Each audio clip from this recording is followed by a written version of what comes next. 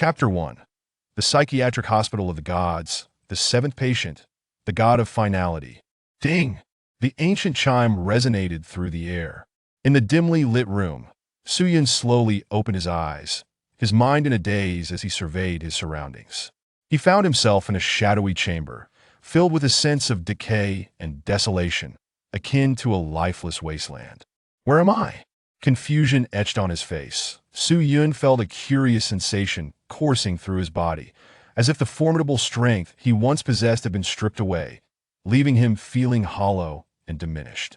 In the next moment, an information panel materialized before his eyes. Psychiatric Hospital of the Gods. Patient, Suyun. Current treatment progress, 0. The Psychiatric Hospital of the Gods.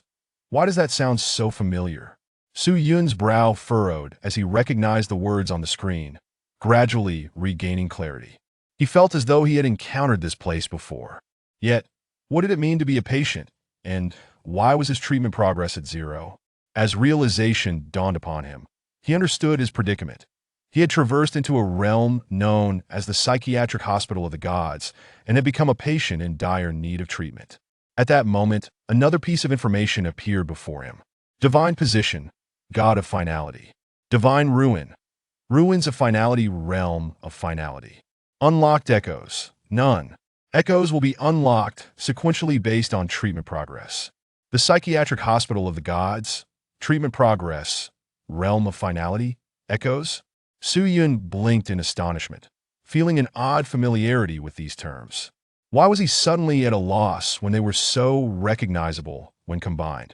As if struck by a revelation, he opened the door, revealing a dim and monotonous corridor beyond.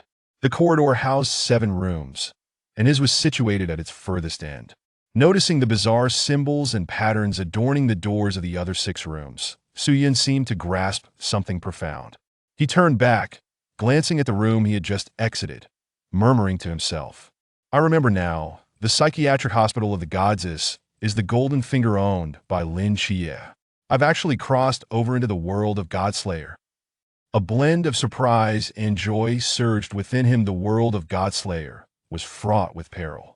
Mysteries, outer deities, Cthulhu. His calmness stemmed entirely from the information he had just received. Suyun was a patient of the Psychiatric Hospital of the Gods, a bona fide deity. But which god was the god of finality? Why did he have no recollection of this deity? As Suyun pondered, he began to explore, quickly reopening the information panel that had appeared before him. Yes, this is the ruins of finality, the realm of finality, and echoes. His eyes sparkled with realization, as if he had stumbled upon something extraordinary. The realm of finality and echoes were familiar to him. He had read both Godslayer and 10 Days, which had dominated the literary charts for years. Could it be that upon crossing over, I've brought the echoes of 10 Days into Godslayer, thus achieving a new divine status as the god of finality? Suyun's eyes widened in shock as he voiced his conjecture. It seemed plausible. Otherwise, how could one explain the transformation of the Psychiatric Hospital of the Gods, initially comprising only 6 rooms, now expanded to 7, with him as the master of this 7th room? The god of finality, more accurately, a patient. Current treatment progress, 0.01. Just as this thought crossed his mind, the information panel flickered, and the treatment progress increased by 0.01. Current treatment progress meets the requirements, unlocking echoes for you. Congratulations, unlocked Echo Breaking All Laws. Breaking all laws. Nullifies all divine ruins and forbidden lands beneath the ruins of finality. All is but a fleeting illusion. Nullifying all divine ruins and forbidden lands? Suyun was rendered speechless. This cannot be right. Breaking all laws was originally an echo associated with Qiao Jiajing in 10 Days, intended to dispel all echoes. How had it transformed into the ability to nullify all divine ruins and forbidden lands in his possession? Did this not imply that regardless of his opponent, under the rules of breaking all laws, they would be effectively silenced, limited to mere physical attacks, unable to unleash their skills? A conceptual level ability. Not only was this an immensely powerful echo, but it was accompanied by a transformation within his body, as though the strength that rightfully belonged to him was returning. A vast yet ethereal energy enveloped him, elusive yet palpable, radiating an aura of sacred inviolability. This was the power of a deity. Su Yun's deep, dark eyes burned with fervor. Indeed, as a divine being, the abilities he unlocked were extraordinary. Unlocking an echo with a treatment progress of 0.01, will the subsequent milestones be 0.1 or even 1? Su Yun cast a glance around the shadowy corridor as he approached the first room, marked by a large black circle. The room of Nyx, the goddess of night. Upon seeing the intricate, serpentine patterns adorning the door, a fleeting glimmer of golden light flickered in his gaze. Indeed, it hasn't been activated, Su Yun murmured. Through his divine perception, he examined the 7 rooms in the patient area. Except for his own room, all others were sealed with restrictions. Only those destined could unlock them. So at this moment, Lin Xie has yet to enter the psychiatric hospital. He mused, stroking his chin in contemplation. He needed to enhance the treatment progress to unlock new echoes and resonances. In the world of Godslayer, only Lin Xie could assist the patients of the psychiatric hospital of the gods in advancing their treatment progress. I wonder where Lin Xie is at this moment. Su Yun raised his profound gaze, peering beyond the confines of the psychiatric hospital of the gods, as if a deity casting its watchful eye upon the world. Surrounding the hospital was an eerie fog that enveloped the premises. Tap, tap, tap. Within the mist, he discerned a vague silhouette, steadily approaching the psychiatric hospital of the gods. As his gaze landed upon the figure obscured by the fog, the blurring haze seemed to dissipate, revealing a striking youth with an air of enigmatic aloofness, who soon arrived at the entrance of the psychiatric hospital. Upon seeing the youth's visage, excitement surged within Su Yun. As the god of finality, he could distinctly sense the trace of seraphic energy coursing within the boy. Under the scrutiny of the divine, it seemed the presence within the youth sensed him as well, as his eyes narrowed slightly, and his pure, sacred wings spread wide, casting a shadow over the land. The power of Seraphim Michael, it appears today, is the day Lin Xie unlocks the psychiatric hospital of the gods. Su Yun withdrew his gaze, a subtle smile gracing his lips. Lin Xie had arrived at the perfect moment. He turned and returned to his own 7th room. Moments later, ding! A resounding chime echoed, causing the entire psychiatric hospital to tremble violently under the reverberating sound. 3 more chimes followed in succession, shaking the hospital as if an earthquake had struck, accompanied by a thunderous roar. A deep rumble emanated from the direction of the entrance. The door swung open. This narrative unfolds slowly, and due to unavoidable circumstances, the first 50 chapters have been abridged. I hope you can understand if any issues arise during your reading. Chapter 2. The Arrival of Lin Xie at the Asylum of Deities. Room 7. Su Yun sat cross-legged on the floor, surrounded by an atmosphere reminiscent of a miniature version of the realm of demise. Exuding a profound sense of desolation and lifelessness, seated within, he resembled a silent deity, his eyes shut tight, utterly still. Despite appearing to be in slumber, his focus was entirely directed towards the young Lin Xie, who had just entered the asylum. That moment, Lin Xie was cautiously navigating the dimly lit corridor, akin to an explorer treading carefully. It struck him as peculiar. Why did the layout here seem so similar to that of the Sunlight Asylum? Observing Lin Qi's every movement from the shadows, Su Yun couldn't help but let out a soft chuckle. The young man was only beginning to encounter the mysteries of this world, appearing remarkably innocent in Su Yun's eyes. As the god of demise, Su Yun was acutely aware that he was a newly formed deity in the realm of slaying gods, echoing with the resonance of 10 days of demise. His recollection of the original narrative was limited, yet he retained a general understanding of its content. What transformations might this newly emerged deity bring to the subsequent developments within the realm of slaying gods? The existence of the Asylum of Deities granted Lin Xie the ability to extract the powers of the deities within.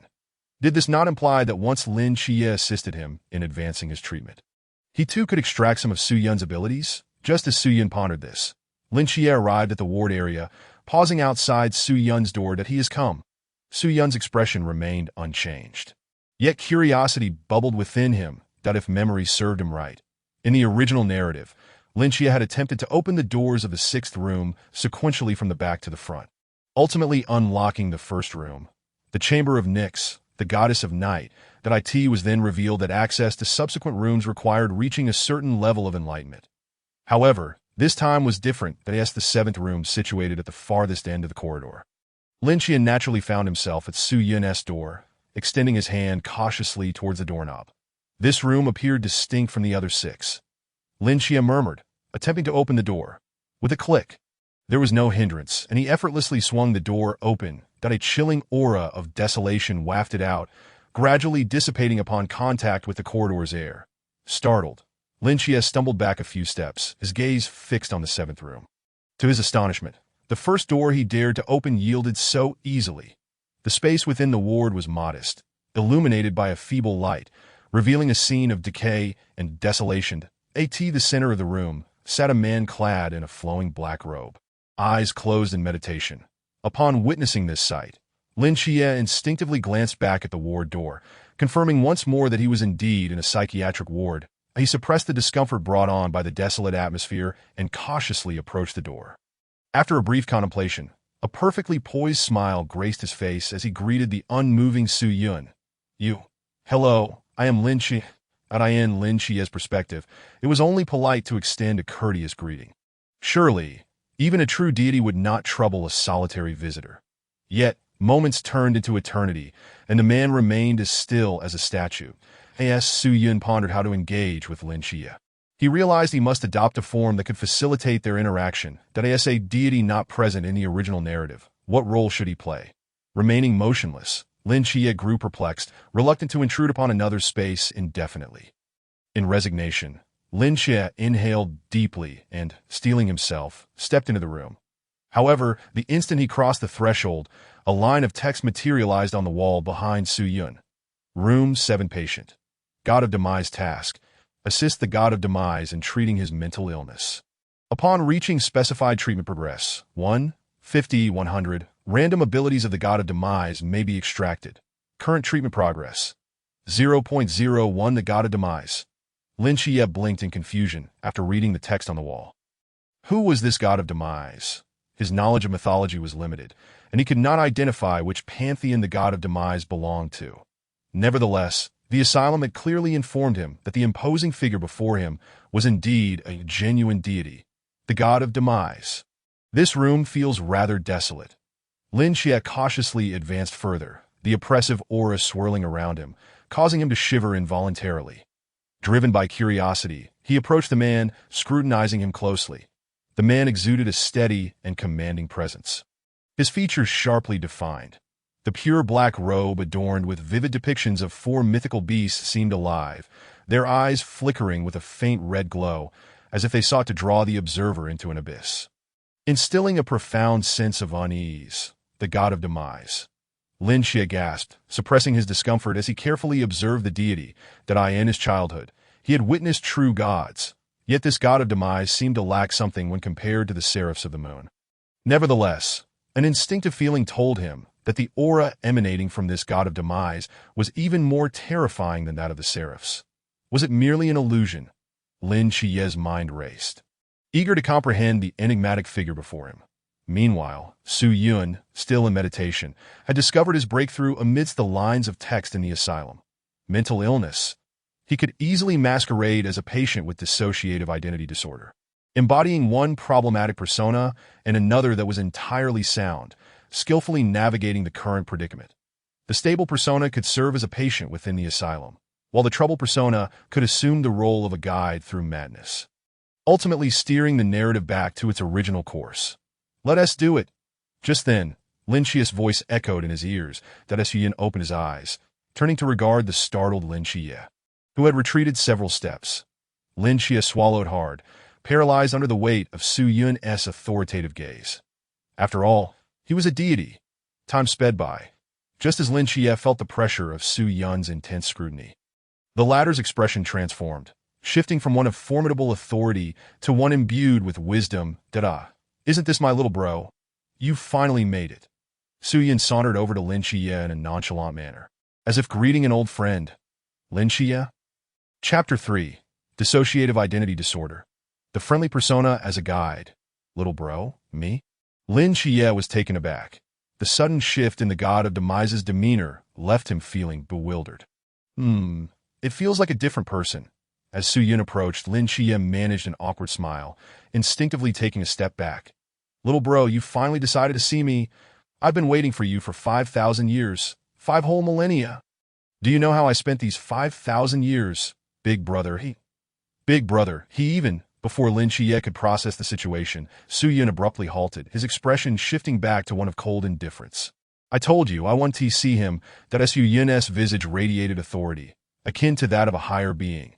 As he uttered a disdainful snort, that I end the next moment. Lin Xie felt an unseen force surge within the room. A divine pressure compelling him to leave. Under the weight of the divine's authority, he stumbled backward out of the ward. Bang. As soon as he exited, the ward door slammed shut, as if struck by a tempest. Standing in the corridor, disheveled by the wind, Lin Xie resembled a statue, his lips twitching visibly. One moment, he is calling me little bro, the next he is acting like a grand elder. What a performer. It seems I might have uncovered the source of the god of demise's affliction, dissociative identity disorder, perhaps, and quite severe at that. Regaining his composure, Lin Xie sighed deeply. Judging by the god of demise's cold, unwilling gaze, he realized he would not be able to re-enter room 7 anytime soon. After all, he was indeed the authentic god of demise. Being expelled from the room by the deity's divine pressure was, in itself, a stroke of fortune.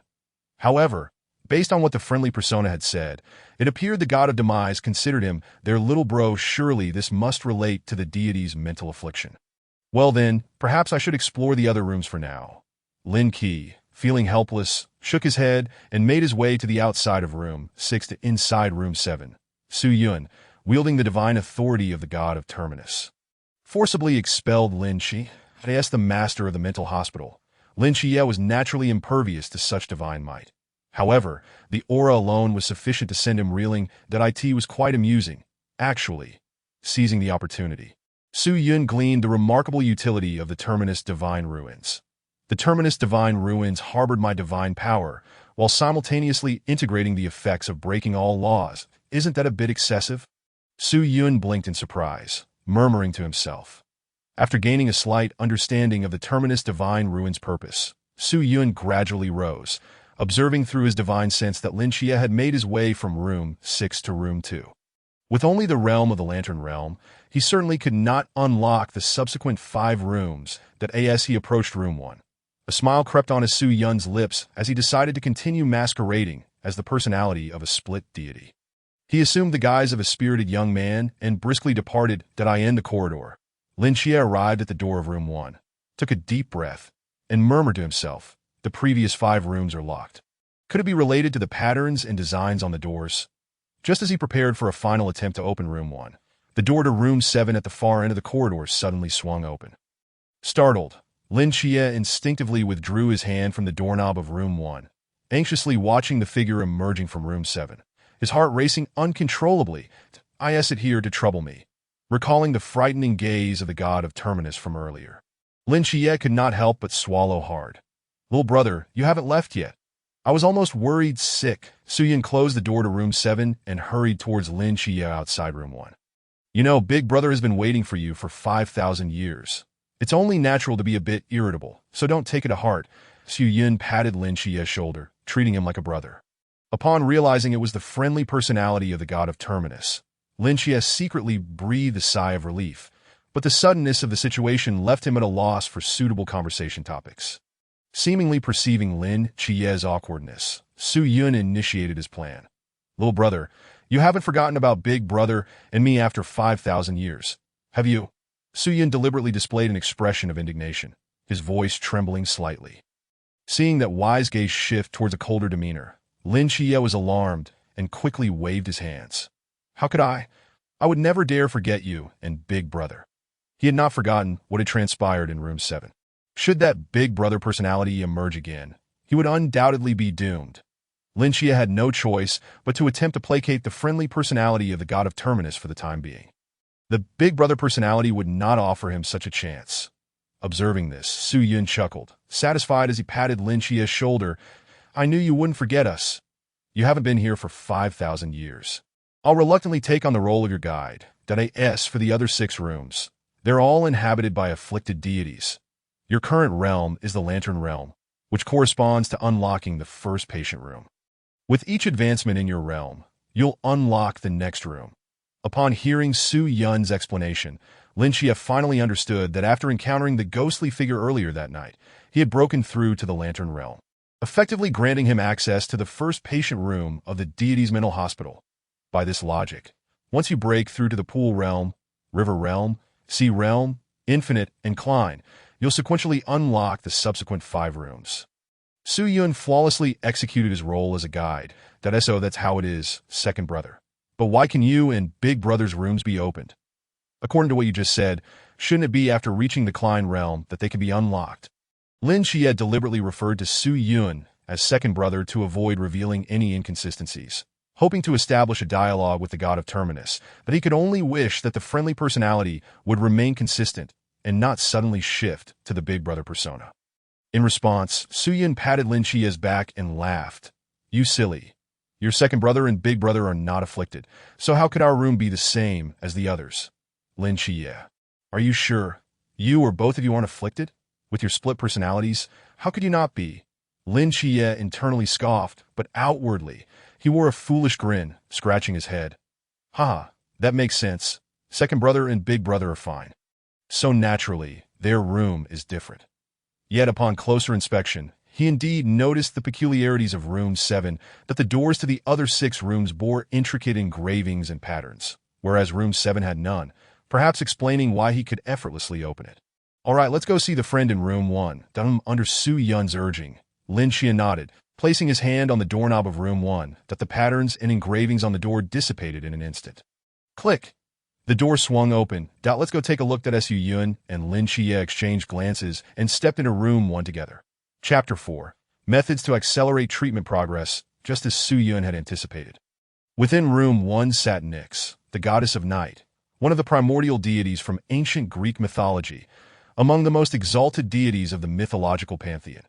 Acting in his guiding capacity, Su Yun approached the window of the room, silently gazing at the central figure, a woman adorned in a starry black gown, exuding an aura of cold elegance. Nyx, the goddess of night, the god of Terminus. He could acutely sense the incomplete divine essence emanating from Nyx. Like himself, Nyx, as a patient of the mental hospital, naturally lacked certain divine possessions. Observing so closely stirred profound emotions within Su Yun. Indeed, Nyx was the most stunning individual he had ever encountered, both in grace and beauty. Having gained experience from entering Room 7, Lin Xie felt considerably more adept upon entering Room 1, upon noticing the words that emerged on the wall. His expression once again reflected shock. Su Yun, noticing Lin Xie's change in demeanor, wore a faint smile. While Lin Xie was preoccupied with observing Nyx, Su Yun continued to explore his abilities. The previous urgency had left him with incomplete understanding of his divine domain. The Terminus Divine Ruins. In simple terms, it was a complete replication of the Terminus realm of the 10 suns, albeit devoid of the participants, the 12 zodiac animals, and divine beasts, within the Terminus Divine Ruins. He could be considered a conceptual deity. In the worldview of the god-slaying narrative, the Terminus realm was akin to his divine kingdom, allowing him to place individuals within it and enact the storyline of the 10 suns. Naturally, without the original participants and natives, the plot would be entirely fresh. The objective of the Terminus realm remained to create deities, did it not? At that moment, a hoarse, choked voice interrupted Su Yun's contemplation. My child, I have finally found you. Su Yun lifted his profound gaze to see Nyx, teary-eyed and standing from her chair, rushing towards Lin Xie. Lin Xie stood frozen, utterly bewildered by Nyx's strange behavior. But as he saw a goddess running towards him with open arms, he instinctively spread his own. Yet, Nyx passed directly by Lin Xie and enveloped Su Yun instead. Behind, Su Yun was prepared to mock Lin Xie when Nyx clung tightly to him, tears streaming down her face. My child. You are still alive? I have finally found you, Su Yun. Lin Xie was dumbfounded. The god of Terminus was apparently the child of the goddess of night. This cannot be right. Although he wasn't well versed in mythological tales, he had heard of Nyx and had never associated her with the god of Terminus. Even Su Yun was baffled. in the original narrative. Wasn't it supposed to be Nyx embracing the vase next to him? Why did she embrace me instead? Before long, Nyx's gaze fell upon the vase nearby, as if discovering something, and she hugged both the vase and Su Yun. Continuing to weep at my child Hypnos. So you are here too. Lin Xie was utterly stunned. Even if the mental hospital housed deities, each one afflicted in their own way, how was he to treat them? Should he consult a real hospital? The treatment progress for Nyx was 0, which was simply outrageous that Su Yun pretended to revert to the Big Brother persona and made a hasty retreat back to room 7. Meanwhile, Lin Xie found himself in a predicament. With the Big Brother persona of the God of Terminus about to emerge, he certainly couldn't follow the God of Terminus back to room 7. Could he? Helpless after spending an entire night with Nikes, Lin Xie felt utterly unwell. When dawn broke the following day, Su Yun, who resided in Ward Number 7, opened his eyes and realized he could no longer sense Lin Xie's presence within the confines of the Divine Mental Hospital. Lin Xie's arrival had provided him with a novel method to expedite his therapeutic progress, that be by absorbing mysterious souls and channeling them into the end of days divine ruins, establishing corresponding rules. In reconstructing the realm of termination, he could indeed enhance the pace of his healing. Absorbing souls and reconstructing the realm of termination. A flicker of hesitation crossed Su Yun's obsidian eyes. What was the purpose of this?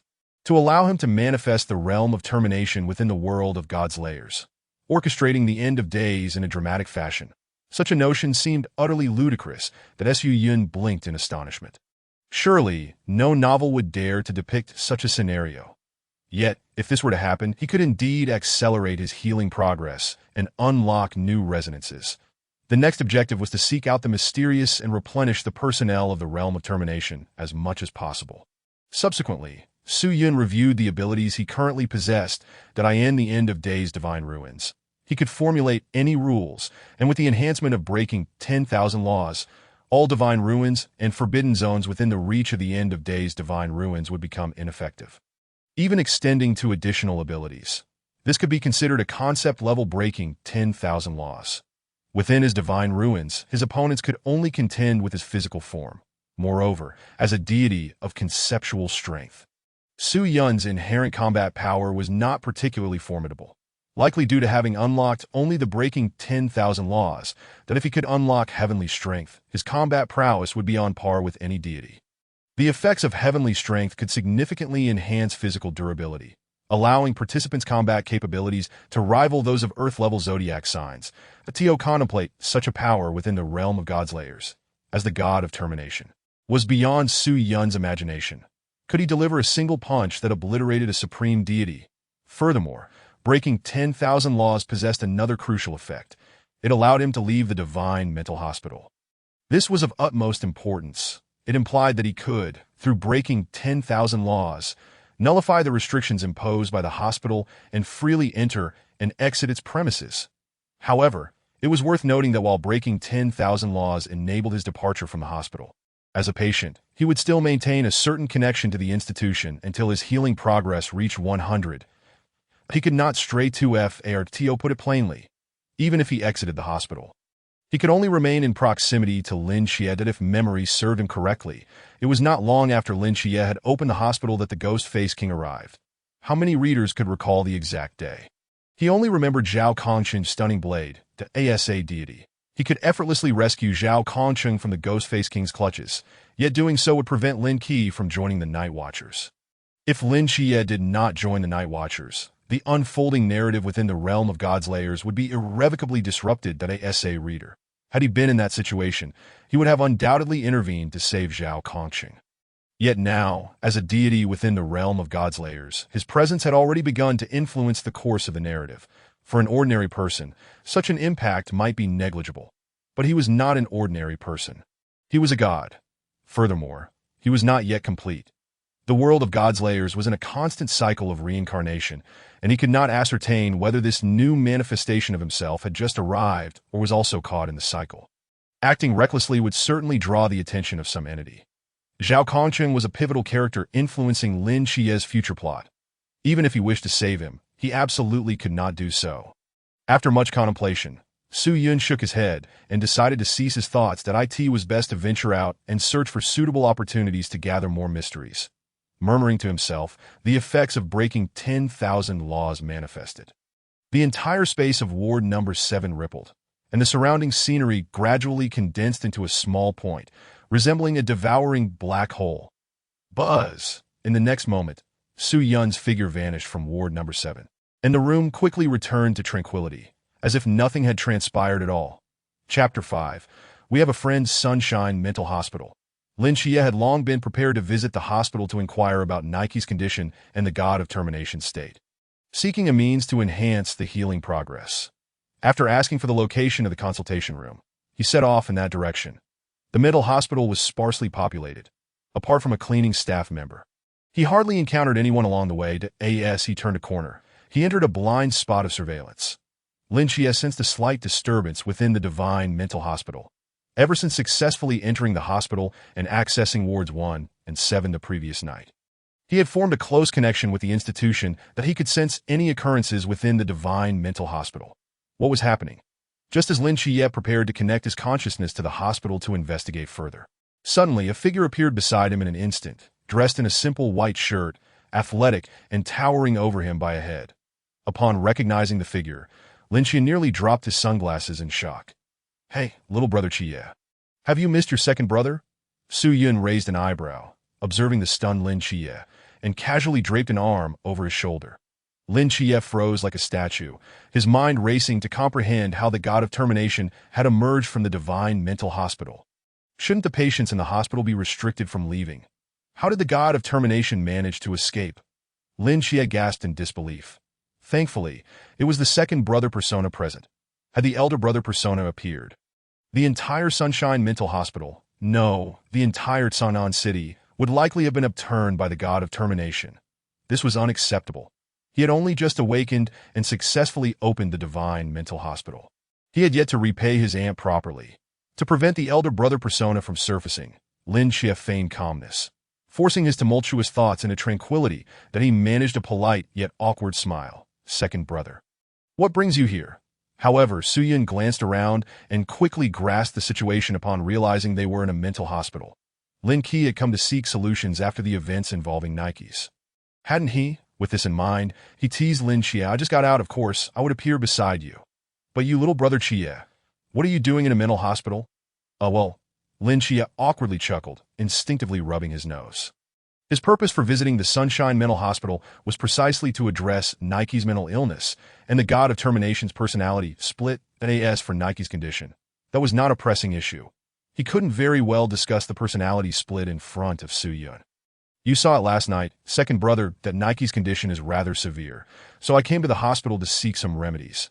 Lin Xie quickly explained that as long as he refrained from mentioning the elder brother persona, patiently conversing with the second brother persona, he hoped that no complications would arise. That Su Yun secretly chuckled to himself, laughing as he patted Lin Xie on the back. "Did I see? Just in time. I was planning to take a stroll today and catch up with you." Little brother Xie, having just emerged from the mental hospital, he had intentionally subdued his divine aura, appearing no different from an ordinary person. Moreover, it seemed that both the therapeutic progress and the suppression of his divine aura had significantly weakened him in reality. He was not concerned about this matter. For him, regardless of the opponent, all beings were equal under breaking 10,000 laws. That as a concept-level deity, what was there to fear? Additionally, even though he had arrived in reality through breaking 10,000 laws, he remained connected to the mental hospital as a patient and could not stray far from Lin Xie. Was it due to the healing progress being merely 0.01? He had yet to explore these matters. So he needed to devise a plan. "No problem, second brother, but you'll need to wait for me a moment," Lin Xie said as he and Su Yun approached the consultation room. Knock, knock, knock. "Come in." Lin Xie and Su Yun entered the consultation room, but Lin Xie's expression appeared somewhat stiff. That he had initially intended to have Su Yun wait outside, yet Su Yun insisted on coming in. Fearing the awakening of the elder brother persona, Lin Xie had no choice but to acquiesce. Seated in the consultation room was a balding male doctor clad in a white coat. "Which of you two is the patient?" The male doctor scrutinized the pair. Upon meeting the doctor's gaze, Lin Xie shook his head repeatedly. "I'm not sick." The doctor then turned his attention to Su Yun. "Neither am I." As Su Yun spoke, Lin Xie could no longer suppress a cough, attempting to mask something. Are you certain you're not sick? You've got a personality split and still claim you're fine. Lin Xie suppressed his thoughts. If this were to be discovered, summoning the elder brother persona would lead to unimaginable consequences. That if you're not sick, what are the two of you doing here? The male doctor cast an irritated glare at the two individuals. It is not that we are unwell, but rather that we have a friend who suffers from a severe mental illness, Lin Xie stated earnestly after calming down. What friend? Are you referring to yourself? The doctor inquired. Absolutely not, doctor. I am genuinely speaking about a friend of mine. Under the doctor's probing gaze, Lin Xie almost revealed that it was the nearby Su Yun who was unwell, but he hesitated. He glanced at Su Yun, seeking his assistance. Indeed, doctor, my younger brother is perfectly fine. The one with the issue is his friend, Su Yun affirmed, nodding in agreement. Seeing Su Yun corroborate his statement, the doctor reluctantly chose to trust their words for the time being. Since the one in question is your friend, please describe the nature of their affliction. What are the specific symptoms? Lin Xie was momentarily taken aback, as vivid images of Su Yun's dissociative identity disorder and Nick sobbing while clutching a vase flashed through his mind. Well, I might find it somewhat challenging to articulate. Just imagine yourself as your friend and act it out, the doctor suggested with a knowing smile, observing Lin Xie with the curiosity of an onlooker. Imagine myself as my friend? Lin Xie looked at the doctor with a troubled expression, then turned to Su Yun. After all, the god of endings. His elder brother was watching closely. He certainly couldn't mimic Nix's behavior directly. Noticing Lin Xie's evident discomfort, Su Yun slightly raised the corners of his mouth and promptly stood up from his seat. Doctor, I can handle this, Su Yun stated with determination. Then please proceed, the doctor replied, shifting his attention to Su Yun, intrigued. Relieved that Su Yun was willing to assist, Lin Xie exhaled deeply, grateful to avoid a socially mortifying situation. My elder brother's personality is indeed kindred to me. Unlike my elder brother's personality, Lin Xie mused to himself. That moment, Su Yun, standing up, rushed toward Lin Xie as if he had found a long-lost child, tears welling in his eyes as he gently stroked Lin Xie's head. My child, I have finally found you. Lin, wait, elder brother, are you using me as a demonstration? Doctor. Chapter 6. Who is your elder brother? After a lengthy collaboration, the two managed to clarify the general situation to the doctor. After deliberating for a considerable time, the doctor decided to prescribe a few medications for Lin Xie to take home for his so-called friend to try. However, Lin Xie was skeptical, believing that the medications prescribed in reality might not be applicable in the realm of the god's mental asylum, and thus he had no intention of purchasing them. Subsequently, he inquired about another method from the doctor, emphasizing that treating mental illnesses also required addressing the root causes. Lin Xie pondered this thoughtfully. Once the doctor had prepared the prescription, he suddenly recalled Su Yun beside him. He had some leads regarding Nix, but he still lacked clarity on this front. After much deliberation, Lin Xie decided to cautiously ask about how to resolve dissociative identity disorder. Doctor, I have another friend. Doctor? Lin Xie and Su Yun were expelled from the Sunshine Mental Hospital. Had it not been for Su Yun speaking on his behalf, Lin Xie feared he would have been forcibly admitted by the doctor. Although he failed to extract a solution for his friend's dissociative identity disorder from the doctor, at least he had gained some insight regarding Nix. Seventh brother, there is currently only Nix in the hospital. Where do you get so many friends? Su Yun teased him deliberately that he was well aware that Lin Xie intended to indirectly inquire about his dissociative identity issue. After all, Lin Xie was the protagonist of the god-slaying story, and teasing the protagonist was undeniably entertaining. Well, it's a bit complicated to explain. Lin Xie was momentarily at a loss for words. Seizing the opportunity, Su Yun hooked his arm around Lin Xie's shoulder. Grinning. Seventh brother, this friend of yours wouldn't happen to be yourself, would it? Lin Xie? Can I say it's you? Lin Xie thought to himself, but given Su Yun's identity, he had to swallow that thought. Subsequently, Lin Xie took the bus with Su Yun and first arrived at the Cangnan City Library. Having just enrolled in school, he needed to consolidate his knowledge and buy a few books to take home. He only hoped that the esteemed Su Yun could ensure that his elder brother's personality wouldn't surface. The journey was uneventful. After spending a day at the library, Lin Xie held several newly purchased books and walked towards the second high school. During the book-buying process, Su Yun engaged him in conversation, and Lin Chia took the opportunity to learn more about Su Yun's circumstances, at least discovering the name of his elder brother's personality, Su Yun. According to Su Yun, they had been good brothers 5,000 years ago, traversing the seas together, slaying demons. Lin Chia was skeptical about his claims of 5,000 years, but couldn't dismiss Su Yun entirely. After all, he was the true god of endings. There might be some truth to it. Fortunately, while Su Yun was recounting stories, his elder brother's personality remained dormant. When Lin Chia heard about their experiences with their elder brother, he feared that his elder brother's personality might suddenly awaken. Thankfully, ever since the incident in Room 7, it had not stirred. Perhaps it simply did not wish to see him. Lin Chia thought that on the way back. Su Yun followed closely behind Lin Chia, resembling a guardian silently watching over him. If Lin Chia remembered correctly, Zhao Kongqing should be waiting for him at the school gate at this hour. And it seemed he had even taken him to a couple's hotel. As this thought crossed his mind, Su Yun smirked, as if recalling something amusing. The two continued on their path and soon arrived at the entrance of the second high school. This was a route Lin Chia often chose to return home, as it was the shortest and most spacious. Elder brother, this is my school. I study at the second high school, Lin Chia indicated towards a nearby institution, introducing it to Su Yun. After today's experience, he felt considerably more at ease with Su Yun, yet he still harbored a degree of wariness.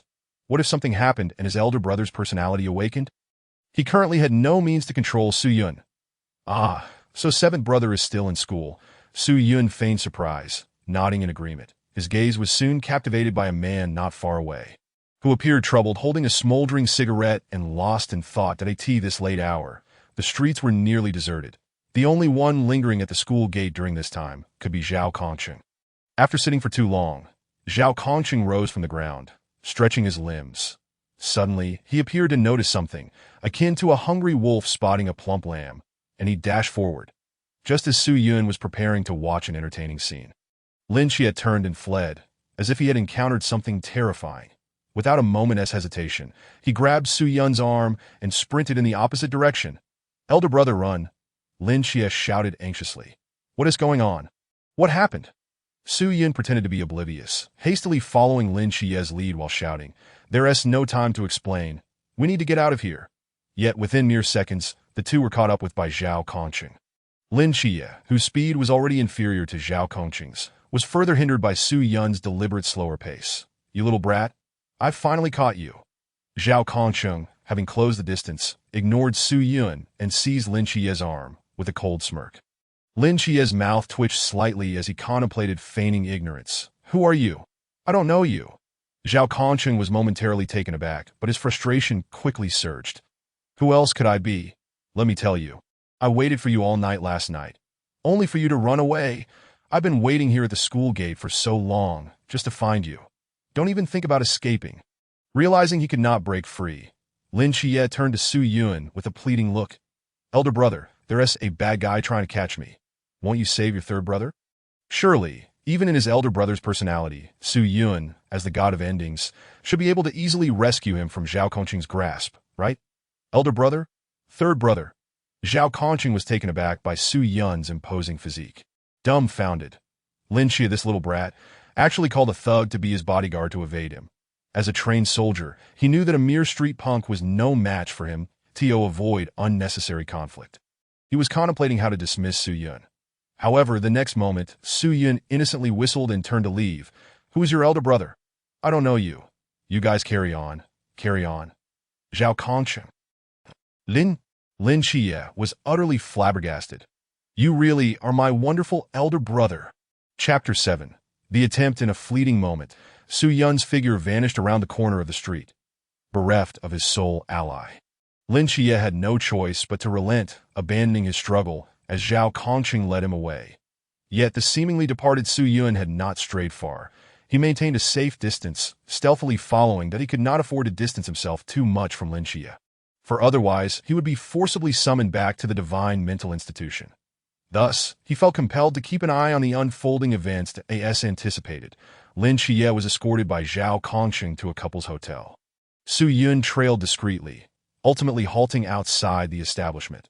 Alone and lacking identification, he was naturally unable to gain entry that, if memory serves after tonight, Lin Xie had come to grasp the true nature of this world. Ultimately rebuffing Zhao Kongqing's invitation, Su Yun lifted his gaze towards the third-floor room, a flicker of imperceptible divine authority glimmering in his profound eyes. Soon, he beheld the scene within room 3966, resembling a deity with nothing to do, taking an idle fancy to silently observe the entire exchange between Lin Xie and Zhao Kongqing. The revelations regarding the Night Watchers, the existence of the divine ruins, the hierarchy of realms, and the origins of the Night Watchers were all consistent with the original narrative. Zhao Kongqing imparted all he knew to Lin Xie, attempting to recruit him into the ranks of the Night Watchers. However, Lin Xie firmly declined Zhao Kongqing's invitation. He had his small family to protect and would never join the Night Watchers. After concluding their conversation, Lin Xie exited the couple's hotel, only to collide head-on with Su Yun, who had been waiting outside for quite some time. "Second brother, you didn't leave?" Lin Xie was momentarily taken aback upon seeing Su Yun. Hadn't he concocted an excuse to abandon him to Zhao Kongqing? Why was he still lingering at the hotel entrance, recalling the moment when Zhao Kongqing had captured him by the roadside? Lin Xie couldn't help but twitch the corner of his mouth. After all, Su Yun was the god of Terminus, and yet he had so readily cast aside his third brother. Your brotherly affection appears somewhat diluted. Yet, upon reflection, it made sense. The god of Terminus had a treatment progress of merely 0.01. Perhaps, aside from dissociative identity disorder, he harbored other psychological afflictions, as if sensing the doubt concealed in Lin Xie's eyes. Su Yun did not beat around the bush, spreading his arms in a gesture of helplessness and smiling. It's not that I, your second brother, wish to linger. It's that your mental institution won't permit me to leave."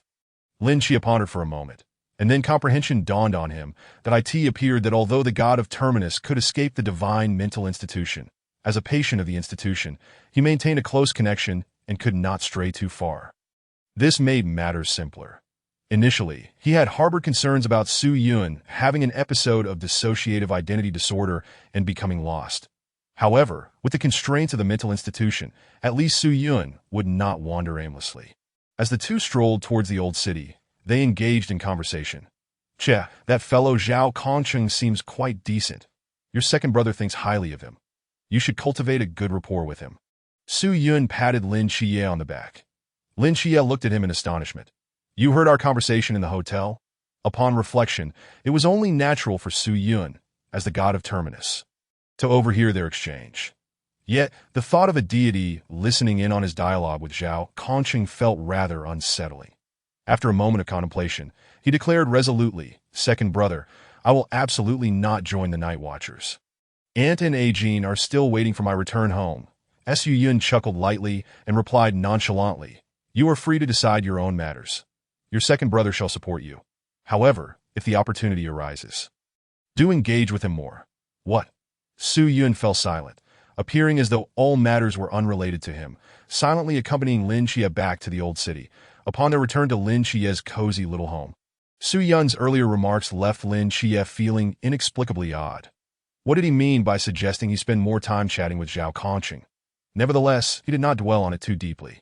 After all, Su Yun was a deity afflicted with mental illness, so he chose not to take it to heart. His current concern was how he would explain Su Yun's origins to Aunt and Yang Jin upon returning home. "Second brother, when we get home." "Second brother?" Just as Lin Xie was about to remind Su Yun, he turned around only to find that the latter had vanished without a trace. Recalling Su Yun's earlier words outside the couple's hotel, he immediately focused his consciousness on the divine mental institution. Swiftly locating Su Yun's presence in Ward Number 7, he sat cross-legged, resembling a statue, eyes closed in meditation. Back already, Lin Xie was mildly surprised, given the circumstances. It seemed that the elder brother's persona had emerged. A sigh of relief escaped him. It appeared that the second brother's persona was quite stable, returning to the divine mental institution at the first opportunity before the elder brother's persona could cause any trouble. He then glanced at the figure of Nix in Ward Number 1. That Nix was in the courtyard, conversing with a vase and a chair, as if addressing the air. Lin Xie. Just today, he had visited the mental institution to inquire with the doctor. And when he returned home to rest, he would attempt to provide treatment for NYX, the divine mental institution. Clad in a white coat and wearing clear glasses, Lin Xie appeared within the establishment. Utilizing the methods he had gleaned from the Sunshine Mental Institution, He masqueraded as Nyx's child, Danadas, successfully elevating Nyx's treatment progress to 3, that he also discovered medication specifically designed for deities within the divine mental institution. Nyx was already on the mend. Next, it was time to attend to the god of Terminus. Equipped with the experience from treating Nyx, Lin Xie felt a surge of confidence as he approached the entrance of Ward No. 7, taking a deep breath that he stood outside the ward, grappling with uncertainty for a considerable time that if memory serves, the current god of Terminus should be the elder brother persona, right? Nyx's afflictions stem from her lost child. What of the god of Terminus? Might there be a possibility that the god of Terminus once had a cherished brother, only to lose him for some extraordinary reason, and in refusing to accept the reality of her brother's death, she ultimately succumbed to dissociative identity disorder, fabricating the illusion that her brother still existed? Lin Xie lost himself in his analysis, entirely oblivious to the fact that Su Yun in Ward No. 7 was not ill at all, and his dissociative identity disorder was merely a ruse. Lingering outside the door, Lin Xie hesitated to enter. Inside the ward, Su Yun gazed quietly at the door, seemingly awaiting something. Lin Xie's ability to enhance Nyx's treatment progress suggested that as a fellow patient of the divine mental institution, he could similarly assist him. This was, apart from absorbing mysterious souls, the sole method to elevate his treatment progress. He opened his pitch-black eyes and spoke in a deep voice. Come in. Chapter 8. A new echo disaster summoning. Upon hearing the voice emanating from Ward No. 7, Lin Xie stood frozen in place. From the tone, it was undoubtedly the elder brother persona. Initially harboring a sense of retreat, the thought that this time it was indeed the elder brother persona inviting him and made him clench his hands tightly. This might be the best opportunity for him to communicate with the elder brother persona, that if missed, such an opportunity would be hard to come by again. Taking a deep breath, Lin Xie decisively opened the door to Ward No.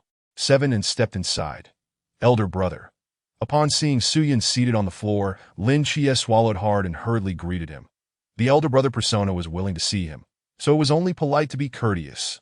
Seeing Lin Xie's cautious demeanor, Su Yun inwardly chuckled while maintaining an air of seriousness. Third brother, how have you fared these 5,000 years, without the company of the elder and second brothers? I have endured quite the torment. Lin Xie's mind raced, and given that it was nighttime, with the quintuple boost of the Starry Night Dancer, he quickly formulated the optimal response. The reason the elder brother persona had been unwilling to meet him last night was precisely because he had abandoned them for 5,000 years. As long as he pursued this line of thought, the conclusion would come easily. That's so. Su Yun wore a face of skepticism, his gaze suddenly landing on Lin Xie. Lin Xie nodded vigorously, adopting a sorrowful expression, fearful that Su Yun might detect any hint of insincerity. Elder brother, you cannot imagine how long I waited for you and second brother. Now that I have returned, I will surely help you. Accompany you and second brother, just like 5,000 years ago, wandering the seas. Almost letting slip his tongue, Lin Xie quickly corrected himself. Su Yun, of course, caught the slip, nearly bursting into laughter, but he cleared his throat and feigned aloofness with a huff. Don't think I don't know what you're truly thinking. 5,000 years, and you vanished without a trace, never once checking on your second brother and me. Lin Xie felt as if the ground had fallen away beneath him. He had only just met the god of Terminus a day ago. How could he claim to have known them for 5,000 years? As he pondered how to respond to Su Yun's words, a virtual panel simultaneously materialized before Lin Xie's eyes. Progress of the god of finality's healing. 3. That the conditions for reward acquisition have been met, commencing random selection of the god of finality's divine abilities. A familiar lottery wheel manifested, and Lin Xie gazed at the wheel, which boasted at least 40 segments. His excitement was palpable. Nyx had barely 20 segments. Yet here, for the god of finality, 40 seemed insufficient. Celestial motion, breaking 10,000 laws, grasping the bag, summoning calamity. Lin Xie was dazzled. The majority of these abilities were of a caliber vastly superior to those of Nyx. Yet, he could not shake the feeling that the abilities on the god of finality's side exuded an overwhelming conceptual strength. Just as Lin Xie anticipated drawing a divine ability from Su Yun, a virtual panel appeared in Su Yun's gaze as well. Patient. Su Yun. Current healing progress. 3. That the current healing progress has met the requirements. Unlocking Echo. Congratulations. Echo summoning calamity unlocked. Summoning calamity. Summon disaster. Maximizing the target's misfortune value on the surface. Su Yun remained unfazed, yet internally, he was exhilarated. Lin Xie could indeed enhance his healing progress. Moreover, he had unlocked a new echo. Summoning Calamity. As a response from Han Yimou in the 10 Days of Finality, summoning Calamity could bring about calamity and even summon the 7 black swords that had slain him in his own online literary work. With summoning Calamity as Su Yun's newfound ability, it became a conceptual level power within the worldview of god-slaying, maximizing misfortune and summoning disaster. He soon regained his composure, with the healing progress at 3. Lin Xie would naturally also be drawing his echo. Seemingly struck by an interesting thought, Su Yun let out a cold snort and decisively activated breaking 10,000 laws that he forcibly interrupted Lin Xie's ability selection. The lottery screen froze, leaving Lin Xie utterly dumbfounded, a whirlwind of confusion enveloping him. Lin Xie, where is my grand lottery wheel? He glanced at Su Yun, whose expression was dark and fearsome, as if he could devour him. Realization dawned on him. Big brother, what are you doing? You haven't visited us in 5,000 years, and now you wish for your brother's echo. Dream on. Big brother, get out. Bang.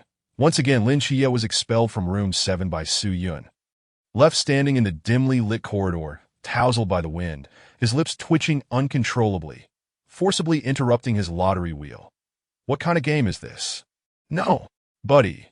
With this thought, Lin Xie became even more convinced that the abilities possessed by the god of finality were indeed of a conceptual level. If he could merely draw one at random, it would vastly enhance his power.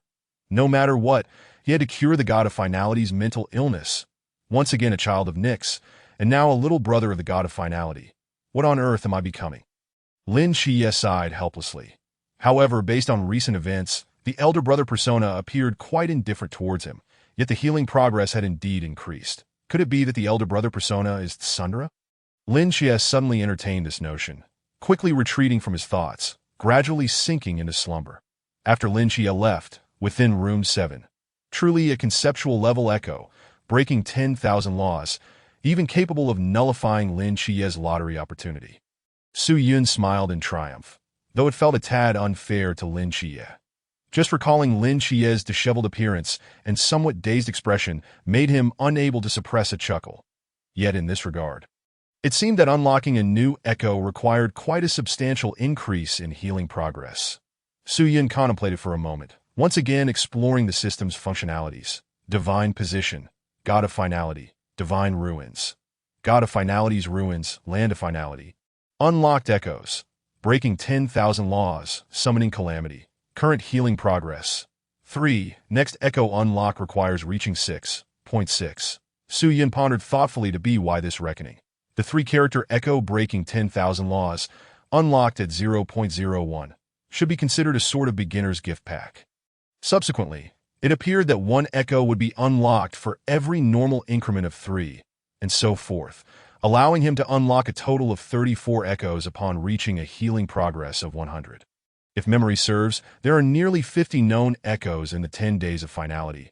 Though he cannot recall all of them with certainty, at least 40 must certainly exist. 34 echoes, truly befitting the conceptual level god of finality. Merely unlocking breaking 10,000 laws had already brought him to the brink of invincibility, not to mention the potential of merging 34 echoes in the end. Su Yun did not dwell on these thoughts. He still had a considerable distance to travel before complete restoration. The most crucial matter at hand was the event set to unfold the following night. His gaze sharpened slightly, as if he had undergone a significant internal struggle. If memory serves, the following night would be when Zhao Kongqing battled the Ghostface King. He truly wished to rescue Zhao Kongqing. However, that would mean Lin Xie would not join the Watchers, after much deliberation. Su Yun shook his head. Forget it, I shall simply sidestep the Ghostface King tomorrow. Let the plot unfold as it should. Chapter 9 Zhao Kongqing. The next day, Lin Xie informed his aunt about his eye restoration. And in her excitement, she decided to prepare a grand dinner for the family that evening. During this time, Su Yun remained within the Asylum of Gods, choosing not to venture outside. Consequently, he bore the brunt of the situation. Having learned from the experience of the previous night, Nyx had already regarded him as another child, directly barging into room 7 to Moros, my child. As Nyx burst into the room, She enveloped Su Yun in an embrace, tenderly stroking his head as if she were a mother sharing joyous news with her child. That Su Yun. Wait, hold on. Su Yun was taken aback. Without Lin Xie present, had Nix shifted her focus onto him? Moros, who is that? Nix paid no heed to Su Yun's identity. To her, he was Moros, her child. Moros, do you know, last night, Danaeus returned to find me. You must miss him dearly, right? Nix's face beamed with delight, as if all her children had returned to her side. Su Yun felt a bit bewildered. Nix had a mental illness, but he did not. He couldn't possibly be like Nix, could he? Suddenly, an idea struck him, and he tentatively inquired, Mother, I certainly miss Danaeus. Could you perhaps grant me a chance to spin the wheel? Nix ignored Su Yun's words, still cradling the medication labeled flufenazine with an affectionate expression. Children, Danaeus has returned. My child, Danaeus, has returned. Su Yun. Night fell, and the rain poured increasingly harder. The sky seemed to be shrouded in a vast layer of ominous clouds. On his way home from school, Lin Xie soon discovered Zhao Kongqing in his room.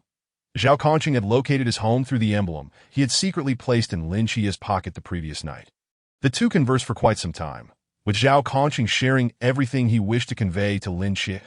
It was the story of an ordinary special forces soldier longing to become a general and bring glory to his mother. After learning Zhao Kongqing's tale, Lin Xie bid farewell to this ordinary man with grand dreams of becoming a general, standing by the window of his room as he silently watched him depart. Gazing at Zhao Kongqing's figure disappearing into the rain-soaked night, Lin Xie couldn't help but feel a sense of melancholy in this world, rife with mystery and peril. Even an ordinary person's heart harbored grand aspirations. At that moment, Su Yun's silhouette appeared beside Lin Xie. To avoid being detected by Yang Jin and Xiao He outside the room, he concealed his presence entirely upon his arrival, ensuring that even if they were reincarnated as Erlang Shun and the Celestial Hound, they would remain oblivious to his existence due to their incomplete divine senses that he has left. Su Yun and Lin Xie stood by the window, the tone of his voice carrying a weighty undertone as he spoke. Lin Xie responded, his gaze lingering on the corner where Zhao Kongqing had vanished, unable to tear his eyes away for a long while. Are you not going to chase after him? What purpose would that serve? He has his world to protect, and I have my humble home to safeguard. We are not on the same path. That Su Yun shook his head. He had initially intended to advise Lin Xie to catch up with Zhao Kongqing, perhaps to share a bit more time together. It seemed his counsel would not sway him. After all, there would be no further opportunities for him to converse with Zhao Kongqing. Subsequently, Su Yun returned to the asylum. The subsequent events held little significance for him. Since Lin Xie chose not to pursue, he too could not stray too far from Lin Xie. Boom. Outside, the rain intensified, and Lin Xie's family joyfully gathered around the dining table, feasting on the delicious dishes prepared by his aunt. It should have been a warm atmosphere. Yet inexplicably, Zhao Kongqing's words from earlier lingered in his mind like an incessant buzzing, refusing to dissipate. This only heightened his sense of unease. An instinct that something ominous was about to unfold. Reflecting on the words Su Yun had once shared with him, Lin Xie found himself lost in thought. Zhao Kongqing, surely nothing will happen to him. Right, woof? At that moment, a cacophony of cries from the little black toad outside pierced the air, alerting Lin Xie to an unsettling disturbance that he stepped onto the balcony, gazing into the vast darkness of the torrential rain, where a fleeting glimmer of concealed crimson light vanished silently into the sky.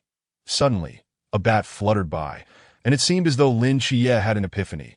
He endeavored to communicate with the bat using the powers of the Starry Night Dancer.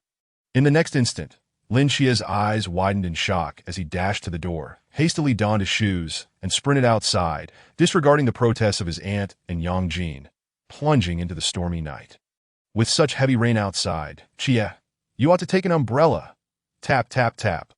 Lin Xie was already drenched, yet he ran desperately towards the direction where Zhao Kongqing had disappeared as Su Yun's figure reappeared at his side. Little brother Xie, I told you back then to chase after him, but you wouldn't listen. Lin Xie frowned. Through his communication with the bat, he had learned that a cloaked figure and a monster had vanished ahead. Su Yun had been hinting at this since yesterday, but he had not grasped its meaning at the time.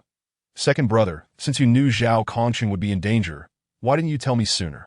Lin Xie's chest heaved with agitation as he shot a glare at Su Yun as Su Yun remained silent.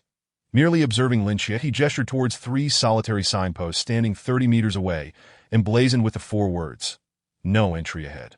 Chapter 10. Side by side in battle, Ghost-Face King. Upon seeing the words "No entry ahead," Lin Xie momentarily set aside thoughts of Su Yun and approached the signpost, his pupils constricting slightly. This was the boundaryless void Zhao Kongqing spoke of. In other words, Zhao Kongqing was right behind this signpost, within the boundaryless void. "Zhao Kongqing, I know you're inside. Open the boundaryless void and let me in," Lin Xie shouted. Moments later, Zhao Kongqing's voice erupted from behind the signpost, filled with ire. "What the hell are you doing out here at this hour? Get the hell back. I know you're fighting in there. Open the boundaryless void. I can help you. And I've brought reinforcements." Lin Xie's gaze fell upon Su Yun. Last night, he had only briefly encountered his elder brother's persona, albeit he had ultimately been cast out. However, at the very least, the treatment progress had accelerated. Now that Su Yun was here, even if he couldn't fight, Su Yun could assist. "You can't do anything. Wait, reinforcements?" Zhao Kongqing was momentarily taken aback, clearly caught off guard. "You actually called for reinforcements? Let me tell you, inside here is the Ghost-Face King, Chuanjing. It is 2 entire realms above your stinking little self who's just stepped into Zhan realm. You brought a helper to come and die together?" Hearing the hint of weakness in Zhao Kongqing's voice, Su Yun could distinctly sense that Zhao Kongqing was barely holding on. How could Zhao Kongqing, who had yet to reach the Zhan realm, possibly contend with the Ghost-Face King? Su Yun took a deep breath. To ensure the narrative did not deviate, he would not intervene directly to slay the Ghost-Face King, but he could offer Lin Xie an opportunity, a chance to fight alongside Zhao Kongqing. The boundaryless void was a type of forbidden domain. Breaking 10,000 laws could completely nullify the effects of the boundaryless void that at this moment, Lin Xie and Zhao Kongqing were still embroiled in an argument. Lin Xie even began to collide with the air beside the signpost, as if attempting to breach the boundaryless void. "That don't waste your effort. My boundaryless void can easily block anyone below the Qi realm. To enter here, there are only 2 possibilities. Either I let you in, or you can only wait for my death." As soon as the words left his mouth, a significant rupture appeared in the boundaryless void's effect. Zhao Kongqing, who had been facing off against the Ghost-Face King, momentarily froze. "Zhao Kongqing." Lin Xie's voice echoed from behind him. Stunned, he gazed at Lin Xie and Su Yun, who had entered. "How did you get in?" Zhao Kongqing was flabbergasted. His boundaryless void had just been breached. How was this possible? Lin Xie glanced at Su Yun beside him, took a deep breath, and said, "It's my second brother. He broke through the boundaryless void. And that's how we got in." Zhao Kongqing was initially taken aback, incredulity washing over him as he stared at Su Yun. That wasn't this the social youth Lin Xie had used as a bodyguard last night, who had slipped away halfway through? How could he possess the power to breach the boundaryless void? Who exactly was he? Su Yun turned to face the grotesque Ghost-Face King, adopting a facade of weakness, and urged Lin Xie, "Go, little brother Xie. Second brother's abilities are limited now, and I can only assist you this far. Second brother, what's wrong?" Lin Xie rushed to support Su Yun upon seeing his feeble state. Su Yun waved his hand dismissively. "It's nothing. Just focus on what you need to do. Don't worry about me." "But what about Zhao Kongqing?" Lin Xie was hastily shooed away by Su Yun, and upon reaching Zhao Kongqing's side, he finally noticed the severe injuries marring Zhao Kongqing's body. His pupils dilated in alarm. "Zhao Kongqing, you're gravely injured. You needn't concern yourself with me. It's you little brat, who has kept me in the dark for so long." Zhao Kongqing shot a glare at Su Yun from a distance, annoyance etched across his features. Who was this seemingly social youth, capable of breaching his boundaryless void? Yet, there was no time for such musings. The Ghost-Face King was on the move. They could deal with the matter concerning second brother later. For now, they had to confront the Ghost-Face King. Lin Xie's expression hardened as he stood alongside Zhao Kongqing. "You little brat, you don't even have a weapon. How do you plan to battle the Chuanjing Ghost-Face King? Just stand aside. I can help you fight. And how do you propose to do that? With your head?" As the two bickered, the Ghost-Face King advanced. Under the effect of Ghost-Face Field, their vision spun chaotically, an overwhelming dizziness washing over them. "Watch out, you little brat. This is the Forbidden Domain." Sequence 176, Ghost-Face Field.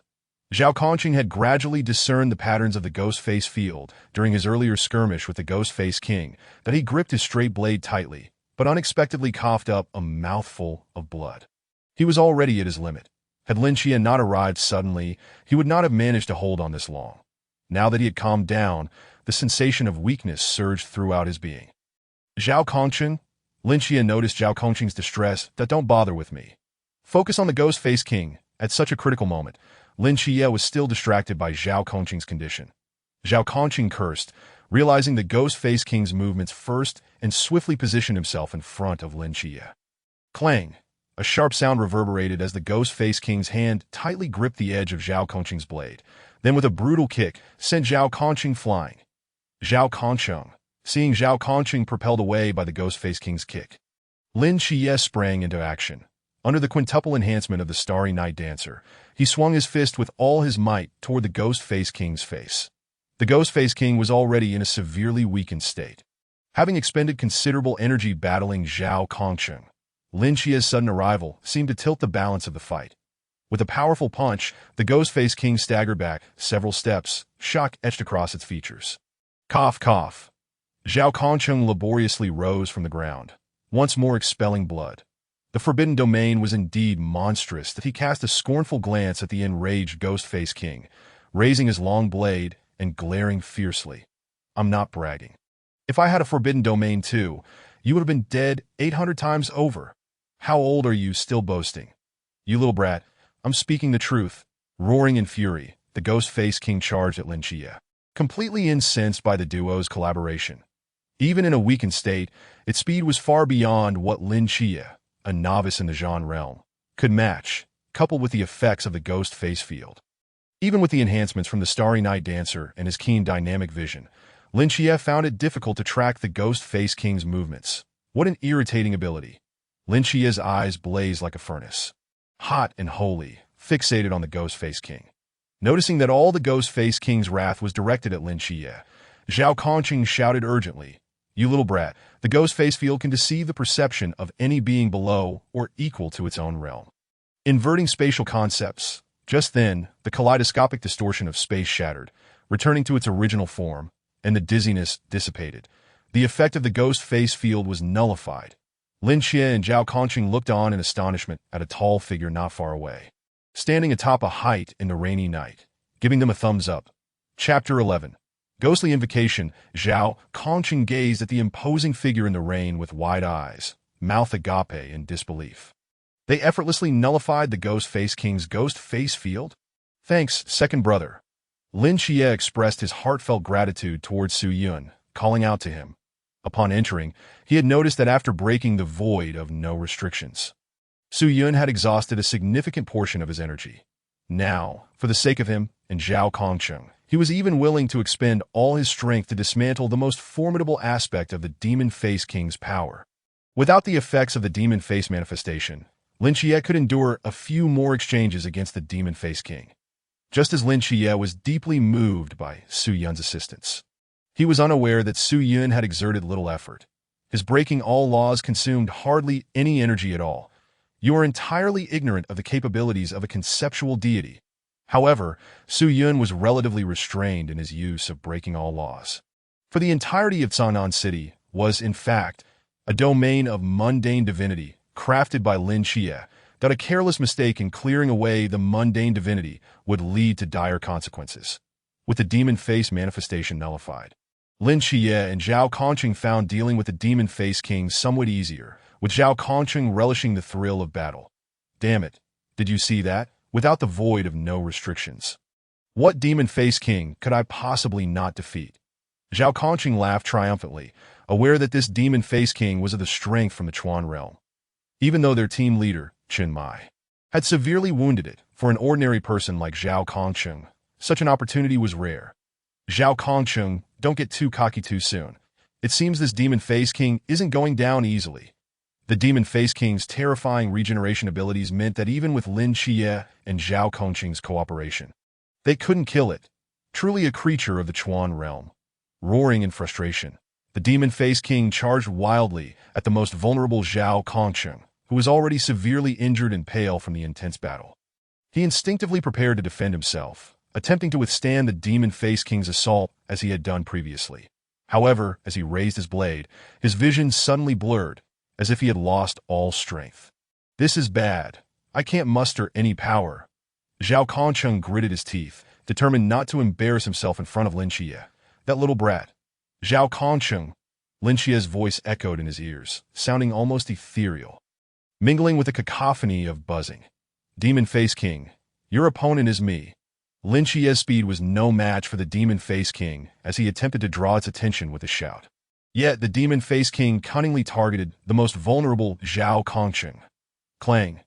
Zhao Kongcheng barely endured 2 of the Demon Face King's strikes before it seized the opportunity and delivered a powerful kick. His figure was sent flying like a cannonball. Cough, cough. This time, it took Zhao Kongcheng nearly 10 seconds to struggle to his feet, violently coughing up a mouthful of blood. The Demon Face King's figure loomed in the rain, followed closely by the enraged Lin Xie. You little brat. Zhao Kongcheng's vision grew increasingly hazy as he struggled to focus on Lin Xie, who was locked in combat with the Demon Face King. He gripped his blade tightly, barely managing to keep himself upright, that in a one-on-one confrontation, Lin Xie was clearly at a disadvantage. Within mere seconds, injuries began to mar his body. Zhao Kongcheng, hold on a little longer. Lin Xie shouted, still entangled with the Demon Face King. But this momentary distraction allowed the Demon Face King to capitalize, landing a punch that sent Lin Xie crashing to the ground. Damn, that hurts. Lin Xie fought through the excruciating pain and rose, gasping at the grotesque visage of the Demon Face King. Is this the disparity between the Chuan realm and the Zhan realm? Even with the Eye of the Seraphim and the Starry Night Dancer, he still could not contend with the Demon Face King. This was not Lin Xie's fault. After all, the Demon Face King had yet to have its arms severed by Zhao Kongcheng. You little brat. I told you to eat well at home, but you insisted on coming here to be my burden. Now look where it got you. Zhao Kongcheng cursed Lin Xie in annoyance. Lin Xie was perplexed. How could he still find the energy to scold him? He looked defiantly at Zhao Kongcheng and chuckled. I despise owing favors to others, and you think I would leave you here to face the Demon Face King alone while we enjoy a harmonious family meal? If you want to be a hero, I won't allow it. No matter how much it hurts, I will endure it. We will kill this Demon Face King together. And then you can join me for dinner. Dinner together, you say? Zhao Kongcheng looked at the recovering Lin Xie and tremblingly reached into his pocket, pulling out a medallion. At this rate, he and Lin Xie would likely not even wait for rescue, but instead perish at the hands of the Demon Face King. Lin Xie still had his little family to protect. He absolutely could not allow Lin Xie to die so easily alongside him. Zhao Kongcheng, what are you doing? Lin Xie noticed Zhao Kongcheng's actions, panting heavily in the rainy night as he shouted.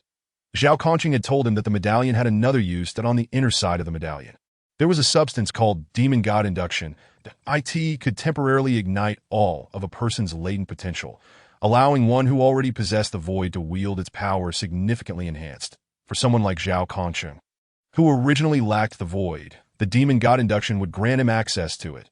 You little brat, my affairs are none of your concern. Zhao Kongcheng was resolute, ignoring Lin Xie's protests and tightly gripping the medallion. His body trembled uncontrollably as he raised his gaze towards the nearby Demon Face King, a smile creeping onto his lips. You little brat. Do you know how long I've waited for this day? What? Men are always drawn to supernatural powers, fantasizing that one day they too can traverse the heavens and the earth. Zhao Kongcheng, you don't need the Demon God Induction. You're the most talented person I have ever encountered, with the greatest chance of awakening the void. Just hold on a little longer. Enough, kid. Give me a chance to show off. Such an opportunity is rare. Yet, Zhao Kongcheng disregarded Lin Xie, deftly flicking a slender silver needle from the side of the medallion. Taking a deep breath, he pierced the silver needle into his palm. Damn it. That hurts. Chapter 12. This strike will be impressive. The next moment, the effects of the Demon God Induction reacted within Zhao Kongcheng's body, enveloping him in an unprecedented surge of power. The once fatigued Zhao Kongcheng appeared as if reborn. A terrifying energy surged within him as he took a step forward, his form resembling a cannonball. He rapidly rushed to Lin Xie's side, blocking the Demon Face King's attack, and with a powerful kick, sent the Demon Face King flying. Simultaneously, the blade in his hand produced a crescent arc, silently slicing towards the retreating Demon Face King. Whoosh! The Demon Face King was unable to evade, its arms severed and thrown aside. Damn it. After being kicked by you several times, it's finally my turn to retaliate. Zhao Kongqing laughed triumphantly, overwhelmed with joy. Zhao Kongqing Yu, upon witnessing the unprecedented power radiating from Zhao Kongqing, Lin Xie realized what had transpired. Zhao Kongqing had burned his life force to temporarily acquire immense strength. Moreover, the void. Enough chit-chat. I don't have much time left. In this final moment, let me revel in my glory. Zhao Kongqing fixed his gaze on the demon-faced king, playfully cursing Lin Xie, to whom Lin Xie concealed a hint of sorrow in his eyes. Obediently stepping aside. You little brat. Was my previous strike impressive? Impressive. Lin Xie nodded vigorously. Hearing Lin Xie's affirmation, Zhao Kongqing's smile widened uncontrollably, his excitement intensifying as he laughed joyously. Of course it was impressive. This is the Void Sequence 083. Moonlight of Oblivion. Ha ha ha, I always knew Zhao Kongqing, was a genius. The brilliance in Zhao Kongqing's eyes flickered that this is the sensation of the void. Observing Zhao Kongqing's towering figure, Lin Xie felt a pang of sadness. Yet he continued to mask his inner turmoil. Indeed, I have always said you are the most talented person I've ever met. You really know how to flatter, of course, after a moment of silence. Zhao Kongqing seemed to sense the power within him rapidly dissipating, that he took a deep breath, tightening his grip on his blade. You little brat. What now? You must watch this next strike closely. Why? Because this strike will be impressive. Before Lin Xie could respond, Zhao Kongqing's figure suddenly lunged forward, charging towards the demon-faced king at an astonishing speed. The ghost-faced king had already sustained grievous injuries, with one of his arms severed. As he warily fixed his gaze on the approaching Zhao Kongqing, bracing himself to counter his assault, Zhao Kongqing's figure pierced through the curtain of rain, devoid of any ostentation, with a single stroke. He aimed his blade at the ghost-faced king. This strike unleashed all the strength he could muster. It encapsulated his dreams, a dream of possessing the forbidden ruins. This blow allowed him to savor the exhilarating sensation of vanquishing a mythic entity with the flesh of a mortal. An overwhelming force erupted, manifesting as a colossal black crescent that swept forth with terrifying momentum, enveloping the ghost-faced king in its path. The velocity was such that the ghost-faced king could not evade it. Whoosh! His grotesque head was severed and sent flying, landing heavily on the ground. Exhausted, Zhao Kongqing fell backward, only to be swiftly caught by Lin Xie. Not far away, Su Yun observed the entire spectacle, his eyes glinting with intrigue.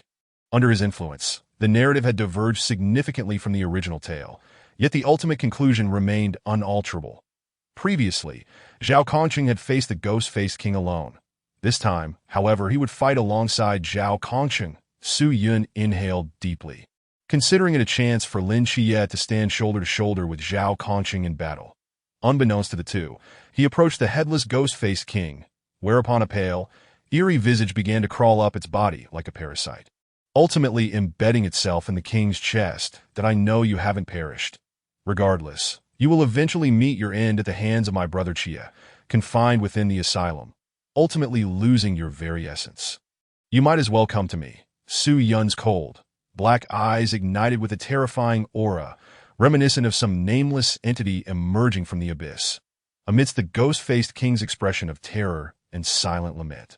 Its soul was forcibly drawn away by Su Yun, ultimately entering the realm of the Finality Ruins, absorbing the soul of the ghost-faced king from the Chuan realm, successfully integrating it into the realm of Finality.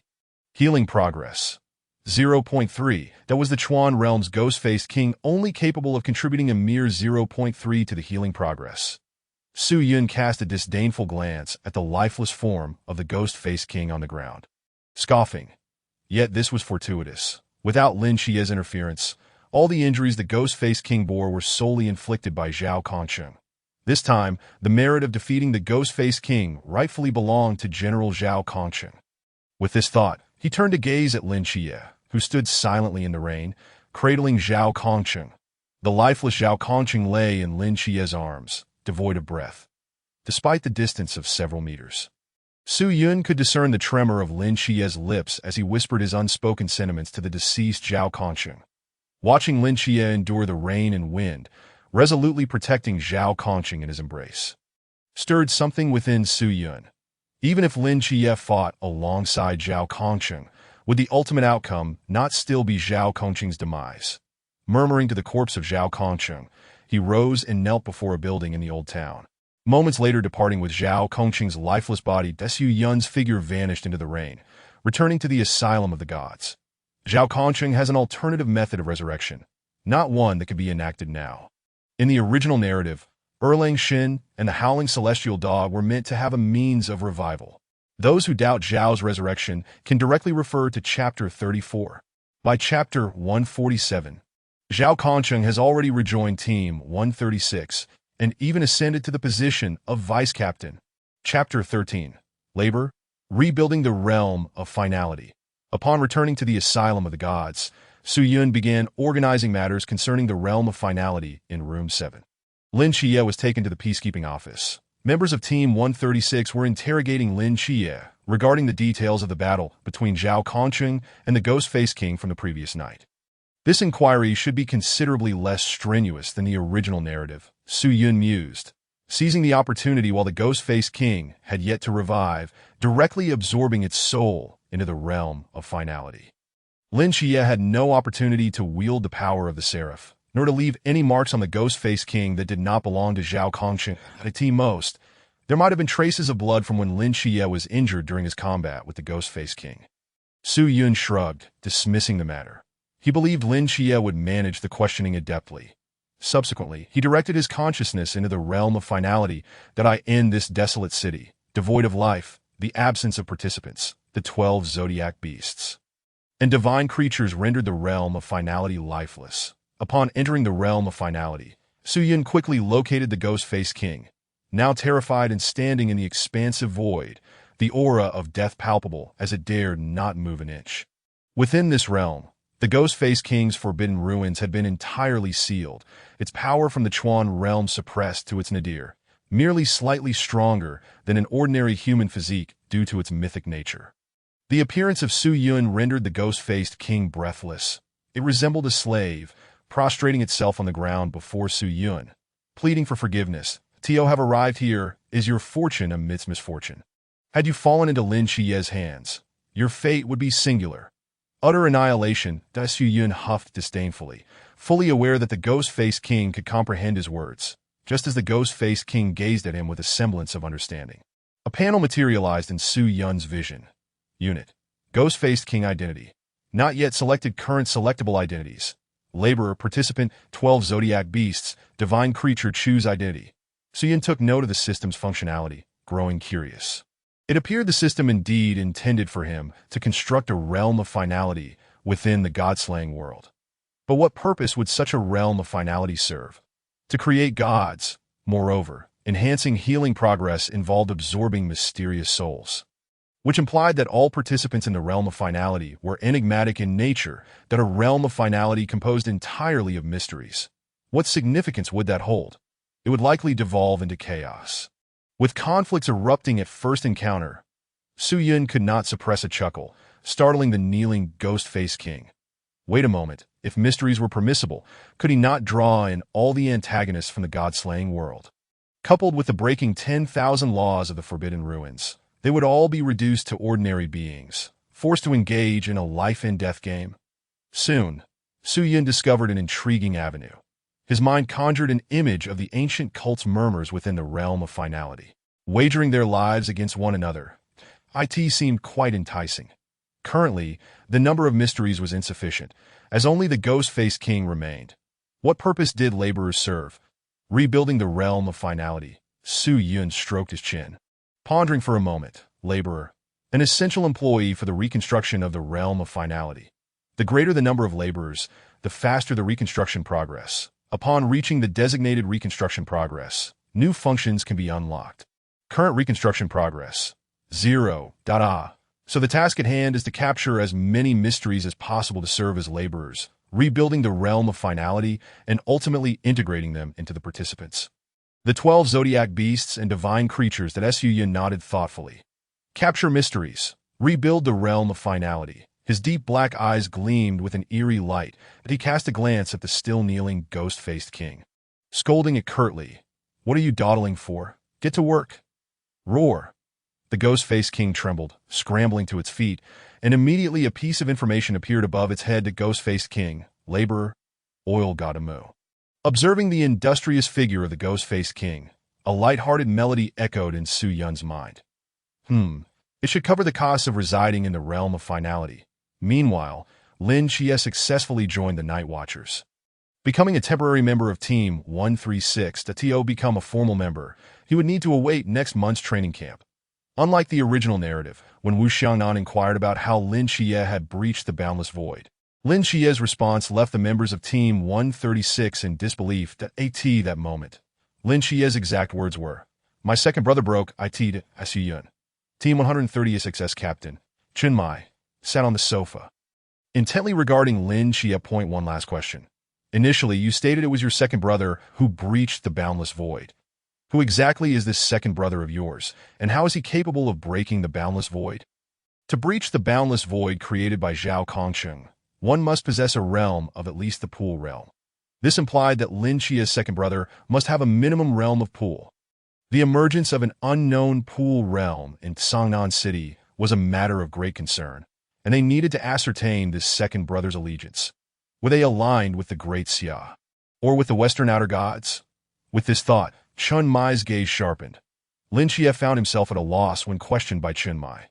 Initially, his focus had been solely on Zhao Kongqing's death. And when asked how he had breached the Boundless Void, he had nearly blurted out the matter concerning his second brother without hesitation. Reflecting on this, Lin Xie felt a twinge of embarrassment. His second brother was a patient of the Asylum of the Gods, and the affairs of the asylum must remain undisclosed to anyone in order to concoct an excuse to evade the situation. Lin Xie took a deep breath. "My second brother is a good friend of mine, but he isn't quite all there." He gestured towards his head, offering a bitter smile. "Not quite all there?" Chen Mai regarded Lin Xie's response with skepticism. "A person capable of effortlessly breaking through the Boundless Void, and you claim he isn't quite all there?" Wu Xiangnan looked at Lin Xie in astonishment, wondering if this lad was merely toying with them. Lin Xie's gaze turned earnest. "In any case, I am now a member of the Night Watchers, and I certainly would not deceive you regarding my second brother." Chen Mai scrutinized Lin Xie and asked, "Could you elucidate who your second brother truly is? Is he the bearer of the Forbidden Ruins? Or perhaps, an agent of the Divine?" Chapter 14. The Agent of the God of Endings. After dealing with matters in the Land of Endings, Su Yun had been covertly observing Lin Xie. "So my presence has indeed impacted the narrative." Su Yun shrugged innocently. Observing the current predicament, it seemed Lin Xie was caught in a dilemma, just as his healing progress reached level 3. The restrictions placed upon him by the asylum had significantly eased. Maintaining the guise of the elderly ring-bearer had grown rather tedious, and it was high time he ventured out for some amusement. Su Yun slowly rose, preparing to depart from the Asylum of the Gods. His current range of movement extended to a radius of 500 meters, essentially without major repercussions. The only limitation was that he couldn't sneak out to eliminate the mysterious. However, that was of little consequence. Recalling the current timeline, it wouldn't be long before the Nantua Serpent Demon incident transpired at the school. He wondered if the Nantua Serpent Demon-S entity could be captured and forced into servitude. Time to make my exit. If I linger any longer, my dear Chia will find himself overwhelmed. Su Yun snapped his fingers, activating the effect of breaking 10,000 laws. His figure vanished from room 7. Underground at the Peace Affairs office, Lin Xie sat upon a sofa, while Chen Mai and Wu Xiangnan cast curious glances, eager to uncover the identity of the second brother he spoke of. "My second brother." Just as Lin Xie grappled with how to respond, Su Yun's figure appeared beside him without a trace, legs crossed and right hand casually resting on Lin Xie's shoulder. "Oh, little Xie. Why the constant mention of your second brother? Are you yearning for me?" Su Yun teased, raising an eyebrow at Lin Xie, seemingly oblivious to the presence of Chen Mai, Wu Xiangnan, Si Xiaonan, and Wen Qimo. Caught off guard by Su Yun's sudden appearance, Lin Xie was momentarily speechless. He had been contemplating how to gloss over Su Yun's situation, and now, here Su Yun was, revealing himself. "Second brother, you've betrayed me."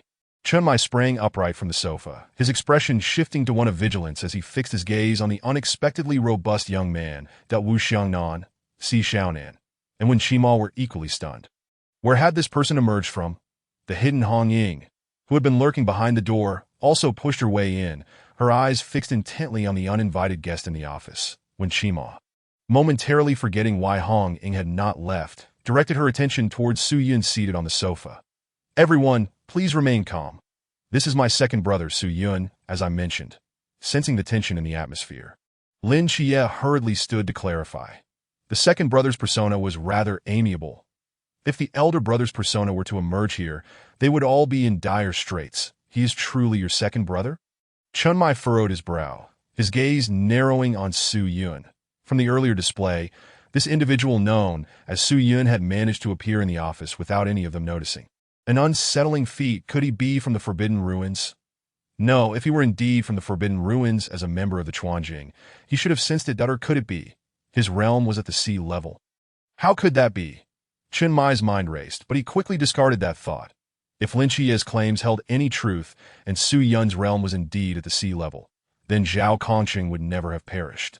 As Lin Xie's second brother, Su Yun could dispatch a severely injured Ghost-Face King as easily as crushing an ant. Thus, only one possibility remained that Su Yun was an agent of a deity. Chun Mai inhaled sharply, realizing that two agents of deities had unexpectedly appeared in Songnan City within a short span. One was the Seraphim Michael, and the other was unknown, while Lin Xie had effectively joined the ranks of the Night Watchers. There was still much to ponder regarding this second brother, Su Yun. Which deity did he serve as an agent, and was he aligned with their Xia? Greetings, everyone. I am Su Yun, and I am grateful for your care for my little brother Chia. If you don't mind, you may also refer to me as your second brother. Su Yun greeted the bewildered crowd with a casual wave. Huh. Wu Xiangnan's mouth twitched. You let Lin Xie call you second brother. And that's one thing, but judging by your appearance, you can't be more than 20. That asking us to call you second brother seems rather abstract, doesn't it? After a thorough explanation from Lin Xie, the group gradually lowered their guard against Su Yun, and judging by his demeanor, he didn't seem to be a malicious individual. Su Yun, which deity do you serve as an agent? Chun Mai inquired. While the other members of Team 136 formed a circle, curiously gazing at Su Yun, Lin Xie, seated beside Su Yun, felt a surge of anxiety, fearing that any misstep might provoke the elder brother's persona. The god of endings, Su Yun, smiled faintly, revealing a hint of pride that it appeared that everything was unfolding as he had anticipated, but he would develop within the realm of the god of endings as an agent. The god of endings? The assembled crowd exchanged puzzled glances. According to their knowledge, there seemed to be no deity referred to as the god of endings in any mythological system, as Night Watchers. Various mythological systems were essential coursework for them, and they were generally familiar with most deities. Yet, who was the god of endings? Chun Mai and Wu Xiangnan exchanged uncertain looks, while Hong Ying and the others were equally baffled. Surely, Su Yun couldn't have fabricated a deity. However, given his ability to appear without anyone noticing, there was a degree of credibility to his claims. Only Lin Xie breathed a quiet sigh of relief, pleased that the second brother persona was rather agreeable, even resorting to the guise of a divine agent to navigate the situation. Su Yun, may I inquire if the god of endings has instructed you to undertake any specific tasks? Chun Mai cleared his throat and regarded Su Yun earnestly. Su Yun had anticipated this question, responding calmly, to eliminate the mysterious and to reconstruct the land of endings. That is all. Eliminate the mysterious and reconstruct the land of endings. Chun Mai stroked his chin, contemplating. While they were unaware of which mythological system the god of endings belonged to, based solely on Su Yun's earlier statement, the task assigned by the god of endings was to eliminate the mysterious in order to reconstruct the land of endings. But where was this land of endings? To ascertain whether the god of endings was aligned with the Xia, Chun Mai probed further. Is this land of endings the divine realm of the god of endings? The reason he chose you as his agent is to aid in the reconstruction of his divine realm. Where is this divine realm located, and what purpose will it serve after reconstruction? Chapter 15. Joining the Night Watchers. Following the inquiries of readers who might feel that joining the Night Watchers is an unoriginal trope, I suggest you directly exit via the upper left corner. The protagonist will undoubtedly join the Night Watchers to AS for the protagonist's true identity and development. These will be explained later and have already been tied together, that if there are many detractors, I am disinclined to elaborate further. The reading material is presented here, and the ratings are displayed. If you believe the ratings are artificially inflated, that is of little consequence. Additionally, some readers feel that the protagonist lacks gravitas. Please take a moment to examine the tags and the synopsis before commenting. Okay. In response to Chen Mai's probing, Su Yun was well prepared. The To join the Night Watchers was quite simple. He merely needed to prove he was the agent of the god of endings and demonstrate that the god posed no threat to Daxia. On the contrary, he would be beneficial to Daxia. After all, he was essentially the god of endings. What he wished to accomplish aligned perfectly with the god of endings' desires. Indeed, the land of endings was the divine realm of the god of endings.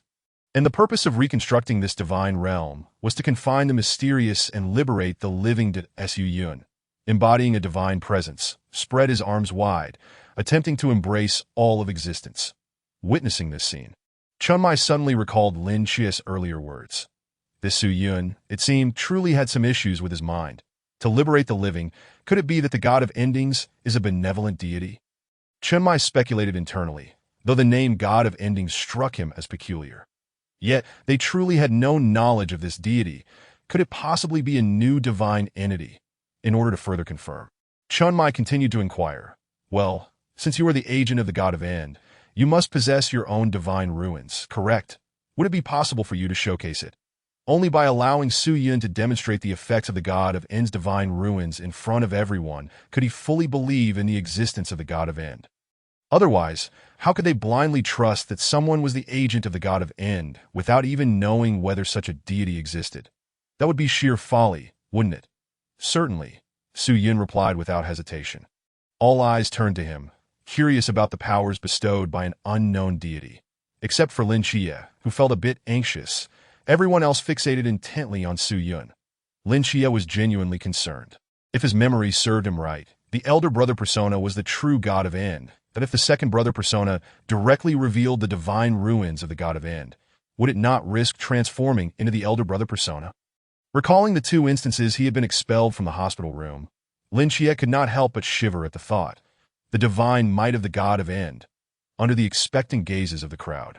A flicker of golden light ignited in Su Yun's deep black eyes, and the terrifying divine might of the god of end surged within him. Divine ruins of the end, with Su Yun as the epicenter. A force field capable of sealing all divine and forbidden ruins enveloped the entire office, transforming the once cozy living room into a desolate wasteland, revealing a ruined cityscape before everyone's eyes. To avoid inadvertently harming Lin Chia's mundane divine realm, Su Yun deliberately weakened the effects of the divine ruins, steering clear of Lin Chia. The emergence of the divine ruins left everyone dumbfounded. Even the weakest manifestation of the divine ruins significantly sealed the forbidden realms of the onlookers, drastically diminishing their potential. Not only Chunmai, but everyone present was taken aback. Although the sealing effect could not entirely confine the forbidden realms, just this effect alone was sufficient for Su Yun to be invincible within the same realm. Who exactly was the god of end? Why was his divine ruins so formidable? It was not until Su Yun lifted the seal on the forbidden ruins that the crowd finally exhaled in relief. Chunmai, as if seeing a treasure, promptly stood up and approached Su Yun, earnestly asking, Su Yun, would you be interested in joining the Night Watchers? Who was Su Yun? The agent of the god of end. His divine ruins possessed the extraordinary ability to seal forbidden realms to a certain extent. If Su Yun were to grow, could he even seal divine ruins? Moreover, when Su Yun first arrived at the office, he had exhibited an ability akin to invisibility. Just based on these 2 points, I would believe anyone who claimed Su Yun was a deity. Of course, no problem. Lin Chia is already part of the Night Watchers. So, as his elder brother, I should certainly look after him. Su Yun quickly agreed. Upon hearing Su Yun's consent to join the Night Watchers, Chunmai's eyes lit up, his face brimming with joy. They had truly stumbled upon a treasure. They initially thought that having an agent of the Seraph, Meet Sai, was already a rarity. Yet his second brother turned out to be the agent of the god of end. Wait a minute. If such a powerful agent could only be considered the second brother, then what of their elder brother? Chunmai quickly realized this point. Da Wu Xiangnan, Hong Ying, Si Xiaonan, and Wen Qima all displayed excited expressions. 2 divine agents had joined the Night Watchers. What an extraordinary spectacle to witness. Lin Chia, who had remained seated beside Su Yun, was dumbfounded. This was not right. Su Yun was the god of end. How was the plot unfolding in such an increasingly bizarre direction? At that moment, Chunmai shyly glanced at the 2, scratching his cheek. I actually have a question. Lin Chia, you are the third brother. And Su Yun, you are the second brother, right? Yes, Su Yun nodded. Hearing Chen Mai's words, Lin Qia's pupils suddenly constricted, an ominous premonition surging within him. What are you planning? Please don't bring out the elder brother persona. I am genuinely curious about who your elder brother is. Could he possibly be? Before Chen Mai could finish, Lin Xie abruptly stood up and covered Chen Mai's mouth with his hand amidst the astonished gazes of the crowd. Chen Mai, taken aback, wondered what Lin Xie was doing, but he quickly broke free, glaring at Lin Xie. What was that for? We cannot discuss matters regarding the elder brother just yet. Fine. Chen Mai seemed to sense Lin Xie's apprehension and did not press further. After all, he was merely curious. Thus, Lin Xie and Su Yun seamlessly joined the Night Watchers, albeit as temporary members.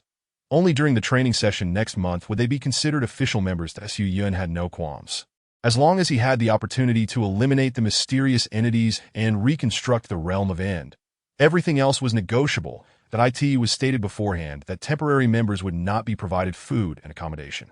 Not provided food and accommodation? Then where will we stay for this month? Lin Xie was bewildered. He had already decided to join the Night Watchers, but with no place to stay, he couldn't possibly return to Annie's house. Could he? No worries, you can stay at my place, Hong Ying chimed in, reclining on the sofa. That my house is quite spacious. I can provide each of you with a room, so that won't be an issue. Chapter 16. It requires payment for the beatings. Su Yun and Lin Xie were called away by Wen Qima. Primarily, Wen Qima wished to have a discussion with the two, to put it plainly, to conduct some psychological preparation prior to joining Team 136. That late at night, at the peace office, Su Yun stood at the door. The heavy rain had fallen earlier, leaving the streets devoid of pedestrians. Gazing at the eerily quiet street, he could occasionally hear Lin Xie and Wen Qima conversing behind him. He was well aware of the specifics and had no great interest in eavesdropping on their dialogue, which revolved around the distribution of the Night Watchers, the origins of special teams, and the legends surrounding the pinnacle of humanity. Standing guard at the entrance, Su Yun appeared to be casually admiring the tranquil nightscape. But in reality, he was directing his consciousness into the realm of End. That the sole laborer in the realm of End. The Ghost-Faced King endured a wretched existence, harboring a fear of Su Yun that rendered him unable to voice his grievances. Reconstruction progress. 0.01. It had taken half a day to reach a mere 0.01. Why was it progressing so slowly? Su Yun frowned. In the realm of End, a rough long whip imbued with a faint divine might of the god of End suddenly appeared behind the Ghost-Faced King, striking him across the back. Crack, roar. The Ghost-Faced King let out a pained cry, his hands moving even more swiftly. Su Yun was dumbfounded. He had initially thought the Ghost-Faced King was already working diligently. Yet it seemed he was still slacking off. Get to work and stop being lazy. Su Yun wielded the whip once more, lashing it against the Ghost-Faced King's back. The yelps of the Ghost-Faced King were pitiful to hear. You haven't even paid for your laziness, and you dare to slack off? You should also compensate for the beatings. After Su Yun's intervention, the reconstruction progress indeed began to show results, swiftly reaching 0.02. This wouldn't suffice. Relying solely on the Ghost-Faced King, how long would it take to reconstruct the realm of End? Su Yun shook his head in resignation, withdrawing his consciousness from the realm of End. At that moment, Lin Xie and Wen Qima's conversation still echoed, seemingly nearing its conclusion. With nothing else to occupy his time, Su Yun decided to approach and listen for any new developments, as his presence had already begun to influence the original plot. Are you tired? Not really. Then let me take you somewhere. Are we going somewhere at this hour? Is it appropriate? Of course it's appropriate. All right, just remember, I am still a minor. Wen Qima felt exasperated by Lin Xie's response. Su Yun approached. It's fine. I'm of age. Lin Xie? Wen Qima. In the dead of night, Su Yun and Lin Xie settled into the spacious villa of Hong Ying. Time was short, and Hong Ying had only managed to prepare one room, so the two had to share a space for the night. There was no way Su Yun would squeeze into one room with Lin Xie. So he promptly returned to the Asylum of the Gods, the Asylum of the Gods. Through his interactions with Nyx, Lin Xie quickly learned that prior to his arrival at the asylum, a 12 or 13-year-old girl with long black hair had also visited and taken away items belonging to 3 deities. From Nyx's words, Lin Xie deduced that the girl had stolen these divine artifacts while at the asylum. Lin Xie pondered for a moment. It appeared that there was no way to extract any valuable information from Nyx at the moment. As for the god of the End, if it were the second brother's personality, there might be a chance. However, the letter of remembrance indicated that there was something hidden beneath the office, so he decided to explore the office first before inquiring about the situation with Su Yun. Yet before he could unveil the concealed passage in the office, Su Yun strode in, startling Lin Shada. "My dear brother Chia, why are you awake at this late hour, fiddling with something here?" Upon recognizing it was the second brother's persona, Lin Chia finally sighed in relief. He had initially feared it was the eldest brother's personality. With Su Yun's arrival, Lin Chia found himself relieved of considerable trouble and promptly approached to ask, "By the way, second brother, do you know of a girl named Jin Yin? Did she take anything from you or eldest brother?" Chapter 17. Transcending to become a deity, embraced daily by goddesses? Jin Yin? Su Yun fell into contemplation. As the seventh deity appearing in the divine psychiatric hospital, his memories could only be traced back to the moment he had just transcended. Even he was uncertain whether the seventh ward had manifested alongside him or had existed all along. If memory served correctly, it seemed Jin Yin had taken 3 items in total. One from Nyx, one from Merlin, and another, perhaps from Bragi, to prevent any deviation from the narrative. Su Yun helplessly shook his head. "I do not know. I have no recollection of a girl named Jin Yin ever visiting." "Brother Chia, what has transpired?" It turned out that even the second brother was unaware, realizing that Su Yun was unfamiliar with Jin Yin. Lin Chia had no choice but to abandon that line of thought. If the second brother was unaware, it was likely that the eldest brother was as well. With no other recourse, Lin Chia redirected his attention to the concealed passage he had just discovered. In his perception, he quickly located the hidden mechanism to activate the passage. He pressed it with his hand. Instantaneously, the walls on either side opened, revealing a dark passage before their eyes. "Second brother, shall we venture together?" Lin Chia had long regarded Su Yun as a true brother and inquired. Naturally, Su Yun did not decline, for due to his actions, the specter that should have been confined within the cell was currently laboring in his realm of endings. Without the ghostly-faced king, Lin Chia had no means of comprehending the cell's functions. Fortunately, the second brother's persona was just right to serve as a guide for him. Upon reaching the end of the passage, they opened a door, revealing dimly lit cells. "Abandoned cells?" Lin Chia muttered, as he had expected there to be something of value within the passage. However, upon arriving at the end of the cells, he found them all utterly empty. Devoid of anything. "Strange, there is nothing here. Why did Jin Yin specifically inform me about this?" Just as Lin Chia was engulfed in confusion, Su Yun approached, looking dazed. "Brother Chia, I remember now. This is the cell used to imprison the mysterious." "Imprison the mysterious?" Lin Chia looked at him with curiosity. "Indeed, the monsters you have personally slain in reality will be transported to this cell, and as the director of the Divine Psychiatric Hospital, you possess the authority to decide their fates. You may directly obliterate their souls or induce a certain level of fear within them, employing them as caretakers for the hospital. Not only can they tend to the patients, but they can also provide you with assistance." With Su Yun's elucidation, Lin Chia finally grasped the purpose of the cells. Yet he was somewhat puzzled as to how Su Yun, as the god of the end, knew the usage of the cells. Had he been here before? After pondering for a moment, Lin Chia decided to dismiss the thought. After all, Su Yun was an authentic deity, while he was merely a novice who had just reached the threshold of enlightenment. How could he comprehend everything? Nevertheless, having Su Yun by his side was indeed convenient. However, the lurking personality of the eldest brother within him did instill some trepidation. After understanding the purpose of the cells, Lin Chia's consciousness swiftly departed the Divine Psychiatric Hospital. Sinking into slumber. Back in the 7th ward, Su Yun was preparing to rest. Suddenly, Nyx entered through the door, but Su Yun felt rather helpless. Every time Lin Chia departed, Nyx would come looking for him if he could not find Donatus. Fortunately, through Lin Chia's companionship and the contributions he made, Nyx was gradually returning to normal. Nonetheless, he still regarded Su Yun as Moros. Today, he had specifically asked about Wenchimo, only to discover that Moros was the deity who governed fate, the personification of destiny, and the embodiment of inevitable calamity. Moros signified fate, denoting death, guiding individuals toward the end of life. This bore some resemblance to the calamity he possessed. Could it be that this was why Nyx regarded him as Moros? There was indeed a possibility. "Mother, what brings you to me?" Su Yun inquired, looking at Nyx, who wore a contented expression. Nyx smiled. "Donatus told me today that you were doing splendidly. A family should always support one another. I know you are more capable than Donatus. As an elder brother, you must protect him when you are out in the world, that of course, he is my younger brother, Su Yun replied with a smile and a nod. I knew it. You are all good children. Nix embraced Su Yun with a beaming face, gently stroking his head, that as Su Yun, transcending to become a deity, embraced daily by goddesses. Quite nice that I tea the peace affairs office. In the underground training ground, Su Yun and Lin Xie were brought here early in the morning as temporary team members. They needed to undergo training with the Night Watcher Team 136 before the collective training began. In the morning, they practiced swordsmanship with Chun Mai. In the afternoon, they learned the use of forbidden ruins with Wen Qimo. And in the evening, they trained in firearms with Lung Xian. Lin Xie received Zhao Kongqing's straight sword, while Su Yun was given the bamboo sword that Chun Mai had provided. Su Yun was quite interested in the training.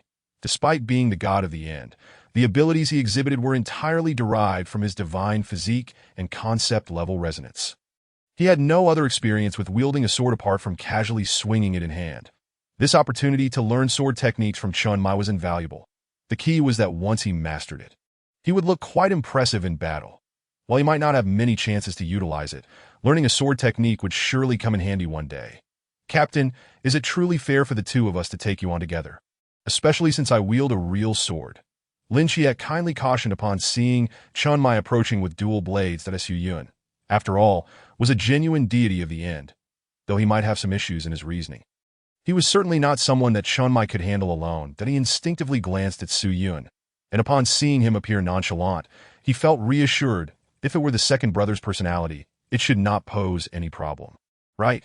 Regardless, the outcome would be the same. Chun Mai's expression remained unchanged as he calmly stated, You two, come at me together. Captain, I'm coming in. Lin Xie's gaze sharpened as he gripped the sword hilt and charged toward Chun Mai. Under Su Yun's watchful gaze, Lin Xie was akin to a fledgling chick, suffering a most pitiful defeat at the hands of Chun Mai, his cries echoing. Second brother, the straight sword was sent flying. And Lin Xie lay on the ground, bruised and battered, gazing at Su Yun with trembling hands. That Su Yun. Su Yun, it's your turn now. Chun Mai directed his gaze toward Su Yun, curiosity flickering in his eyes. Me? Su Yun grasped the bamboo sword in his hand, lifting his gaze to meet Chun Mai's. I might be a little inexperienced with the sword, but that's all right. This process is essential. Your result will be the same as Chie's. That Su Yun replied, and after attempting to swing the bamboo sword, he restrained his physical strength to the threshold, sprinting toward Chun Mai. Chapter 18. Training quite impressive speed. Chun Mai remarked as he observed Su Yun rapidly approaching, unable to suppress a compliment, though to him, Su Yun resembled a child who had just picked up a sword, riddled with openings. Even Lin Xie blinked in bewilderment at Su Yun's clumsy movements. Did second brother not claim to have traveled the world 5,000 years ago, slaying demons? Is this action sincere? Too many openings. Chun Mai showed no mercy, dodging Su Yun's unskillful strike, and swiftly swung his bamboo sword at him. In the next moment, crack, the bamboo sword shattered. Chun Mai? Lin Xie. Truly, it must be my second brother. Chun Mai looked at Su Yun in astonishment, giving his robust frame a hearty pat. Well done, Su Yun. Your physical prowess is remarkable. If this force were applied to Xie, he would have been on the ground howling by now. Lin Xie? How'd I get dragged into this? Recalling the scene of his earlier beating, where Lin Xie's pitiful screams echoed, his face flushed with embarrassment, and he couldn't help but scratch his cheek. Captain, this is where you are at fault, that no matter what. Xie is my brother. Is it really appropriate to bully him in front of me? Su Yun feigned a touching camaraderie, casting a serious gaze towards Chun Mai. Bullying him? This is for his own good. Chun Mai snorted coldly, striding over to the weapon rack to retrieve a new bamboo sword before returning as the agent of the Archangel Michael. Lin Xie was covertly under the watchful eyes of numerous individuals. Su Yun, on the other hand, as the agent of the God of Twilight, was currently known only to the members of their Squad 136, having submitted his information to the higher-ups last night. The number of people aware of Su Yun's status as the God of Twilight's agent was exceedingly few. However, it would not be long before Su Yun's identity would spread throughout the Great Xia. Considering that there were not many existing divine agents, let's set aside his matters for now. You should focus on yourself, Chun Mai remarked, signaling Su Yun to proceed. Che, Watch as your second brother avenges you. Really? Chen Mai naturally doubted that a newcomer could match his prowess, especially in swordsmanship, where he held considerable confidence that I end the afternoon at the Forbidden Ruins testing ground, when Chimal muttered in boredom, "Where are Su Yun and Chia?" Just as the words left his mouth, two figures appeared from outside. Lin Chia approached with a dejected expression, his face bruised and swollen. Su Yun seemed unfazed, supporting Lin Chia. "What the heck?" When Chimal exclaimed upon seeing Lin Chia's condition. "Wait a minute, Chia. Why does your face look like a pig's head?" If it weren't for Su Yun's assistance, Lin Chia might have collapsed to the ground. Chia insisted on having the captain increase the intensity. "And this is the result," Su Yun chuckled. Lin Chia, baffled, retorted, "Wasn't it you who got Chen Mai hurt, and he took all his anger out on me?" "Increase the intensity," when Chimal looked at Lin Chia in astonishment. Giving him a thumbs up that it seems like Chia, you have quite the talent. Even under the captain's heightened intensity, you can still manage to stand. Su Yun is even more impressive, appearing completely unfazed. "Are you sure you're not slacking off?" "I certainly am not slacking off." Su Yun waved his hand dismissively. "Is this what you call not bad?" Lin Chia shot a glance at Wen Qmo, "Uppy, by the way. Where's the captain? Why didn't he come along?" When Chimal inquired curiously, noticing Chen Mai was absent, "Did, the captain just want to find Si Xiaonan?" Lin Chia replied, recalling the earlier events with a slight twitch at the corner of his mouth. When Chimal, incredulous, stared at the unscathed Su Yun, his mouth agape, as if he had uncovered something terrifying. After Lin Chia's detailed account, when Chimal finally grasped the entire situation. "Wait, Su Yun, you actually managed to injure the captain? Didn't you just break through to the Lamp Realm?" When Chimal's eyes widened in shock. Only Zhao Kongcheng could match Chen Mai without utilizing the Forbidden Ruins, yet now another was added to that list, Su Yun. A newcomer. How did you achieve this? The captain couldn't possibly have resorted to using the Forbidden Ruins, could he? When Chimal hastily asked. Beside them, Lin Chia awkwardly scratched his cheek, explaining, "Initially, the captain intended to use the Forbidden Ruins to test my second brother's limits. But then, when Chimal inquired, intrigued at my second brother, seeing the captain bully me, couldn't he stand it and use the Divine Ruins to seal off the captain's Forbidden Ruins?" When Chimal. He suddenly recalled Su Yun's unique ability. Is this the power of a divine agent? How enviable. Clearing his throat, when Chimal attempted to mask his astonishment, but let's not dwell on that. We should commence our lesson now, as the discussion turned to the practice of the Forbidden Ruins. Su Yun found it challenging to focus. The Twilight Divine Ruins were his own, and he understood best how to utilize them. Moreover, since he could manipulate his Divine Ruins with ease, when Chimal shifted his focus to Lin Chia's mortal divine domain. After a morning of practicing swordsmanship with Chen Mai, Su Yun made some intriguing discoveries that he had initially presumed he would have to start learning sword techniques from scratch, only to realize that, as the god of Twilight, his capacity for learning, aided by his divine consciousness, was remarkably exceptional. In just a few short hours, he transitioned from being a mere punching bag to being able to parry a few strikes, ultimately forcing Chen Mai to resort to the Forbidden Ruins to test his limits.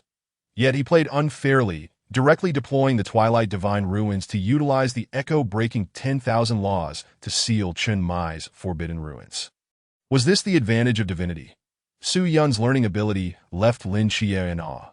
He wished he could possess such prowess. However, upon remembering that Su Yun was the true god of Twilight, he abandoned that thought. Perhaps Su Yun's exceptional ability stemmed from a temporary lapse in memory regarding combat techniques. Just then, Lin Chia and Wen Chimal's conversation caught his attention. What effects does your mortal divine domain currently have? Centered around me, within a radius of 20 meters, I can perceive everything. Really? Tell me, what color is Hong Ying's underwear today? White. After recording Lin Chia's Divine Ruins information, Wen Chimal turned his attention to Su Yun. From the capabilities demonstrated by your Divine Ruins, it seems the Twilight Divine Ruins can suppress Forbidden Ruins of the same realm and can also restrain those of higher realms to a certain extent. Correct? Wen Chimal inquired as he noted the information. Yes. What about the Divine Ruins? Can they suppress them, like Chia's? Su Yun pondered for a moment that he wasn't yet able to use the Twilight Divine Ruins to dissolve the mortal divine domain, as he couldn't guarantee that doing so wouldn't have repercussions for the entire Tsangnan city to be safe. He shook his head. The Divine Ruins cannot do that for now, but once my realm increases, it should be possible. Not even the Divine Ruins? When Shimo recorded this information thoughtfully, temporarily abandoning the idea of having Su Yun test it. Are there any other effects? Significantly enhances physical strength. Does that count? Of course that counts. Enhancing physical strength is excellent for close combat. Increases learning efficiency. Enhancing learning efficiency is great. That is a growth ability. The joy in when Shimo's eyes intensified. Looking at it this way. Su Yun's Twilight Divine Ruins were evidently more powerful than Lin Xie's Mortal Divine Domain. Not only could it seal forbidden ruins of the same realm and suppress those of higher realms, this supreme auxiliary ability also had close combat killing capabilities. It even enhanced learning ability. Is there anything else? When Shimo, like a child discovering a new continent, eagerly pressed for more. Yes, I can bring disaster. Bringing disaster sounds good. What kind of disaster? When Shimo blurted out, only realizing something was amiss after the words left his mouth. Lin Xie stared at him as if he were a fool. Wait, what is this ability? Can you elaborate on how it brings disaster? When Shimo raised his head, hurriedly inquiring. This ability doesn't sound like a good thing at all. Even Lin Xie was curious, recalling that he had seen something about a disaster-inducing ability when Su Yun was extracting the power of the God of Twilight in Room 7. It seemed to be called Invoking Disaster, which could cause misfortune to others and even trigger calamities that Su Yun contemplated for a moment before explaining, causing misfortune and even triggering disasters. When Shimo gasped. This ability sounds a bit terrifying. It wouldn't be something like being so unlucky you choke while drinking water or get hit by a truck while crossing the street, would it? Could you be more specific about what kind of disaster it is? When Shimo swallowed hard, cautiously probing that he needed to clarify the level of disaster this capability entailed. Was it a natural calamity or a man-made catastrophe? Let me think. Su Yun rested his chin on his hand, reflecting on Lin Xie and when Shimo's earlier conversation. Would it count if it allowed Hong Ying to hear what you both just said in a peculiar way? Lin? When Shimo? At this moment, Su Yun was about to attempt to use Invoking Disaster. Second brother, this ability isn't good. For the safety of your third brother, it's better not to use it if you can avoid it. Lin Xie hurriedly stepped forward to intervene, fearing Su Yun would test Invoking Disaster at any moment. Second brother, I have a rough idea of what your disaster-inducing ability entails. Please retract your divine power. When Shimo was so frightened he stood up, even addressing Su Yun as second brother. Any disaster would be acceptable, but this particular matter could not be known to Hong Ying. Two individuals were drenched in cold sweat behind the scenes. Such matters must not come to the attention of Hong Ying, that if they were to be discovered, it would likely result in both of them being expelled from Team 136. Su Yun felt a surge of amusement as he observed the guilty expressions on Lin Xie and Wen Xiemo, as if he held some incriminating evidence against them. What a joke! Su Yun smirked, yet it was indeed a harbinger of misfortune. Lin Xie. Vien Ki Montak. After documenting the effects of the two's divine realms, Wen Xiemo proceeded to lead them through a series of ability training exercises. Time flew swiftly that I in the activity room. Su Yun, Lin Xie, and members of Team 136 gathered around a table laden with a steaming bowl of fragrant bone soup and a sumptuous spread of dishes. Captain, you actually cooked today. How is that possible? Hong Ying exclaimed, her eyes wide with disbelief that Wu Xiongnan smiled gently, noting that it was evidently the captain preparing a meal for Su Yun and Lin Xie. Chen Mu Ye's lips twitched slightly as he retorted, What nonsense! I'm merely tired of the usual fare. I wanted a change of taste, and it has nothing to do with those two seeing through the facade. Si Xiaonan chuckled softly, Uncle Chen, that bowl of bone soup is for replenishing your strength. Remember this morning's training. Nonsense! Everyone eat up! Su Yun Qi, you two need to replenish yourselves. We must intensify our training in the days to come. Chen Muyi hastily interrupted, almost exposed by Si Xiaonan, as he ladled 2 bowls of bone soup for Su Yun and Lin Qi. Intensify. Lin Qi's eyes widened. After a day of training, every inch of his body ached. What do you mean, Xiaonan? What's wrong with the captain? Yes, Xiaonan, the captain's reactions today are quite peculiar. It seems he no longer cares for us, as Chen Muyi felt the weight of Su Yun's injury becoming hard to conceal. His lips twitched as he feigned irritation. Everyone focus on eating. If you don't wish to partake, simply leave the table and do not disturb Su Yun and Qi. Please, Captain. We want to eat. We want to eat. That piece of meat was mine first. Let go. No. You let go first. Instantly, a fray ensued, transforming the once warm scene into a battlefield, until Lung Xian silently placed a firearm on the table. In the shooting range, after their meal, Lung Xian escorted the two to practice shooting, and he stood before a neatly arranged wall adorned with various firearms. Explaining their uses, Su Yun stood beside Lin Shiyi. Suddenly inspired by his earlier conversation with Wen Qian in terms of marksmanship, Lin Shiyi's skills were remarkably poor, epitomizing the term human outline master. His ability, Calamity, fundamentally caused events that would not have occurred to transpire. If Lin Shiyi's abysmal shooting skills were afflicted by the Calamity effect, might it not inadvertently yield a perfect score? Chapter 20. Exemplary marksmanship. Lung Xian retrieved 2 firearms from the wall and handed one to Su Yun and the other to Lin Shiyi. Today, we will primarily assess your shooting talent. Shortly, I will take you both to practice target shooting. As he spoke, Lung Xian's calm gaze fell upon Su Yun. And you, Wen Qian informed me that your divine realm can enhance learning efficiency. Am I correct? Yes, Su Yun nodded. That I am quite curious about how this enhancement operates, Lung Xian said, gesturing toward a nearby target. Now, both of you, take your guns and shoot at the target. Let me observe your talents.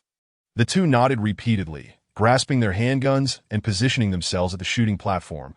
Su Yun refrained from shooting first, choosing instead to quietly observe Lin Shiyi, eager to witness firsthand how he managed to embody the human outline. Bang! A gunshot rang out. A miss. Come on, man. How can you miss a 30-meter target? After confirming there were no bullet holes on the target, Lung Xian's expression soured. Lin Shiyi cleared his throat. Is my talent really that bad? How do you define talent when you miss a 30-meter target? You have no talent whatsoever. Lin Shiyi, just watch and see how Su Yun does it. At least he has the divine realm enhancing his learning efficiency. So his talent should be somewhat superior to yours, Lung Xian said, shaking his head as he shifted his focus to Su Yun. While Lin Shiyi feigned indifference, internally he couldn't help but grumble. Comparing me to Su Yun? Who is he, the god of the end? I'm just an ordinary person. Well, I'm currently a divine agent, but even as a divine agent, I cannot compete with a true deity. Lin Shiyi felt a deep sense of frustration. As one of the two who joined Team 136 simultaneously with Su Yun, everyone instinctively compared them. How could he possibly measure up to a god? Even in a head-to-head comparison, he would fall short. Let's begin, Lung Xian said, looking at Su Yun with a glimmer of anticipation in his eyes. With both the captain and Wen Qimo's approval, what astonishing abilities do you possess? Show me. Under their watchful gazes, Su Yun's thoughts aligned with Lin Shiyi's earlier considerations that he took a deep breath. Emulating a scene he had seen in films, raised his handgun, aimed, and fired as a deity. His perception far surpassed that of others. He couldn't believe he would miss even a single shot. Bang! Before the bullet reached the target, Su Yun's expression darkened. The bullet's speed appeared to him as if it were crawling. Yet its trajectory seemed even more off than Lin Shiyi's. Lin Shiyi, Lung Xian. After inspecting the target, Lung Xian returned with a grim expression, gazing at Su Yun in disbelief, his lips twitching uncontrollably. Your talents are, astonishingly identical. Lin Shiyi stared blankly at the disgruntled Su Yun, as if he had found a kindred spirit in shared adversity. Stepping forward to pat Su Yun on the shoulder, "Don't worry, brother. I'm here with you." Su Yun felt numb. How could his marksmanship be akin to Lin Shiyi's? In disbelief, he repeated his earlier actions. Bang! Another miss, Su Yun. Don't panic, brother. Marksmanship takes time to develop. And besides, you have me by your side. Lin Shiyi hurriedly reassured him, appearing somewhat flustered. Lin Shiyi had every reason to be anxious. If Su Yun became overly agitated about his shooting skills, it might awaken the dormant elder brother persona. It's all right, Su Yun.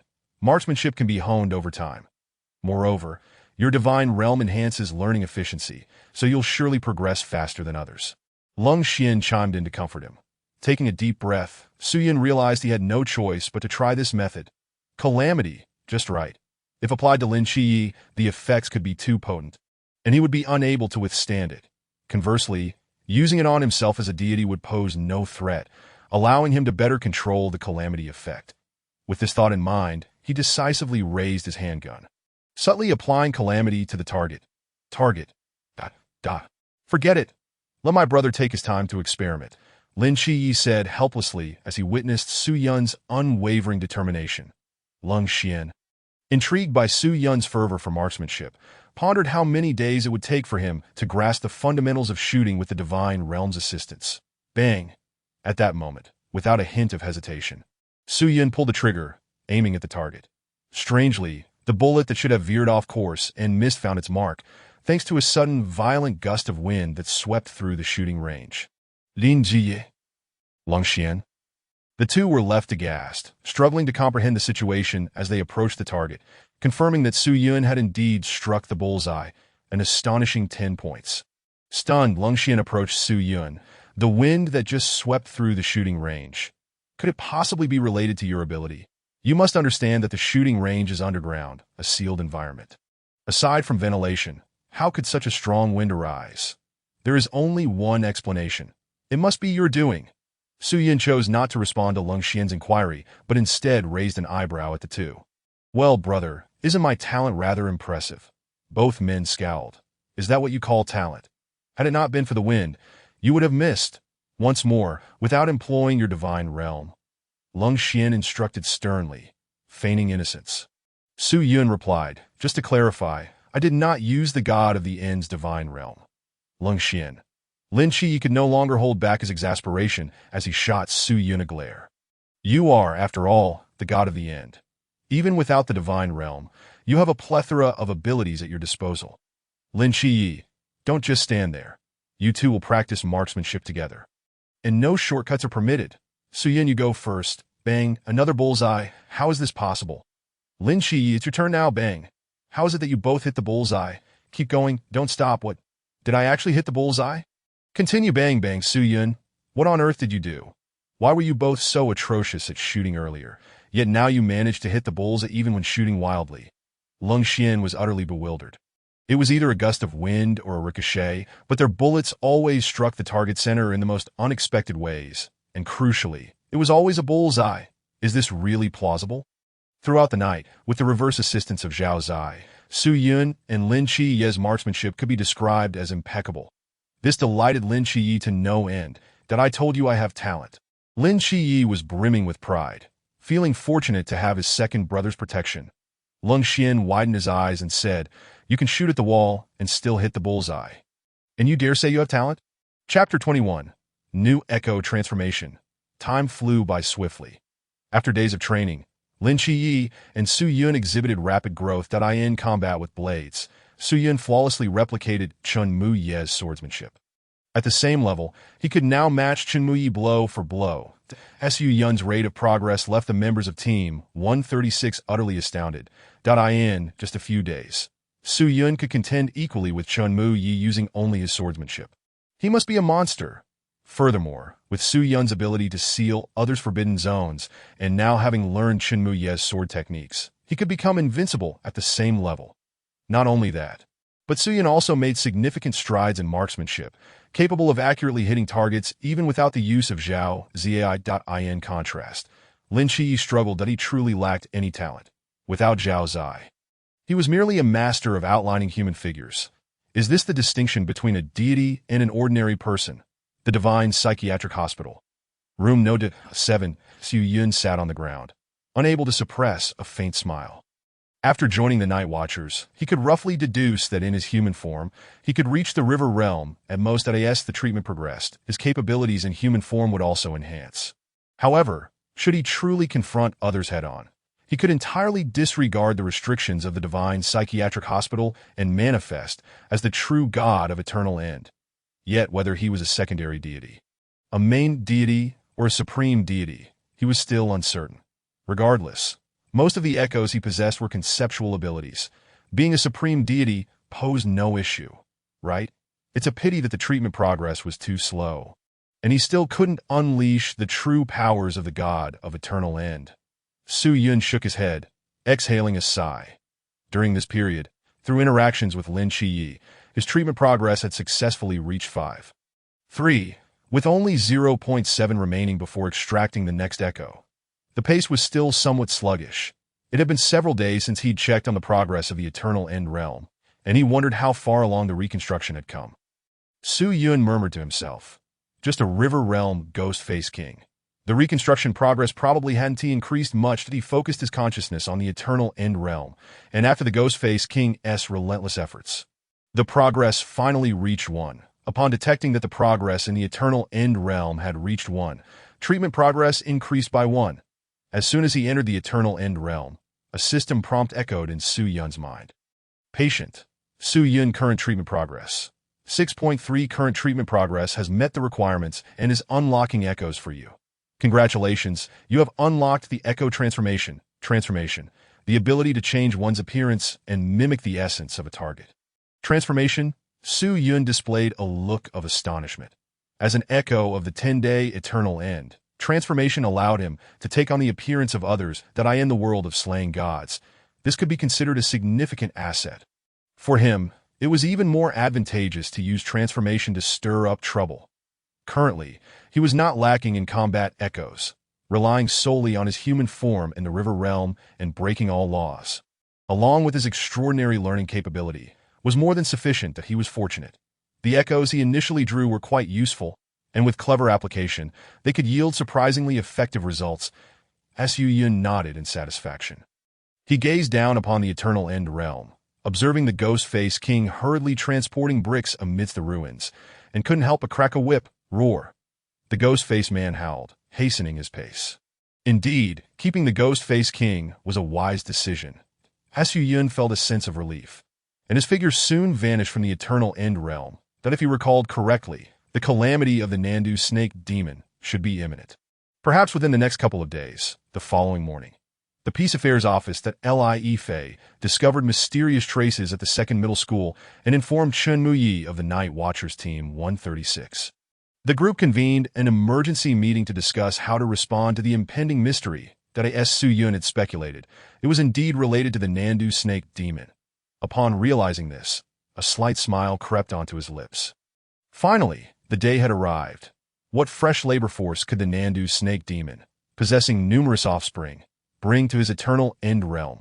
When Su Yun encountered Li Yifei, a hidden golden glint flashed in his deep, dark eyes that expected. Under the divine might of the god of eternal end, the Nandu snake demon's mother entity materialized behind Li Yifei. That, of course, this was only visible from Su Yun's perspective. Others could not discern that Li Yifei was the mother entity of the Nandu snake demon. The informant. Li Yifei shared his observations and experiences from school with the group. This meant that now the entire second middle school, no, even the entire Sanan city, could potentially be infected by this mystery. How could this be possible? Li Yifei was taken aback by this conclusion. Su Yun slowly rose and approached Li Yifei, sporting a wicked smile. Of course. If our assumptions are correct, everyone present, including you, could very well become part of this mystery. Chapter 22. Entering the school, Su Yun's intention was merely to intimidate the Nandu snake demon's mother entity. Upon hearing Su Yun's words, Li Yifei's pupils dilated dramatically, as if he had plunged into an icy abyss, leaving him frozen in place. Just a joke. Observing Li Yifei frozen in shock, Su Yun chuckled lightly and cast a meaningful glance at him. To be precise, he was observing Li Yifei's other persona, the Nandu snake demon's mother entity, that the second persona of the Nandu snake demon, who was trying to fit into human society. Li Yifei was entirely unaware that he himself was the Nandu snake demon. The Nandu snake demon bore grudges and often sent its offspring to trouble him. This way, he would have more opportunities to capture the offspring and force them into labor in the eternal end realm. Subsequently, to facilitate their infiltration into the second middle school, Chen Muyi selected team members who fit the high school image, namely Lin Shiyi, Hong Ying, and Si Xiaonan. Initially, Su Yun thought he could join them, but he was taken aback when he heard Chen Muyi say, "You are too conspicuous for a high school student. You should stay with." Before he could finish his sentence, Su Yun snapped his fingers, activating his transformation ability, and his originally tall and robust frame instantly transformed to match Lin Shiyi's, appearing as a refined and handsome youth. "Captain, how about now? Do I resemble a high school student?"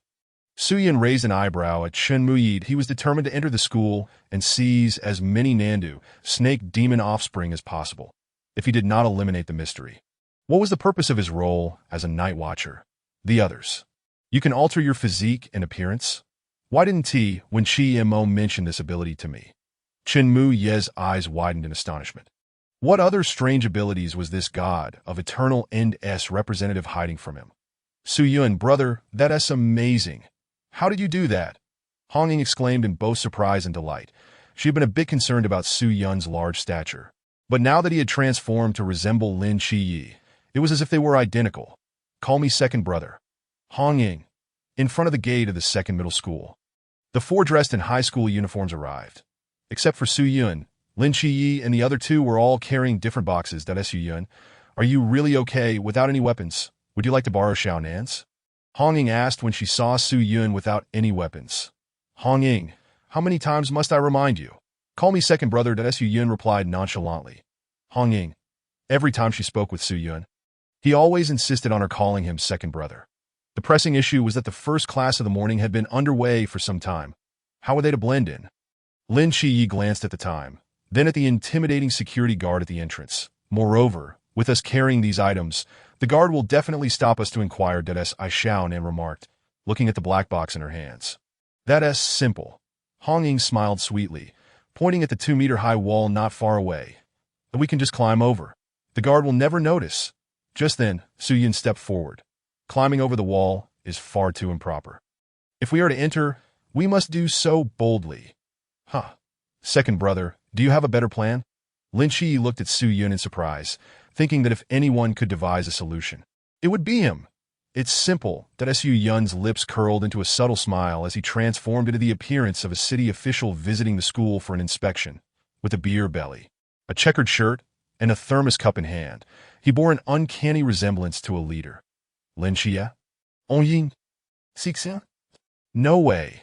The three of them stared in astonishment. How could Su Yun mimic him so perfectly? Not only was his attire strikingly similar, but even his demeanor and expression were identical. If one were unaware, they might genuinely believe a city official had arrived.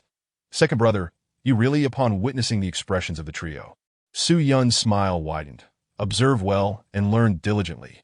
This time, second brother will teach you. He then rose and sauntered towards the security room. The guard at the school gate, upon seeing Su Yun's demeanor, momentarily froze, quickly opening the school gates and urgently calling the school leaders.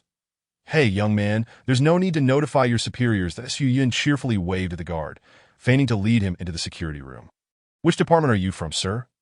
The city has sent me here. That I've heard that the discipline and ethos at number 2 high school are commendable, so I came to take a look. That there's no need for fanfare. I'll just have a brief look around. As he spoke, Su Yun discreetly gestured to the 3 individuals hiding outside the gate. Seizing the opportunity, the trio dashed into the school with utmost speed. The guard, catching a glimpse of them from the corner of his eye, pondered whether someone had indeed entered through the gate, but Su Yun obstructed his view, pretending to admire the security room. Not bad, not bad. The facilities are quite comprehensive, ensuring safety. Your job well, and I will commend you to the leaders at number 2 high school. Oh, sir, there's no need for such courtesy. Ensuring student safety is our responsibility. The guard, elated at the prospect of praise, paid no mind to whether anyone had just entered through the gate. All right, then you carry on. I'll take a look inside. Certainly, sir. Please take care. The guard waved politely at Su Yun, who was walking deeper into number 2 high school. As he watched Su Yun's receding figure, he couldn't help but reflect on the possibility of a promotion, exclaiming to himself, there really are plenty of good leaders. P.S. Thank you to the benefactor for the reward. I will strive to update diligently. Seeking favor, seeking readership, seeking encouragement for updates. Chapter 23, Divided Action. Su Yun. How is it? Second brother, your skills are quite remarkable. Incredible. Upon entering the school, Su Yun reverted to his student persona and reunited with Lin Chi and the others. The moment they met, it was as if they had discovered a treasure, and they expressed their admiration in unison. It's a small matter. Let's not delay any further. That we should set off. Su Yun swiftly concluded the topic, eager to harvest the offspring of the Nantua snake demon. The place of ultimate demise only had one ghost-faced king, and the progress of reconstruction was agonizingly slow. Lin Xia nodded. Then let's proceed according to plan. That I'll return to the classroom to get closer to Lu Xiaoyan. Second brother, you observe the school situation, while you two investigate the office of the head teacher. After Hong Ying and Si Xiaonan departed, Lin Xie and Su Yun exchanged glances and headed towards the teaching building. Second brother, once we reach the teaching building, we'll split up to AS a new face. No one in the classroom recognizes you, so accompanying me back to class could lead to complications. Lin Xie advised Su Yun. Su Yun smiled slightly. Rest assured, my young brother Xie. You focus on your tasks as planned, and leave the rest to your second brother. All right. Lin Xie nodded, placing great trust in Su Yun's character. After more than half a month of interaction, he had observed that the elder brother's persona rarely emerged. And whenever it did, Su Yun would promptly return to the asylum of the gods. This reassured him greatly. Lin Xie led Su Yun to the teaching building, where classes were in session, and the hallways echoed with the amplified voices of various teachers. Second brother, please be careful. I'm heading in first. After parting ways with Lin Xie, Su Yun lingered in the hallway, a triumphant smile gracing his lips. He resembled a hunter, quietly standing in the corridor, passing by the doors of classrooms in succession. Indeed, as expected, almost every classroom harbors a few offspring of the Nantua snake demon. Su Yun stroked his chin, detecting how many students in each classroom were indeed the offspring of the Nantua snake demon through the divine might of the god of finality. However, he had yet to reach the fourth floor when a middle-aged teacher suddenly appeared, blocking his path. Young man, it's class time. Why are you wandering aimlessly in the hallway? Which class are you from? Come back. Upon seeing a mere ordinary person, Su Yun turned and fled, swiftly vanishing from the corridor. Which class is this student from? Behaving so inappropriately. The middle-aged teacher exclaimed irritably. Just then, a bespectacled female student appeared behind the middle-aged teacher, clutching a book with a look of eagerness. Teacher, I have a question I'd like to ask you. Could you please help me? Oh, it's Zhang Lily. Aren't you all supposed to be in self-study? It's precisely because there's no teacher during self-study that I came to find you. Teacher, it's too noisy in the hallway. Why don't we go to the office instead, all right? The middle-aged teacher pondered for a moment and then led the female student toward the office, once the two had walked far enough. Su Yun's figure quietly emerged at the edge of the hallway, his jet-black eyes fixed intently on their direction. But they've barely begun, and they already disregard me, so? Su Yun squinted, quickly pursuing the two. Inside the office, it was class time, and the teachers were absent. The middle-aged teacher and the female student entered the office, where the middle-aged teacher sat at his desk, patiently explaining a physics problem to the girl. Teacher, I still don't quite understand, the female student said, leaning closer to the middle-aged teacher with a slight smile. What don't you understand? The teacher furrowed his brow. Given that he had covered such basic questions countless times in class over the years, he wondered why she still didn't grasp it. Was she not putting in enough effort? Though he thought this, he felt compelled to patiently explain to the girl since she was actively asking questions. Of course, it's not that I don't understand what you're saying. Teacher, the girl's smile grew more pronounced as she prepared to execute her next plan. Suddenly, a knock echoed. Report. The middle-aged teacher glanced toward the door. Come in. Su Yun entered the office, and the middle-aged teacher immediately recognized him as the student who had run away in the hallway earlier. What are you doing here? Shouldn't you be in class? Are you here to steal a phone or something? Su Yun, the hardships of being a student are real. Upon seeing someone arrive, the female student's actions faltered, casting a resentful glance at Su Yun. As though he had interrupted her plans, that of course not. I'm a diligent student, Su Yun retorted with a smirk. Then what are you doing in the office? Hurry back to class, the middle-aged teacher demanded. Su Yun did not answer the teacher's question. Instead, he cast a casual glance at the female student, his eyes revealing the ethereal shadow of the Nantua snake demon's offspring. Noticing that they were discussing a physics problem, Su Yun's eyes lit up. Teacher, I also have a physics question. Could you please explain it to me? Su Yun leaned in closer. Which class are you from? And who is your teacher? Oh, come on, teacher. Just help me out. Our teacher is busy and can't spare the time. Fine. Given your eagerness to learn, how could I refuse as a teacher? He took a deep breath, looked into Su Yun's eyes, and asked, What question do you have? Oh, it's about how much force is needed to render someone unconscious. Su Yun grinned. What? The middle-aged teacher suddenly realized that Su Yun was provoking him. But before he could scold him, Su Yun delivered a swift chop, knocking him unconscious. Teacher, what happened to you? Su Yun exclaimed, feigning innocence as he shook the fallen teacher. The female student witnessed the entire scene, unfazed. Seeing that the teacher was completely out cold, Su Yun clapped his hands and shifted his gaze back to the female student. If memory served him correctly, the Nantoa snake demon's vision could be shared at that moment.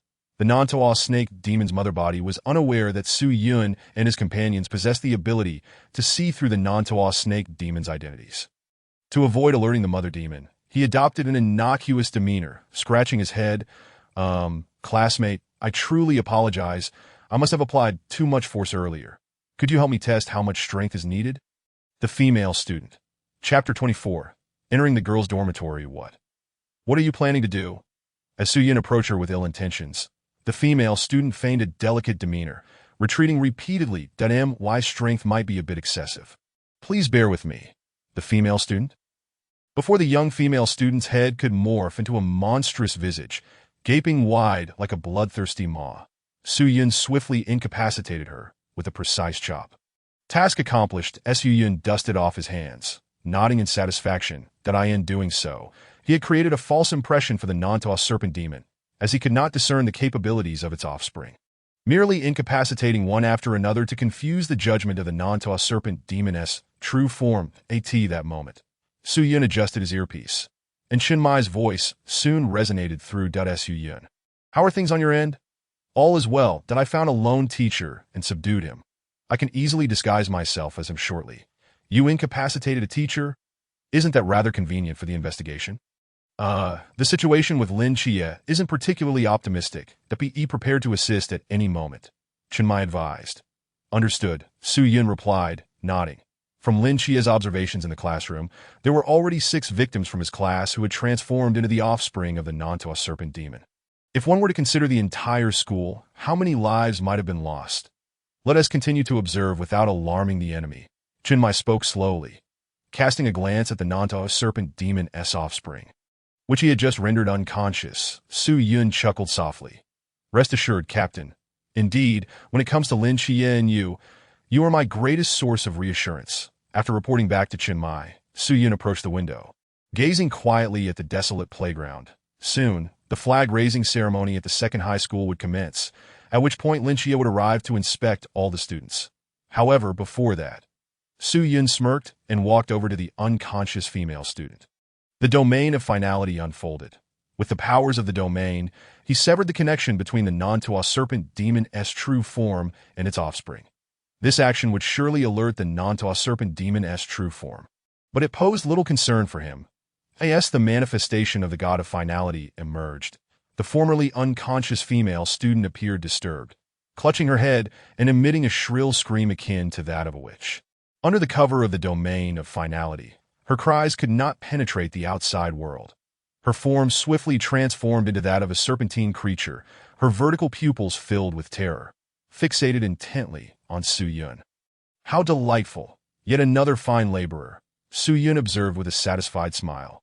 With a furious roar, the Nantoa serpent demon prepared to engage Su Yun in a life-or-death struggle.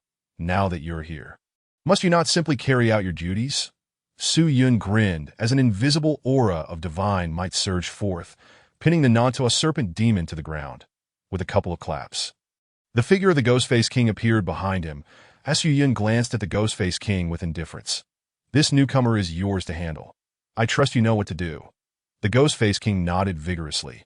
Fearful that any misstep would earn it a reprimand, with a sinister grin, it gazed at the struggling Nantoa serpent demon on the ground.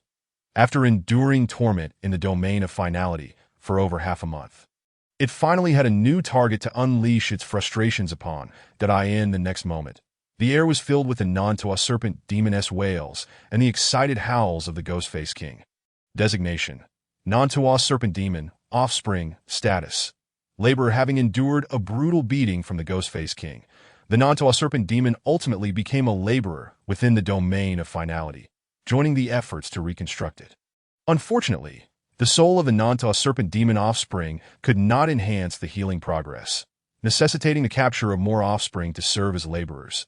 With a resigned shake of his head at the lack of progress in healing, Su Yun departed the domain of finality. Upon returning to his office, he utilized metamorphosis to assume the guise of a middle-aged teacher. Shortly thereafter, the school bell rang, heralding the end of class. The ceremonial music for the flag-raising ceremony began to play.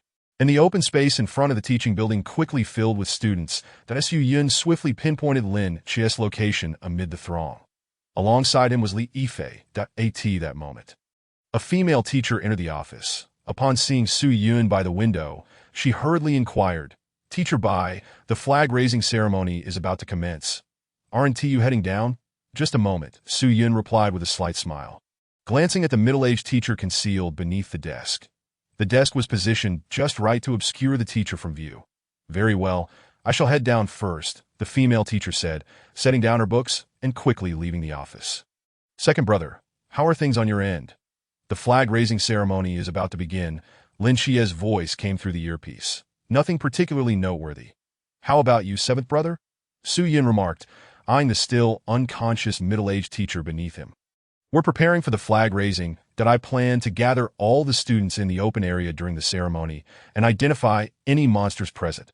Hong Ying and Xiaonan are investigating the female dormitory. I suspect that the mythical creature originated from there," Lin Chia explained. "The female dormitory, you say?" Su Yun smirked that if memory served, the first batch of Nanto serpent demon offspring had indeed appeared in the vicinity of the female dormitory. "Only to be slain by Hong Ying. That I will assist Hong Ying. You handle the flag-raising ceremony here, second brother. How will you manage to get to the female dormitory?" Lin Chia was momentarily taken aback. "Seventh brother, do not forget who I am. A mere female dormitory cannot impede me," Su Yun replied confidently.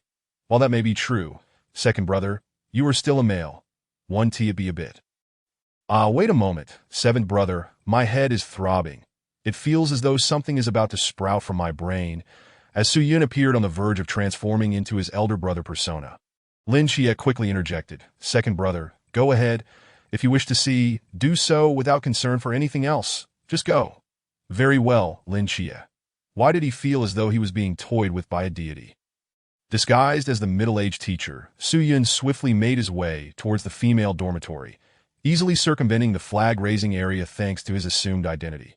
Before entering the female dormitory, he transformed into the guise of a pure and innocent female student using metamorphosis.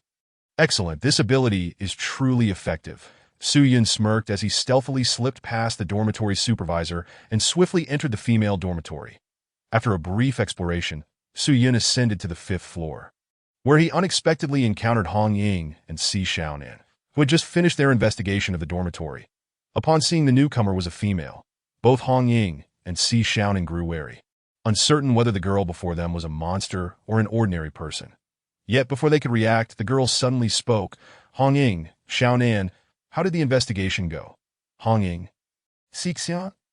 Noticing the bewildered expressions on their faces, Su Yun suddenly recalled that, in his current guise, he appeared as a female student. He looked at the perplexed Hong Ying and raised an eyebrow. "Call me second brother."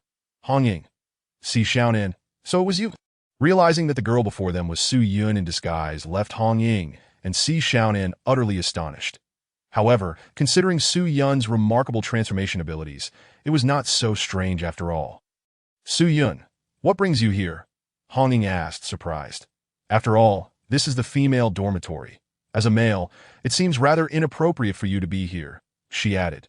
"Seventh brother informed me that the female dormitory is likely the location of the mythical creature's true form. Knowing this area might be the most perilous, I came to assist you," Su Yun replied, maintaining a serious facade that in truth, he was not here to help. He was here to seize opportunities. No, to claim laborers. Hong Ying glanced around, hands on her hips. There shouldn't be any issues here for the time being, right? As soon as she spoke, Lin Chia's voice echoed through the earpiece. "Sister Hong Ying, be cautious. I just saw a large group of girls heading towards your dormitory." Hong Ying frowned. "Are they the offspring of monsters?" "They're quite far away, so I can't discern if they're monsters or not." "Just be careful." That understood. That Su Yun is with us, so you be careful too," Hong Ying warned Lin Chia, exchanging a glance with Su Yun and Si Xiaonan. The three swiftly made their way towards the staircase. Before long, several girls appeared in the corridor. Hong Ying narrowed her eyes, pulling Si Xiaonan to a halt. Her expression filled with caution. Just as she was about to alert Su Yun, he dashed forward like a blade, unsheathed. "Su Yun, don't act rashly. We haven't confirmed whether they are fresh laborers." Su Yun's gaze sharpened. Under the divine might of the god of finality, he could clearly see that the approaching girls were all offspring of the non-serpent demon. Laborers right before him. "Hello, may I ask if you are?" Before the long-haired girl could inquire further, Su Yun stepped forward, channeling his strength into his right fist, striking the long-haired girl squarely in the face with unrestrained force. Bang! Like a watermelon bursting open. The long-haired girl failed to react in time and collapsed to the ground. Hong Ying? Si Xiaonan? The headless corpse lay on the ground, soon revealing the form of the Nantua serpent demon. Just as Hong Ying and Si Xiaonan began to comprehend the situation, little did they expect, bang, bang, bang, Su Yun, already having concluded his battle in the corridor, bore a visage smeared with blood. He clapped his hands and offered a smile to Hong Ying and Si Xiaonan. However, Su Yun now appeared as a delicate young girl, her face stained with the blood of the Nantua serpent demon, as she turned back to reveal a smile that sent chills down one's spine. Not to mention that just moments ago, Su Yun had single-handedly obliterated the Nantua serpent demon's offspring with sheer physical strength. Xiaonan, why do I feel like this has nothing to do with us? Hong Ying blinked her bewildered eyes and offered a wry smile at the equally dazed Si Xiaonan, a bit dashing. Coming back to her senses, Si Xiaonan applauded Su Yun. The next moment, numerous students appeared at the entrances on either side of the corridor, their icy gazes fixed on the three, plunging the scene into a brief silence to, "Oh wow, so much labor power. We're going to strike it rich," exclaimed the girl like Su Yun, raising her fist excitedly as she rushed towards the girl at the front holding a basin of water. Upon witnessing Su Yun's manic demeanor, Hong Ying and Si Xiaonan couldn't help but draw a sharp breath. Labor power? Striking it rich? The two exchanged glances, seemingly recalling the words Lin Chi had spoken at the agency 2 weeks prior. Su Yun's mind seems to have some issues. Only 14 left. And we've taken care of 4 in one go at this rate. It won't be long. Si Xiaonan's eyes glimmered with surprise that Su Yun was merely a temporary team member who had just stepped into the realm and trained at the agency for half a month. Yet he was this formidable. We can't let Su Yun take all the credit. Flames enveloped Hong Ying as she ignited a sea of fire centered around herself. Boom! Hong Ying emerged from the blaze. "Su Yun, leave some for me," she shouted irritably, her figure shooting forth like an arrow. Feeling the intense heat behind her, Su Yun's eyes widened, and he hastened his pace. "Don't steal from me." Oing! Not one to back down. Hong Ying narrowed her eyes slightly, her movements unwavering as she charged towards the monsters on the side of the corridor. In the next instant, a massive fireball erupted. Boom! The entire corridor was engulfed in a rose-colored flame, and the terrifying blaze triggered a violent explosion. The girls' dormitory was instantly obliterated. With a single shot, Hong Ying completely cleared the remaining Nantua serpent demon offspring, leaving only a stunned Su Yun standing amidst the fiery, ravaged corridor. How about that? Now you know my prowess, right? Hong Ying chuckled lightly, casually resting her spear on her shoulder. Su Yun stared blankly at the 7 Nantua serpent demon offspring that had been obliterated by Hong Ying. Feeling utterly numb, why labor power? Gazing at Hong Ying's smug expression, which practically screamed, "I'm amazing," Su Yun let out a bitter smile. This time, he had successfully killed 15 Nantua serpent demon offspring, all of which had been absorbed into the end of days upon their demise, transforming into laborers. What a pity. Had Hong Ying not intervened, he could have provided 22 fresh laborers for the end of days. Just then, hurried footsteps echoed in the corridor. What is going on? How are there still students inside? The dormitory matron appeared at the corridor's entrance, her eyes widening at the sight of the charred corridor and the 3 figures, exclaiming in shock. Sensing someone had arrived, Hong Ying breathed a sigh of relief and spoke. "We are students here to extinguish the fire. The flames have already been quelled. Which class are you from? How can you be so reckless?" Before the dormitory matron could finish, Su Yun, standing in front of Hong Ying and Si Xiaonan, suddenly moved as if he had spotted prey, stepping forward. "Hand it over." Chapter 26. Nantua Serpent Demon. This time, the Nantua Serpent Demon was fully prepared. The matron's head burst open, morphing into a grotesque, flesh-eating creature that roared loudly. But Su Yun didn't grant it the opportunity to attack. "What are you called?" Bang! Another straightforward punch rendered the headless corpse to the ground, tumbling down the stairs. "Whoa, Su Yun, you can distinguish monsters, can't you?" Hong Ying finally realized that Su Yun's fearlessness in launching an assault proved he had a method to identify the monsters truly deserving of being a divine agent. Isn't he impressive, your second brother? Hong Ying. Why does this person always mention second brother? Impressive, impressive. Si Xiao Nan beamed with admiration, smiling brightly. Just then, Lin Shiyi appeared around the corner of the corridor. Hong Ying and Xiao Nan, are you both all right? He glanced at the pile of headless corpses and charred remains, asking with concern, Qi. Hong Ying exclaimed in surprise that I heard you were in a tough battle. So I rushed over. Lin Shiyi holstered his pistol, initially thinking he could assist, but it seemed his help was unnecessary to at that moment. Lin Shiyi noticed the bloodied, adorable girl beside Hong Ying and Si Xiaonan. Who is this? To his astonishment, the girl raised an eyebrow at Lin Shiyi and called, second brother. Lin Shiyi. Hong Ying. Si Xiaonan. Second brother, it's you. I was wondering why I hadn't seen you all the way here. Lin Shiyi's mouth twitched slightly. He had a premonition that the girl was Su Yun. But he hadn't expected Su Yun to be quite this playful that you are truly something. Second brother, haha, Qi's expression is simply priceless. Hong Ying couldn't help but burst into laughter, her smile radiant, as I Xiaonan stifled a giggle, noting that Lin Shiyi's reaction mirrored theirs from earlier. Lin Shiyi laughed heartily, casting a glance at the blood-soaked Su Yun, quickly piecing together the events that had transpired. With Su Yun around, there truly seemed to be no issues at hand. While the three conversed, Su Yun busied himself cleaning the blood off his body, paying no heed to their dialogue, as his consciousness swiftly entered the end of days that on the desolate land. Dozens of figures appeared in the crumbling city, working diligently, not daring to slack off even for a moment. One, a serpent demon offspring at the fringe, perhaps exhausted, was preparing to take a secret rest.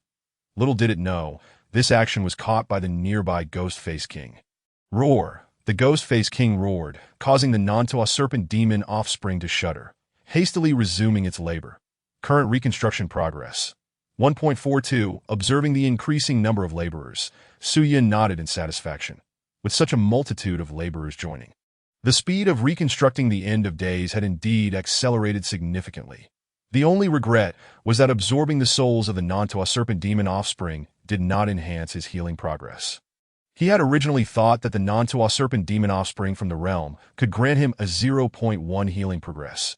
But it turned out otherwise. Upon reflection, if the Nantua serpent demon offspring could indeed enhance healing progress, the sheer number from the school alone would have sufficed to elevate him beyond 1.5. For Li Yifei. He would have to remain at Lin Shiyi's psychiatric hospital as his top aide. And even absorbing the Nantua serpent demon mother body from the pool realm would only increase healing progress by 0.2.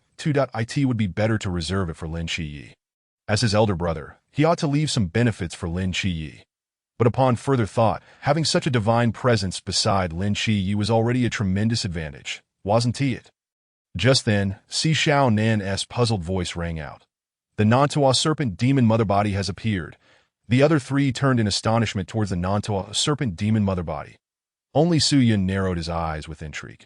This Nantua serpent demon appeared to be the mother body, but in reality, it was merely a decoy sent by the true mother body. Lin Shiyi and Hong Ying exchanged glances, immediately sprinting towards the balcony without a word. The Nantua serpent demon seemed to toy with everyone, dashing away with great speed, leaping from the balcony. But at that moment, screams erupted from a distant classroom. There was no need to guess that the Nantua serpent demon offspring had begun attacking students. Hong Ying leaped to the balcony's edge and called back to Lin Shiyi. You and Su Yun go protect the students. I'll chase after it. Lin Shiyi nodded, turning back to summon Su Yun to assist in safeguarding the students. Only to discover that Su Yun was nowhere to be found in the corridor. Xiaonan, where's the second brother? Lin Shiyi queried in confusion, scanning the surroundings, that Si Xiaonan pointed towards another window. When you two went after the monster, he jumped out from there. What? Su Yun hastened ahead of Lin Shiyi, reaching the teaching building in a single stride.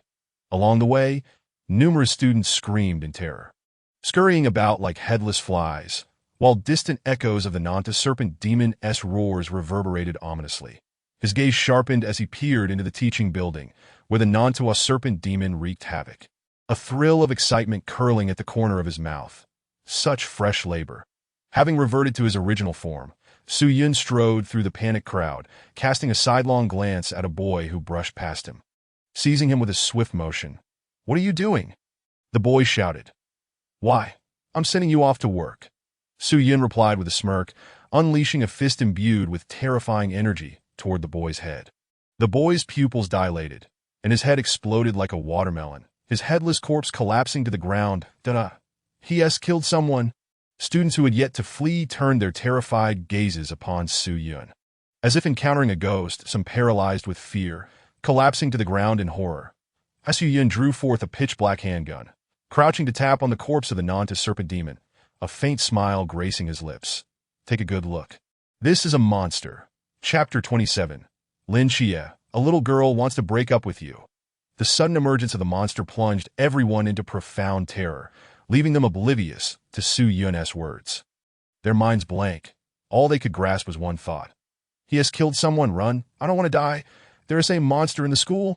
The scene devolved into chaos, students fleeing desperately. As the situation spiraled out of control, in the next moment, a sharp gunshot rang out nearby, and all eyes turned toward the source. Stunned, a black-haired youth stood with a gun, expressionless, raising his chin. Everyone, quiet down. Upon seeing the late-arriving Lin Xie, Su Yun's eyes brightened, and he shouted in his direction, Lin Xie, I'm leaving this to you. Lin Xie initially froze, preparing to call out to Su Yun, intending for them to act together, only to find that Su Yun had vanished in a flash. Inside the teaching building, on a certain floor, Lin Xie searched diligently, but found no signs of monsters. Instead, the ground was littered with headless corpses of the Nanta serpent demons. This can't all be the doing of second brother, right? Lin Xie's lips twitched slightly. Su Yun was utterly insane. Yet, recalling that Su Yun was the god of the end, and a patient with a healing progress still at 6.7, he seemed to come to terms with it. Well, let him be a bit mad. Just don't let the persona of the eldest brother come out. Lin Xie meticulously scoured each floor with dynamic vision, knowing that Su Yun's fighting style was exceedingly brutal, leaving inevitable oversights. Soon, he sensed the presence of survivors in a restroom on the other side. Su Yun forged ahead, cutting through obstacles, directly arriving at the sophomore teaching building, which was a hotspot for the Nanta serpent demon's offspring, essentially a wholesale supplier of fresh blood for the god of the end. Unimpeded, Su Yun collected over 100 offspring of the Nanta serpent demon, swiftly ascending to the third floor. That, if memory served him right, the third floor of the sophomore teaching building was where the academic prodigy and Qingyu resided. A fervent scholar who often sought to turn people and mysterious dissection research into specimens. Before long, Su Yun found a classroom with its door barricaded by desks and chairs, easily surmising that it housed someone. Through the divine probing of the god of the end, he effortlessly beheld the scene within. Several survivors, Li Yifei and Qingyu It, seemed that influenced by him, the event had triggered a butterfly effect in the original storyline. This classroom had been breached by the offspring of the Nanta serpent demon, only for Lin Xie to arrive in the nick of time. However, now, all the Nanta serpent demons on the first, second, and third floors had been eradicated by Su Yun alone, and the classroom that had been breached appeared intact before his eyes. Just then, a boy wielding a straight blade rushed down the hallway. Second brother, you're way too fast. Finally caught up. Lin Xie wore a bitter expression, feeling utterly perplexed. The sophomore teaching building, which should have been a monster-infested zone, was now filled with nothing but headless corpses by the time he arrived. What was left for him to do? Couldn't he have a little sense of participation? Saving people is the priority, Su Yun replied with a faint smile. Lin Xie, saving people? All I see is you having a grand time killing monsters. He internally complained. That moment, a voice filled with excitement emanated from the classroom. Xie, is that you? Xie. Upon hearing Li Yifei's voice, Lin Xie finally noticed the group hiding within the classroom. Under Li Yifei's encouragement, the students inside moved the chairs blocking the door aside. Xie, you've finally arrived.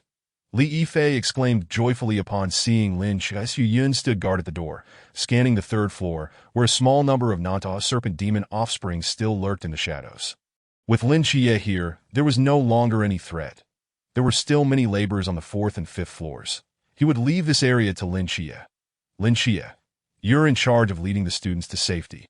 I'll go clear the fourth floor. With that, Su Yun's figure vanished outside the classroom. Lin Xie watched Su Yun's retreating silhouette, his lips twitching slightly. He felt as if all the limelight had been stolen from him. Classmates, are you here to save us? Someone in the crowd excitedly asked Lin Xie, recalling Su Yun's earlier words. I suppose so.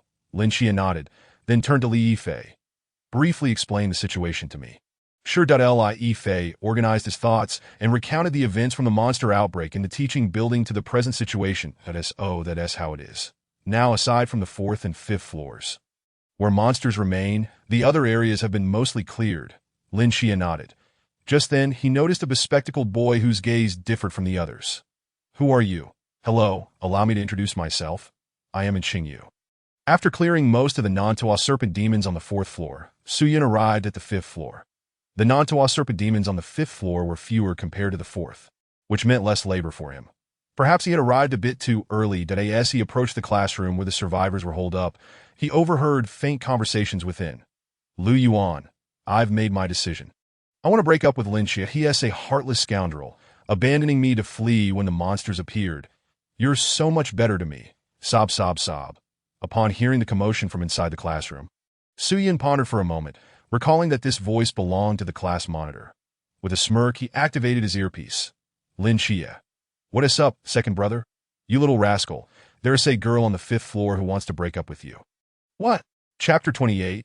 A bountiful harvest. Upon receiving Su Yun's news, Lin Xie, who was preparing to lead everyone to evacuate, halted in his tracks that he had initially planned to leave the survivors on the 5th floor for Su Yun to handle. However, he had forgotten about Lu Yuan's situation. He had helped Lu Yuan out of goodwill during their escape from the ghost-faced man. But from Su Yun's words, it was clear Lu Yuan was still holding on, choosing to court disaster. Lin Xie hadn't forgotten how Lu Yuan had pushed him out of the way back when they were fleeing. What is the matter? And Xingyu noticed Lin Xie's demeanor and inquired. Lin Xie explained, the 5th floor still needs manpower. I have to head up to assist. Xie, I can help. Li Yifei quickly chimed in. It's fine. I can manage alone. You taken Xingyu and the others to a safe spot and prepare for evacuation. Are you sure it's all right? Li Yifei still wanted to lend a hand. Don't worry, it'll be fine. Just then, a solitary Nantua serpent demon offspring appeared in the hallway, letting out a roar as it charged toward the group. Lin Xie reacted swiftly, drawing his handgun and firing at the Nantua serpent demon offspring. The bullet sliced through the air, striking the Nantua serpent demon on the column beside him. Lin Xie? Bang, bang, bang, 3 more shots rang out. Yet not a single bullet hit the Nantua serpent demon offspring, all perfectly evaded. Lin Xie's lips twitched slightly. He had done well at the shooting range earlier. How could he miss at such close range now? And Xingyu, Li Yifei. As the Nantua serpent demon closed in rapidly, Lin Xie prepared to draw his straight blade for an attack, but Xingyu's hand reached out, steadying his gun-holding hand. Relax, take a deep breath, and aim, and Xingyu softly instructed. The next moment, bang. The bullet struck the head of the Nantua serpent demon with pinpoint accuracy, exploding upon impact and causing it to collapse lifelessly to the ground. You actually know how to use a gun, Lin Xie exclaimed in astonishment upon witnessing Xingyu's adept shooting skills. After all, Xingyu was merely a high school student, yet her proficiency with firearms surpassed his own. Despite his having practiced for half a month, Xingyu, brimming with excitement, licked her lips and fixed her gaze intently on the corpse of the Nantua serpent demon, replying, I learned it from the television before, but I haven't had the chance to practice it in real life. However, using a gun seems quite straightforward. Lin Xie paused, taken aback. I almost forgot that you're a prodigy. How about you lend me your gun for a bit? And Xingyu ventured tentatively. Lin Xie pondered for a moment before handing over the handgun. After all, it would serve little purpose in his hands, so he might as well let Xingyu make use of it first. After observing Lin Xie's impressive gunplay, Li Yifei scratched his cheek and could not help but say, Xie, perhaps I should accompany you, that I'm not entirely comfortable with you going alone. Lin Xie's lips twitched slightly, as the earlier scene had indeed been somewhat embarrassing, and he reluctantly acquiesced that on the 5th floor, Su Yun emerged from the pile of monsters, unarmed, which instantly drew the astonishment of the surviving students. After clearing the creatures from the 5th floor, the once terrified students began to relax a little. As Su Yun approached the group of survivors, he quickly noticed Lu Yuan and Han Ro whispering in a corner, seemingly discussing the possibility of hidden monsters among the survivors and contemplating leaving the group. As expected, Han Ro, who was attempting to take Lu Yuan away, was actually the offspring of the Nantua serpent demon. Su Yun paid them no mind. During this battle, his domain had already accommodated 117 offspring of the Nantua serpent demon. The entire domain was flourishing like never before, with the reconstruction progress visibly accelerating. It wouldn't be long before the domain could officially enter development, welcoming participants like the 12 Zodiac and Divine Beasts. This venture could certainly be deemed a bountiful harvest. Are you here to rescue us? One of the Boulder students stepped forward to inquire of Su Yun. That Su Yun nodded. Yes, the monsters in the teaching building have been mostly dealt with. The auditorium is relatively safe. I will guide you out. However, Li Yifei interjected, but Lu Yuan said there are monsters among us. We cannot just leave like this. You need not worry. If there are monsters, I can handle them and ensure your safety, Su Yun replied with a calm smile. His gaze swiftly landing on Han Ruo in the corner. And no sooner had he spoken than Lu Yuan in the crowd expressed his displeasure, glaring at Su Yun as if he were an enemy. Safety? What guarantees do you offer? How can we be sure that none among us has been transformed into a monster? Who can assure us that you, emerging from the midst of monsters, aren't one masquerading as a human? Lu Yuan, what nonsense are you spouting? A man, who had initially planned to evacuate safely with Su Yun, shouted at Lu Yuan in exasperation. After all, he had fought his way out of the monster's clutches. If he were truly a monster, why would he battle against them? Others had exerted tremendous effort to carve a safe passage for them, and now Lu Yuan was absurdly accusing Su Yun of being a monster. I don't care. Who knows if any of you are monsters? This place is absolutely unsafe, and I refuse to stay here any longer. Lu Yuan disregarded everything and dragged Han Ruo out of the classroom. Before long, Lin Xie and the others arrived at the classroom. Second brother, what about that girl who wanted to break up with me? Lin Xie surveyed the classroom, noticing the absence of Lu Yuan and Han Ruo. And asked in confusion, Su Yun smiled faintly. That fellow named Lu Yuan insisted there were monsters among us, deeming it unsafe, and then he eloped with that little girl. What? Lin Xie chuckled, for through the eye of the seraph, he could clearly discern that there were no monsters among the students present. Only Han Ruo, who had been taken away, was the true monster he had initially thought to teach Lu Yuan a lesson. But it seemed he had unwittingly brought this upon himself. This was your own choice. I made no effort to stop you. With a cold smile, Lin Xie relished the moment, though he felt a tinge of regret for not witnessing Lu Yuan's abduction of Han Ruo firsthand. Chapter 29. Do you wish to become the proxy of the God of the End? Wow. Chia, did Lu Yuan really just take Han Ruo away? Li Yifei approached, suppressing laughter as he patted Lin Xie on the shoulder. Indeed. Lin Xie stepped closer to Su Yun, asking, Second brother, these should be all the survivors in the vicinity, right? Should be, Su Yun replied, casting a cursory glance around that he hadn't paid much attention to the survivors upon his arrival, as he was primarily focused on the laborers dealing with the Nantua serpent demons. Subsequently, under the arrangement of Su Yun and Lin Xie, Li Yifei instructed the Axe team to lead the students toward the auditorium. Lin Xie and Qingyu then moved to the side of the railing to discuss matters concerning the Nantua serpent demon's main body.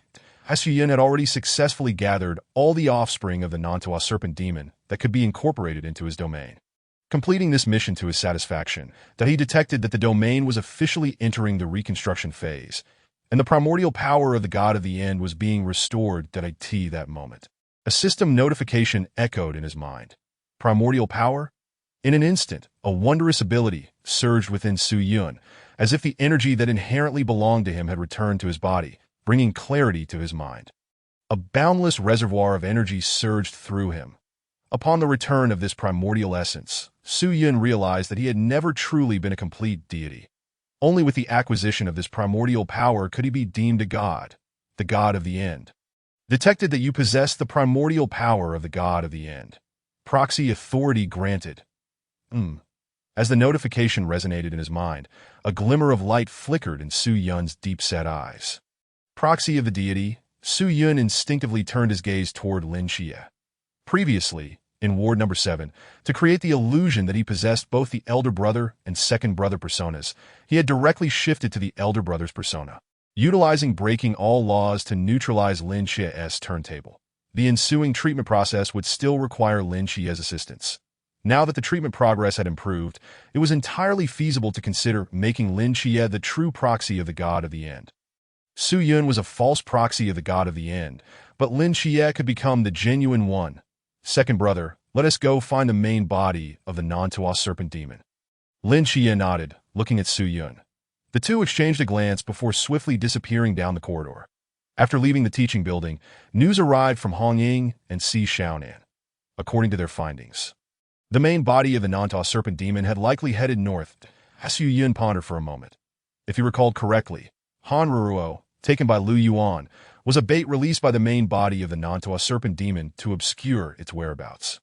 All right, my brother and I will head to the art building to investigate. Lin Xie redirected his path, walking alongside Su Yun toward the art building. Upon reaching the art building, the two began their swift search within. Su Yun glanced at Lin Xie, who was especially earnest in his efforts, and smiled. Xie, what do you think of our elder brother? Lin Xie was momentarily taken aback. Why was Su Yun suddenly asking this? Concerned that the elder brother persona might emerge, he could only respond, Elder brother is quite good. He often looks out for us. Though he appears fierce on the surface, he has a soft heart. Is that the truth? Su Yun raised an eyebrow at Lin Xie. Lin Xie's lips twitched slightly, and he cleared his throat. Of course it's true. Regardless of circumstances, you and elder brother are my family. I can't very well lie about that, can I? That said, Lin Xie had been managing the Divine Psychiatric Hospital for some time now. He had even come to regard Nix almost as a maternal figure. Not to mention, he had Su Yun, who accompanied him day and night, and the elder brother who remained silently hidden in Ward Number 7 that Lin Xie had long considered the individuals in the psychiatric hospital, aside from Ani, Yang Jin, and Xiaohei Lai, to be among his closest Is that so? Su Yun smirked, gazing into Lin Xie's eyes as he spoke slowly. Elder brother has a message for you. Upon hearing that the elder brother persona had something to convey, Lin Xie couldn't help but feel a twinge of anxiety. Communicating with the elder brother persona was notoriously challenging. He swallowed hard and looked to Su Yun. Su Yun smiled faintly. Don't be so tense. Elder brother wants to know if you would like to become his proxy. Proxy. Lin Xie could hardly believe his ears, his eyes widening in disbelief. Yes, the proxy of the god of the end. Much like myself, your second brother. Wait, second brother, I'm a bit confused. You mean to say that you are the proxy of the elder brother, and that elder brother is the genuine god of the end? Lin Xie was taken aback, as this seemed quite different from what he had imagined. Indeed, without a doubt, Su Yun nodded with a smile. Observing that Su Yun was not jesting, Lin Xie's mind raced. The god of annihilation was still an enigma to him at this stage, with little knowledge to draw upon. However, based solely on the strength Su Yun exhibited, it was evident that the god of annihilation was among the most formidable of deities. The Annihilation Divine Ruins could even seal off forbidden realms of the same tier. As 1's level increased, it was conceivable that even divine realms could be sealed. For Lin Xie at present, this was undoubtedly a tantalizing proposition. Not to mention the regret he felt from not having drawn the powers of the god of annihilation due to his elder brother's temperament in Ward No. 7. In his recollection, most abilities possessed by the god of annihilation would allow him to excel among peers of the same rank. What do you think? Would you like some more time to deliberate? Su Yun continued to gaze at Lin Xie, a smile gracing his features. After pondering for a moment, Lin Xie's expression grew resolute. He looked up at Su Yun and nodded. Second brother, I am willing. Chapter 30. Echoes of Soul Migration. The Emergence of the Elder Brother's Persona. Upon seeing Lin Xie's earnest demeanor, Su Yun revealed a proud smile and laughed heartily as he patted Lin Xie on the shoulder. Younger brother Xie, I knew you wouldn't abandon me, and elder brother, ITS settled then. From this day forth, you shall be the true divine agent of elder brother. Haha, is that so?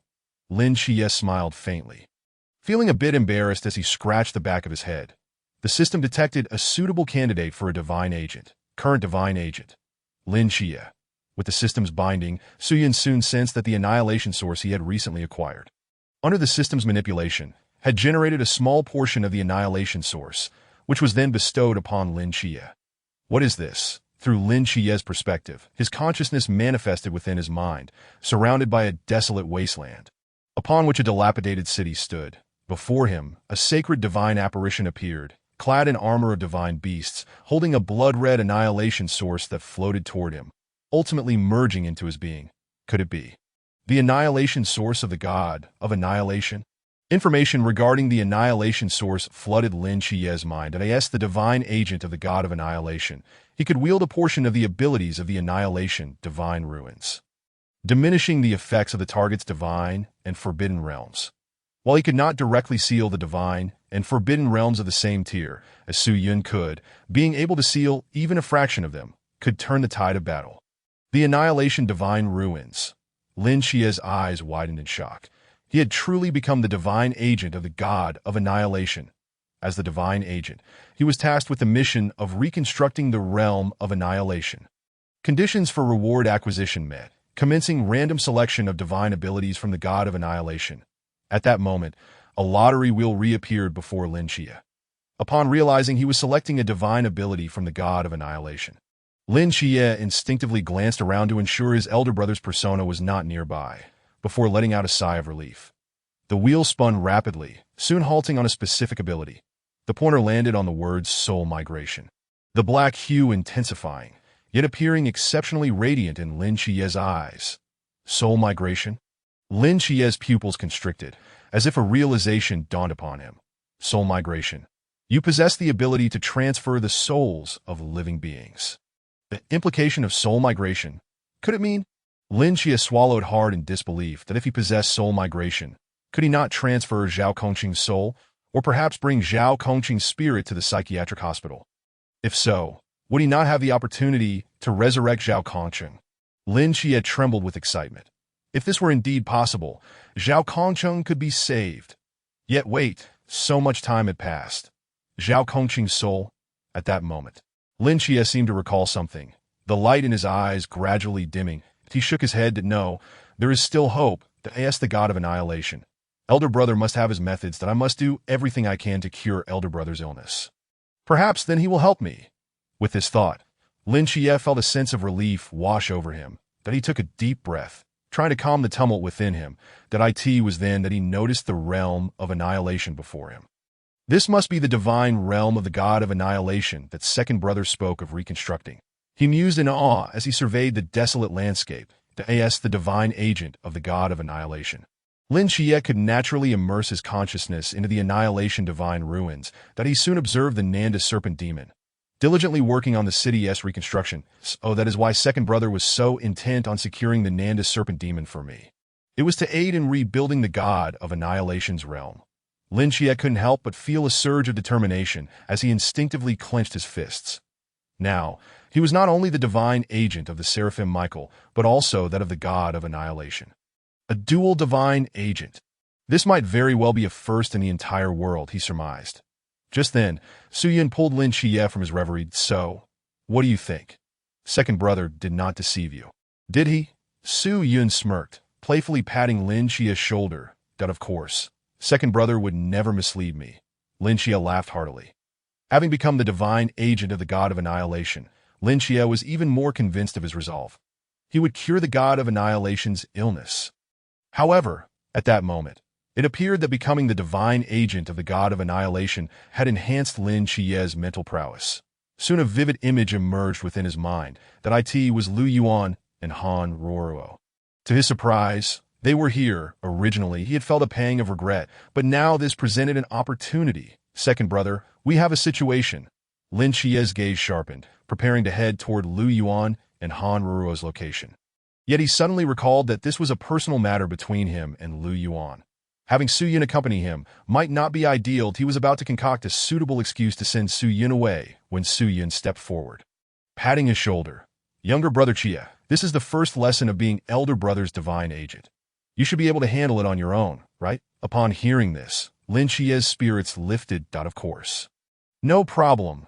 Second brother, you can trust me with this. Go on. If anything arises, just call for me. That I will remain here, checking if there are any remaining Nanda serpent demons to deal with. Su Yun instructed before turning to leave.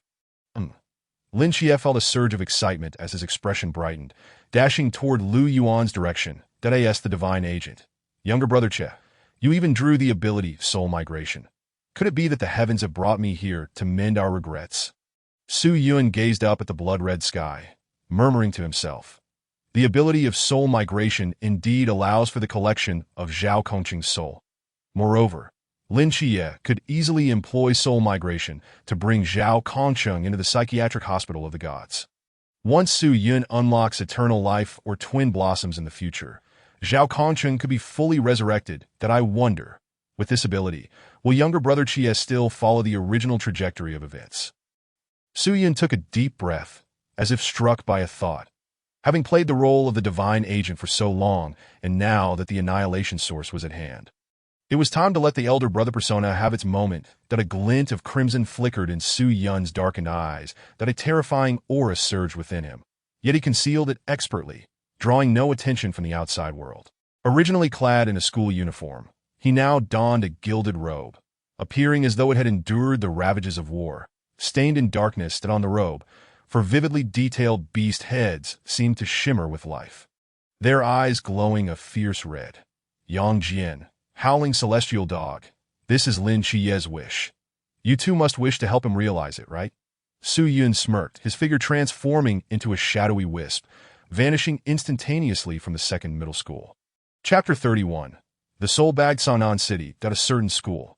Students, today we shall discuss the topic of quadratic functions. The female teacher at the podium was diligently explaining a math problem. Below, a young boy was fixated on the podium, listening intently. At that moment, a crumpled paper ball was tossed from the right side of the boy, and he glanced curiously at the boy next to him. Yang Jin, open it and see. The boy raised an eyebrow, gesturing for the young boy to unfold the paper. Yang Jin picked up the paper ball thrown by the boy, opened it, and saw 5 large words scrawled. Look behind the class monitor. Seeing this, Yang Jin casually glanced at the back of a girl in the front row, unaware that a prankster had affixed a large pig's head sticker to her back. Yang Jin shook his head, letting out a helpless sigh. Just then, he seemed to sense something, and a divine light flickered briefly in his eyes. Bang! Yang Jin suddenly stood up, raising his hand to signal the teacher. Teacher, I'm sorry, but I have an urgent matter at home and need to leave. Hey, Yang Jin, what is happening? Disregarding the teacher's inquiries, Yang Jin abruptly rose and fled the classroom, hastening towards the direction of the old town, the old town, within the confines of a modest, dilapidated dwelling. His aunt had already departed early in the morning for work at the factory, while Yang Jin remained at school, leaving only the little black dog, Xiaohong, in the cozy room on the balcony. Xiaohong was panting, incessantly glancing towards the direction of the second high school. Woof! Xiaohong, ever vigilant, attempted to bark several times at the faintly glowing red light emanating from the second high school. Soon, a shadow, seemingly chaotic, swiftly approached from the horizon. Sensing the presence of an uninvited guest, Xiaohong emitted a series of low growls, warning this unexpected visitor. The shadow landed on the balcony, its pitch-black eyes fixating on Xiaohong, slowly curling into a smirk. Greetings, Zhao Xianquan. I have come to seek your master to discuss a matter. Xiaohong, perceiving the ominous intent of the newcomer, flashed a glimmer of divine light in its eyes and retorted, Who dares to step into the territory of Daxia? What god are you? Su Yun chuckled softly, leisurely taking a seat in the living room, that he regarded the tense Xiaohong, revealing himself as the god of the end, a new deity born from chaos, responsible for establishing rules and orchestrating games among mortals. That a new god. Xiaohong scrutinized Su Yun warily. Indeed, it had never heard of the god of the end, but the divine aura surrounding Su Yun was undeniably formidable, rivaling that of a supreme deity. What brings you to Daxia, and what are your intentions? Xiaohong attempted to buy time, awaiting Yang Jin's return, that we are all family here. There is no need for such tension. Su Yun glanced around the living room, where photos of his aunt, Lin Xie, and Yang Jin adorned the walls. Xiaohong failed to grasp Su Yun's meaning, remaining on guard, ready to strike should Su Yun pose any threat to Sanan City. Yet, in its current state, it felt it might not be a match for this being. Xiaotian. At that moment, Yang Jin burst through the door, and upon noticing Su Yun seated in the living room, narrowed his eyes. Dadayan, outer god. No, I have never encountered your likeness among outer gods. What deity are you? I am the god of the End, and no need for pleasantries, Yang Jin. I have come to borrow an item from you today. Su Yun met Yang Jin's gaze and smiled faintly. What do you wish to borrow? Yang Jin's wariness heightened. As the reincarnation deity of Yang Jin, he possessed a century's worth of reincarnation power. Engaging in battle with this god was not a prudent choice, that if a peaceful resolution was possible, he would certainly prefer that option. The soul Bag'd Su Yun's expression remained unchanged, that if I recall correctly. Half a month ago, you used the soul bag to contain a human soul, and I require it. Upon hearing that Su Yun intended to take Zhao Kongqing's soul, Yang Jin's brow furrowed. What do you need a human soul for? This is a soul cherished by my brother. He would never relinquish it to an unfamiliar deity. Su Yun shrugged nonchalantly that I have already stated, we are all family, no need for such tension. Yang Jin. You are well aware of Lin Xie's situation, that I will be direct. He has just become my agent and has gained a newfound ability from me, the ability to transfer souls that he has become my agent. And I will help him fulfill a wish. Surely, that is not too much to ask. Yang Jin regarded Su Yun with skepticism, casting a glance at Xiao Hong beside him. Xiao Hong seemed to sense Lin Xie's essence emanating from Su Yun and nodded in affirmation. Is it true that my brother has become your agent? Yang Jin's vigilance began to wane, and still incredulous, he inquired again that Su Yun chuckled lightly. You two share a similar level of suspicion. Rest assured. I still require Lin Xie's assistance and would never harm him. That's so.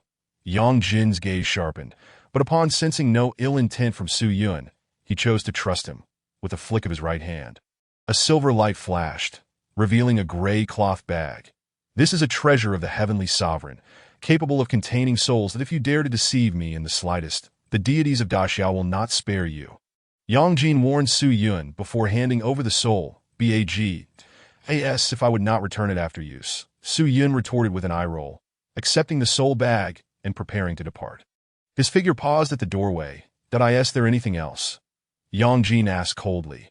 Without turning back, Su Yun waved his hand. Should you encounter any trouble in the future, feel free to seek me out. Consider it a token of gratitude for the soul bag. With those words, his form transformed into a cloud of black mist, swiftly vanishing towards the horizon. Yang Jin and Xiao Hong stood on the balcony, their gazes fixed intently on the direction Su Yun had departed. The god of the end. Which deity is this? Never mind. Given his assistance to my brother, I shall overlook it. Woof. Oh no, I ran back without even obtaining a leave note. The security guard could not stop me. Woof. Understood. I will return immediately. Xiao Hong, you stay here and guard the home. At Songnan Second High School, Su Yun, having just arrived and reverted to his youthful appearance clad in a blue and white school uniform, heard Hong Ying's voice through his earpiece. Su Yun, can you hear me? The Nanduo Snake Demon's main body has been dealt with. Prepare to regroup.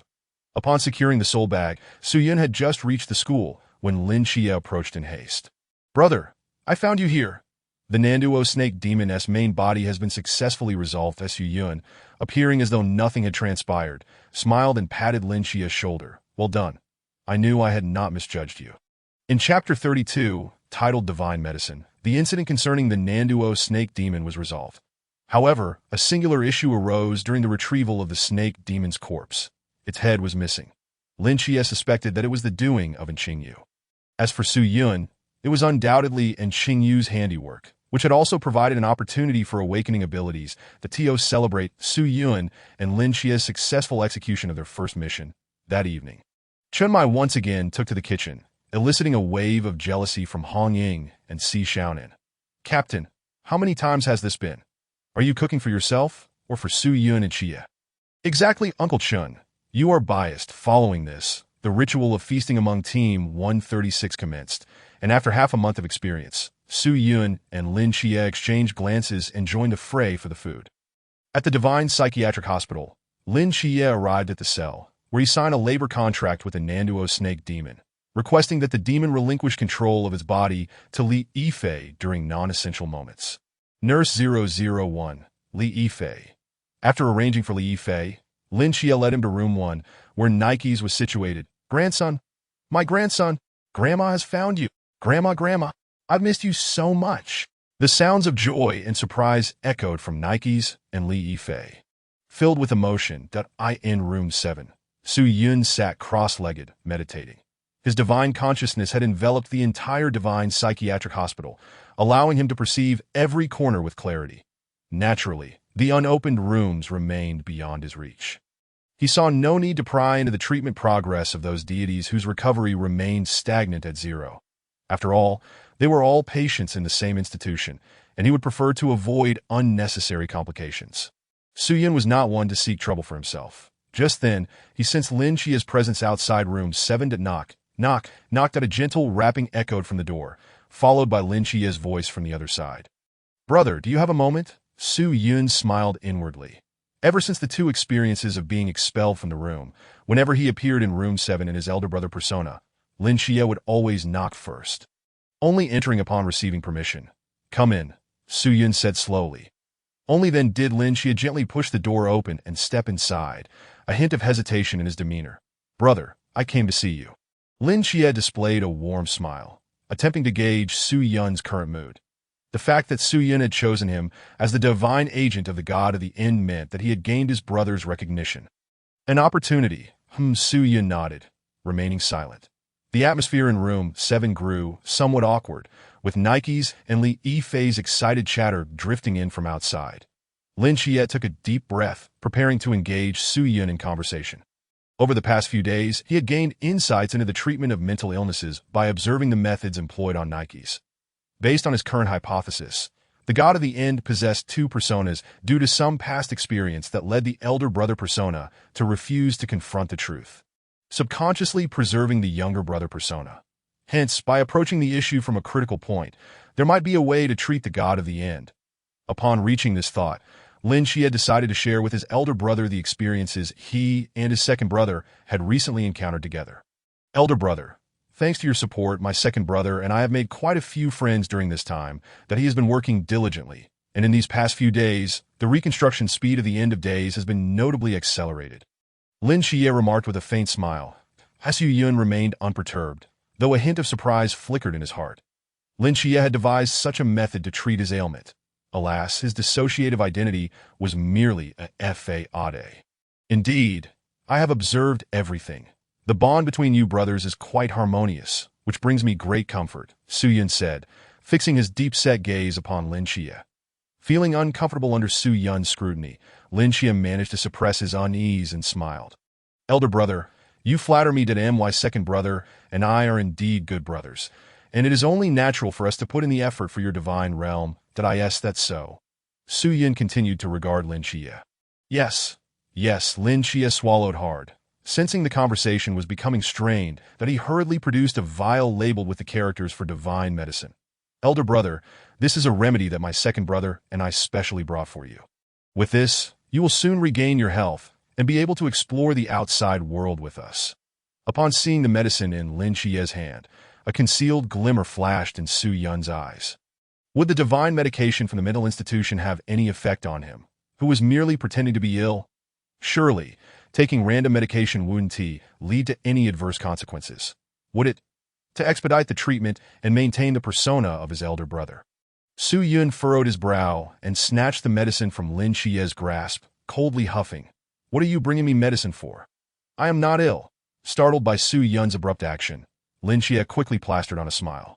"Aha, elder brother, you are certainly not ILL-ITS, just that staying in this room for too long isn't good, and this medicine will help revitalize your body."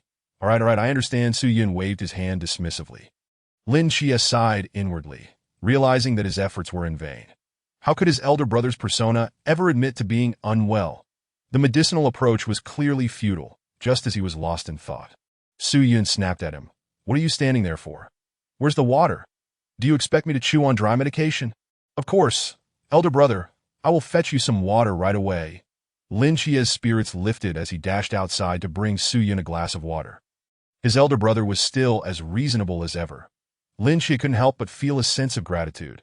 After Su Yun took the divine medication, both he and Lin Xie awaited the progress of the treatment with anticipation. Indeed, under their hopeful gazes, Su Yun's treatment progress successfully increased from 6.7 to 8.3, but though the rise was modest, it was undeniably a genuine improvement. Effective. Both Su Yun and Lin Xie felt a surge of joy within. Lin Xie mused, his elder brother's persona was truly difficult to please. Unlike Nix, who was already 23, that yet here was his elder brother's persona still at 8.3.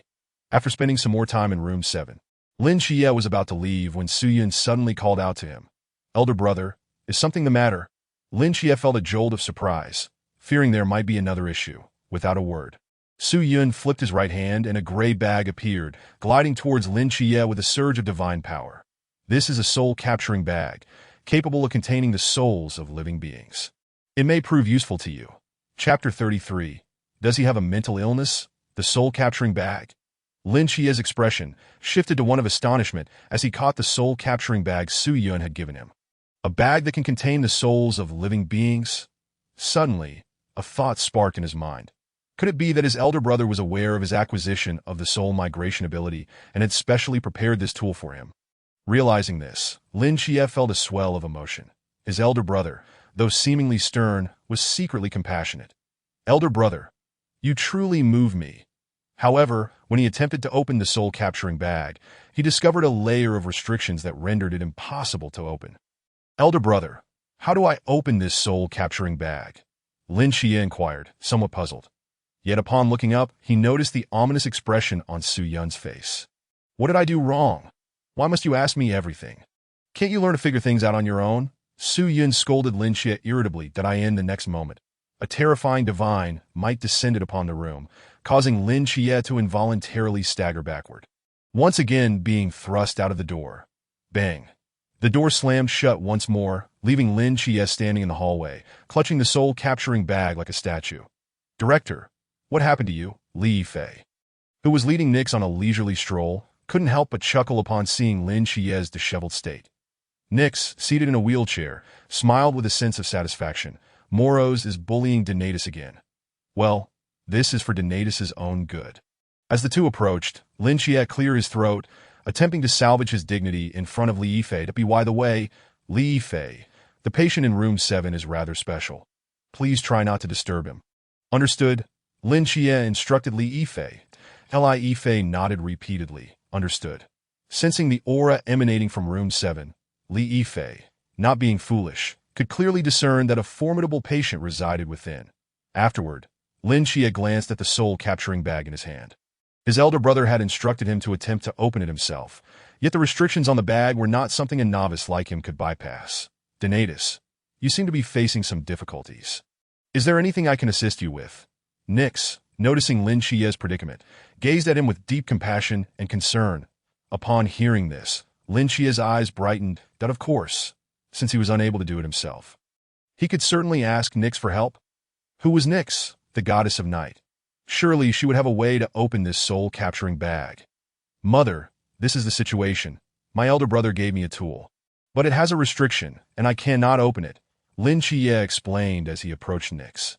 Nix lifted her beautiful eyes and took the soul-capturing bag from Lin Xie's hands. With a delicate touch, she lightly tapped the seal of the bag, and a starry light flickered. The soul-capturing bag opened. All right, Donatus, Nix smiled with satisfaction, returning the bag to Lin Xie. Thank you, Mother, Lin Xie exclaimed joyfully, expressing his gratitude. Li Yifei, observing the scene with great curiosity, asked, Director, what is this bag for that even Nix needs to open it? It's used to contain. Just as he was speaking, Lin Xie opened the soul-capturing bag. But when he beheld the soul contained within, his pupils constricted in shock. His entire being trembled with excitement as he carefully cradled the bag, unsure whether to cry or laugh that he had not been mistaken.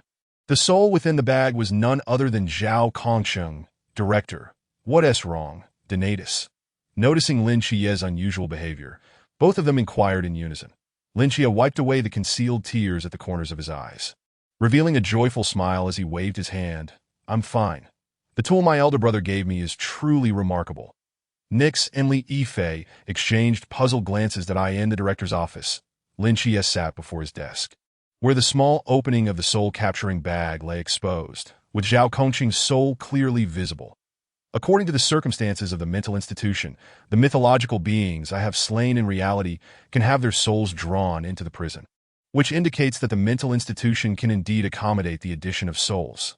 Lin Xie murmured, his eyes brimming with uncontainable excitement, that he felt deeply moved, realizing that his elder brother, who often remained silent and would abruptly expel him, had already perceived his innermost thoughts, that he had even preserved Zhao Kongqing's soul.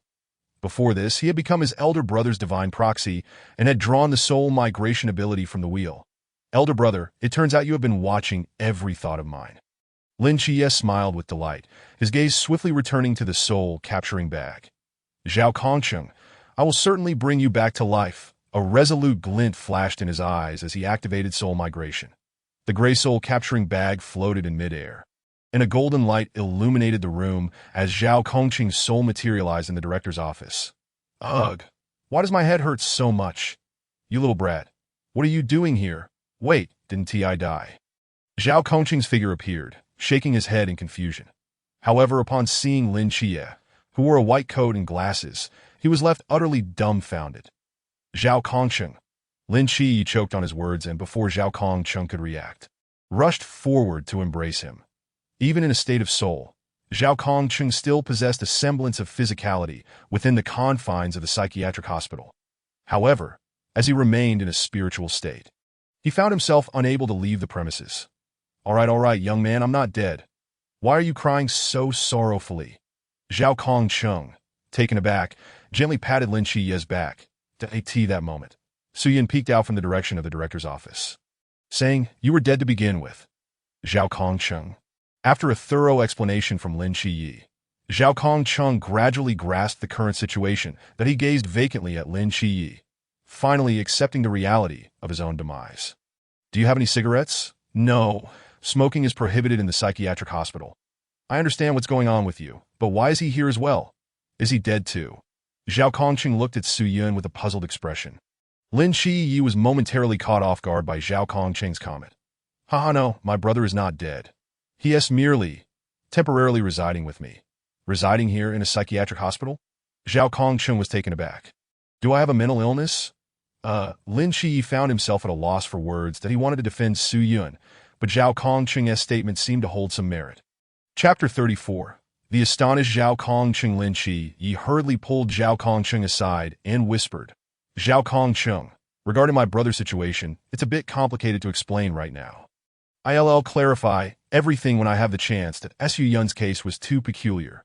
Based on his conjecture, his brother's personality was a split from the God of Endings.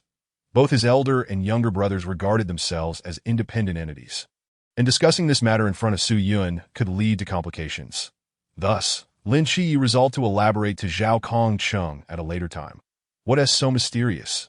Zhao Kongqing cast a puzzled glance at Su Yan, but chose to drop the subject. However, Su Yan, upon hearing Zhao Kongqing, grew intrigued.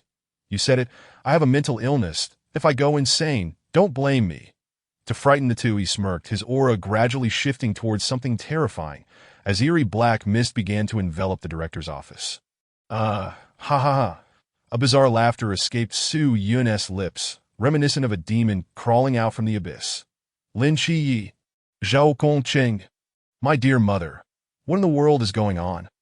Zhao Kongqing's eyes widened in disbelief as he stared at Su Yan, who was on the verge of transforming into the God of Endings that an overwhelming divine pressure manifested. Zhao Kongqing. Don T, just stand there. The elder brother is coming. Run. Lin Xie was on the verge of tears. Zhao Kongqing had summoned the elder brother with a single sentence, without a moment's hesitation. Lin Xie seized Zhao Kongqing and vanished from the spot, the psychiatric hospital. He was indeed an invincible presence, though still susceptible to the elder brother's divine pressure. He himself was largely unharmed. Zhao Kongqing, however, was different. As a human soul, he could not withstand the divine pressure of the God of Endings. Only Su Yan remained in the director's office, watching the direction in which the two had disappeared. A faint smile gracing his face. They run rather swiftly. Good grief. What was that just now? That was definitely the aura of a god, right? In the safety of the corridor, Zhao Kongqing's eyes widened, his face a mixture of shock and horror. Just moments ago, he had a premonition that if he had lingered even a second longer, he would have collapsed in the director's office, unconscious. Lin Xie sighed wryly. To be honest, my brother, or rather the elder and younger brothers, the one you just saw, he is the God of Endings suffering from severe mental illness and split personality. The God of Endings? Split personality? Zhao Kongqing was utterly bewildered. He understood both terms individually, yet together they made no sense to him. Setting aside what the God of Endings was, how could a divine being have a mental illness? If he hadn't witnessed it with his own eyes, he would never have believed that the seemingly carefree young man was, in fact, a deity, as Lin Xie had surmised. Zhao Kongqing was unfamiliar with the God of Endings, his expression one of confusion. Yes, the God of Endings. The captain mentioned that the God of Endings does not exist within the current mythological framework. He belongs to a new pantheon that has yet to be observed. Lin Xie patiently explained to Zhao Kongqing that a new god with a split personality. Wait, the captain. Zhao Kongqing finally reacted, astonished and elated. You really joined the Night Watchers? Lin Shiyi chuckled, recalling the scene from that day. Feeling a bit embarrassed. I assented in gratitude for General Zhao protecting my little home. I'm merely repaying a favor. What General Zhao? Don't be so formal with me. It feels too distant. Go away. Zhao Kongqing playfully swatted Lin Shiyi's head, yet his smile was radiant. Although in a spiritual state, he vividly remembered the events that had transpired, how he and Lin Shiyi had fought side by side. And through the guidance of the ghostly deity, awakened the forbidden abyss' moon of annihilation, successfully slaying the ghost-faced king. Haha, just kidding. You little rascal. Even at a time like this, you're still joking with me. Lin Shiyi spent the entire night conversing with him, and he gradually learned about the occurrences in Songnan City over the past 20 days. Under Lin Shiyi's arrangements, he smoothly settled into a relatively comfortable room within the psychiatric hospital. However, at first, Zhao Kongqing felt somewhat out of place in the psychiatric hospital. Firstly, he had no acquaintances, and secondly, he couldn't smoke. What left him utterly flabbergasted was the situation regarding the gods in the psychiatric hospital. In room 1 resided the goddess of night. Next out in room 7 was the god of endings, Su Yun. The identities of the other 5 rooms remained unknown, but Lin Shiyi informed him that they were all deities suffering from mental illness. Though he could not ascertain which one specifically points 7 deities, the more Zhao Kongqing pondered, the more astounded he became. Just who was Lin Shiyi? How could he have a psychiatric hospital housing deities?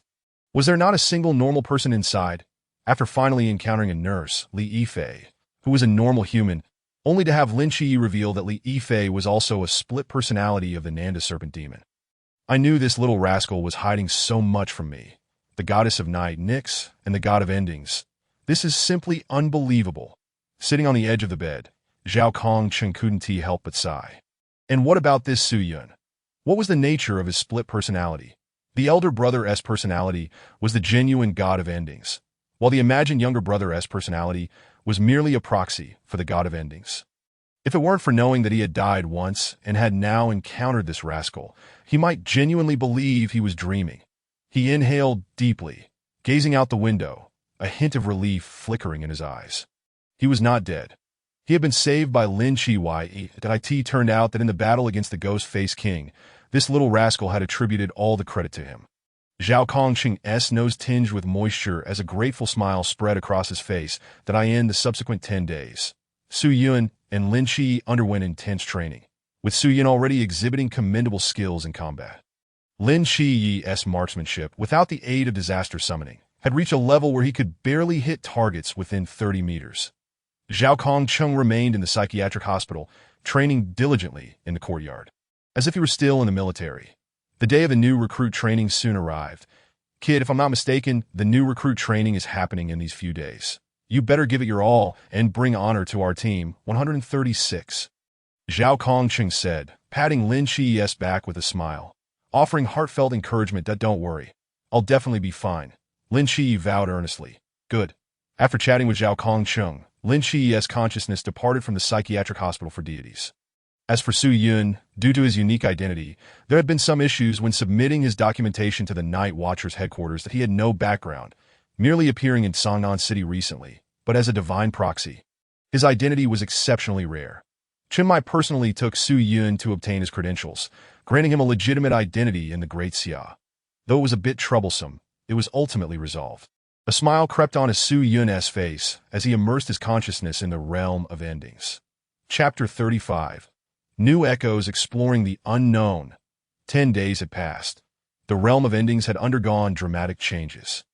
Once vast stretches of barren land had been transformed into towering, albeit somewhat eerie, old buildings, thanks to the diligent efforts of the Ghost-Faced King and the Nanda Serpent Demon's offspring. The reconstruction of the realm of endings was progressing rapidly. Current reconstruction progress. 27.36 Detection of reconstruction progress in the realm of endings has reached a certain standard. Treatment progress 3. Current treatment progress 11.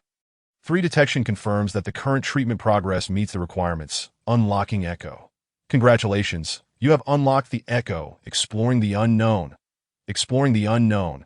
Retrieve the items you believe to exist. It turned out to be exploring the unknown. As Su Yun's eyes sparkled with insight, He realized that the Tao Nong Echo was indeed quite useful in the realm of 10 Days of Doom. It belonged to Officer Li Shangwu.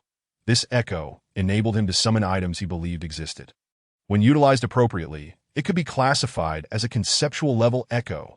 With the new recruit training looming near, the emergence of the Tao Nong Echo provided Su Yun with a fresh perspective that if memory served him correctly.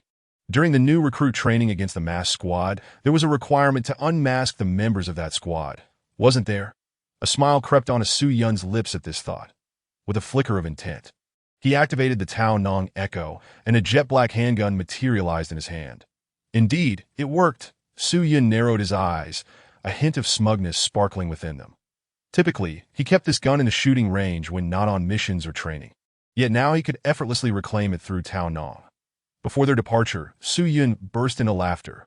"Haha, Chi-Yi, what on earth are you doing?"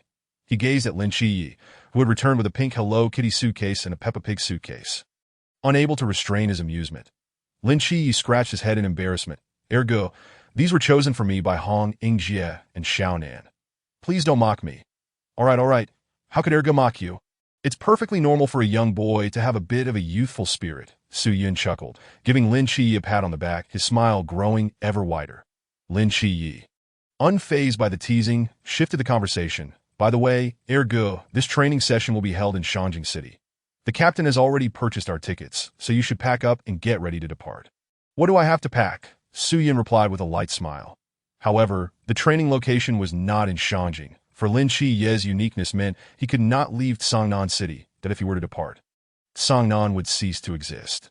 Thus, the Night Watcher headquarters would soon change the new recruit training location to Songnan. "All right, then go tell the captain.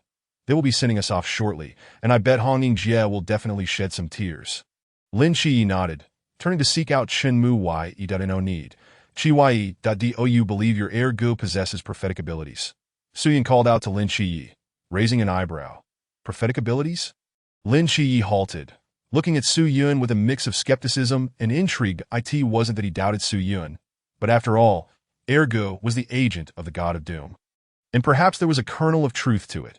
Indeed, the training location will be shifted at Songnan, and we need not go to Shangjing, Su Yun said, hands tucked into his pockets, leaning against the wall with an air of calm assurance. Lin Chi-Yi paused. "No way, Ergo. The Night Watcher headquarters has already issued a notice stating that the training will be in Shangjing. How could it change so suddenly? Care to wager?" Su Yun replied with a mischievous grin. Lin Chi-Yi felt an inexplicable unease wash over him, a chill running down his spine at Su Yun's confident demeanor. He waved his hands. All right, I believe you, Ergo. But what about the captain?"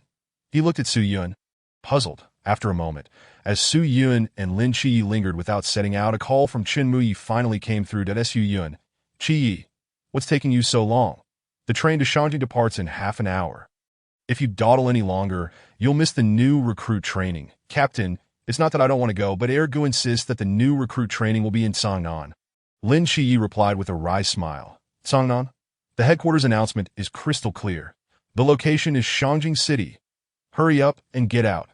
Chen Mu retorted, exasperated, just as Lin Chi-Yi was about to say something. Su Yun snatched the phone. "Captain, it's me, Su Yun. Please allow me a moment." "What is it?" "Captain, do you believe in miracles?" Chen Mu responded with confusion. "Miracles? I only know that you're about to miss the train to Shangjing. Stop wasting time." At that moment, another call came in. Upon seeing it was from the Night Watcher headquarters, Chen Mu was taken aback. "You two, hurry over. I have an important call to take." With that, he hung up. Lin Chi stared at Su Yun, bewildered. "Did Ergo? What now?" "It seems we won't make the train to Shangjing." "Don't worry, just wait for the captain's call," Su Yun reassured him. Half a minute later, Chen Mu's call arrived promptly. Lin Chi cast a questioning glance at the smug-looking Su Yun before answering the call. The next moment, Chen Mu's astonished voice echoed from the phone. "Su Yun, how did you know that the new recruit training was moved from Shangjing City to Songnan? A miracle from the God of Doom." Chen Mu, Lin Jie. Chapter 36. New recruit training camp. Outside the training camp entrance. "Are you the new recruits?" A training officer stepped out from behind the door, casting a surprised glance at the two standing outside. "Yes. What is your name?" "Lin Chi." The officer swung his blade, scrutinizing the young man as if he were a rare treasure. "Lin Chi? You are Lin Chi? That's me. What's wrong?" Lin Shi replied, puzzled. Nothing. The officer shook his head and turned his gaze to the robust youth beside Lin Shi. And you? What is your name? Su Yun. The officer was momentarily stunned, realizing that the first new recruit was already an agent of the Divine, only to find that the one beside him was another Divine agent. There were only 2 Divine agents among this batch of new recruits. The odds were akin to winning the lottery twice in a row after 10 years of spending the first prize. Suppressing his shock, he opened the training camp's gate. You are the first new recruits to arrive this year. Please come in. I will introduce you to the environment. By the way, my name is Hong Hao, and I will be your instructor for this training. Under Hong Hao's guidance, Su Yun and Lin Shi gained a general understanding of the training camp's layout before arriving at the dormitory to select their rooms. The dormitory consisted of double rooms, and Lin Shi had initially hoped to share a room with Su Yun. As the personality of Gu progressed in his treatment, he would no longer shift to the eldest brother's persona at night like he initially did, causing chaos. The thought of the God of Doom appearing in the training camp was daunting. Since you two arrived together, why not share a room since it's a double? Instructor Hong had a puzzled expression. Su Yun smiled slightly, thinking about how Lin Shi would soon be with by Li Pang Pang, and he wanted to witness the amusing moments of Pang Pang sniffing Chi Ye's feet at night. After being a deity for so long, it was only natural to seek a bit of amusement. Wasn't it? 2 Divine agents sharing a room. Hong instructor, are you not concerned that one day I might end up clashing with Chi Yi? Su Yun raised an eyebrow at Hong Hao. Hong Hao? Forget it. Since you were the first to arrive here, feel free to choose, he said, deciding to let Su Yun and Lin Shi pick on their own. Lin Shi wandered around briefly and chose the room with the best lighting and comfort. Su Yun, on the other hand, was more casual and simply picked a room at random. After giving them a brief rundown, Hong Hao departed the dormitory. Lin Shi cast a puzzled glance at Su Yun, questioning, Ergo, why didn't you choose to stay in the same room as me since it's a double? Why did you specifically pick another room? Lin Shi was baffled that Su Yun laughed heartily, nudging Lin Shi with his elbow. Chi, you know how the eldest brother is. This training is meant to challenge us. And the eldest brother's intention is for us to learn to face difficulties independently. Choosing to share a room with a stranger is the first step. Lin Shi, is that the eldest brother's request? But then he reconsidered that if Ergo shared a room with another recruit, what would happen if the eldest brother persona emerged unexpectedly? At least the eldest brother's temperament was relatively manageable now and wouldn't be as irritable as before. Making communication easier, sharing a space with someone else could lead to unpredictable outcomes. If the eldest brother took a disliking to someone, he might very well wreak havoc in the training camp. But, Ergo, I still feel. Lin Shi hesitated to insist further. However, Su Yun interrupted him, his wise gaze transforming into a cold demeanor as he spoke slowly. Chi. Lin Shi. Sensing the sudden shift in Su Yun's aura, Lin Shi felt a jolt of dread. Oh no. The eldest brother has arrived. The elder brother's persona is not as carefree and jovial as that of the second brother in daily life. He often appears quite serious. Conversely, whenever the elder brother's persona emerges, it resembles that of a dignified authority figure, exuding an aura of composure and unspoken authority. Lin Shi swallowed hard, wondering what the elder brother's persona intended at this moment. A sense of tension began to creep over him. Elder brother, did you call for me? Lin Shi grinned, resembling a child in the presence of a parent, his demeanor obedient that Su Yun, embodying the role of a theatrical performer, maintained an impassive expression, akin to a parent imparting wisdom to a child. That I heard from the second brother that you will undergo a year-long training program. This is a positive development. The second brother only wishes the best for you. You must not always rely on us. You should comprehend that a true powerhouse must be capable of standing on their own, bravely forging ahead through adversity. Do you understand? Lin Xie, noticing that the elder brother's persona had not erupted in anger, breathed a quiet sigh of relief. That I understand, he nodded, fully grasping the elder brother's message. It was clear that he was being told to live independently, rather than constantly seeking companionship with the second brother. Very well. Consider this intensive training as an opportunity for your growth, that I will periodically assess your progress. Do not entertain thoughts of slacking off. Understood. Su Yun fixed his gaze on Lin Xie, his voice grave. Feeling a bit uneasy under Su Yun's scrutiny, Lin Xie hastily replied, Understood. The second brother and I will put in our utmost effort. Good. Su Yun nodded with satisfaction before turning to leave, but he paused. A spark of wisdom returning to his eyes. "Da, little brother Chia, you truly startled me." The elder brother remains as demanding as ever. Su Yun feigned relief, chuckling as he patted Lin Chia on the shoulder. Lin Chia pondered. Is the transition between personas this seamless? Second brother, are you truly unaware that you and the elder brother share the same body? He let out a bitter laugh, recalling how he had perspired with anxiety when the elder brother appeared. There's no need to be so tense. The elder brother is looking out for us. Training is beneficial, but by the way, if anyone bullies you, do not hesitate to inform your second brother. The elder brother may appear stern, but he has a soft heart. Before he left, he quietly told me that if, during training, little brother Chia is bullied, just let us know that we'll ensure you have our support. Lin Chia scratched his cheek and laughed heartily. Rest assured, second brother, I won't be bullied. But the elder brother must not come. If he does, there will surely be trouble. You don't have to worry about the second brother. It's the elder brother's temperament that poses a challenge. Su Yun observed Lin Chia's little gestures, a subtle smile tugging at his lips. Such fine acting. Indeed, I am quite impressive. However, amidst it all, a lingering feeling arose within him. Could it be that a true personality split was imminent? P.S.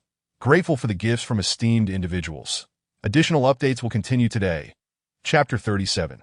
Roommate Chao Yuan. Upon arriving at the training camp, Su Yun did not return to the psychiatric hospital.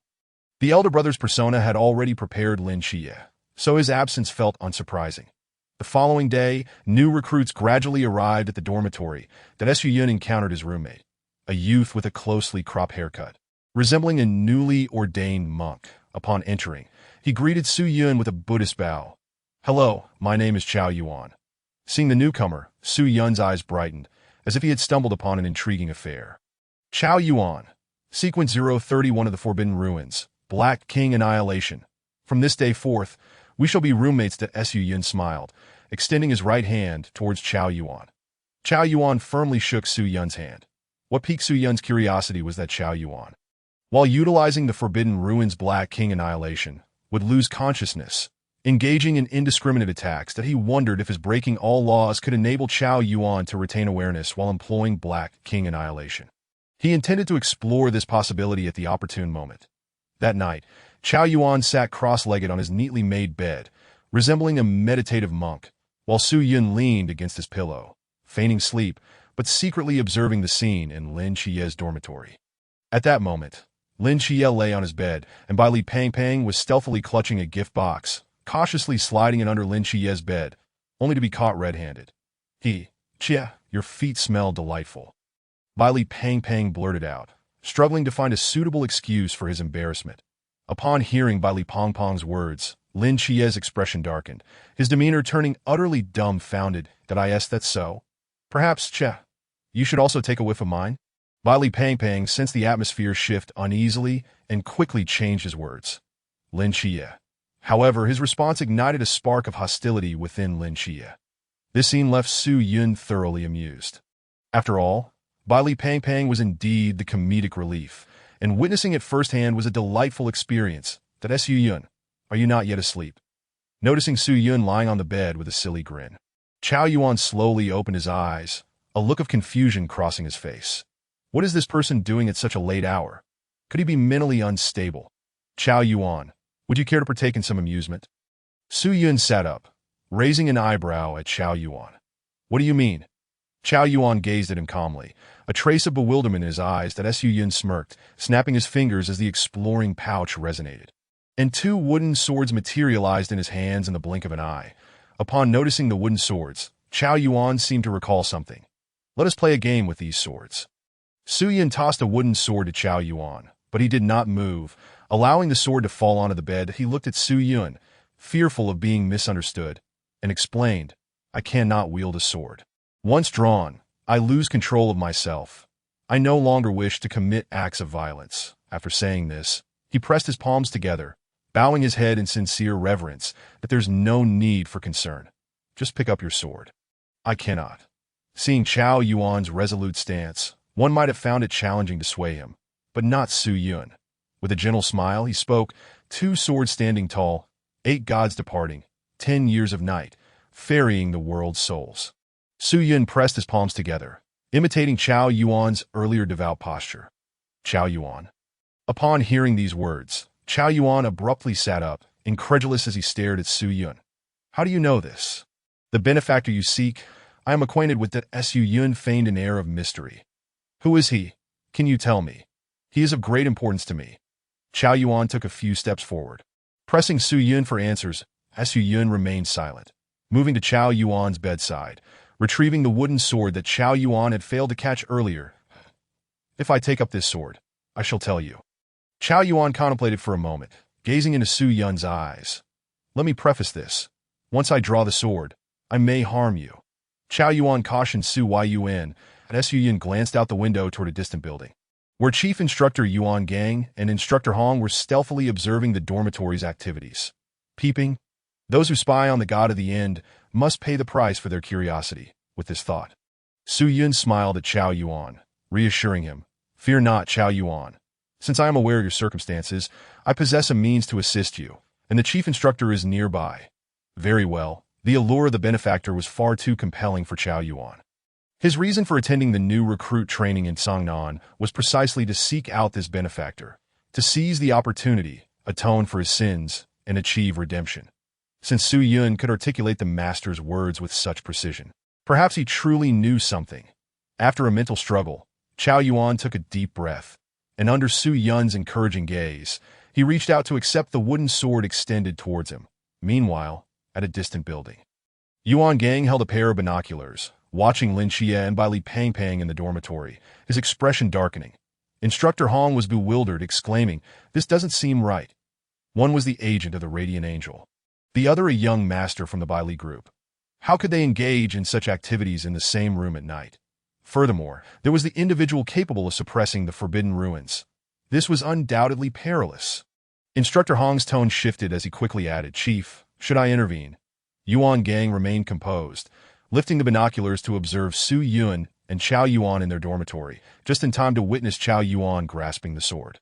Sequence 031 of the Forbidden Ruins, Black King Annihilation. This lad dares to wield a sword in the dormitory. His expression hardened, for he understood the implications that if the new recruit records were accurate, Chao Yuan, while utilizing Black King Annihilation, should be unable to control himself. What was he planning to do with that sword in the dormitory at such an hour? Sir, should I assist? Instructor Hong was flabbergasted. Witnessing the antics of Su Yun and Chao Yuan, Lin Xie and Bai Li Pang Pang's late-night escapades could be dismissed, as they were merely sneaking around the dormitory. Yet, these two seemed poised to dismantle the very place. Wait a moment. Yuan Gang halted Instructor Hong with a curious glimmer in his eyes. According to the existing information, Su Yun, as the agent of the God of Finality, possessed the Finality Divine Ruins, capable of sealing forbidden ruins of the same level. The Black King's Annihilation, categorized as an ultra-high-risk forbidden ruin of Sequence 031, also fell within this category that he was eager to witness whether Su Yun, this agent of the God of Finality, could indeed contend with Chao Yuan's Black King's Annihilation, at present. Information regarding the God of Finality was exceedingly scarce, to the extent that even the headquarters of the Night Watchers were unaware of which deity it represented. He sought to observe through Su Yun what abilities were bestowed upon an agent by the God of Finality. Chapter 38. The God of Finality, the first appearance. Is it truly permissible for the holder of the Black King's Annihilation to wield it within the dormitory? Instructor Hong swallowed hard, his gaze heavy as he looked towards the dormitory building. Yuan Gang's curiosity intensified, his eyes fixed through a telescope on Su Yun's actions within his room. Inside the room, Chao Yuan grasped the wooden sword that Su Yun had given him. The moment he touched the wooden sword, an overwhelming surge of black malevolence erupted from his being, akin to a jet of fire. Pitch-black flames erupted from his skin, incinerating his shirt and revealing a body marred with scars, the malevolent aura coalescing into a bizarre humanoid form that surrounded him. It resembled a human, yet bore the visage of a demon. A cruel smile stretched across Chao Yuan's lips as he opened his blood-red, otherworldly eyes. There was no trace of rationality, as if he were a frenzied beast that my goodness, witnessing this firsthand is indeed somewhat terrifying. Su Yun gazed in astonishment at the demon-turned Chao Yuan, curiosity bubbling within him. The terrifying black malevolence posed no threat in the presence of his divine authority that in the next instant, Chao Yuan's figure flickered, appearing before him like a specter, emitting a sinister laugh as the wooden sword, entwined with black flames, slashed towards Su Yun's neck. At this scene, Instructor Hong was utterly alarmed. This bodes ill. Under the Black King's annihilation. Even if Su Yun is a divine agent, he cannot surpass Chao Yuan in close combat. Instructor Hong prepared to rush to the boys' dormitory at lightning speed, only to be intercepted by Yuan Gang. "Did you not see Su Yun? He appears quite confident," Yuan Gang remarked with a slight smile, his gaze filled with approval towards Su Yun in the dormitory. "What?" Ding. Inside the room, Su Yun remained unperturbed, extending his index and middle fingers to calmly intercept Chao Yuan's strike. Even as the black flames spread to his hands, he felt no pain. Not even Su Yun's defenses were breached. He withstood a blow from the Black King's annihilation with mere flesh? Is Su Yun truly a Zhanjing-level newcomer? Instructor Hong's pupils constricted, his eyes filled with astonishment. Yuan Gang, as if having discovered a rare treasure, wore an excited smile. "Agent of the God of Finality, I am eager to see what makes you so exceptional." As the chief instructor responsible for the current training of new recruits, Yuan Gang naturally hoped to cultivate several prodigies from this batch. Given the current circumstances in the Great Xia, the emergence of geniuses was sorely needed. Perhaps this year's training could bring him a delightful surprise. No, it should be said, a surprise for all of Great Xia. In the room, Chao Yuan's blood-red eyes fixated on Su Yun, grinning menacingly. While engaged in battle with Chao Yuan, Su Yun also kept an eye on Yuan Gang and Instructor Hong in the distance, a wicked smile curling at the corners of his mouth. "It's time to give our little comrade Yuan a small shock from the God of Finality." Snap! Su Yun snapped his fingers. The echo of breaking all laws resonated, manifesting upon the frenzied Chao Yuan. The Black King's annihilation was instantly sealed. Chao Yuan was rendered incapacitated. The black malevolence dissipated. And the now bare-chested Chao Yuan fell into a brief stupor. But Su Yun was quick to catch him, that a mere level 1 of breaking all laws could nullify your Black King's annihilation? Su Yun remarked, initially believing that a level 1 should allow Chao Yuan to maintain his sanity. Yet he had forgotten Chao Yuan was still merely at the Zhanjing level. After placing the unconscious Chao Yuan on the bed, he imitated Chao Yuan's earlier grin, his gaze suddenly landing on Yuan Gang and Instructor Hong in the distance. The black aura swirled. Big Brother's personality has manifested to know, upon noticing Su Yun's gaze directed towards their location. Yuan Gang's expression sharpened. He sensed a trace of divine presence. "Sir, it appears Su Yun has noticed us," Instructor Hong stammered, astonished. Even they required telescopes to observe the dormitory. How could a mere Zhanjing newcomer possibly see them with the naked eye? Upon detecting the black aura encircling Su Yun and a hint of divine energy, Yuan Gang seemed to grasp something that in the next moment. Whoosh! Su Yun's figure vanished from the room, and by the time the two reacted, he had already appeared beside them. The oppressive aura of divinity enveloped them. Yuan Gang's pupils widened, his right hand instinctively resting on the hilt of his blade. Realizing the identity of the towering figure before him, he turned to Su Yun, unleashing a powerful wave of mental pressure as he calmly spoke. "Deputy leader of the Night Watchers stationed in Beijing City, Team 006, Yuan Gang. May I inquire your esteemed name?" It was evident without guessing that the figure before him, identical to Su Yun, must be a deity, the God of Finality. The God of Finality, as an unknown deity, had never been observed within the Great Xia. This indicated that it was indeed the first appearance of the God of Finality in the realm of Great Xia, manifesting through the form of an agent. "Finality," Su Yun replied slowly, the pressure from the God of Finality effortlessly suppressing Yuan Gang's mental energy. His gaze was indifferent, looking down upon Yuan Gang. "So you are indeed the God of Finality." Yuan Gang paused before continuing. "Might I ask what brings you to our Great Xia, from the current perspective?" The God of Finality did not belong to any mythological system. His origins and allegiances were utterly unknown. Even Yuan Gang felt a pang of apprehension. An unknown deity sending an agent to Great Xia. Even personally manifesting, what could be the purpose behind such actions? To rebuild the divine kingdom, Su Yun stated flatly. Yuan Gang froze momentarily, his wariness intensifying. The god of finality coming to Great Xia to reconstruct a divine kingdom implied an intention to seize territory within Great Xia. Seemingly perceiving Yuan Gang's doubts, Su Yun added, I have an agreement with your Great Xia deity. Should Great Xia face peril, I shall lend my assistance in agreement with the Great Xia deity. Wait, do you mean to say that the deity of Great Xia still exists? Yuan Gang exclaimed, seizing upon the crucial information with an expression of delight.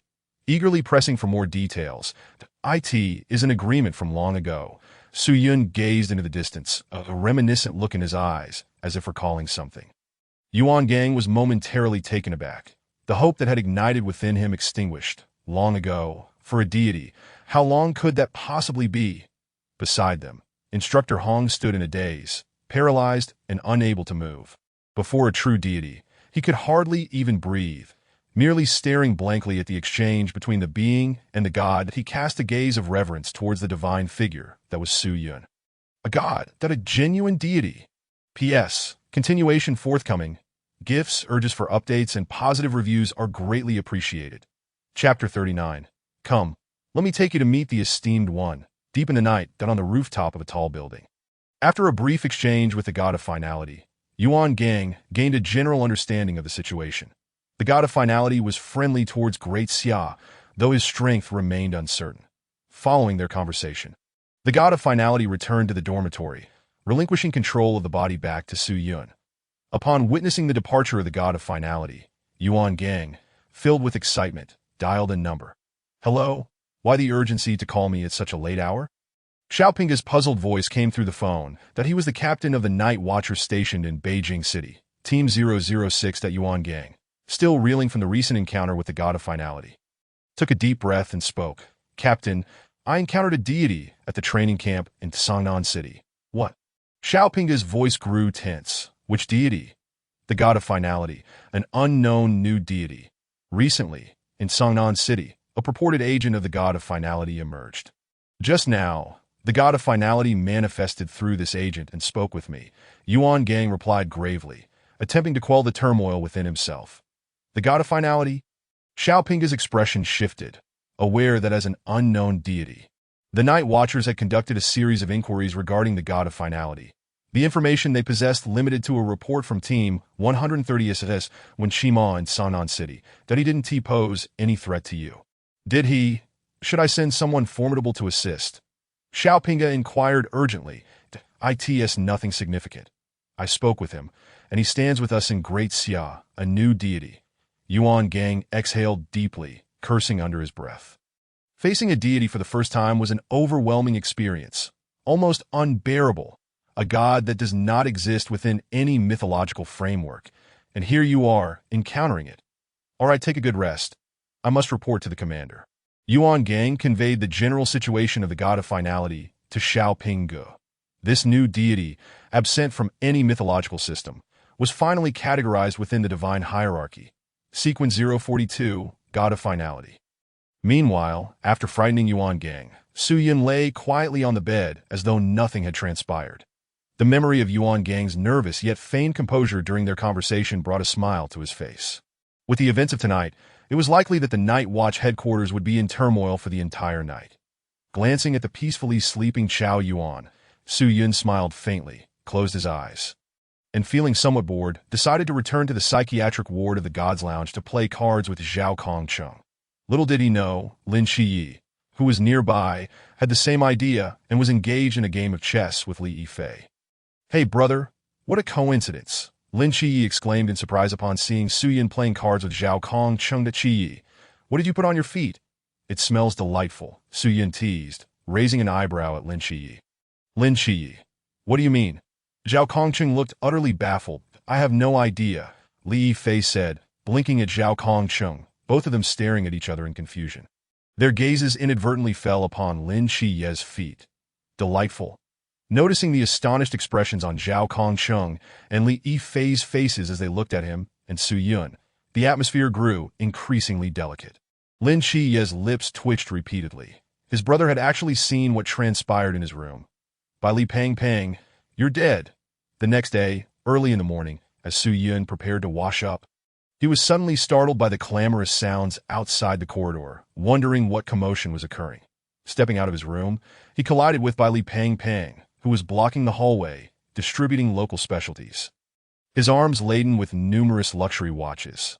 The new recruits, having never encountered such a wealthy young master, rushed forward, eager to snatch the watches as if fearing they might miss out, that Su Yun paid no heed. And as he passed through the crowded throng, he discreetly employed nimble grasp, emerging from the crowd with a gleaming Rolex adorning his arm. Clatter, but a toothbrush fell to the ground, and Su Yun glanced up to find Lin Chiyi staring at him in astonishment. The Rolex on his arm gleaming. "Good morning, Chiyi, isn't that my brother?" Lin Chiyi gazed at Su Yun, utterly dumbfounded that I saw everyone else taking one, and it was on my way, so I just helped myself. Su Yun chuckled. Lin Chiyi. Endowed with dynamic vision, Lin Chiyi clearly sensed that Su Yun had passed through the bustling corridor without even touching Bai Li Peng Peng, without anyone noticing. He had acquired a Rolex watch. "That isn't that my brother? You really are quite adept at this," Lin Chiyi exclaimed, shaking his head. "All right, I'm off to wash up." The Su Yun gestured to Lin Chiyi and headed toward the washroom. As he walked through the corridor, Su Yun noticed several other new recruits disdainfully ignoring Bai Li Peng Peng's luxury watches. Familiar faces that, of course, he had yet to become acquainted with them. Before long, the commotion in the corridor attracted Coach Hong, who promptly shooed the new recruits away with a scolding.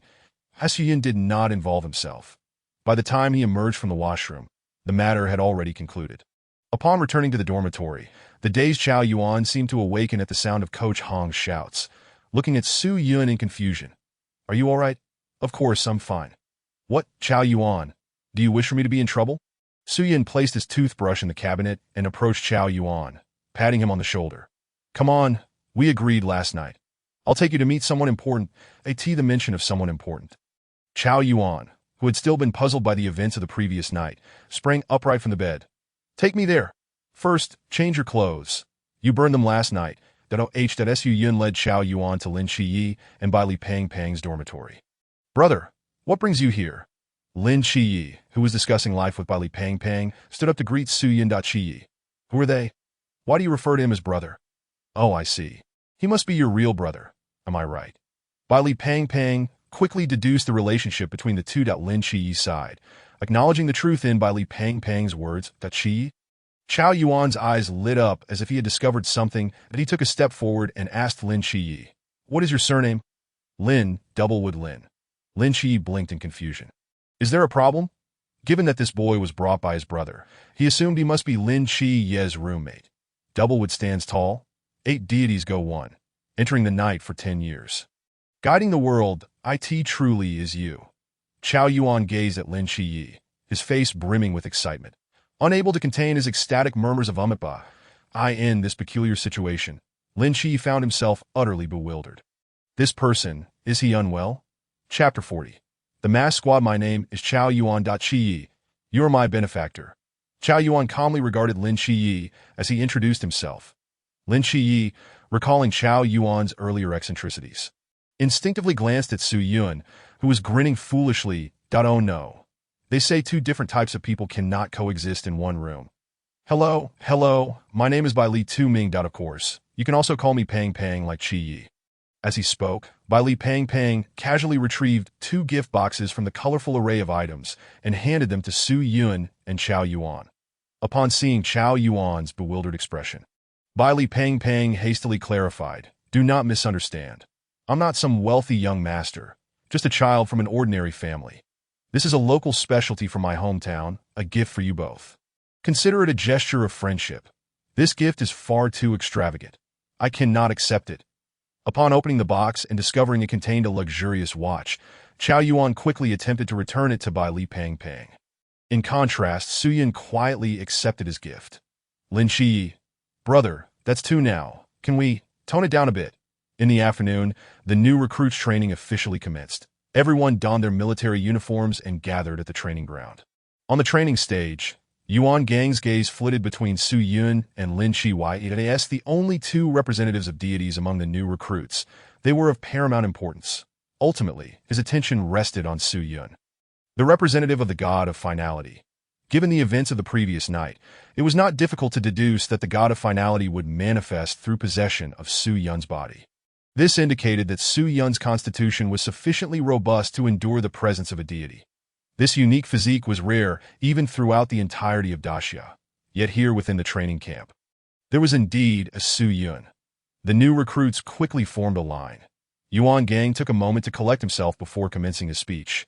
Among the crowd, Su Yun, standing in the front row, paid no heed to the impassioned address of Comrade Yuan on stage, but instead gazed up at the azure sky. His profound dark eyes pierced through the clouds. Above the clouds, a military helicopter concealed itself, within which were 7 individuals cloaked in gray, bearing black boxes on their backs and donning various masks. They were indeed members of one of the 4 special squads, the Mass Squad. At that moment, the members of the Mass Squad were eagerly awaiting Yuan Gang's command, ready to leap down at a moment's notice to deliver a shocking introduction to the new recruits. "Captain, I have a fear of heights. Are we really going to jump?" One man wearing a swirling mask gulped nervously as he gazed at the tiny buildings below. "Just follow the orders," replied the man wearing a king mask coolly. "But Captain," before the swirling masked man could finish, Yuan Gang's voice crackled through the intercom. "You may descend, that I in the next instant." Apart from the swirling masked man, the other 6 received the command and promptly opened the helicopter door. Leaping out, "Captain, what about the parachutes?" The swirling masked man hesitated, still pondering the need for a parachute. However, he was abruptly yanked from the helicopter by a woman wearing a rose mask that if you take a parachute down, "How will you instill fear in this batch of new recruits? Help! I'm terrified of heights." The swirling masked man screamed in a panic. The training grounds occupants all turned their gazes upwards, stunned by the sight of 7 figures plummeting from the sky. How can there be people in the sky? Upon witnessing such a remarkable spectacle, the new recruits could not help but engage in fervent discussions. Among them, only Su Yun seemed to have recalled something rather amusing, as a mischievous smile crept upon his lips that it was reminiscent of the original tale, where the masked team, Vortex, succumbed to their fear of heights, causing one of them to weaken upon landing, leading all the new recruits to kneel before them. They charmingly dubbed it a premature New Year's greeting that as anticipated. The 7 members of the masked team descended from the heavens, landing with grace. Upon observing their appearances and their distinctive masks, the new recruits were struck with awe. Was this not the illustrious Vortex team, one of the 4 exceptional squads? Just as everyone was about to marvel at the stunning entrance of the masked team, Vortex's legs gave way, and he suddenly knelt before the audience. Ironically, his position was directly opposite Su Yun in the front row. The crowd was taken aback as confusion enveloped everyone. Vortex hastily raised his hands, proclaiming, "Vortex of the masked team wishes all the new recruits an early happy new year." Attempting to rise from his kneeling position, Vortex's peripheral vision caught sight of a young lad stepping forward from the ranks. Vortex paused, wondering what was happening. "Happy New Year," Su Yun replied nonchalantly, bowing slightly as if he were a statue, utterly motionless. Vortex was taken aback. Yet to mask his earlier embarrassment, he bowed towards Su Yun, exclaiming, "Happy New Year." "Happy New Year," Su Yun returned the gesture. "Happy New Year. Happy New Year. Happy New Year." In the training ground, Vortex and Su Yun continued their exchange of greetings, creating a scene that could easily be mistaken for a festive celebration. The members of the masked team looked on in bewilderment. The unexpected turn of events plunged the venue into silence once more, with Lin Chia in the ranks unable to suppress the twitching of his lips. "Isn't this the second brother acting up at the wrong time?" The recently finished speaker, Yuan Gang, was similarly dumbfounded, pondering what sort of individual the god of endings had chosen as his representative. Li Pang could not resist tugging at Lin Chia's arm, whispering, "Chia, what is up with your second brother? If I said he had a mental illness, would you believe me?" "I would." "Whatever you say, Chia, I shall believe." Lin Chia sighed. As the farce concluded, Su Yun returned to the ranks at the instructor's behest. Upon realizing that the 7 individuals on stage were indeed the genuine masked team, the new recruits could not help but gasp in astonishment. Yuan Gang smirked slightly, seizing the moment. "From now on, regardless of the methods you employ, if you can unmask any member of the masked team, you shall be victorious. If you succeed, it will prove your remarkable prowess, and there will be no need for a year of training that I shall apply for your graduation tomorrow." Yuan Gang's voice abruptly halted. At that moment, the 7 members of the masked team felt as if something was amiss with their faces. Upon touching their faces, they realized their masks had mysteriously vanished.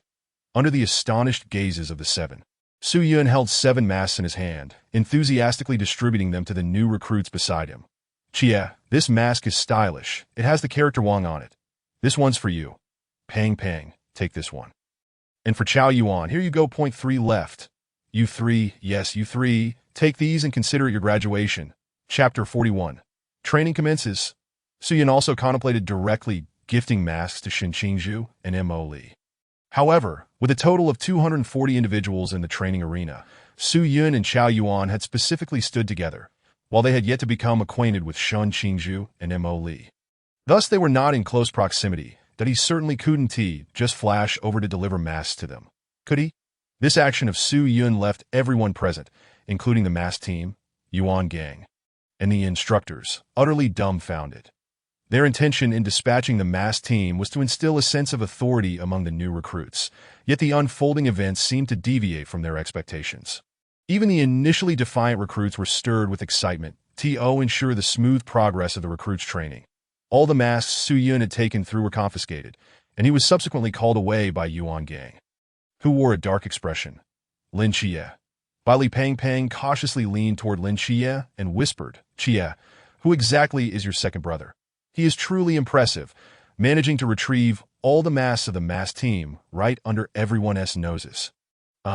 Lin Chia paused, feigning mystery as he replied, that's just the brilliance of my second brother. Even I am unaware of the full extent, but he certainly couldn't reveal to Li Pang Pang that his second brother, Su Yun, was in fact the god of endings, could he? So that is how it is. No wonder he is the divine representative. Chia, can you also be that cool? Perhaps. Not far away, Yuan Gang regarded Su Yun with confusion. I must ask, what was that ability you displayed earlier? I distinctly remember that your records never mentioned the capacity for telekinesis. Setting aside the incident of Su Yun and Vortex exchanging New Year greetings, Yuan Gang had just proclaimed that whoever could unmask a member of the mask team would graduate immediately, only for Su Yun to undermine his authority so abruptly. Wasn't this a blatant challenge? But then again, Su Yun seriously remarked, last night, I dreamed of the god of endings, and he informed me of a technique that would allow me to thrive in the training camp. Yuan Gang was momentarily taken aback, his thoughts snapping back to the tense atmosphere of his conversation with the god of endings the previous night. Are you suggesting that this telekinesis ability was bestowed upon you by the god of endings last night? Yuan Gang asked incredulously, pressing for clarification. Su Yun's assertion indeed held a semblance of truth. After all, the god of endings had personally possessed Su Yun the previous night. It was entirely plausible for him to grant Su Yun an additional ability. That makes sense. Su Yun innocently nodded in affirmation, but the spectacle of Yuan Gang's incredulous expression amused him greatly. This ability does not demonstrate your true strength. Once training commences, you are not permitted to utilize this ability to unmask the members of the masked team. Do you understand? Yuan Gang earnestly cautioned Su Yun. But Chief Instructor, you just said that any means necessary would suffice for us to win. Su Yun shrugged. Yuan Gang. The corner of Yuan Gang's mouth twitched slightly. It was the first time he had been bested by a recruit that he retorted, your ability is different. It does not reflect your combat prowess, physical attributes, or reaction speed. That over-reliance on this ability will only bring you harm. Do you understand? Observing Yuan Gang's agitation, Su Yun chuckled, seemingly struck by a whimsical thought.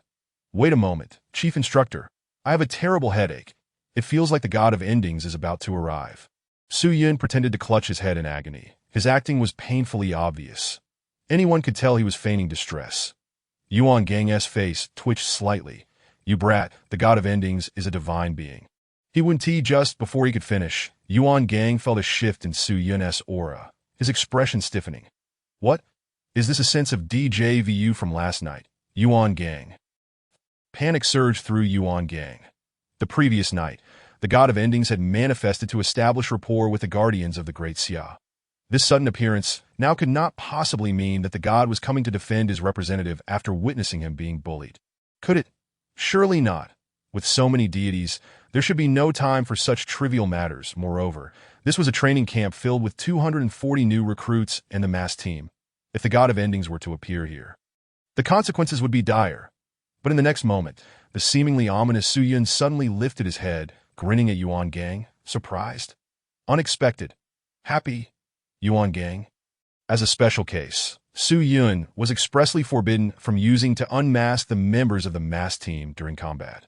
Yet it could be utilized for other purposes. Even so, the vast majority of the new recruits regarded Su Yun with admiration. Before the chief instructor, he had personally unmasked all members of the masked team. Incredible!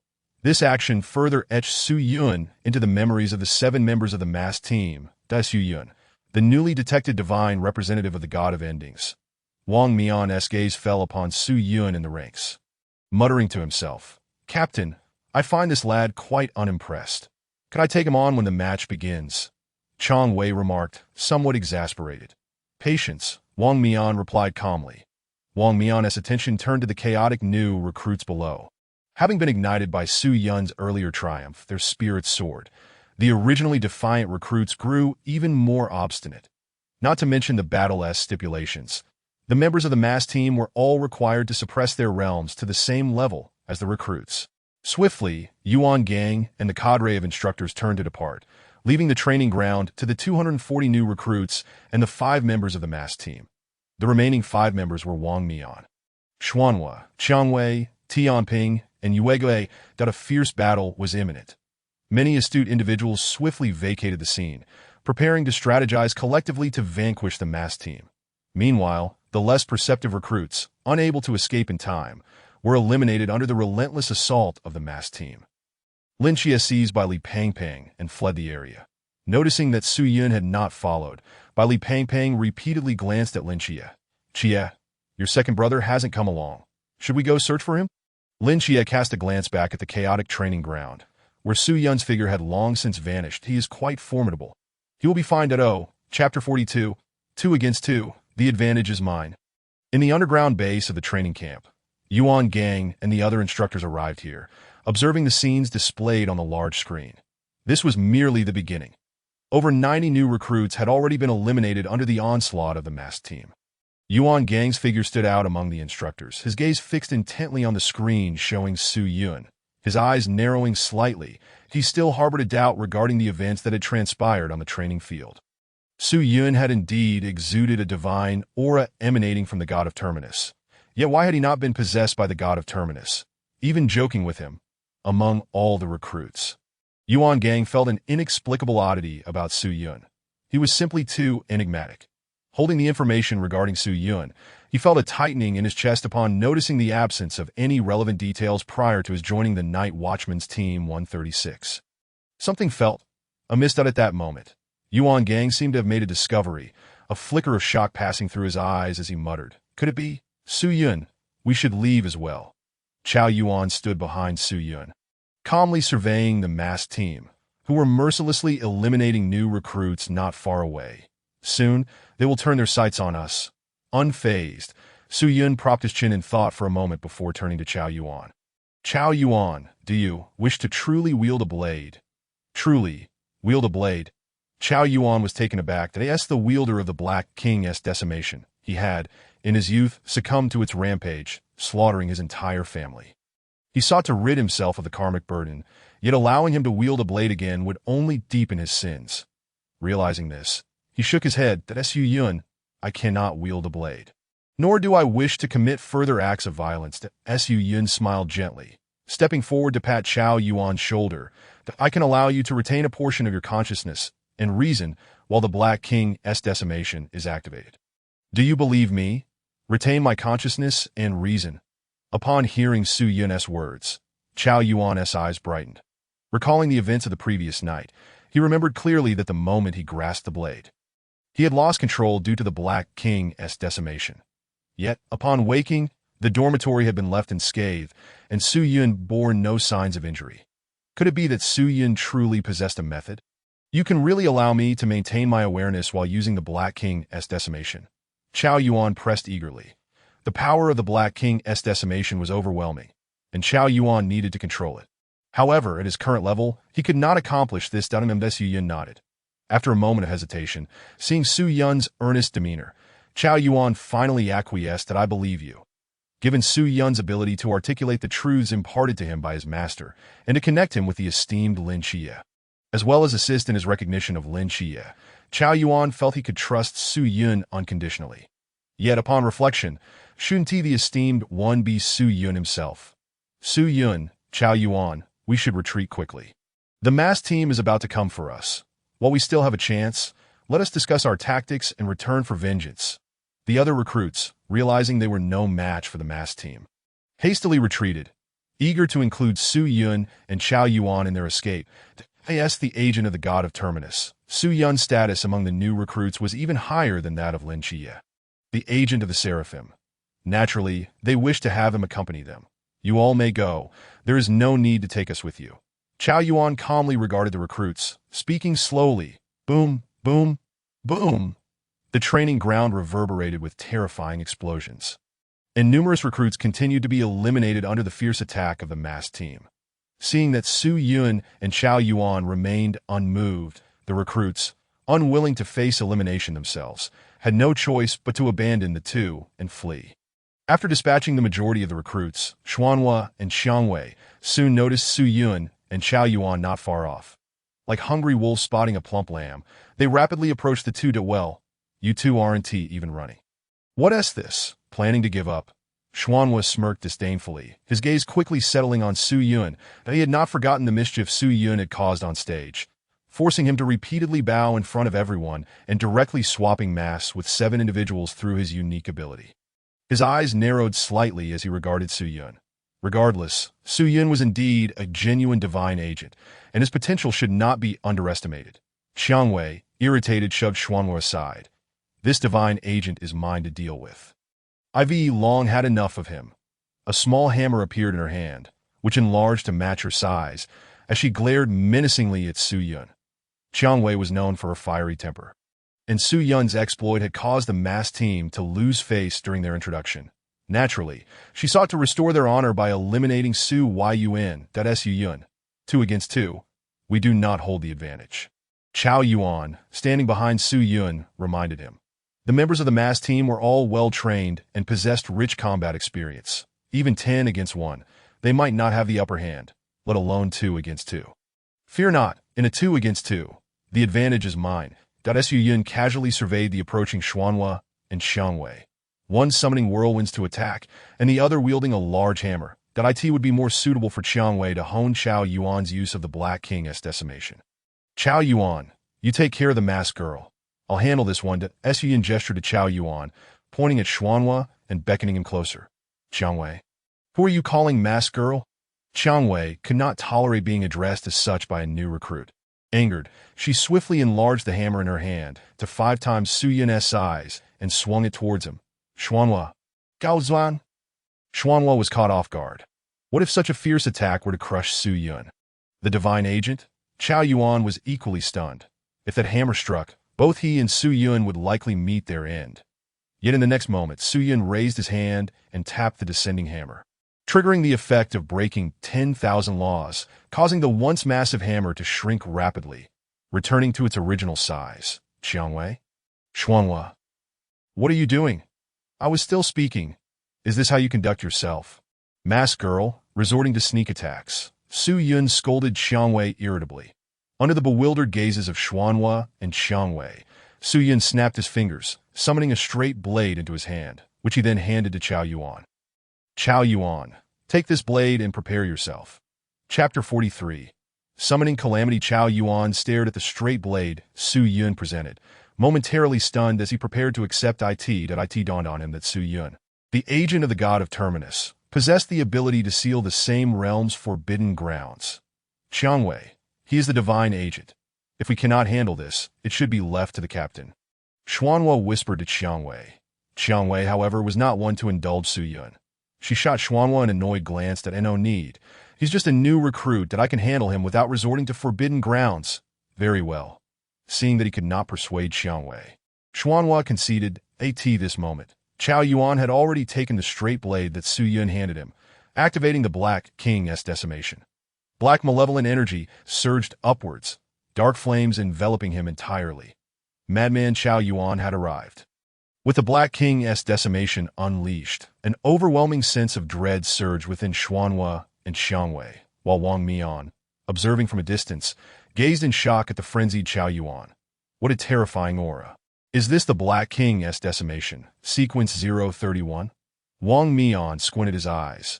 With no suppression in sight, the aura emanating from the rampaging Chao Yuan was exceptionally fearsome.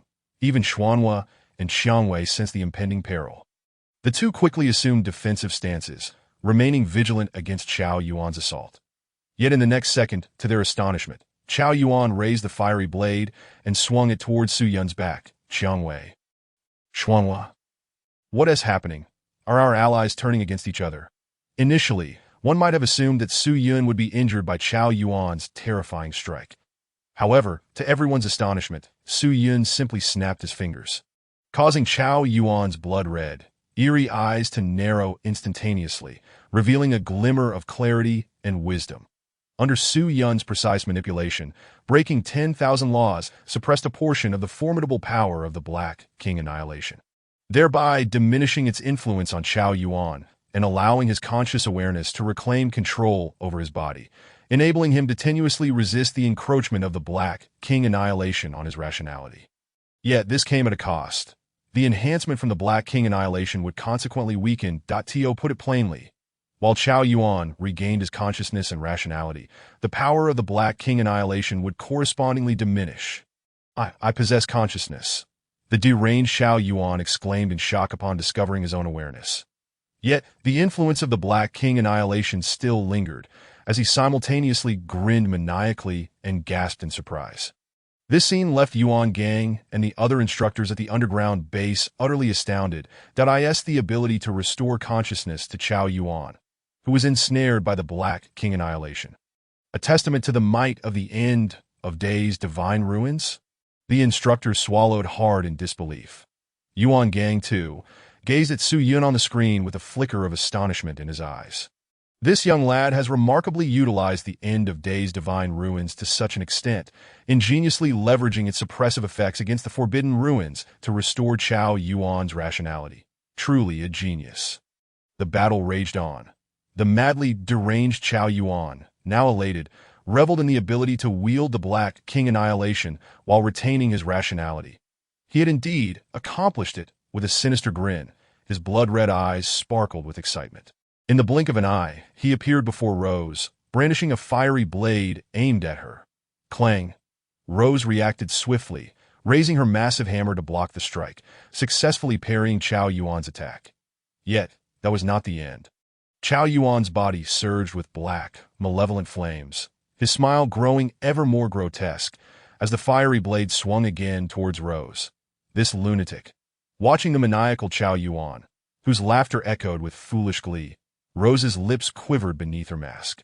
She had initially intended to engage in battle with Su Yun, but given the current circumstances, it seemed impossible to extricate herself without addressing Chao Yuan first. Vortex, I leave that divine agent to you. Rose shouted, finally embracing the seriousness of the combat against the deranged Chao Yuan. No problem. Vortex turned his gaze towards Su Yun, though a twinge of concern crept into his heart regarding whether Su Yun's end of days divine ruins could suppress his forbidden ruins. Still, he was an experienced member of a special squad, while Su Yun was merely a newcomer who had just broken through to the Lantern Realm. Even if he were to be restrained by his forbidden ruins. What of it? Come forth, agent of the end of days deity. Even if you could suppress my forbidden ruins, you are still no match for me. Vortex sneered with disdain. Su Yun met Vortex's gaze. A subtle smile gracing his lips. Suppressing your forbidden ruins shouldn't be necessary, should it? I mean, even if you were a divine agent, isn't that a tad presumptuous? Vortex raised an eyebrow, bemused by the audacity of the divine agent. I wouldn't call it condescension. I merely speak the truth. Very well, you have spirit. Vortex chuckled softly, flicking his finger as a colossal purple vortex materialized above Su Yun's head. The same purple vortex that had previously swept away the attacks of other recruits now descended upon Su Yun once more through Vortex's manipulation. Unfazed, Su Yun remained steadfast, motionless in his position.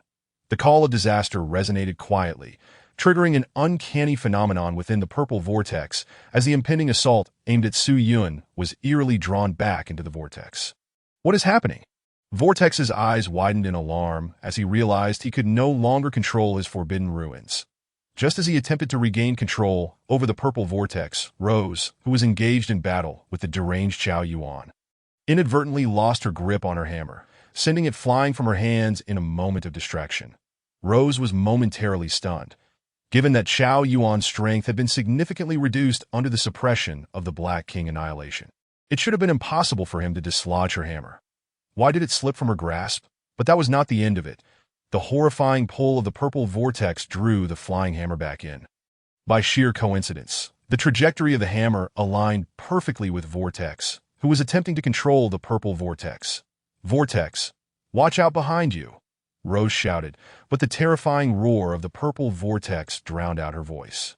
Leaving Vortex completely unaware, whoosh, thud, the hammer soared through the air, striking Vortex squarely in the back, the tremendous force sending him hurtling away. Vortex was dazed, bewildered by this unexpected blow, before he could even voice his discontent. He crashed to the ground before Su Yun, just as an iron basin fell from the sky, landing squarely on his head with a clang. This knocked Su Yun's head.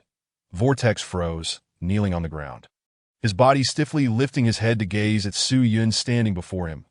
To his surprise, Su Yun grinned mischievously and offered a polite bow. "Happy New Year, Vortex. P.S. Today, as always, we have 5 updates. Thank you all for your support. Gifts, subscriptions, and continued updates are greatly appreciated. Family, thank you for your support. I will update as soon as possible." Chapter 44. The Unfortunate Vortex, and Rose. What on earth is Vortex doing? Kneeling before Su Yun again? At the underground base, Yuan Gang and the other instructors were left dumbfounded by the scene displayed on the screen. Kneeling once upon entry, and kneeling again during battle. Is this a joke? No, wait. Yuan Gang recalled the earlier events. The forbidden ruins unleashed by Vortex were exceedingly peculiar. An attack that was about to strike Su Yun had inexplicably been drawn back by the purple vortex. He picked up Su Yun's dossier, scrutinizing it closely. That it didn't take long for him to discover the recorded information. Possessing the ability to bring disaster, classified as S rank in terms of danger based on inaccurate testing. Bringing disaster and sealing forbidden ruins of the same realm. This lad hardly needs to fight. His opponents of the same realm are rendered useless. Yuan Gang's eyes widened in shock that he asked the new divine agent of the end of days. Su Yun had captivated everyone's attention with the effects of the end of days divine ruins. Sealing forbidden ruins of the same realm, suppressing those of a higher realm, coupled with the ability to bring disaster. The recent blunders made by Vortex and Rose suggested that Su Yun's capacity to bring disaster is anything but simple. Moreover, the divine aura that had flickered around Su Yun earlier instilled a premonition in Yuan Gang. Su Yun cannot be perceived through the lens of an ordinary individual. Yuan Gang abruptly stood up, drawing the attention of the other instructors. "Sir, what are you saying? If we let Su Yun continue like this, I fear it won't be long before the mask of the Faceless Squad is ripped away by him. If that happens, how can we possibly lead this batch of recruits?" Yuan Gang stated with frustration. Surely not, that no matter how strong Su Yun is, he is merely a newcomer in the Lantern Realm. Even if the Faceless Squad suppresses their realm to that level, Su Yun still wouldn't be a match for them, would he? Indeed, isn't that a bit of an overreaction? The instructors voiced their doubts, believing that no matter how perverse Su Yun's end of days divine ruins were, they could not possibly rival the combat experience of the Faceless Squad. You all should take a good look for yourselves. Yuan Gang narrowed his eyes, handing Su Yun's dossier to the nearest instructor before turning to leave. The instructors exchanged bewildered glances as they picked up the dossier, meticulously examining every line. The end of days divine ruins came with formidable physical attributes and exceptional learning capabilities in a mere half-month.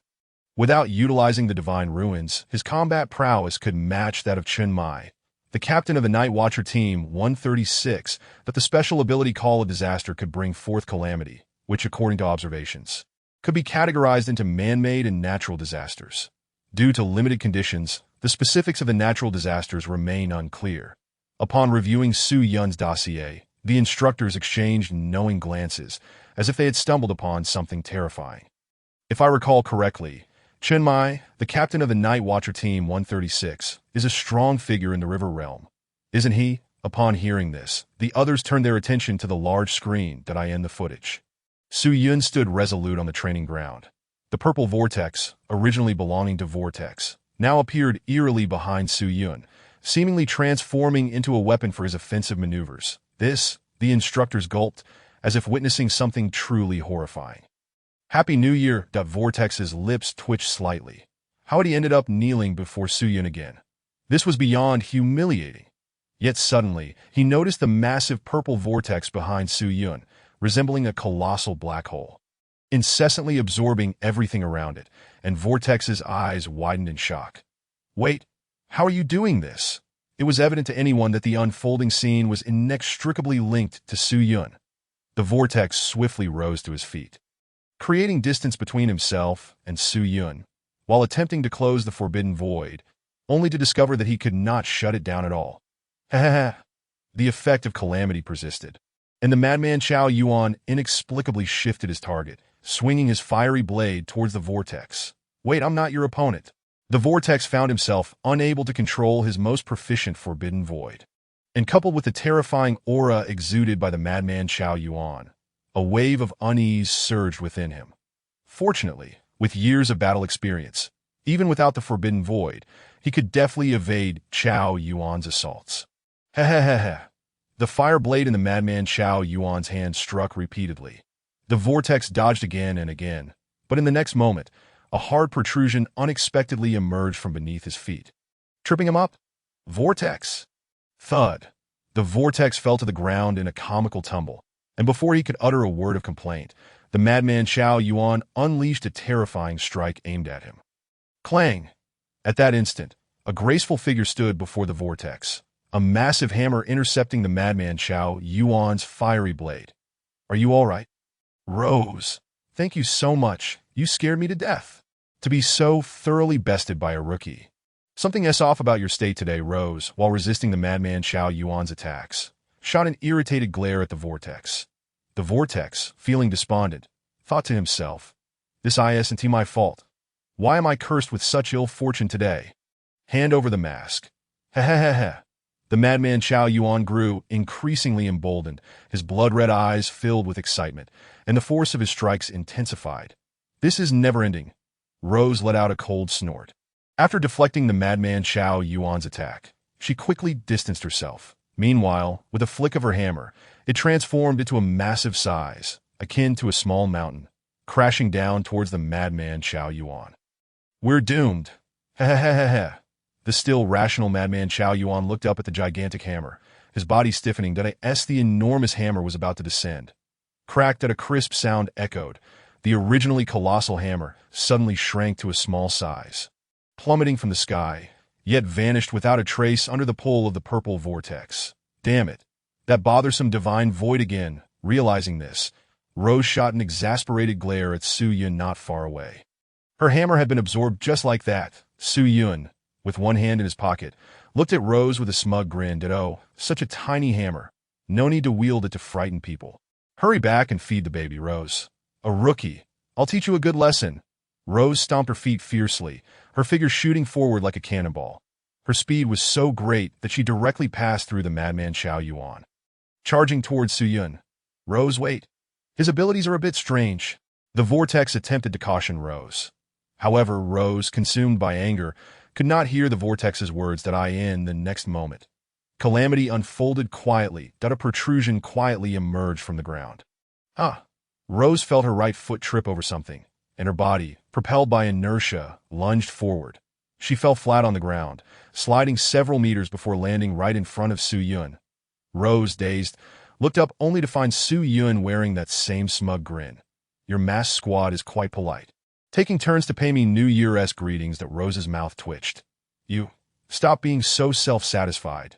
Seeing this scene, the vortex could only shake his head helplessly, spreading his hands. I told you, his abilities are simply too. Before he could finish his sentence, the hammer that had been absorbed by the purple vortex came crashing down once again, landing squarely on the vortex's head. Thud. Vortex 6. P.S. Previously confined in a small dark room. As it somewhat aligned with the original work, 7,000 words of earlier plot have been edited down, and to prevent further confinement, future plot deviations will be even greater. Even dialogues will need alterations, which will to some extent affect character development. Your understanding is appreciated. Chapter 45. Wang Mian's plan. The outcome has been determined. Will you remove your masks yourselves, or shall I do it for you? Su Yun chuckled softly, crouching down, mockingly observing the Rose sprawled on the ground. Quite an optimistic thought. Rose stood up, dusting herself off with a huff that I must admit, Su Yun's abilities are indeed peculiar. The normally formidable masked squad members were unexpectedly tripped twice in quick succession. Wouldn't this make them the laughingstock? In that case, I shall take matters into my own hands. In an instant, Su Yun flashed forward, appearing right before Rose. He reached out to grab her mask. Just then, Su Yun suddenly sensed a disturbance from the divine void nearby. Looking up, he saw a terrifying blade aura hurtling toward him. Whoosh boom! Su Yun halted his actions, taking a slight step back as the blade aura grazed his sleeve, crashing down onto the ground beside him, leaving a deep gash. Ditto!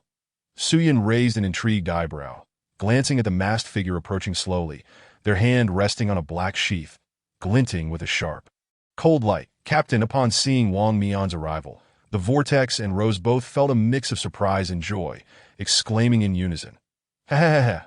The madman Xiao Yuan, sensing a hint of unease at Wang Mian's arrival, retreated to Su Yun's side. Su. Ha ha Yun, this guy ha ha ha, is not easy to deal with. Su Yun. The Vortex and Rose also approached Wang Mian. The former turned to Wang Mian, voicing a warning. Captain, this person's abilities are rather strange. I don't know why, but every time I encounter him, I just seem to have terrible luck. Indeed, quite odd. Rose nodded. Both had inexplicably experienced bad luck while attempting to battle Su Yun. Logically speaking, as members of a special squad with years of combat experience, how could they commit such rookie mistakes? Or be tripped up? Wang Mian calmly glanced at Su Yun, narrowing his eyes slightly. The agent of the god of finality, capable of sealing forbidden voids of the same realm. Such an ability is exceptional no matter where it is applied. Su Yun smirked, thanking him for the compliment. However, because of this, I initially intended to have you join the other rookies and engage in some tactical play, but it seems I can't allow you to remain until that time. Wang Mian spoke flatly. Before the training commenced, he had specifically investigated Su Yun's divine void, noting from the records that Su Yun's divine void could seal forbidden voids of the same realm.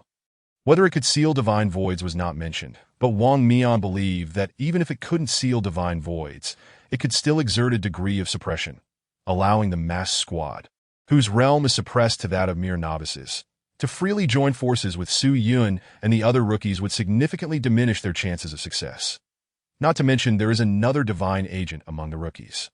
Oh! Observing Wang Mian's calm demeanor, Su Yun raised an eyebrow. Seeing Wang Mian so unperturbed, a thought suddenly struck him. If I were to simply remove Wang Mian's mask, wouldn't that create quite a humorous scene? However, doing so would disrupt the rookie's training, wouldn't it? While pondering this, Su Yun noticed Wang Mian making a move not far away. Buzz! A terrifying energy surged forth from Wang Mian, enveloping the training ground in an instant. Under the influence of the time divine void, Wang Mian's speed reached its peak, the sword at his waist unsheathed, and in the blink of an eye, several blade auras shot towards Su Yun at high speed. Even so, to Su Yun, the speed of the blade auras was akin to that of a snail. That am I exuding such formidable strength? Is he really planning to strike me down in earnest? Su Yun murmured to himself. He raised his hand, gently pointing towards the incoming blade auras. Break all laws echoed into action. Wang Mian's time divine void was instantaneously sealed, and the accelerated time reverted in that moment. Under the astonished gazes of all, Su Yun leisurely sidestepped, evading Wang Mian's terrifying blade auras. How is this possible? He actually evaded the captain's attack. The Vortex's eyes widened in shock. Such speed? Is he truly a rookie? Rose's mouth fell open, her whole being frozen in place. Realizing that his divine void had been sealed, Wang Mian let out a soft sound of surprise, his expression tightening as his gaze fell upon Su Yun. Just as I suspected, your divine void can seal forbidden voids of the same realm, which means it has a certain probability of sealing divine voids. This is not good, that if Su Yun cannot seal his divine void. That would be one thing, but now that Su Yun has sealed his divine void, it signifies that if Su Yun were to simultaneously seal the divine voids and forbidden voids of all 5 members of the masked squad, It would mean that the 5 members of the masked squad would have to face off against over 100 rookies endowed with forbidden voids. If there were no suppression of realms, it would be manageable.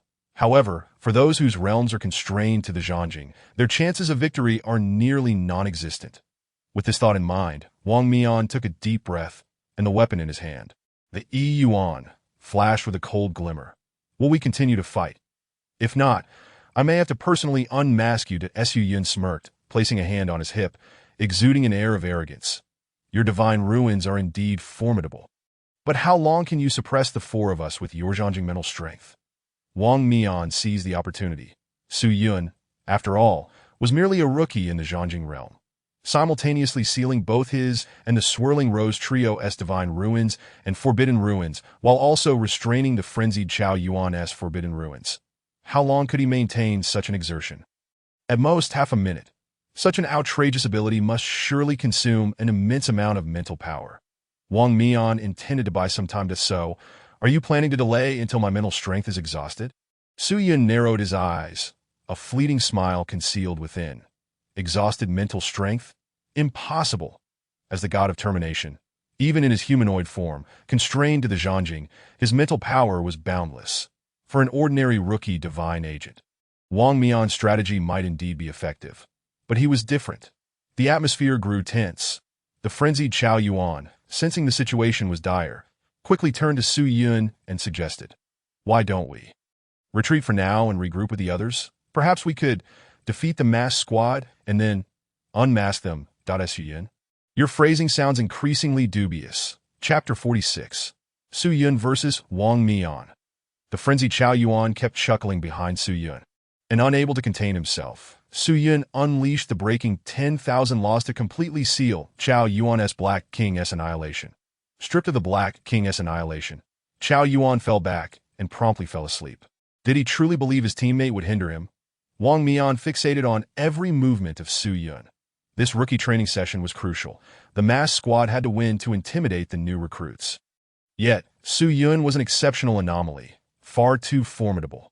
Captain, what if he keeps sealing our forbidden ruins and alerts the hidden recruits to launch a surprise attack on us? The Swirling Rose whispered to Wang Mian. Wang Mian, aside from these 2, the other recruits have fled far away. There is no immediate issue. Wang Mian cleared his throat.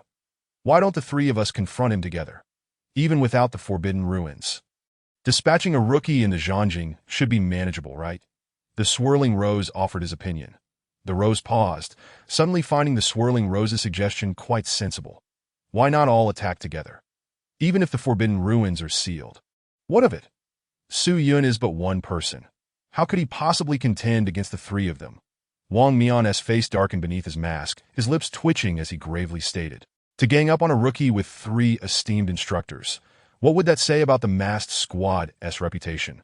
Just as his words faded, Su Yun suddenly moved. Wang Mian's expression sharpened, and he swiftly drew the black blade Yi Yuan. You handle him. I will take on the rookie by myself. Wang Mian intended to confront Su Yun alone, thus ensuring the other members of the masked squad could resolve the rookie issue smoothly. The battle between 2 divine agents was, to some extent, fair, but he could also fight Su Yun with peace of mind. The Swirling Rose and the Rose exchanged glances, immediately grasping Wang Mian's intent, and quickly turned to leave, their figures vanishing swiftly. Now, it is just you and me. Our battle is, in essence, fair. Before he could finish his thought, Wang Mian felt a sense of unease. Su Yun's god of termination could seal all divine ruins and forbidden ruins of the same realm, leaving his own unaffected. How is this fair? There was no time for further contemplation as Su Yun's figure appeared before him, a fist the size of a sandbag aimed directly at Wang Mian. Wang Mian's expression tightened. Su Yun was fighting him without even wielding a weapon. He dodged several of Su Yun's punches while inquiring, "Why not use a weapon? There's one conveniently beside you." As he spoke, Wang Mian gestured toward the peacefully sleeping Chao Yuan. Su Yun raised an eyebrow. It was the first time he had heard such an unreasonable request. The exploring pouch echoed, and a straight blade appeared in Su Yun's hand in the blink of an eye. The handle distinctly engraved with the characters Zhao Kongsheng. This blade, originally intended by Lin Qiye for training, had been left at Hong Ying's villa due to Chen Mai's insistence that weapons were not permitted in the training camp unless absolutely necessary. Since Lin Qiye had no use for it at present, he thought it harmless to borrow it for a while. Upon seeing the straight blade suddenly in Su Yun's hand, Wang Mian's gaze sharpened. From where did he procure that weapon?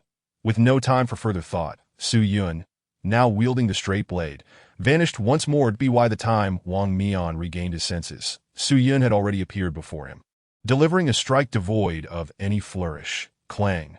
Wang Mian was forced to block Su Yun's attack with his blade, and without the enhancement of his divine ruins, he was astounded to discover that Su Yun's speed exceeded his own. How could this be? He was suppressed to the Zhangjing. No matter the extent of the suppression, his strength should greatly surpass that of a Zhangjing. How could Su Yun possibly be faster? Could it be due to the added effects of the god of termination? With this thought, Wang Mian's expression solidified as he firmly planted his feet on the ground, the Yuan emitting a clear ringing sound, as a forbidden object. The Yuan inherently possessed the Forbidden Ruins Sequence 301.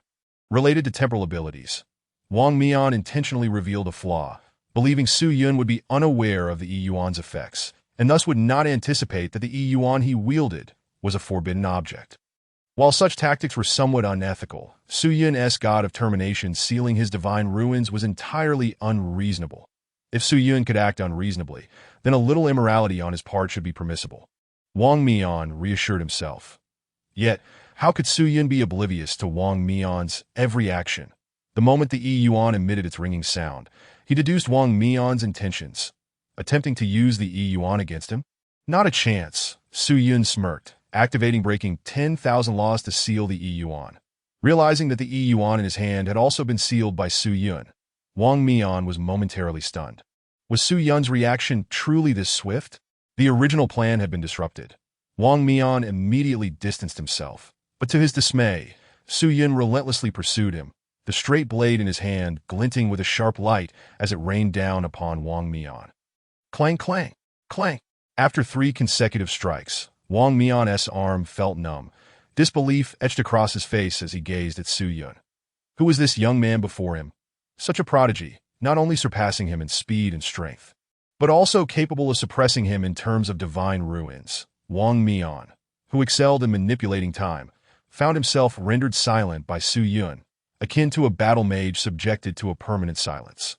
You are somewhat monstrous. While defending against Su Yun's onslaught, Wang Mian couldn't help but mutter. Monstrous? Su Yun chuckled. I have always been a monster. Wang Mian. At that moment, Yuan Gang finally arrived on the scene, his immense mental power unfurling, immediately halting the clash between the two. Su Yun. Wang Mian. Cease this at once. Wang Mian was taken aback. Why was Yuan Gang here? Even Su Yun had not anticipated this situation. Was there still a matter regarding little Yuan during rookie training? Why are you here? Wang Mian looked at Yuan Gang, puzzled.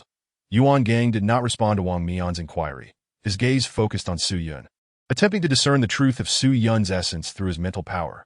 After confirming multiple times that Su Yun's realm was indeed Zhangjing, Yuan Gang was left dumbfounded. Su Yun was truly a rookie in the Zhangjing realm. However, unbeknownst to him, Su Yun was, in fact, the god of termination.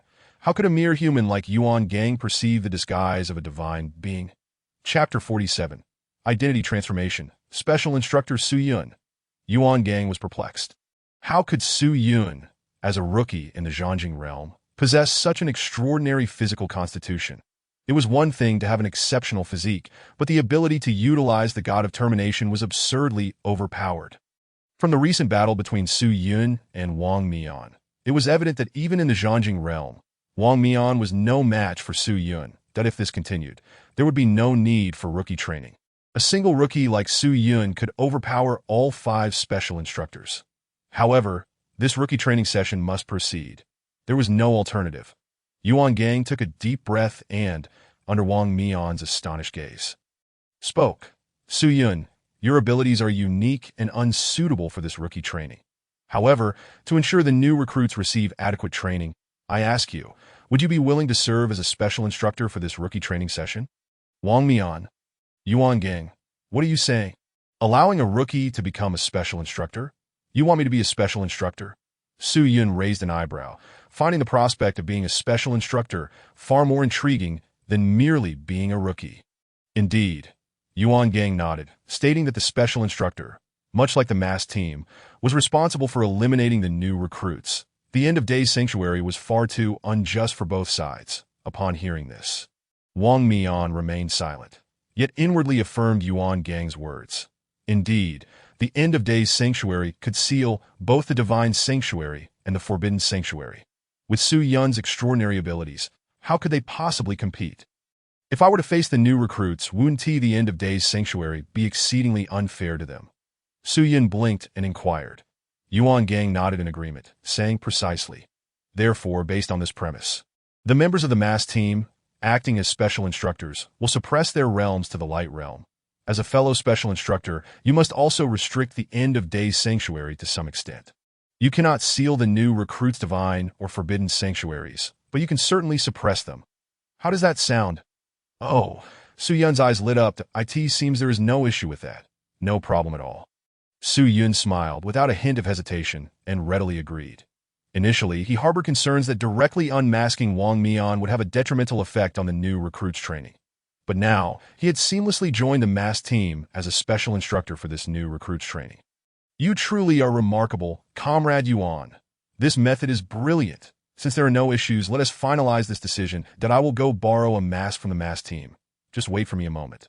Yuan Gang was about to approach the two departing members of the mass team to request a mask for Su Yun. However, Su Yun suddenly called out to him, "No need. I will handle it myself." With that, Su Yun transformed, donning a gray cloak and a mask engraved with a divine dragon motif. Remarkably, he indeed resembled a figure of significance. Yuan Gang. Wang Mian. The sudden transformation left both Yuan Gang and Wang Mian utterly astonished. "Kid, what is this ability of yours?" Yuan Gang's demeanor shifted, urgently pressing for answers. There was no mention of such an ability in Su Yun's dossier. What other powers might he be concealing? It's merely a transformation. No need for such alarm. Su Yun raised an eyebrow at the two. Don't tell me this is another new ability bestowed upon you by the god of end of days last night. How did you know? You weren't spying on me, were you? Su Yun feigned modesty, covering his chest as if caught off guard. Yuan Gang. Wang Mian. What the hell? Spying on you? Are you out of your mind? Yuan Gang's expression darkened, though from another perspective, he had indeed been observing Su Yun last night.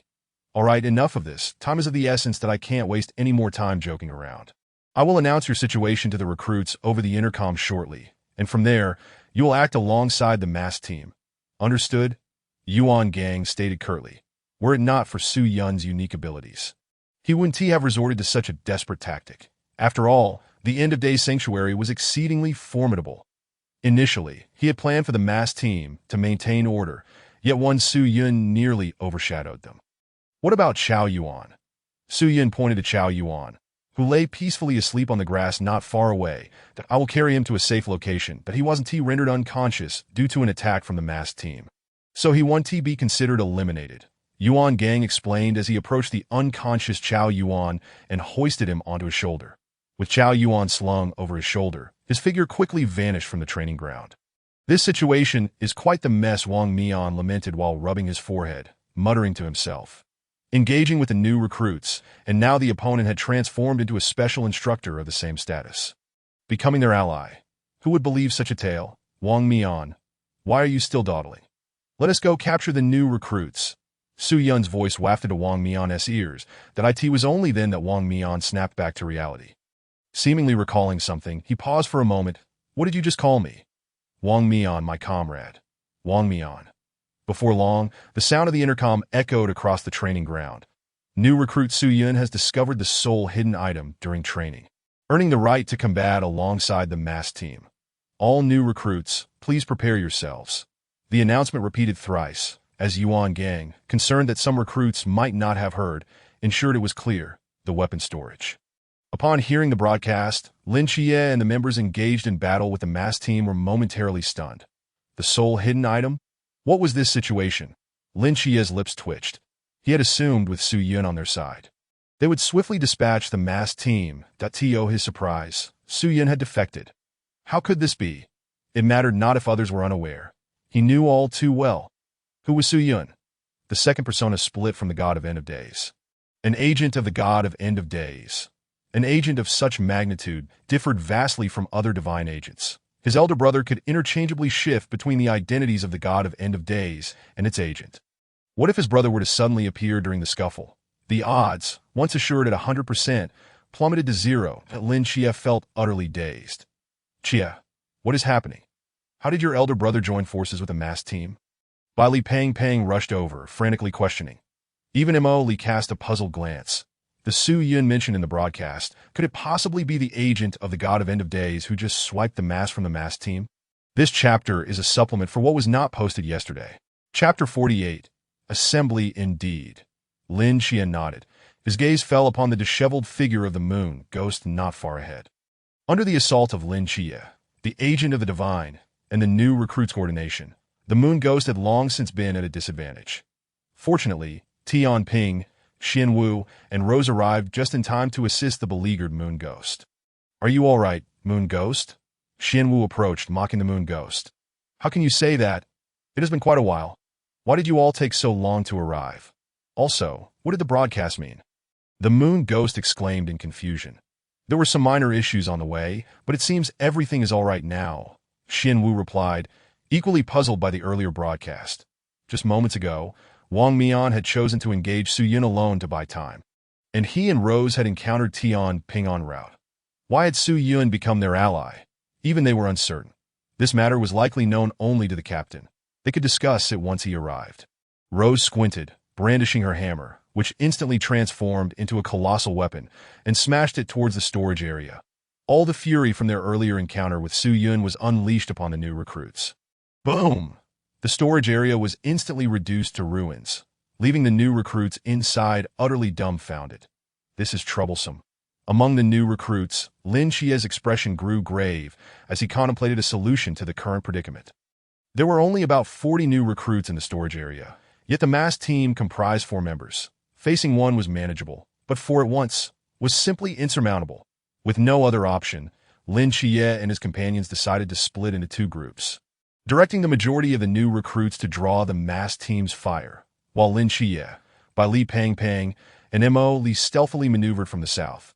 Upon noticing the trio attempting to escape, Xian Wu rushed in first. However, as soon as he entered the storage area, a cart appeared before him.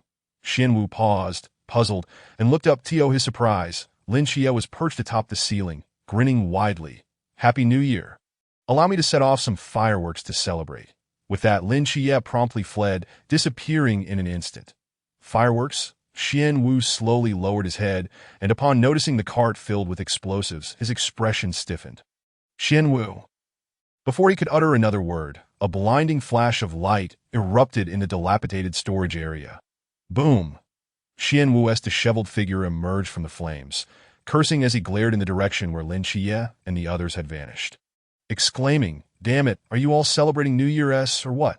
As he recalled that this chaos was instigated by Su Yun, Xian Wu clenched his fists in frustration, all thanks to that agent of the god of End of Days.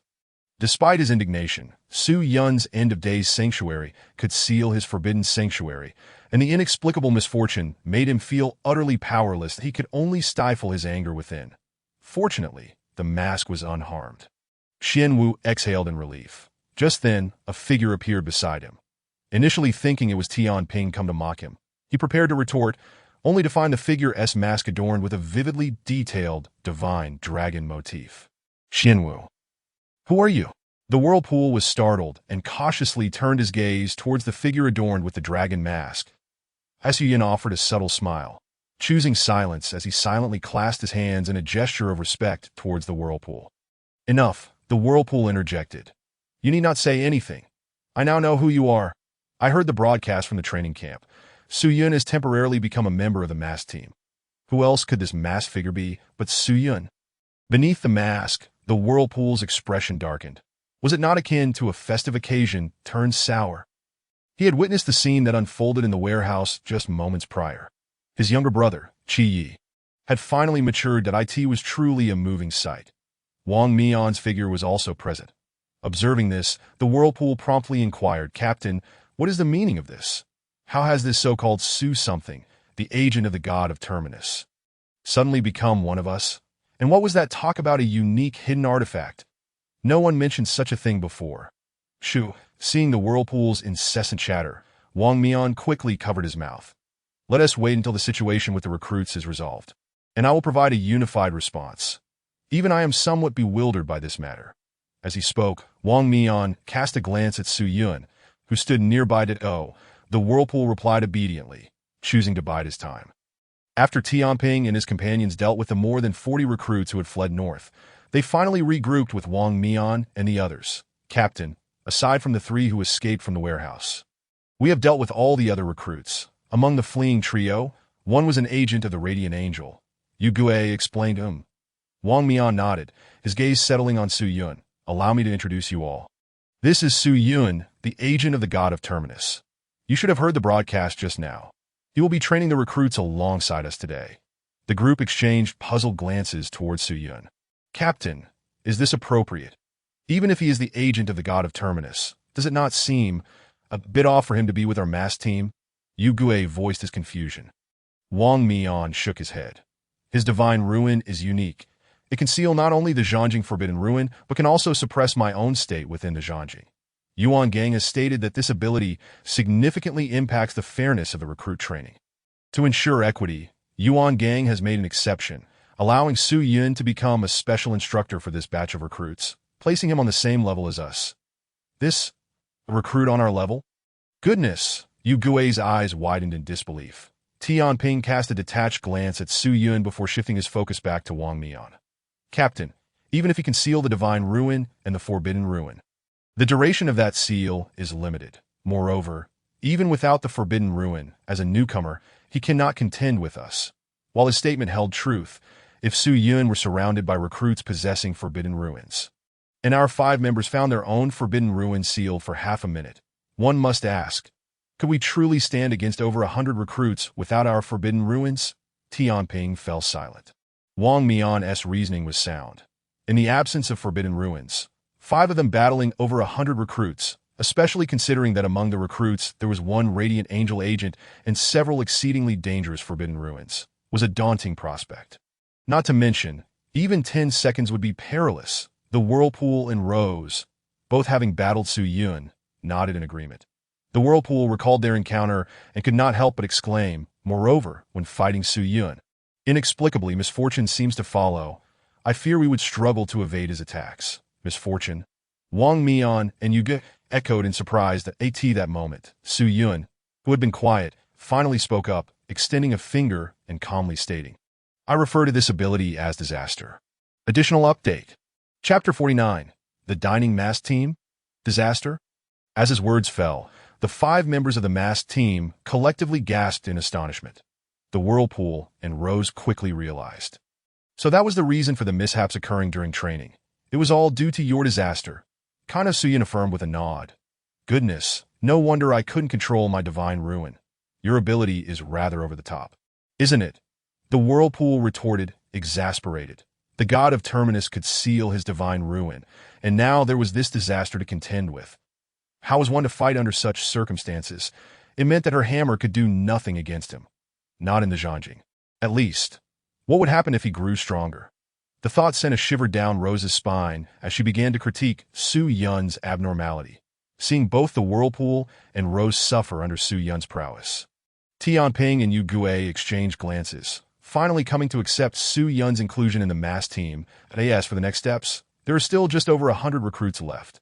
The vast majority have likely formed small groups and are currently discussing strategies to counter us. Tianping analyzed. The dormitory building of the training camp occupies the largest area and features a complex terrain conducive to defense. Unless unforeseen circumstances arise, most recruits should be hiding there. Thus, we should take advantage of the current moment before the recruits fully congregate and deal with the most troublesome instigator among them.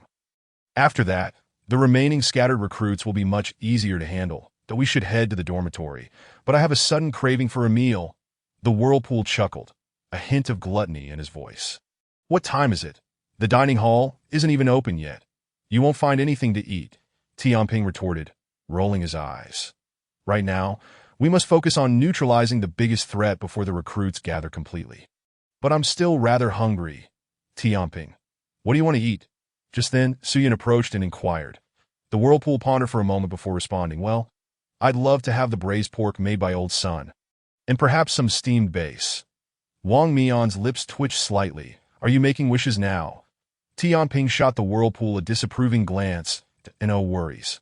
Once today's matters are settled, Old Sun will prepare something for us. But I want to eat right now.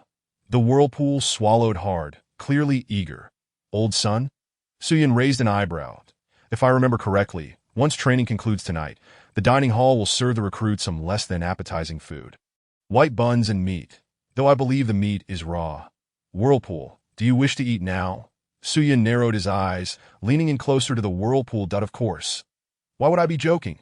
The whirlpool shrugged helplessly, lamenting that he had no opportunity to eat at that moment. How about this? If you call me second brother, I will treat you, Suyun declared, striking a pose with one hand on his hip. The dining hall isn't even open yet. Even if you offer to treat him, he still can't eat, Tianping remarked, looking at Suyun as if he were insane. Second brother? The whirlpool pondered, realizing that Suyun was among the youngest in the group. Tianping was right. With the dining hall closed, it was impossible to eat. Let's wait until there's an opportunity, he suggested, scratching the back of his head. Indeed, we should first address the recruits, but before he could finish, an enticing aroma wafted through the air. The group paused, bewildered that on this afternoon, outside a burning warehouse, where could such a delectable scent be coming from? They quickly turned their heads, only to find Suyun holding a plate, steaming with succulent braised pork. The group? Wait a moment. Where did you get that braised pork from? Suyun smirked, showcasing his prowess. Exploratory grasp, indeed, was a concept-level resonance. When used effectively, it could conjure up anything deemed existent. Knowing Old Sun would serve the recruits unappetizing food later, he also knew that the mass team would enjoy a feast in his subconscious.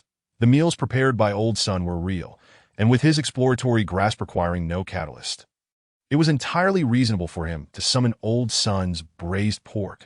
Goodness, Suyun, where did you get this? The whirlpool's eyes widened, sparkling with excitement. Gulp. His appetite had already been piqued, and with Suyun's display, his stomach audibly protested that "Do you want some?" Suyun produced a pair of chopsticks. Second brother? The whirlpool's eyes glistened with tears, overwhelmed with emotion as he lunged towards Suyun, evoking a sentiment that made it seem as though they were long-lost brothers. Wang Mian, what more can I say? Tianping. Goodness, Rose, I want to eat till you gay. Count me in. Seizing the first taste of the braised pork, the whirlpool removed his mask and devoured it with gusto, relishing every bite. Goodness, this flavor is identical to Old Sun's braised pork. Captain, you all must try this too. The sight of Xuanhua devouring his meal was truly touching, causing others to involuntarily swallow their saliva. Ultimately, unable to resist the temptation, Qianwei cautiously approached Suyun and inquired, is there any left? Referring to him as second brother, Suyun offered a faint smile in response. Qianwei hesitated, not intending to address him as such. But the sight of Xuanhua eating alongside the irresistible aroma of the braised pork proved too enticing. Say, second brother. Here as you shared it, Suyun handed Qianwei a pair of chopsticks along with a plate of steamed base. Unbeknownst to them, a fragrant pot of rice had appeared behind them, and Suyun served a bowl each for Xuanhua and Qianwei. With both Xuanhua and Qianwei now enjoying their meals, Yuege and Tianping could no longer contain themselves and called out second brother. Joining the ranks of diners, Wang Mian exclaimed, Wow, Captain, this is truly remarkable. The taste is identical to what Old Sun used to make. It's been ages since I've savored Old Sun's cooking. Yuege was visibly moved as he ate. Indeed. Tianping gazed in disbelief at the lavish spread before them. Utterly astonished, they even brought out a table. Wang Mian, with a resigned expression, covered his forehead and, after much insistence from the five, finally joined the feast. In the underground camp, chaos reigned supreme that I had summoned the mass team to keep these newcomers in check. Yet here they were, not only blowing up the warehouse, but also dining outside of it. Yuan Gang's eyes widened as he slammed his hand on the table in frustration. Speaking of which, does removing their masks while dining count as a form of defeat? They did it themselves. It has nothing to do with the recruits, so don't misinterpret. Commander, Suyun's abilities are rather peculiar. Where did he procure such an abundance of food? A renowned instructor voiced his confusion. Yuan Gang's mouth twitched in annoyance. This brat. I forbade him from using Tao Nong to unveil the mass team's members' identities. Yet he is now employing Tao Nong to produce food while dining with them. Commander, should we intervene? Time is of the essence. If we don't eliminate all the recruits by 9 o'clock, this batch of newcomers will be quite disgruntled. Just as Yuan Gang prepared to step in and halt Su Yun and the mass team. Suddenly, an instructor exclaimed, "Wait a moment. Look, it seems Su Yun is making a move." Everyone lifted their heads down on the large screen after preparing a sumptuous feast for the 5 members of the mass team. Su Yun donned the dragon mask once more, swiftly disappearing outside the warehouse. PS. Continuing to add more, "Thank you all for your support. Gifts are appreciated." Chapter 50 Shinchingju Brother Shin. What should we do next?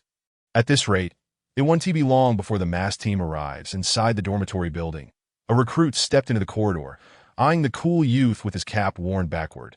He was a highly dangerous holder of a forbidden realm.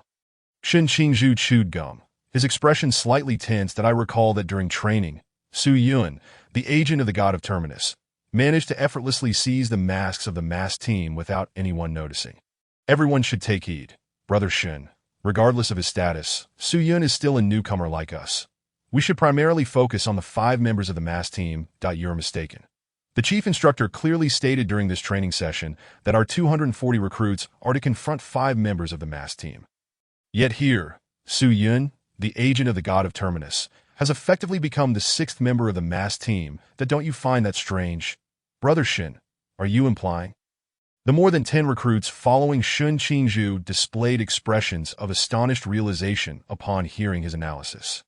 Indeed, Su Yun has remained at the training site since the beginning, whereas a normal person would instinctively flee, seeking a suitable opportunity to defeat the masked team.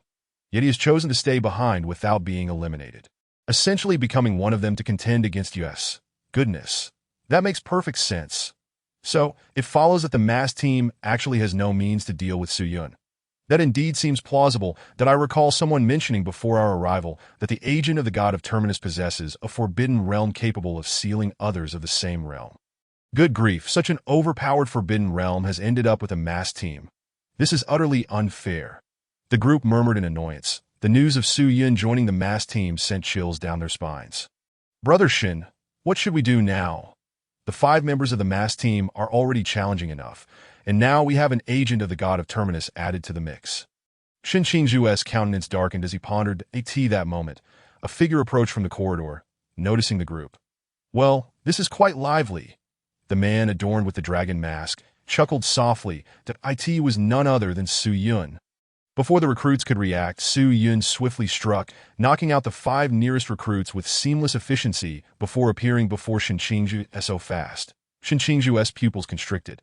He had never encountered this masked individual within the ranks of the masked team. This could only mean that the figure before him was the traitor, Su Yun. How could a mere recruit exude a sense of pressure stronger than that of the masked team members? Without a moment to spare, he raised his hand and snapped his fingers. Snap. Within a 10-meter radius, all the air was swiftly extracted, creating a complete vacuum in the circular area. He narrowed his eyes, fixating on Su Yun as if victory was within his grasp.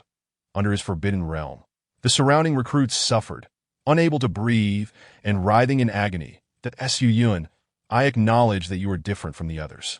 However, let me inform you that I have drained the air within a 10-meter radius. If you wish to prevent others from dying because of you, remove your mask now. Shinchingju's gaze was chillingly fierce. In a vacuum environment, even Su Yun could not hear Shinchingju's voice. Were Yuegue, he might have fallen into Shinchingju's trap. But he was not the same. I can do that too. Su Yun smirked, raising his hand to snap his fingers as well. The breaking 10,000 laws reverberated, suppressing Shinchingju's forbidden realm effect.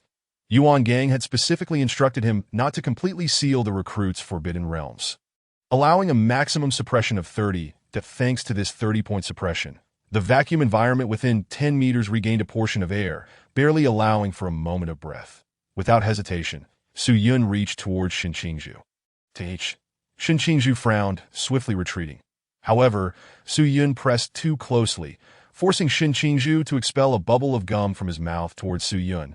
Boom! a violent explosion echoed from within the dormitory building. Shin Qingzhu landed gracefully, gazing at the chaos and flames engulfing the corridor, a triumphant smile spreading across his face. "Umph, I thought he'd be stronger," as soon as the words left his mouth. Shin Qingzhu's pupils constricted once more as he clearly saw a figure emerging from the inferno. Amidst the searing flames, the gray cloak and attire of the figure remained utterly unscathed, as if shielded by an invisible barrier, advancing step by step towards him. "How about that? Impressive, isn't it?" Su Yun grinned mischievously, the flames on his right hand dissipating in an instant, revealing a blade gleaming with chilling brilliance. Shin Qingzhu's brow furrowed. His attack had failed to inflict any damage on Su Yun. In the next instant, Su Yun propelled himself forward, racing towards Shin Qingzhu with such speed that it was nearly imperceptible to the naked eye. Shin Qingzhu's pupils dilated as he manipulated his forbidden realm, rapidly compressing the air within a 10-meter radius to form a wall of air, attempting to block Su Yun's impending assault. Clang, crackle, crackle. Accompanied by a clear sound of the blade, the invisible wall of air shattered. The terrifying force surged forth, and Shin Qingzhu let out a muffled groan as he skidded backwards several meters.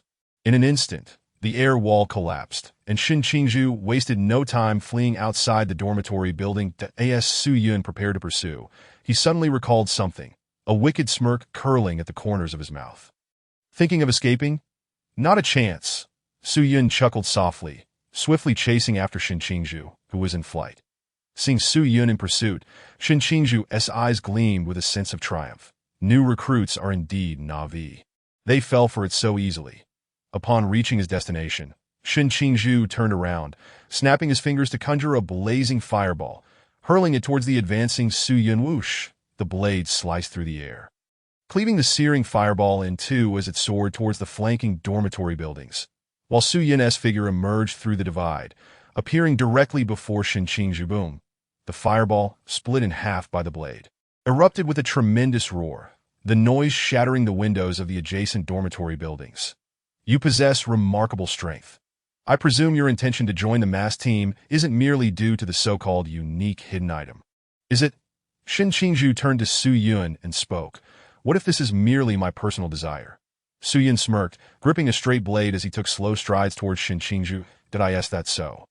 Shin Qingzhu scoffed derisively, raising his hand to snap his fingers once more. Originally, this was intended for the masked squad.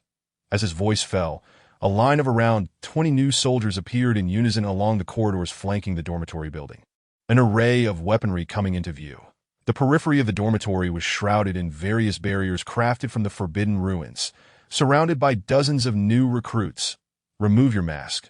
We shall still prevail. Please convey our gratitude to the masked squad. Had it not been for you, this battle would have been far more arduous. As he spoke, Shin Qingzhu revealed a cold smile. It's your end, Su Yun. Chapter 51. Elimination of New Recruits. There are quite a few of them. Su Yun surveyed his surroundings, noting the smug expressions of the new recruits within the dormitory buildings, as if victory in this battle was a foregone conclusion.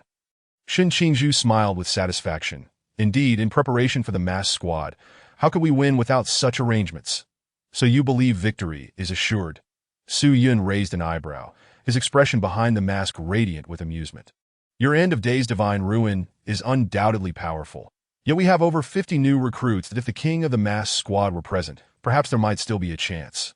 And you, like us, are merely a step above, possessing the identity of a divine proxy. Just how long can you withstand the intricate web that even the masked squad struggles against? With that, Shin Qingzhu waved his hand, signaling all present recruits, eliminate him. As the command echoed, the firepower from both sides of the dormitory erupted with fury. Bullets, artillery shells, and elemental forces crafted from the forbidden ruins surged towards Su Yun. In the blink of an eye, Su Yun found himself enveloped in a cacophony of attacks, akin to a torrential downpour of gunfire. Shin Qingzhu had already positioned himself above the dormitory, gazing down at Su Yun, as if he were a victor in battle. Meanwhile, in the underground camp, this is bad, such a fierce assault. Even if Su Yun is a divine proxy, stronger than an average recruit, can anyone withstand this onslaught besides the king of the masked squad? One instructor exclaimed in alarm. The other instructor stood up in fright, that if it were a member of the masked squad, they could at least recover their strength in the river realm and withstand this terrifying assault. But Su Yun is not. He is merely a newcomer who has just stepped into the lamp realm. Even the strongest deity could not endure this. Initially, the instructors had pinned their hopes on the other members of the masked squad, believing they could save Su Yun. However, upon glancing at the large screen, they saw the masked squad sitting at the warehouse entrance, enjoying a meal. Even hot pot had been served. "Commander," one instructor cried out in shock. The silent Yuan gang remained fixated on the screen, his penetrating gaze seemingly attempting to see through Su Yun in the image. "Commander, we must arrange for emergency aid swiftly. Otherwise, if this continues, Su Yun is a divine proxy. If he were to perish just like that, it would be a significant loss for the great Xia." Under the anxious gazes of the instructors, Yuan Gang took a deep breath and spoke slowly. "Let us continue watching." Outside the dormitory, a relentless barrage of attacks rained down on Su Yun. Just as everyone believed Su Yun would falter under this terrifying onslaught, he moved, with a light chuckle. He looked up at the seemingly victorious Shen Qingzhu and slowly spoke, "You truly know nothing about the concept." As he spoke, he raised his hand and snapped his fingers. Snap! The echo of calamity resonated, instantly darkening the previously serene sky, as if an enormous black cloth had draped over it. Outside the dormitory, fierce gales erupted, swirling around Su Yun as the center. Boom! A deep rumble of thunder resonated in the heavens. A terrifying tornado formed outside the dormitory, devouring all attacks aimed at Su Yun, ripping them apart and erasing them without a trace. The immense suction force drew all weapons from the new recruits present, shattering them into fragments in the chaotic whirlwind. What in the world is happening? Where did this tornado come from? Everyone brace yourselves, find something stable to hold on to, and do not get swept away. I can barely hold on. Under the terrifying suction, the new recruits inside the dormitory descended into chaos. Amidst the turmoil, many collided with the building, losing consciousness. Realizing the situation, Shen Qingzhu immediately unleashed the Forbidden Ruins aura, attempting to counteract the tornado's pull and save the other recruits amidst the disaster. However, the range of his aura was limited, allowing him to save only the 5 recruits closest to him who were using the Forbidden Ruins. The other recruits, however, fell one by one under the terrifying tornado. As the tornado gradually dissipated, the sky returned to its earlier tranquility. The surviving 5 recruits gazed at Su Yun, who stood firmly below the dormitory. As if they had seen a ghost, Shen Qingzhu was left utterly dumbfounded, unable to contain his disbelief, muttering, "Is he even human?"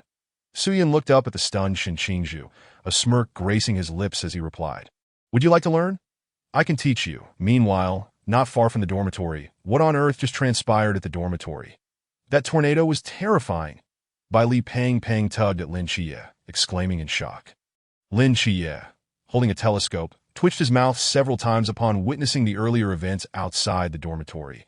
Damn, my second brother has really gone wild. Lin Xie's mind reeled, considering the power of the tornado just unleashed. It was apparent how formidable Su Yun's calamity truly was. Even as the second personality of the End of Days God, a divine proxy, he was intrinsically linked to his elder brother, the End of Days God. Although Su Yun currently exuded an aura of the lamp realm, the calamity effect brought forth by calamity was undoubtedly on par with the river realm. Realizing this, Lin Xie couldn't help but gasp in astonishment. If he were to draw calamity, he could hardly imagine the magnitude of his power. How is this possible? Su Yun is merely a new recruit. Even as a divine proxy, how could his power be so terrifying? Molly gazed incredulously at the dormitory, now stripped bare by the tornado, frozen in place. That is something a new recruit in the lamp realm can accomplish. Lin Xie facepalmed, feeling utterly powerless against Su Yun's actions. My second brother has really lost control. Elder brother, can't you do something? At this moment, Lin Xie found himself wishing that his elder brother's personality would intervene, stopping the second brother and allowing everything to revert to normal. However, this was merely Lin Xie's fantasy, that if the real elder brother were present, the entire training camp would likely be turned upside down. "Xie, what should we do now?" Bai Li Pang seemed to sense Lin Xie's distress and inquired urgently. Lin Xie fixed his gaze on Su Yun, letting out a sigh. Initially, He had hoped to rescue some new recruits from the dormitory, but now that his second brother had joined the masked squad. Even if we went over, it would be tantamount to delivering ourselves to slaughter. Bai Li Pang scratched his head, perplexed. But Chia, where are the other members of the masked squad? They are nowhere to be seen. I don't know. Chapter 52. The most dangerous place is the safest place. There were about 50 new recruits in the dormitory, and with his second brother taking down so many at once. Aside from those hiding in corners, waiting for the battle to end, there likely weren't many left capable of fighting. Lin Chia frowned, realizing that Su Yun's involvement had completely disrupted his plans. What should we do now? The other 5 members of the masked squad have yet to show themselves. They must be lurking in the shadows, waiting to ambush us, Molly said, her expression serious. Lin Chia took a deep breath. A direct confrontation is out of the question now. The battle that erupted at the warehouse must have caused the masked squad to flee, that if we head over now, perhaps we can buy ourselves some time. You're right. The most dangerous place is indeed the safest place. We just escaped from the warehouse. The masked squad members are likely searching elsewhere. Returning to the warehouse might offer us a glimmer of hope. Bai Li Pang eagerly agreed. With their thoughts aligned, the 3 of them quickly made their way toward the warehouse. Along the way, in an open area, they spotted someone lying on the ground. Chia, look over there. It seems someone is lying there. Bai Li Pang pointed excitedly at the figure not far away. Lin Chia's eyes brightened momentarily, and upon recognizing the person's face, he was taken aback. It's Chao Yuan. What is he doing there? Chao Yuan. Bai Li Pang blinked in realization, recalling that Chao Yuan was the new recruit sharing a room with Su Yun. The 3 hastily made their way to the open space, where Chao Yuan was already awake, lying on the ground and gazing blankly at the sky. Did I truly manage to control the Black King's annihilation? He chuckled foolishly as he reminisced about the recent events on the training field. In his memory, he had been fighting alongside Su Yun, seemingly preparing to confront the masked squad's Vortex and Rose. But somehow, by the time he regained his senses, he found himself here. Chao Yuan, are you all right? Lin Chia called out upon seeing Chao Yuan awake. That it's you, Lin Chia.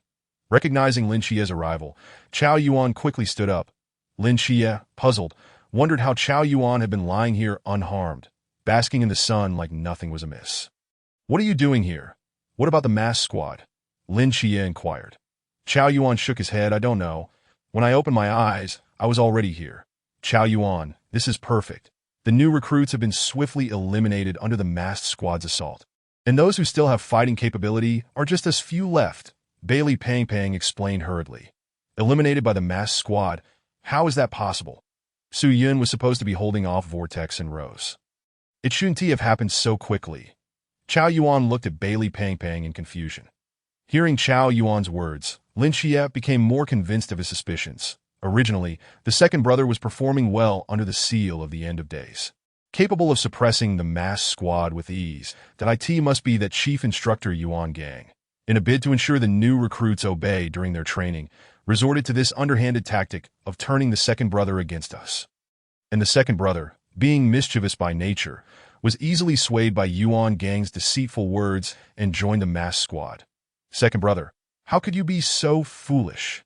Lin Chia lamented, sighing heavily as he patted Chao Yuan's shoulder. Let me put it this way. Su Yun has been turned by Yuan Gang and is now working with the masked squad to hunt us down. Chao Yuan was taken aback. How could this be? There is no time for further explanations that we must swiftly locate the surviving recruits and find a way to counter the masked squad, Lin Chia urged. What should I do? As Lin Chia was his benefactor, Chao Yuan naturally trusted him implicitly. Follow us to the warehouse. All right, meanwhile, outside the abandoned warehouse, feeling full is delightful. Now I have the strength to deal with the new recruits, don't you think? Vortex patted his round belly. Chuckling contentedly, it's really strange. How did Su Yun manage to make this food? It tastes exactly like what Old Sun makes, Rose exclaimed in astonishment. Moon Demon and Tianping couldn't help but express their amazement as well. Where on earth did Su Yun procure this, that it tastes identical to Old Sun's cooking? But can Su Yun handle this alone? Vortex glanced up at the dissipating dark clouds and tornado above the dormitory building. Tianping nodded. Given the power displayed earlier from the dormitory, it's sufficient to deal with the new recruits. However, I'm still curious. As a new recruit, even if he is a divine agent, his strength is somewhat abnormal. Not just somewhat, Rose huffed, pouting as she popped another slice of meat into her mouth. Both Vortex and I fell victim to his hands. I believe you if you said he was Chuanjin. Moreover, didn't the captain also say that Su Yun's abilities are excessively formidable? He can seal others' forbidden domains and bring misfortune upon them without lifting a finger. He can easily handle things. Right, Captain? Vortex chimed in as he spoke. All four pairs of eyes turned to Wang Mian. Wang Mian set down his utensils and looked towards the dormitory building, recalling the scene of Su Yun battling on the training field. Nodding silently, indeed, even when suppressing his realm to Zhangjing, I couldn't handle him. The four of them collectively gasped in astonishment. This new batch of recruits truly harbors a monster. There's just a little left. Let us hurry and eat. After we finish, we still need to eliminate the remaining recruits. Wang Mian glanced at the leftover food on the table, urging them on. No problem. The group cheerfully resumed their meal. The atmosphere warm and harmonious. Just then, Wang Mian seemed to sense something, turning to look at a small thicket 100 meters away where shadows could be concealed, but he quickly noticed the four individuals hiding in the bushes. Stop eating. There's a situation, Wang Mian stated calmly. Not far away, Lin Xie, who had just arrived near the warehouse, was twitching his lips in disbelief. What on earth is going on? He rubbed his eyes. Convinced he was mistaken, upon closer inspection, he found that the masked squad was still lingering outside the warehouse, and shockingly, they were eating. What was that steaming copper pot? A hot pot. Chia, they can't possibly be eating hot pot. Can they? Just looking at it makes me hungry. Lin Xie smacked Bailey Pang Pang on the back of the head and turned to flee. Why are you still dawdling? Run. As his words fell, Chao Yuan and Mo Li immediately followed Lin Xie in the opposite direction. Bailey Pang Pang was still processing the situation when Lin Xie yanked him back along the same route. While fleeing, Lin Xie suddenly felt the urge to slap himself. Why did he think that the most dangerous place was also the safest? Chapter 53. Confronting the masked squad. Outside the warehouse, watching the four retreating figures, the 5 members of the masked squad stood up. Chase. They armed themselves and donned their masks, pursuing the direction in which Lin Xie and the others had fled. Before leaving, Vortex didn't forget to take one last bite of meat. Vortex, stop eating and hurry up. Tian Ping snapped at him. Only then did Vortex reluctantly set down his chopsticks and follow the masked squad's pace. Meanwhile, outside the dormitory building, under Su Yun's fierce onslaught, the last 5 new recruits collapsed to the ground, leaving only Shin Qingzhu as the sole survivor. Cough, cough. You're quite strong. No wonder they want you to join the masked squad to deal with us. Shin Qingzhu sneered that he had always been discontent with the new recruit training, and it was particularly infuriating that Su Yun, who should have been on their side, was now turning against them, given Su Yun's displayed strength. If he were on their side, he could easily handle the masked squad. What a pity. Rather than facing the masked squad, I find dealing with you new recruits far more entertaining, Su Yun chuckled lightly. Though he wasn't speaking the truth, primarily, he had already essentially won against the masked squad. Now continuing to hunt down the new recruits didn't seem unreasonable, did it? Is that so? Shin Qingzhu's gaze fell upon the smoke bomb strapped to the waist of a fainted recruit not far away. He wore a victorious expression, extending his hands. Come on, eliminate me, Su Yun, of course. Notice Shin Qingzhu's subtle move. He was curious to see how this self-proclaimed tough guy from the Slayer of Gods would act when faced with a character who didn't even exist in the plot. Is that so? Su Yun said, gripping his dagger, and slowly approached Shin Qingzhu. Just as he was within 5 meters of Shin Qingzhu, the latter smirked proudly, raised his arm, and snapped his fingers, sending a fireball hurtling towards Su Yun. As before, Su Yun sliced the fireball in half, advancing unscathed. Shin Qingzhu seized the moment, dashing to the fainted recruit's side, snatching the smoke bomb and throwing it to the ground without hesitation. With a hissing sound, smoke billowed, instantly obscuring the view outside the dormitory. Within the smoke, Su Yun remained unfazed, his deep black eyes entirely disregarding the obscuring haze. His gaze locked onto Shin Qingzhu, who had long since escaped the dormitory's vicinity. And a wicked smile crept onto his lips. Run. Just in time for my little brother Chia to need your assistance. Su Yun murmured to himself. Once the smoke dissipated, he glanced back at the dormitory. Ensuring all the new recruits were unconscious before pursuing the direction Shin Qingzhu had fled. Chia, I can't go on. Bailey Pang Pang gasped heavily, calling out to the three ahead of him that he is the only recruit in the group without a forbidden domain. Coupled with his size, he simply couldn't keep pace with the others while being chased by the masked squad. "You fat idiot, you should have eaten less. Look at how you ballooned." Emoli shot a disapproving glance at Bailey Peng Peng, who was dragging them down at this critical moment. "What do we do now?" Chow Yuan looked to Lin Xie. "If we have to fight, I'll stand with you." Lin Xie cast a glance at Bailey Peng Peng, who was lagging behind and had no choice but to come to a halt. There was no alternative. Most of the new recruits had been dealt with by Erge, and it was futile to continue fleeing in this manner. With so few new recruits remaining, their retreat held no significance. Only combat could offer a glimmer of hope. Just then, the 5 members of the masked squad arrived. "What a coincidence, Seraphim's agent. How do you find my ambush tactic?" Xin Yuan said, brimming with self-satisfaction. Lin Xie's expression darkened. "Are you certain you're not just here for hot pot?" The members of the masked squad were momentarily speechless. Xin Yuan, feeling a bit awkward, leaned towards Yuegue and whispered, "Oh no, he figured it out." Yuegue's lips twitched slightly to "We could tell without you saying anything." Lin Xie's gaze sharpened as he regarded the 5 before him. Even in a one-on-one scenario, the members of the masked squad were inherently stronger than these new recruits. Yet the current situation had the masked squad boasting 5 members, while they had only 4. Moreover, Bailey Peng Peng had not activated his forbidden domain. How could they possibly fight? 3 against 5. This is troublesome, Lin Xie said solemnly. Bailey Peng Peng, overhearing Lin Xie's words, stepped forward, preparing to reach into his pocket. Actually, leave this to us. You stay back and be honest." He was interrupted. Bailey Peng Peng sighed, resigned, and moved a short distance away. Wang Mian stood not far off, calmly observing Lin Xie as he stepped forward from the group of 4, Seraphim's agent, aside from Su Yun. "You are the one I most wish to battle." Lin Xie, blade in hand, approached Wang Mian slowly, a light chuckle escaping him. "It seems you've already faced my second brother, Haven Tu."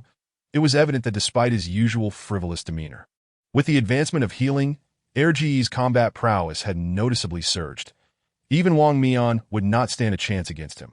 Indeed, Su Yun's exceptional performance among the new recruits earned him our masked squad's unanimous recognition, allowing him to acquire the unique hidden item and fight alongside us, Wang Mian asserted with a serious tone. Their purpose in attending this new recruit training was to intimidate this cohort of recruits. He couldn't very well tell Lin Xie that he was no match for Su Yun under the conditions of the Lantern Realm, could he? Lin Xie couldn't help but chuckle at the absurdity of it all. "What are you laughing at? I assure you we speak the truth to a fellow divine agent. Su Yun's performance has far surpassed yours." "What is so funny?" Xin Yuan retorted, clearly irked. He hadn't forgotten Lin Xie imitating Su Yun to wish him an early new year during their time in the warehouse. That was undoubtedly a source of shame for him. "Oh, my second brother is better than me." Lin Xie laughed again. Acknowledging the truth in that statement, he raised his gaze toward the 5 members of the masked squad, lifting his blade to point at Wang Mian. "However, your jest seems a tad far-fetched, doesn't it?" Chapter 54. Confrontation with Wang Mian. The unfolding of the inn's divine ruins. Jest? Far-fetched? Xin Yuan paused, scratching his head and instinctively glancing at Wang Mian, whose frozen demeanor seemed to convey, "Oh, Captain, we've been discovered." Rosa scoffed. Why would our distinguished special unit, the masked squad, need to deceive a mere recruit? Yuegue and Tianping also had something to say, but were unexpectedly interrupted by Wang Mian raising his hand. There is no need for further discussion, but he turned his gaze to Lin Xie, narrowing his eyes. "That I've been waiting for you. Let us begin to at his words." The members of the masked squad sprang into action. "You have 5 members, and with Peng Peng included, we only have 4. That is it a bit unfair to overwhelm the recruits?" Lin Xie chuckled lightly. "That if you feel it's unfair." Wang Mian glanced at Yuegue, who had just become visible and was preparing to act. "Yuegue, you can just observe from the sidelines." "What? I'm not involved." Yuegue revealed himself, disappointment etched on his face. He had just eaten and wanted to take the opportunity to digest a bit. "No need, count me in." Shin Qingzhu's figure appeared behind Lin Xie's group, swiftly joining their ranks. "Brother, you weren't eliminated," Bailey Peng Peng exclaimed, his eyes wide with disbelief as he beheld Shin Qingzhu. Hadn't Shin Qingzhu been in the dormitory dealing with Su Yun just moments ago? Shin Qingzhu turned his gaze towards the masked squad, speaking curtly. Lantern Realm agent, single-handedly wiping out over 50 new recruits. leaving only me. Chao Yuan was instantly taken aback. So, my second brother really was turned. I thought you were joking with me. The members of the masked squad exchanged glances, realizing from Shin Qingzhu's words that the vast majority of the new recruits had been eliminated by Su Yun. Thus, the five before them were undoubtedly the strongest fighters among the new recruits. Since that's the case, Wang Mian smirked, raising his ARM. In the next moment, the four members of the masked squad charged forth. Their roles were clearly defined, each targeting one of the four remaining recruits: Xin Yuan against Shin Qingzhu, Yue Gui against Bailey Pangpang, Tian Ping against Chao Yuan, and Rozo against Molly. Naturally, Lin Xie's opponent was Wang Mian. Gazing into Wang Mian's eyes, Lin Xie began. To be honest, choosing to duel you, the captain, leaves me somewhat uncertain, but if my brother can defeat you, perhaps I have a chance as well. A fleeting look of surprise crossed Wang Mian's face. When he fought Su Yun, there had been no one else around. How did Lin Xie know? Was it trust in Su Yun's strength, or had he truly witnessed it? There was no time for contemplation. Wang Mian rested his hand on the hilt of his blade, speaking with calm determination. As the Seraphim's agent, you harbor many secrets. Perhaps in battling you, I might uncover more. That's so. Lin Xie smirked, knowing well that he possessed a plethora of secrets. In the next moment, the straight blade was drawn, and Lin Xie's figure surged towards Wang Mian with remarkable speed. A hint of regret flashed in Wang Mian's eyes.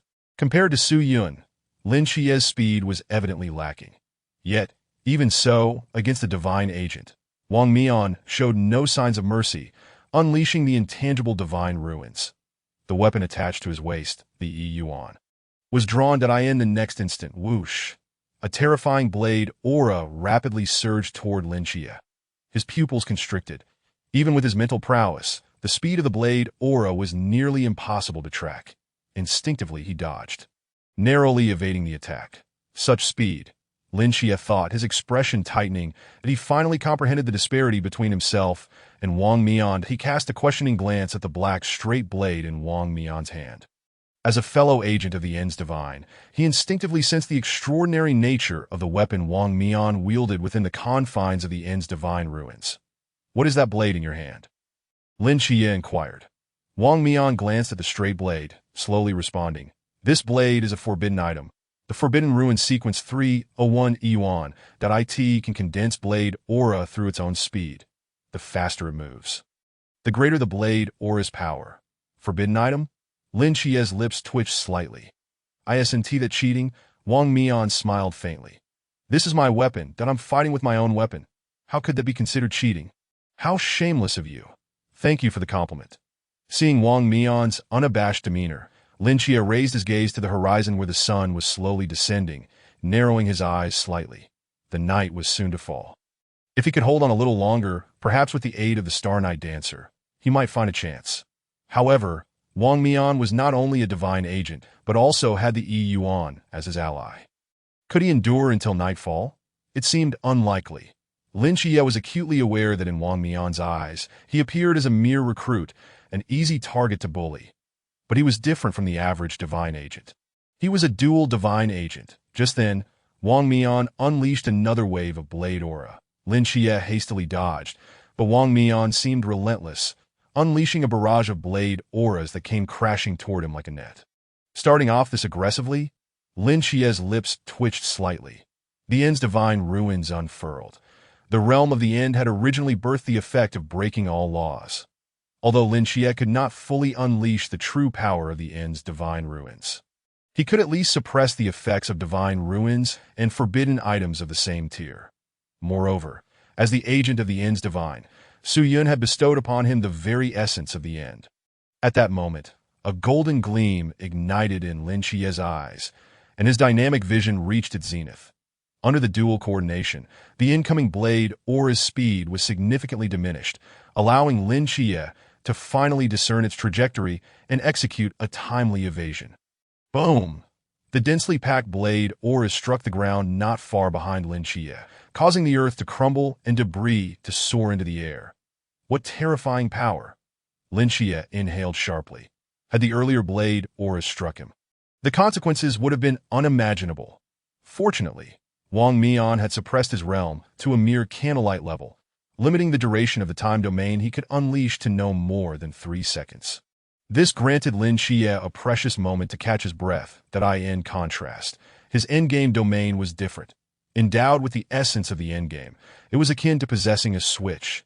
Once activated, the endgame domain would manifest without depleting his mental energy. Chapter 55. Thank you for the compliment. The power of the domain. Wait. As Lin Xie suddenly unleashed his endgame domain, Wang Mian was instantly enveloped by a familiar aura. Indeed, this aura was identical to the one emitted during his previous battle with Su Yun. Simultaneously, he could clearly sense that both his domain and Yi Yuan were being suppressed, the effect of which, albeit only 20%, was enough for Wang Mian to perceive the anomaly. How could you possess a domain akin to Su Yun's? Aren't you the agent of the Seraphim? Wang Mian was taken aback. Lin Xie's anomaly was entirely beyond his expectations. Realizing that his identity as the agent of the endgame could no longer be concealed, Lin Xie chuckled softly, saying, "My second brother is the agent of the endgame. As his third brother, is it not permissible for me to learn a bit of his abilities?" Wang Mian. Are you speaking human language? Can a domain be used for learning by stealth?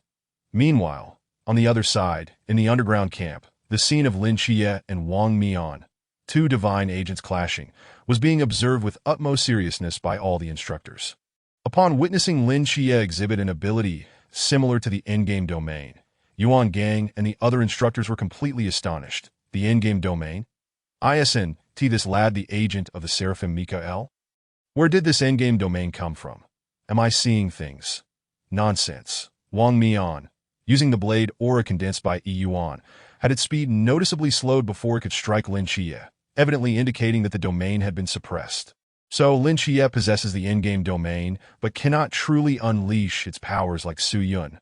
Could it be that, as Lin Xie claimed, his endgame domain was acquired through stealthy learning?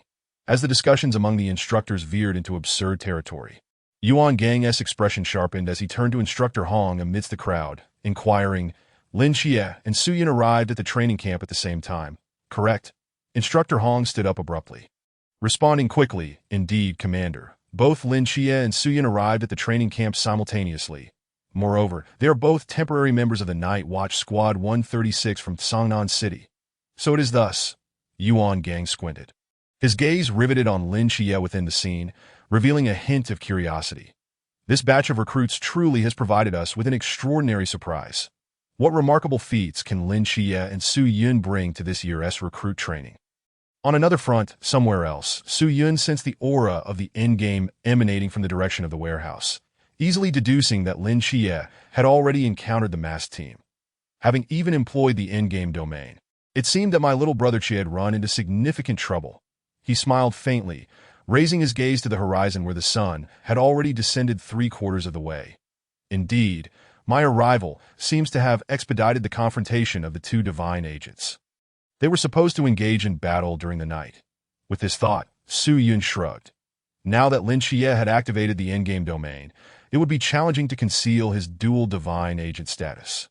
First, let us deliver a slight shock with the revelation of dual divine agents, followed by an even greater astonishment with the 3 divine agents later tonight. Speaking of which, I wonder if Nyx could also grant me one. I wouldn't mind playing at being a dual divine agent. Su Yun smirked, setting off towards the warehouse. The effects of the endgame domain enveloped Wang Mian. His figure stood steadfast within it. Shock etched across his features as he gazed at Lin Xie, his eyes filled with astonishment. You, an agent of the Seraphim Mikael, can wield the endgame domain. I see that cheating? Lin Xie chuckled. Mimicking Wang Mian's earlier tone, this domain was indeed acquired through stealthy learning. It rightfully belongs to me, so how can it be deemed cheating? Wang Mian. He opened his mouth, initially intending to retort with a remark about Lin Xie's shamelessness. However, doing so would only mirror his prior sentiments that if sensing Wang Mian's thoughts. Lin Xie's smile broadened as he clasped his hands together, expressing, "Thank you for the compliment, Wang Mian." At that moment, the last rays of sunlight faded beyond the horizon. Night descended, and the effect of the starry night dancer enveloped Lin Xie at a 5-fold enhancement. Lin Xie smirked, finally having dragged things into the night. Without a moment's hesitation, he unsheathed his straight sword, his figure darting towards Wang Mian with a ghostly swiftness. The blade sliced through the air, unleashing a terrifying force aimed directly at Wang Mian. Clang! The crisp sound of metal colliding rang out as Wang Mian blocked Lin Xie's attack. Yet, feeling the drastic change in Lin Xie's strength and speed, he quickly sensed something was amiss. How can you be even faster than before? Wang Mian exclaimed in bewilderment. Lin Xie chuckled. If you were to utilize 2 domains, you could be just as swift. Wang Mian. With the enhancement of both the endgame domain and the Starry Night Dancer, Lin Xie swiftly gained the upper hand. The fortunes of the other team members also took a turn for the better. The endgame domain not only suppressed Wang Mian's domain, but also quelled the restricted domains of the other 4 members of the masked team. The concealed moon ghost manifested, staring in astonishment at the rotund Bai Li, who wielded a grand sword, his eyes wide. Wow, truly, as expected of the young master of the Bai Li family, your restricted items are truly numerous. I'm merely a child from an ordinary family. Please refrain from calling me young master, as it may lead to misunderstandings. Bai Li replied seriously, raising his grand sword, high point 3,000 transformations. With that, the grand sword in his hands conjured countless afterimages. Cleaving towards the moon ghost. Moon ghost. On the opposite side, the deranged Chao Yuan cackled, relentlessly swinging his fiery blade towards the direction of the balance. What in the world is this? How can the power be so formidable?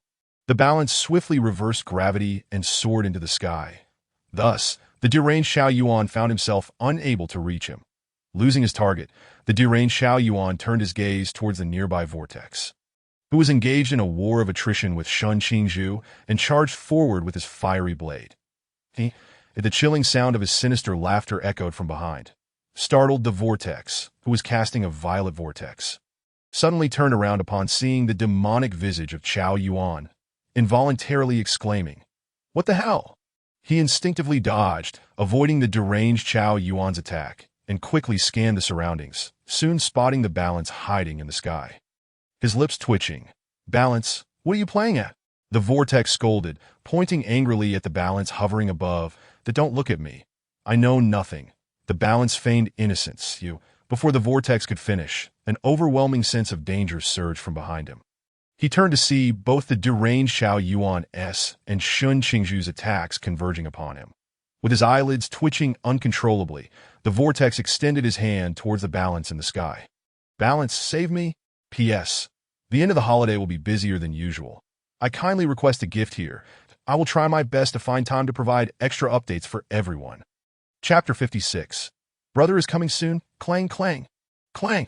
The figures of Lin Xie and Wang Mian wove through the night, 3 invisible domains enveloping the arena, a terrifying aura radiating from the two as it swept outward. "How on earth are you achieving this?" Wang Mian, wielding a yuan, gazed incredulously at Lin Xie emerging from the shadows. Dual divine agents. This had never occurred before. What kind of prodigy is Lin Xie? Initially, he thought having just Su Yun was already extraordinary, yet Lin Xie surpassed even that.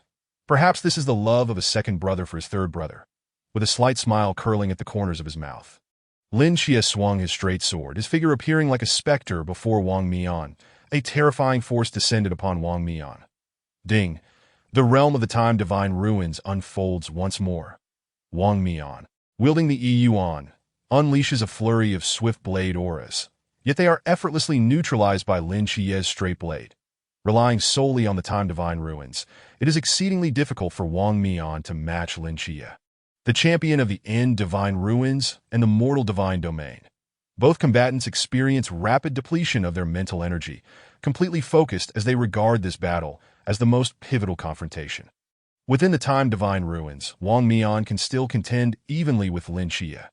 However, constrained to a mere flicker of power, Wang Mian can maintain the Time Divine Ruins for only a fleeting 3 seconds. Meanwhile, Lin Xie's End Divine Ruins remain ever-present, consistently suppressing the effects of the Time Divine Ruins and the Yuan at level 20. In the absence of the Time Divine Ruins, even Wang Mian cannot withstand Lin Xie's prowess. It must come to an end, Wang Mian. Once the effects of the Time Divine Ruins dissipate, Lin Xie is determined not to squander any more time. Through the connection with the Divine Mental Hospital, he can distinctly sense that his elder brother is approaching. He must unveil Wang Mian's mask and secure victory before his brother arrives. A terrifying aura emanates from both individuals at this moment. The onlookers, sensing the overwhelming pressure radiating from the two, cease their activities, astonished, casting their gazes towards Lin Xie and Wang Mian. The deranged Xiao Yuan grins menacingly, seemingly unaffected by their presence as he charges towards the nearest Shen Qingzhu. "What are you doing, man?" Shen Qingzhu exclaims, his eyes wide, bewildered at the sudden betrayal after they had just teamed up against the vortex. Li Pang, quick on his feet, retrieves a roll of tape from his pocket and tosses it towards Shen Qingzhu. "Brother, catch! This is the Forbidden Object Sealing Scroll, Sequence 343. It should be able to seal Qiao Yuan's Black King's annihilation." Shen Qingzhu, regaining composure, catches the sealing scroll and snaps his fingers, swiftly draining the air around Qiao Yuan. In the vacuum, the deranged Qiao Yuan momentarily stumbles, and Shen Qingzhu seizes the opportunity to cast the sealing scroll, ensnaring the madman. However, it seems that the binding is insufficient, as the malevolent aura surrounding Qiao Yuan merely diminishes slightly without ceasing. "Hey, don't just stand there. Deal with this lunatic." Shen Qingzhu shouts towards Tian Ping and the vortex. Initially astonished by the battle between Lin Xie and Wang Mian, Tian Ping and the vortex hurriedly rush to assist. And soon everyone joins in, managing to subdue the deranged Qiao Yuan. With Qiao Yuan pinned to the ground, he emits a chilling, spine-tingling laugh. "Why hasn't this lunatic recovered?" Shen Qingzhu inquires, puzzled. Li Pang scratches his head. Recalling Qiao Yuan's earlier words, where he mentioned that apart from Qie and Su Yun, it's exceedingly difficult for anyone else to suppress his Black King's annihilation. The crowd collectively sighs. The captain and Lin Xie are already locked in their final showdown. "We should take a breather. We just finished a hot pot, and if we exert ourselves too much, I might burst." The vortex, having barely managed to restrain Qiao Yuan, finally exhales a sigh of relief. However, just as he speaks, a thought seems to strike him, and he falls silent. Unbeknownst to him, Li Pang and Shen Qingzhu cast him murderous glares that so, after all our hard work and preparation, you guys from the mass squad were merrily enjoying hot pot. Shen Qingzhu's eyelids twitch, infuriated, as he contemplates giving the vortex a piece of his mind. The group maintaining control over the deranged Xiao Yuan shifts their focus back to the distant figures of Lin Xie and Wang Mian. Observing this, Li Pang boldly shouts in support. "Qie, go for it. Qie, you can do it. Captain, you're the best, brother. Don't just stand there. Cheer for Qimi."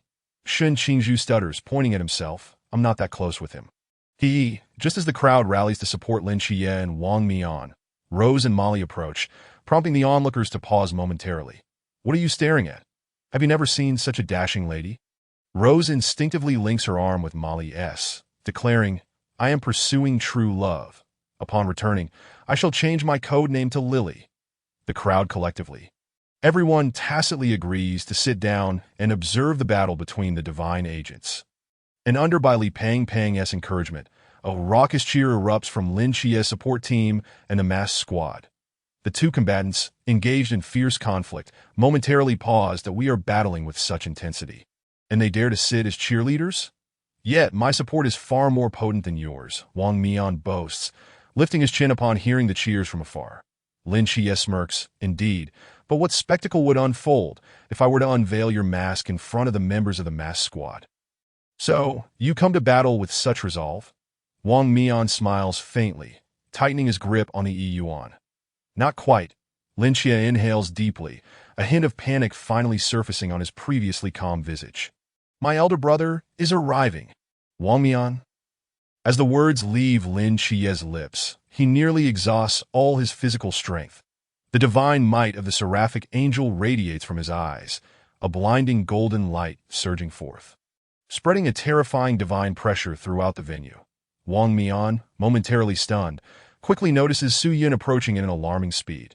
Why is Lin Xie so fearful of Su Yun? He wonders, but sensing the intense crisis. The eyes beneath Wang Mian's mask ripple with an invisible wave, as the formidable divine pressure of the god of time erupts forth. The true clash of the divine beings behind the two has commenced. Chapter 57. The Final Test. A howling gale ensues. Under the dual enhancement of the end divine ruins and the mortal divine domain, Wang Mian's time, divine ruins shatter into fragments. Wang Mian grunts. narrowing his eyes as he regards Lin Xie with heightened seriousness. Yet under the oppressive might of the two divine beings, relying solely on the god of time, Wang Mian has long found himself at a disadvantage. Could it be that I am truly to be bested by this rookie, Lin Xie? Wang Mian's heart tightens that in the next moment, the straight blade in Lin Xie's hand erupts with a terrifying blade aura. Whistling toward Wang Mian, that a surge of alarm courses through Wang Mian, and instinctively, he draws his blade to block. However, before he can even prepare, Lin Xie's attack reaches him, that the pale blue blade edge threatens to graze Wang Mian's mask. He readies himself to forcibly break through to the river realm.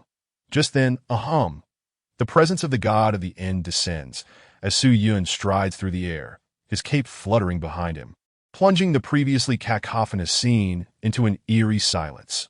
Both Lin Xie and Wang Mian momentarily halt their movements.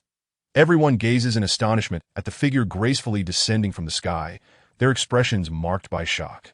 In the underground camp, Bang, Yuan Gang abruptly rises, gazing at the screen displaying Su Yun's figure, his pupils contracting sharply. This lad can indeed summon a deity. Without a moment's hesitation, Yuan Gang rushes out, ignoring the dazed instructors in the underground camp. They are, after all, a genuine divine being.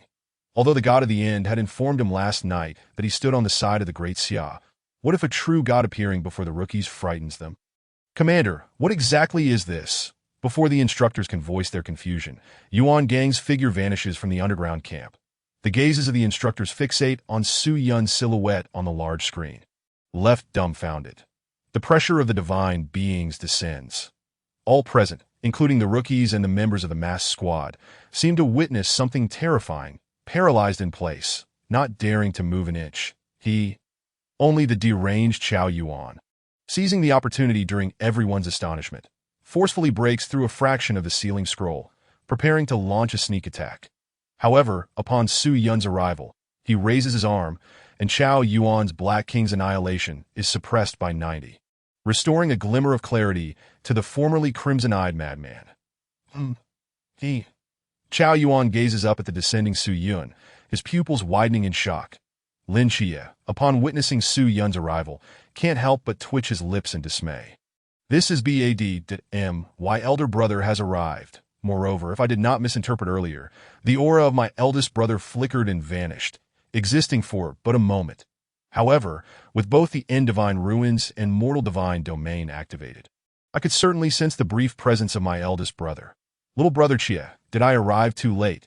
Su Yun's figure descends before Lin Xie as he glances at the somewhat disheveled Wang Mian, sidling up to him with a subtle smile, whispering, Wang Mian, what is the matter? Did you almost lose to my third brother, Wang Mian? Isn't it because this brat learned the End Divine Ruins from you? By the way, is this thing truly capable of being learned? Driven by curiosity, Wang Mian could no longer restrain himself and inquired, Su Yun, did Lin Xie truly learn the End of the Gods from you? Learn from me? Su Yun raised an eyebrow, as if he had stumbled upon something amusing, that he had initially expected Lin Xie to directly inform Wang Mian that he was the agent of the God of Endings. However, Lin Xie claimed that the End of the Gods was something he had secretly studied. Well, little brother Xie, it seems that after spending time with your second brother, you've learned to deceive others as well. Sort of, Su Yun replied with a faint smile, turning to face Lin Xie, who appeared to be on high alert. Second brother, we are clearly on the same side. Why did you ally with the masked team? Lin Xie took a deep breath and asked, after all, you are my second brother. Is it appropriate to join forces with outsiders to bully your own kin?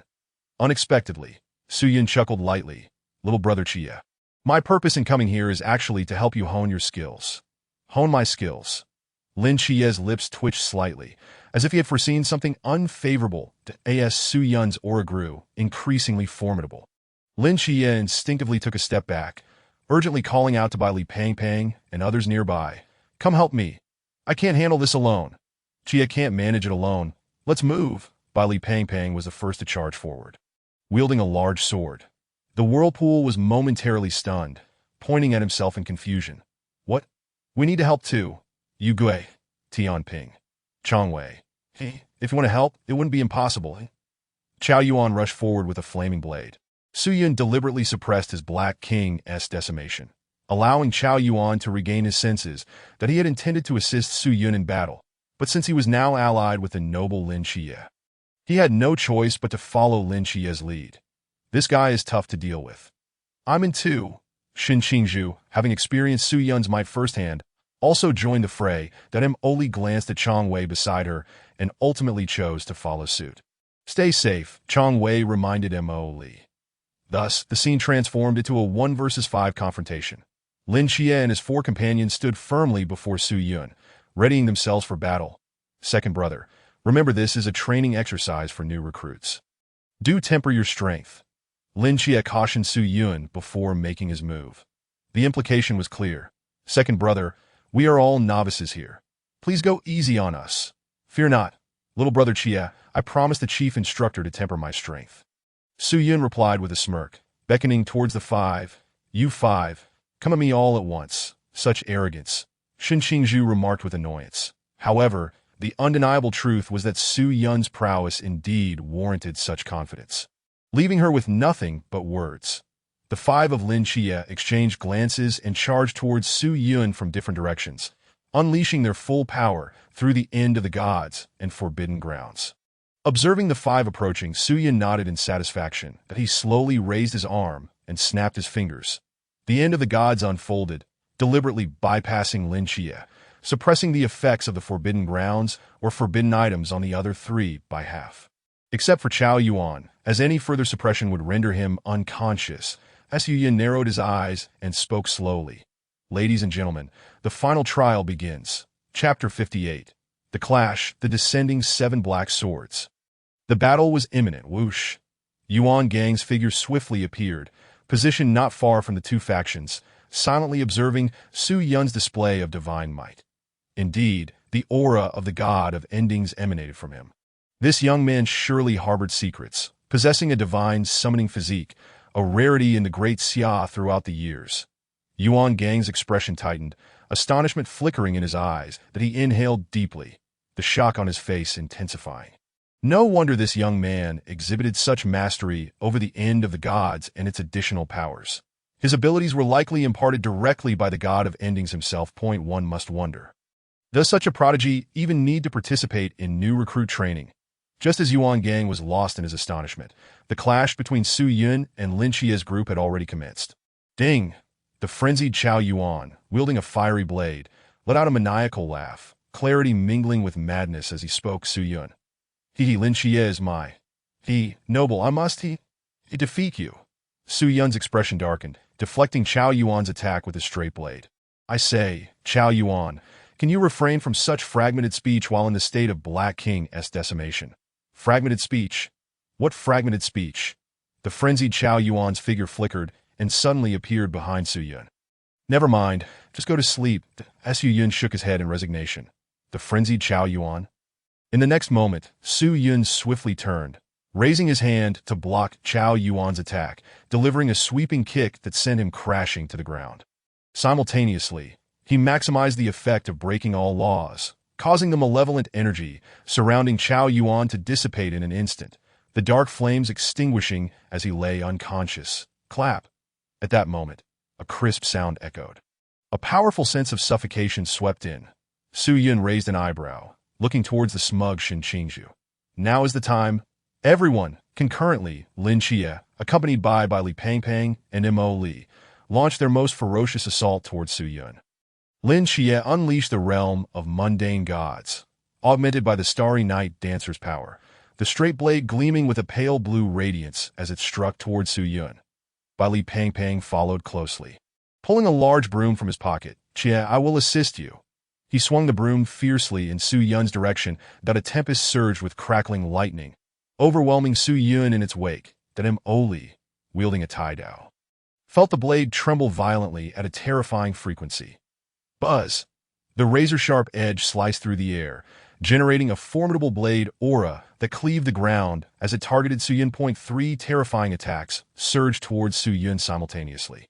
Within the vacuum of the battlefield, Su Yun remained utterly still, seemingly indifferent to the onslaught, the corners of his mouth curling into a slow smile beneath his mask. Impressive, the force you wield against me surpasses that which you employed against Wang Mian. Su Yun's gaze fell upon Lin Xie. A look of satisfaction gracing his features. One must admit, compared to the Lin Xie of the original narrative, the current Lin Xie showcased even greater combat prowess. Furthermore, with Zhao Kongqing's soul residing in the psychiatric hospital of the gods, Lin Xie was concerned that Zhao Kongqing might grow bored and thus practiced swordsmanship with him at night. However, it was still insufficient. Su Yun raised his arm and snapped his fingers slowly. Clap. The summoning calamity resonated. Above, a colossal black longsword descended from the heavens, seemingly slicing through the air, a terrifying hum resonating from the celestial vault. Buzz! The enormous seven black sword trembled violently, plummeting toward Su Yun amidst the astonished gazes of the onlookers. Indeed, the seven black sword's target was Su Yun. The ability to summon it through summoning calamity was indeed a testament to Han Yimou's prowess. Su Yun narrowed his eyes, applying the effect of breaking all laws upon the incoming seven black sword. The sword's aggressive trajectory was altered by the influence of breaking all laws, causing it to veer off course and descend upon Lin Xie and his companions' attacks instead. Boom! With the impact of the seven black sword, a deafening explosion erupted at the point of collision among the four attacks, sending powerful energy rippling outward. Mo Li and Xin Qingzhu struggled to maintain their footing. Sliding back several meters, Bai Li Pangpang was enveloped in a brilliant golden light, barely managing to stabilize himself against the aftermath of the seven black sword's descent. Lin Xie, possessing two types of forbidden grounds and benefiting from the knight's quintuple enhancement, staggered back a few steps before regaining his balance, staring in disbelief at the seven black sword embedded into the ground before him. Before the four stood a massive pit, several meters deep. Carved by the seven black sword, this, the power that Ajan Jin can unleash. The members of the masked team stood in stunned silence. Though they had not participated in the battle, merely observing from a distance allowed them to feel the overwhelming threat emanating from the seven black sword. Thankfully, the sword's target was not the onlookers but rather the attacks unleashed by Lin Xie and his companions, the agent of the God of Endings. Wang Mian gazed at Su Yun's silhouette, narrowing his eyes slightly, unable to suppress a sharp intake of breath. From what he had just witnessed, it was evident that Su Yun had completely held back in their previous encounter. How was it that he, the captain of the masked team, felt like the novice in comparison to this new recruit? Was there even a need for further combat? Staring at the menacing seven black sword, Bai Li Pangpang collapsed onto the ground. His eyes filled with astonishment. Mo Li and Xin Qingzhu were equally dumbfounded. The size of the seven black sword was nearly 3 stories tall. Who exactly is Su Yun, capable of summoning such a terrifying great sword? The divine might of the God of the End enveloped the scene, and with the exception of Lin Xie, everyone else had succumbed to a loss of will to fight. How do we proceed? Xin Qingzhu's expression darkened. The combined strength of the 5 of them was no match for Su Yun. Just when everyone believed the battle was over, Lin Xie slowly stepped forward, gritting his teeth. Gripping his straight blade tightly, with the golden light of the seraphim radiating from his eyes, upon witnessing the divine might of the seraphim emanating from Lin Xie, Su Yun revealed a playful smile. Truly, my dear brother Xie, even at this juncture, you still possess the fortitude to stand up. Brother Xie, do you still wish to fight? Su Yun raised an eyebrow slightly. Lin Xie's eyes burned like torches, fixated on Su Yun's gaze as he slowly spoke. Having finally obtained the opportunity to battle with his second brother, it would be far better to engage in a decisive contest. Until the very last moment, I shall not concede. As his words echoed, everyone was struck by Lin Xie's unwavering conviction. Even Yuan Gang, watching from afar, was astounded. Although Lin Xie's strength was inferior to Su Yun's, this alone assured him a place on the grand stage of the future Great Xia. Chapter 59. Dual Divine Agents, is that so? Su Yun smirked, turning his gaze towards Lin Xie, who was manifesting the God of the End's domain and the mundane realm, tossing the straight blade into his hands. Lin Xie, puzzled, caught the blade, and a fleeting look of surprise crossed his face as he noticed the name Zhao Kongqing inscribed on the hilt. Had he left this blade at Hong Ying's residence? How did it end up in his second brother's possession? Before he could ponder further, Su Yun smiled faintly, and the exploration activation triggered, instantly causing another straight blade to appear in Su Yun's hand. I heard from Brother Wang Mian that you've pilfered the knowledge of the God of the End's domain from me. After hearing this, Brother was quite curious. Su Yun's smile broadened. radiating the terrifying aura of the god of the end. Lin Xie was momentarily stunned, failing to comprehend the implications of Su Yun's words. Second brother, wasn't it you and brother who appointed me as the divine agent not long ago? I merely intended to amuse Brother Wang. Surely you didn't take it seriously? Wait a minute. Elevating his dynamic vision to its zenith, Lin Xie quickly noticed Su Yun's subtle expressions. It seemed his second brother was jesting. Lin Xie then realized that it was utterly unfathomable for a Seraphim agent to wield the domain of the god of the end. Was Su Yun's intent to provide him with a plausible explanation for possessing the domain? Truly, you are remarkable, second brother. In the next moment, the divine might of the Seraphim erupted within Lin Xie, striving to resist the terrifying aura of the god of the end emanating from Su Yun, and an unspoken competition between the two deities commenced. The atmosphere instantly surged with a dreadful whirlwind. Brother Xie, shall we settle this with a single strike? Su Yun narrowed his eyes, playfully manipulating the straight blade in his hand. Lin Xie nodded in agreement, no objections. Instinctively, he tightened his grip on the straight blade, channeling his strength to its utmost, infusing it with the divine might of the Seraphim, and drew the blade in a sweeping arc buzz. However, before Lin Xie's attack could land, the immobile Su Yun suddenly chuckled.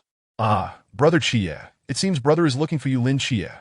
As his words fell, a wave of oppressive divine might from the god of the end descended upon Lin Xie, forcing the Seraphim's strength back into his very being.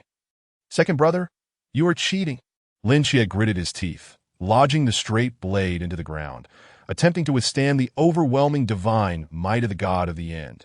Tears of frustration welled within him, initially hoping for a fair one-on-one competition with his second brother.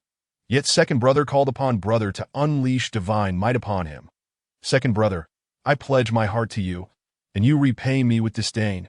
The divine might descended, leaving the onlookers dumbfounded. Such a spectacle was unprecedented for everyone present. The breath of a deity. How could this be? Wang Mian's eyes widened in shock as he gazed up at the divine might of the god of the end looming above Lin Xie. This divine presence was distinct from the one Su Yun had exhibited during their battle. It was more solid, more sacred. It was the genuine divine might of the god of the end.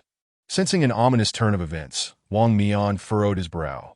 Could it be that Lin Xie's pilfering of the god of the end's domain had been discovered, and thus, through Su Yun as a medium, he was directly punished? There was indeed this possibility. Oh no, Xie! Bai Li Pang exclaimed, his face betraying panic as he observed the descending divine might that I in the distance. Yuan Gang, sensing the divine aura, sprang into action. However, the encroaching domain of the god of the end promptly suppressed his forbidden domain, forcefully impeding his speed. This is bad. Yuan Gang's pupils constricted as an unsettling sensation flooded his heart upon witnessing the divine might's arrival. Just when everyone anticipated that Lin Xie would be crushed by the overwhelming might of the god of the end, suddenly, the menacing divine presence dissipated, restoring tranquility to the scene as if it had never occurred. The domain of the god of the end vanished. Yuan Gang rushed to the scene, assisting the half-kneeling Lin Xie to his feet. Kid, are you all right? Lin Xie forced a bitter smile. Commander, why are you here? I'm fine. The crowd hurriedly gathered around, expressing concern for Lin Xie's condition, and only after confirming he was not gravely harmed did they finally breathe a sigh of relief. The divine might just now had been utterly terrifying. Su Yun, what transpired just now? Why did the god of the end personally descend? Yuan Gang inquired seriously, standing before Su Yun, as the agent of the god of the end. Su Yun surely possessed insight into the matter. Observing this, Su Yun smiled faintly, slowly responding, Commander, the god of the end sought him for a matter. For specifics, you should inquire with Brother Xie. The god of the end sought Lin Xie. Yuan Gang turned in astonishment to glance at the somewhat fatigued Lin Xie, hastily asking, Kid, what did the god of the end say to you during that brief encounter?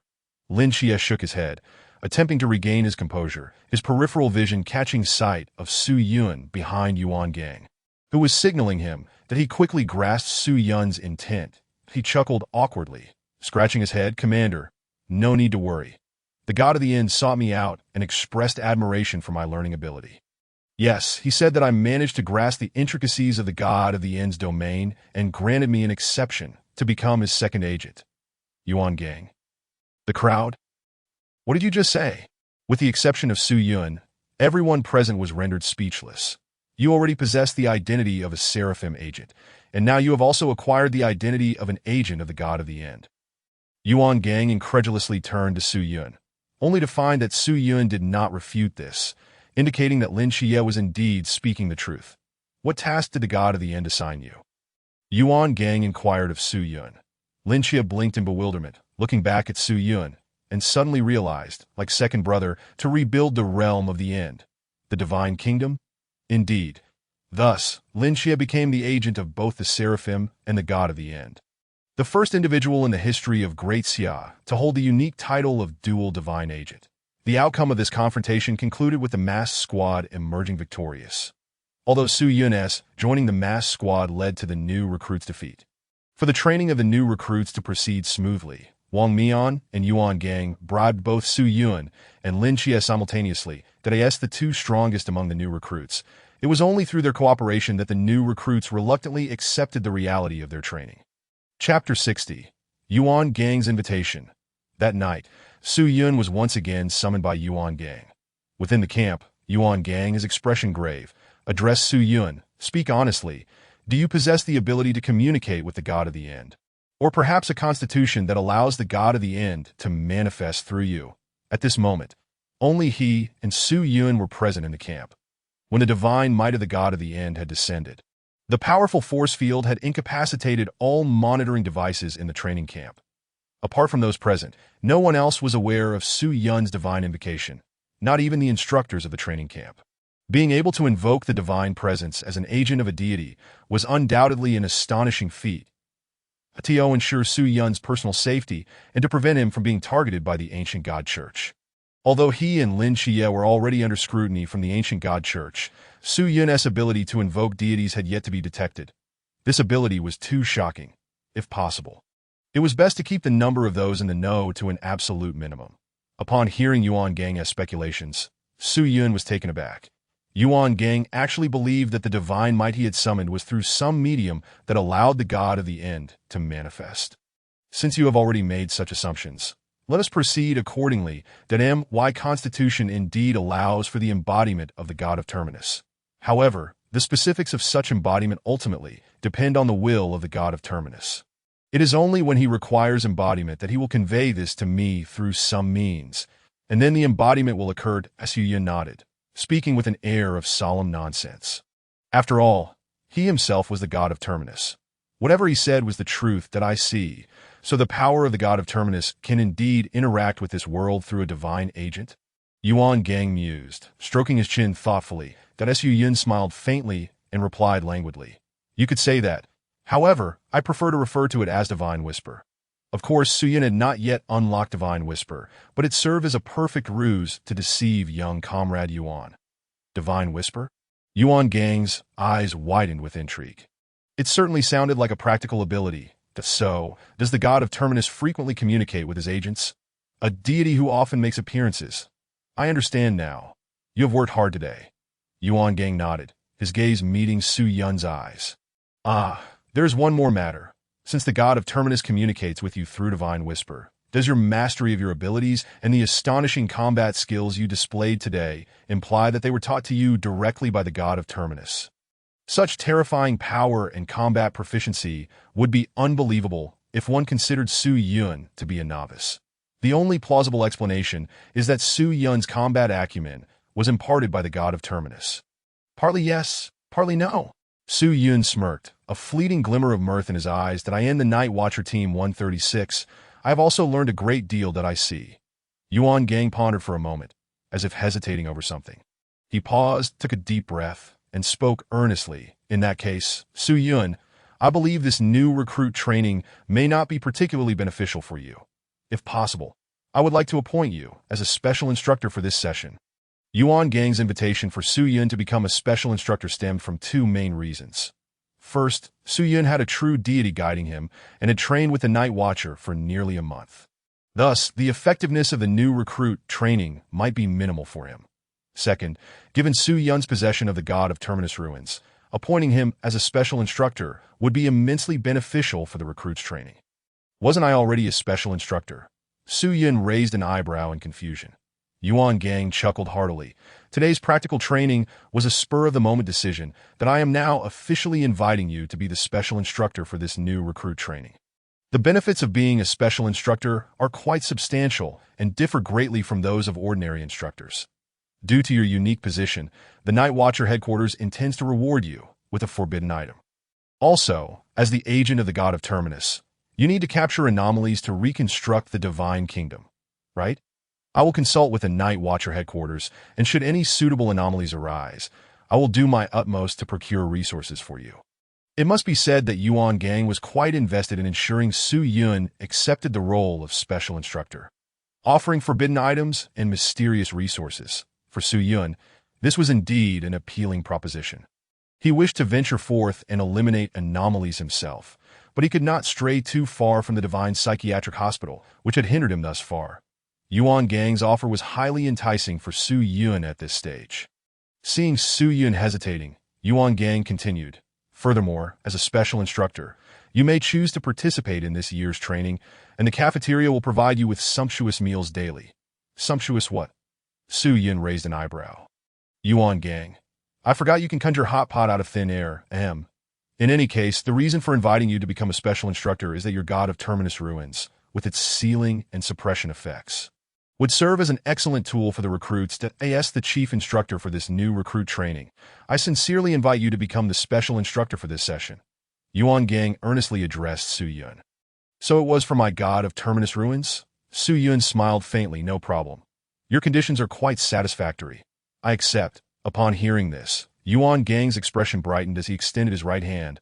Then, welcome to the 039 new recruit training camp. Instructor Su. How formal. Su Yun chuckled and shook Yuan Gang's hand firmly. The following day, at 3 in the morning, marked the commencement of the training.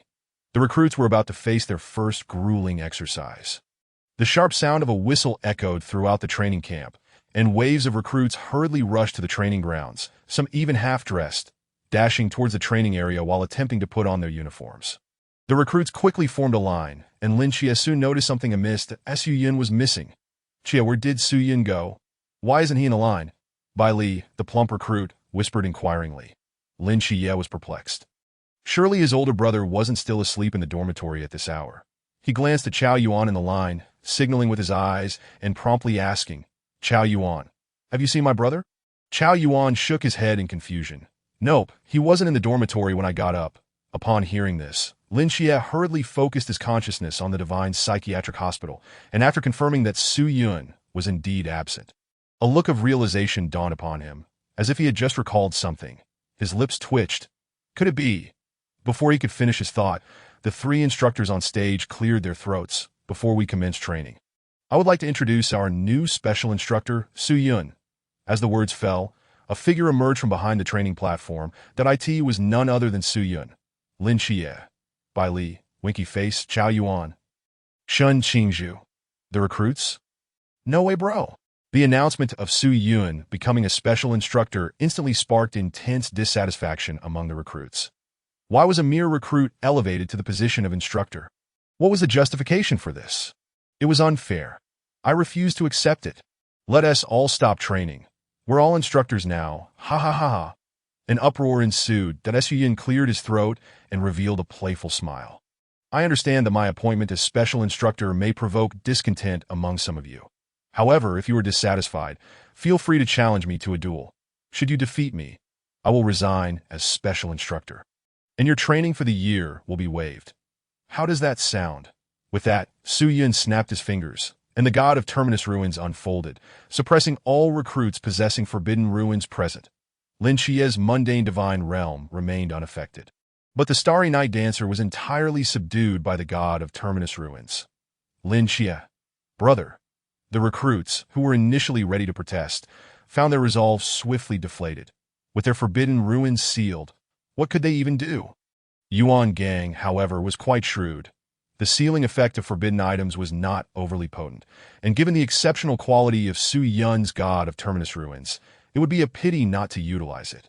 He justified it as a means to train Su Yun in consistently exerting the capabilities of the god of Terminus Ruins. That Su Yun smiled.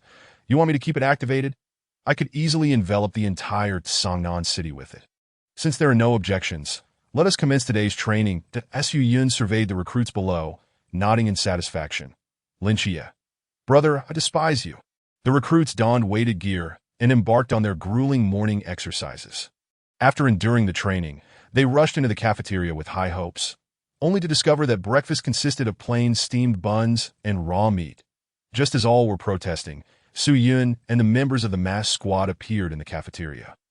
This time, the 7 members of the masked squad were not wearing masks. Upon seeing the masked squad, Elder Sun chuckled. You little rascals. Before he could finish, Elder Sun noticed Su Yun among the group. Elder Sun? Who are you? Noticing Elder Sun's confusion, Wang Mian cleared his throat. Elder Sun, this is our special instructor for this new recruit training. Think of him as one of your own. Special instructor. Is that so? Elder Sun nodded, somewhat enlightened. Elder Sun, it's been so long. I've missed you. Vortex spoke with genuine sincerity. Elder Sun laughed heartily, turning towards the kitchen. You rascals, I see you're just after my cooking, aren't you? Wait here. I'll head to the back to whip up a few dishes for you. Upon the entrance of Old Sun into the kitchen, Su Yun from the Phantom Squad sprang into action, mysteriously producing a grill laden with succulent, juicy meat skewers. The sizzling oil created a delightful sound, and the tantalizing aroma of grilled meat instantly permeated the entire dining hall. The new recruits were left bewildered. The 7 members of the Phantom Squad, upon witnessing Su Yun's seemingly magical display of the grill and skewers, gathered around in curiosity. Second brother, what are you grilling? Give me a few skewers. Vortex exclaimed, drooling and grinning as he approached Su Yun. Su Yun smiled gently. Patience. It's just starting to grill, and we'll eat together once Old Sun arrives. All right, the other 2 members of the Phantom Squad, having received yesterday's explanation from Wang Mian, now understood Su Yun's abilities. Even after witnessing it firsthand, they couldn't help but cast astonished glances. Meanwhile, the expressions of the other new recruits darkened, their eyes glaring daggers at Su Yun, who was grilling the skewers. Chia, I want to eat too. Can you negotiate with your second brother to get us a few skewers? Bailey Pang Pang nudged Lin Chia's arm, eyeing the sizzling skewers with anticipation as he swallowed hard. Lin Chia sighed. It's not that I don't want to, but even I doubt second brother would share. Well, Bailey Pang Pang displayed a hint of helplessness, his gaze falling on the raw meat before him. Perhaps I should just let it go. With Su Yun and the Phantom Squad establishing their dominance, the new recruits dared not voice their anger, merely watching from a distance with frustration that a few of the new recruits chose to eat the raw meat and steamed buns before them, while the vast majority opted to abstain from food altogether. When Old Sun finally emerged with a large tray, he was taken aback to see the Phantom Squad grilling skewers. What the hell? You little rascals. I've been slaving away in the kitchen for you, and you just jumped straight to grilling meat? He prepared to turn away. Vortex, grinning innocently, stepped forward and offered a skewer to Old Sunday. Old Sun, you arrived just in time. This was specially grilled for you. Old Sun paused, bewildered, looking at Vortex and the members of the Phantom Squad. This was specially for me. As this thought crossed his mind, he felt a pang of emotion. He had mistakenly judged these little rascals earlier. Yet, the moment he accepted the skewer, second brother, Old Sun is here. What about mine? Vortex dashed over to Su Yun, eyes gleaming with eagerness. Old Sun, you little rascal, you just want to eat it all yourself, don't you? Seeing this, Wang Mian invited Old Sun to sit, smiling gently. Old Sun, it's been a while. Your cooking skills have only improved. And these are all our favorite dishes. Humph, you little rascals, it seems you've forgotten me during this time. Old Sun huffed, feigning annoyance. Not at all, Old Sun. Please don't mind Vortex. Indeed, Old Sun, the thing we've missed most since leaving the training camp is you. The other members of the Phantom Squad chimed in, soothing Old Sun's mood. That a table laden with delectable dishes and sizzling skewers instantly drew the attention of the new recruits in the dining hall. The members of the Phantom Squad were jovial and animated, with Vortex devouring the food with delight, leaving the new recruits unable to resist, each one desperately swallowing. Chi, come, join us for a bite. That moment, Su Yun beckoned Lin Chia from the group of new recruits. Yes, Chia, come eat with us. Wang Mian also extended an invitation to me. Lin Chia felt a lump in his throat. touched that second brother still thought of him. However, his second brother was now a special instructor. Lin Xie, as a new recruit, felt he should adhere to the norms of their status. As a new recruit, I should eat what new recruits eat. Lin Xie politely declined their kind offers. Subsequently, he gnawed on the raw meat in his bowl while discussing the matter of agents with Wang Mian. Su Yun listened quietly, without interjecting, contemplating the challenges Wang Mian was about to face. He took a deep breath, patted Wang Mian's shoulder, and spoke earnestly. Wang Mian, my dear brother. What is it? Nothing. Chapter 62, A New Echo, the imminent completion of the end of the Earth. Soon, the Phantom Squad would venture northward to confront a newly emerged mysterious entity from the sea. Departing the training camp amidst the admiring gazes of the onlookers, the training for the new recruits continued unabated. Time flew by. The new recruits underwent extreme training, and under the influence of Su Yun's end of the Earth Sanctuary, Lin Xie's quintuple enhancement from the Nightwalker ability was nullified, as Su Yun had deliberately granted Lin Xie the ability to communicate with nocturnal creatures. Nevertheless, as a double deity agent, Lin Xie persevered with remarkable determination, successfully traversing the mountain range. With Su Yun's external influence and the presence of Zhao Kongsheng from the God's Asylum, Lin Xie's rapid growth accelerated even further with nightly training sessions. At the God's Asylum, the sharp clang of metal echoed as Lin Xie stood resolute in the courtyard, wielding a straight blade before the proud Zhao Kongsheng. You little brat, your swordsmanship has improved tremendously, Zhao Kongsheng remarked, a hint of admiration shining in his eyes. Lin Xie smiled modestly. Of course, I am a double deity agent. During his time in the training camp, with daytime guidance from Instructor Han and nighttime, sparring with Zhao Kongsheng, Lin Xie's sword skills progressed rapidly. Zhao Kongsheng shot Lin Xie a disgruntled glare, then unleashed a crescent-shaped strike with his straight blade towards Lin Xie. Don't think just because you're a double deity agent that I can't handle you. I possess the Moon of Annihilation, Zhao Kongsheng boasted, swiftly appearing before Lin Xie. Clang! Lin Xie raised his straight blade, barely managing to parry Zhao Kongsheng's assault. In his soul form, Zhao Kongsheng, nourished by the God's Asylum, had reached the realm of Zhan. Coupled with his astounding swordsmanship, Lin Xie found himself outmatched. Zhao Kongsheng, give me a break. Lin Xie gritted his teeth, enduring Zhao Kongsheng's relentless assault. Give you a break. When you go outside and encounter a dangerous mystery, try persuading it to let you go. Let us see if it shows you any mercy. Zhao Kongsheng, emboldened by the fight, soon sent Lin Xie's straight blade flying. Lin Xie fell to the ground, chuckling ruefully. Nearby, Su Yun and Li Yifei played chess while Nick stared intently at the duel between Lin Xie and Zhao Kongsheng, occasionally reaching out his hand, wary of Lin Xie getting hurt. The scene was filled with warmth. Zhao Kongsheng extended a hand to help Lin Xie up. That you're too strong. After awakening the Forbidden Sanctuary, I reckon even the captain wouldn't be your match. Lin Xie chuckled, complimenting him. Enough with the flattery. The captain is a Chuanjing powerhouse that I've only just broken through to Zhan not long ago. How could I possibly rival him? True that as they spoke, Lin Xie suddenly noticed a flicker of sadness in Zhao Kongsheng's eyes. He regarded Zhao Kongsheng and slowly spoke. Zhao Kongsheng, what is it? I will surely find a way to reconstruct your physical form and take you out of here. With the inclusion of Su Yun and Zhao Kongsheng, Nick's healing progressed rapidly. Now reaching 53, that evening, Lin Xie drew Nick's ability, Ultimate Corruption. Ultimate Corruption was akin to Nick's Ultimate Sanctuary. As Lin Xie acquired Ultimate Corruption, Su Yun was still engaged in a game of Do Di Zhu with Zhao Kongsheng and Li Yifei in the activity room. Ha bomb, just one card left. I win. Su Yun, as you said, if I win, you owe me a pack of cigarettes. Zhao Kongsheng laughed jubilantly. Li Yifei timidly interjected, but old Zhao, the asylum forbids smoking. What if I smoke secretly? The director's perception spans the entire asylum. He can see everything. Zhao Kongsheng. Su Yun, what should we do? You surely have a solution, right? Zhao Kongsheng placed his last hope in Su Yun to me. Su Yun blinked and pondered for a moment. How about you let Xie find you a room? Consider it a new smoking area? Good idea.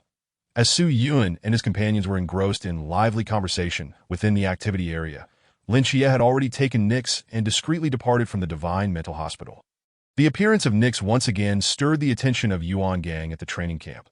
Thus, under Yuan Gang's astonished gaze, Lin Xie seamlessly assumed the role of Nix's agent, a three-god agent. Nyx, recognized by Yuan Gang as a new deity, was subsequently incorporated into the Night Watcher's divine hierarchy under the designation Sequence 043. Did I end the blink of an eye? 5 months had elapsed. I end the realm of End. Su Yun stood majestically in the sky, surveying the desolate cities that rose from the ground below. The mystery of reconstructing the realm of End, aside from the Nanda serpent demons and the overseeing ghostly-faced king, also involved a host of new enigmas, contributions that Yuan Gang had steadily relayed to Su Yun over the past 5 months. Current reconstruction progress. 80.01. The detection of the reconstruction progress reaching a certain standard has resulted in a 3 increase in healing progress. Current healing progress. 19.2. The detection of the current healing progress meeting the required criteria is unlocking new resonances for you. Congratulations, you have unlocked the resonance frame the innocent. Frame the innocent. Transfer damage inflicted upon oneself to another. Frame the innocent. Su Yun's eyes brightened. This was indeed a remarkable resonance that if someone strikes me, I can simply use frame the innocent to transfer the damage. You cannot harm me, yet you bear the injury. How delightful it is to remain passive while driving you to despair. A smirk danced upon Su Yun's lips as his gaze gradually descended upon the realm of End beneath him. Over the past 5 months, the reconstruction progress had risen from 50 to 80, enhancing the healing progress as well. Coupled with Lin Chie's timely medication, the healing progress had reached 19.2. In contrast to Nyx, Su Yun's healing progress had surged at a more languid pace during this interval. He had unlocked 2 resonances, telepathy and translocation. Telepathy allowed for distant communication with a specific individual, initially intended to deceive the little comrade Yuan, but unexpectedly, it had truly been unlocked. Then there was translocation, which enabled movement to any visible location, akin to an extended distance blink. Next, it would not be long before the ancient god church sent their agents to stir chaos in Songnan City. Would it? Su Yun squinted, a fleeting glimmer of malevolence flashing in his eyes, that it was time to prepare some participants for the realm of End in advance. Speaking of which, as the reconstruction progress of the realm of End advanced, the laborers began to exhibit notable changes. He flickered and soon arrived atop a tall building, where several Nanda serpent demons toiled diligently in the reconstruction efforts below. Unlike when he first arrived in the realm of End, these Nanda serpent demons displayed conspicuous alterations in their appearance that seemed they were beginning to evolve towards a more indigenous form. Chapter 63. The Creation of Gods. Would the laborers ultimately become the indigenous inhabitants of the realm of End? How peculiar. Su Yun pondered for a moment, resting his chin on his hand, that if the current pace of progress continued, in less than 2 months, the realm of End would be entirely completed to that time. Would he capture individuals from the god-slaying world and subject them to a game of death within the realm of End, or would the original inhabitants of the realm of End re-emerge? Judging by the current reconstruction efforts, the eventual outcome leaned more towards the former. At that moment, Lin Chie's figure appeared in the realm of End. "Brother Chie, you've arrived," Su Yun greeted him. Ever since Lin Chie became the 3-god agent, his mental prowess had significantly amplified, and he would often come to assist in assessing the situation within the realm of End. After all, it had been stated that Lin Chie's task as an agent of the End God was to aid in the reconstruction of the realm of End. "Brother, I've been somewhat perplexed these past few months. The realm of End is a city built upon mysteries, yet it appears as a series of dilapidated ruins. Once the realm of End is fully constructed, what purpose will it serve?" Lin Chie inquired, gazing into Su Yun's eyes that to him. A deity's divine realm typically manifested as a haven conducive to human habitation, cultivating faith in the deities to fulfill the purpose of establishing the divine realm. However, why was his brother's divine realm so desolate and ruined? Su Yun fell silent for a moment, suddenly feeling a headache. Was it because he was still unaware of the subsequent developments within the realm of End that he felt this discomfort? He turned to Lin Chie and spoke solemnly. "To create gods that create gods." Lin Chie was taken aback, but he found it peculiar that at this moment, the aura emanating from Su Yun seemed to embody both his elder and younger brothers. Could it be that the healing progress of the End God had nearly reached 20? Su Yun nodded and slowly elaborated. "Indeed, the realm of End is a domain for the sinful. Those who arrive here are termed participants, and every participant entering the realm of End must engage in a series of death games. Through the trials of these death games, We gradually identify the individual most suited for ascension to godhood. Lin Xie was momentarily stunned, his brother's words leaving him bewildered. The realm of End was a domain for the sinful. But if it was indeed a realm for the sinful, why would the End gods seek to discern a suitable candidate for godhood among them? Shouldn't they be here to atone for their sins? Lin Xie fell into silence, unsure of how to articulate his thoughts. Su Yun did not continue, for to him, the realm of End was not yet fully established. Overthinking would only exacerbate his headache. Suddenly, Su Yun paused and a headache. As the new year approached, the training camp granted the recruits a 4-day holiday to celebrate. The new recruits rejoiced, finally able to temporarily escape from the hellish confines of the training camp. However, there was one stipulation. The instructors forbade the recruits from leaving Tsangnan City, which left them perplexed. Little did they know, the true reason behind the holiday was the undercurrents of turmoil, as the ancient god church had already set its sights on the recruits, especially on Lin Xie. The three-god agent. Having packed their belongings, the recruits boarded a bus, departing from the training camp. Along the way, Lin Xie sat beside by Li Pangpang, while Su Yun took a seat at the back with Chao Yuan. Don't you think this holiday came rather unexpectedly?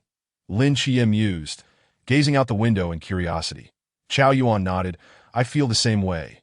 Moreover, upon leaving the training camp, the instructors assigned each of us a star blade. By the way, brother, wasn't this holiday the result of discussions among the instructors? You must know something, right? Lin Xie turned to Su Yun, who as a special instructor was likely privy to some information to his surprise. Su Yun chuckled lightly, shrugging his shoulders. I'm merely a special instructor. Aside from matters concerning training, I have no involvement in such affairs. As he spoke, Su Yun absent-mindedly caressed a ring adorned with a black gemstone on his right hand. It emitted a faint aura of energy. This was a forbidden item that Yuan Gang had entrusted to Su Yun before their departure. Forbidden Ruin Sequence 178. The Ring of Fools was suitable for users with strong mental power, capable of distorting the target's perception of the user, leading to cognitive dissonance. This was a benefit that Yuan Gang had promised Su Yun upon his appointment as a special instructor. Originally, Yuan Gang intended to bestow a more practical forbidden item upon Su Yun. But Su Yun had, with a single prowl, unearthed the records of the Night Watcher's forbidden items, that he directly selected the Ring of Fools from the inventory. With no alternative, Yuan Gang had to request the Night Watcher superiors to procure the Ring of Fools for Su Yun. It was indeed a delightful forbidden item, Su Yun smirked. Just then, a cacophony of exclamations erupted within the bus. Looking up, the recruits, now free from the suppression of mental power, were breaking through to the pool realm. Su Yun was not idle either. He slightly eased the suppression of his own realm, creating the illusion that he too had broken through to the pool realm, joining in the jubilant cheers. Yet, before the excitement could subside, 5 missiles streaked across the sky, with 2 of them rapidly descending towards the bus's location. Everyone, missile. At the moment when all were taken aback by the incoming missiles, Su Yun activated translocation and appeared outside the bus. Standing before it, gazing at the 2 missiles hurtling toward them, he smirked. I should have checked the location of the 039 missile launch site beforehand. Oh well, the distance is too great, and with the restrictions of the mental hospital, I can't deal with you right now. Consider this a grand gift for you, ancient god church. With that, Su Yun raised his arm and snapped his fingers. The innocent resonance was triggered. Boom! In the astonished eyes of everyone, Su Yun's figure was struck successively by the 2 missiles, a brilliant explosion erupting in a dazzling display of flames that a massive mushroom cloud ascended, swirling upward amid thick black smoke. A terrifying shockwave surged outward, violently shaking the bus and shattering the glass under the weight of this formidable energy. What the hell, brother? The first to react was Lin Xie, who let out an exclamation. Li Pangpang and Chao Yuan were equally dumbfounded, each believing that Su Yun had taken the brunt of the missile to save them. Su Yun, second brother. As a specially invited instructor, the new recruits present had long harbored a mixture of love and resentment towards Su Yun. Now, he had once again risked his own safety, using his flesh and blood to shield them from the missile that was meant to strike them. All heads bowed in reverence, convinced that Su Yun had sacrificed himself for their salvation.